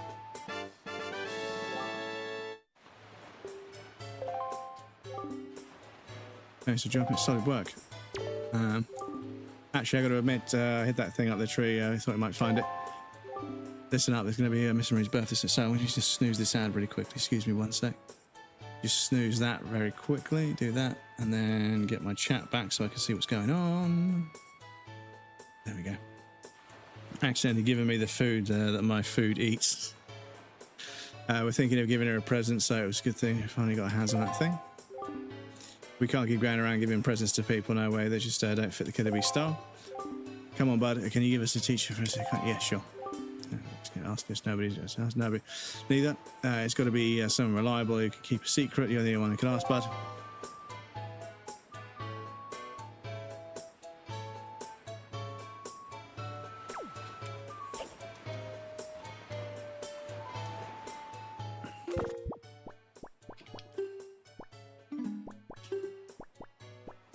Right. So I'll save the game there. And then we'll jump over to here, where we can hang out briefly. You guys can get all your raid messages and your socials there. First message is for subs, the second one is for non-subs. Please feel free to copy and paste the one that pertains to you. I need to copy this one, make sure it works. Yes. Where were we? I'd work all day if it meant getting if it meant nothing got done. I know more than you as well as a permit. I have A4 paper of that in my. I have an A4 paper of that in my wallet. Sometimes it shows it. Sometimes when my boss is gonna yell out some things like, "No fucking A4 paper again. Give me all the bacon and eggs you have." Wait, I worry. What you heard was give me a lot of bacon and eggs.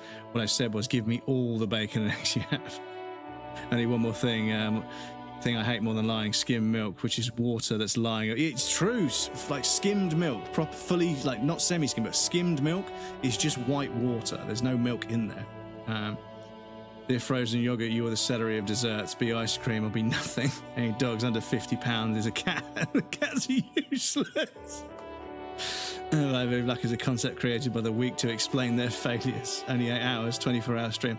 No, I started to yawn earlier, so I've got a few things I want to do, and I don't want to get to bed at fucking 2 in the morning like I did last night. So, yeah, I think I'll call it there. We could dive on into, I suggest 24 hours on 2,214 followers. 24-hour stream on 2,214 followers. We have around that amount anyway. I think I lost another one today, unfortunately. I need to check why and see if it was anything like I said, but you know, every time I go live I lose a follower, so if I don't gain 2 followers per stream, I'm slowly losing followers. So you know, I don't know what's going on with this platform, and I don't know if it's me, I don't know if it's the platform, but other people have said they're losing followers as well. But anyway, let me scroll down so I can see that as well. 1 follower away. Thanks for stream, yes, 2013 now. Thanks so much, Brad Jake. Thank you for being here, dude. I appreciate it. Thank you for sharing that link in the Discord as well. Anyway, let me have a quick look and see who is playing video games. And we'll go say hello to somebody. Who have we got? Oh, mute that, excuse me, because that's me. So, who have we got? I spoke to that person. I saw that person earlier. We've got someone playing Bloodborne. Somebody playing Bloodborne. We've got Phasmo, World of Warcraft, Forza 4, Pal World, Lies of P. There's loads of different stuff going on tonight. Blueprints, Elden Ring, Final Fantasy, Ark Raiders. So I don't think I've had a chance to raid this person before, so I think I might raid them. I think I've spoken to them a little bit here and there. No, do you know what? Yeah, I don't know them that well. I don't know them that well, so I can't guarantee it's going to be safe for you guys, so I won't risk it. Somebody I know who is absolutely delightful is on, and they're one of my favourites, and we're going to go say hello to them because they are wonderful. So let me get the raid started over here. I need my raid thing up here. And then what I need to do is say goodnight to the YouTube stream, because YouTube, you can't raid out with us on Twitch, I'm afraid. But thank you for hanging out on the YouTube, everybody. The next stream will be on Monday, 5 p.m. UK time onwards. and then on Wednesday 5 p.m. UK time onwards, and then again on Saturday next week from midday onwards. But thank you for hanging out on the YouTube. Don't forget to like and subscribe and all that social media bollocks. But thank you for hanging out on the YouTube. I appreciate it. It's nice to get the ball rolling on another streaming platform and see how streaming on YouTube works. Interested to see how things are different and how they're the same, and just be able to have a few options with where I stream. But yes, thank you for being here.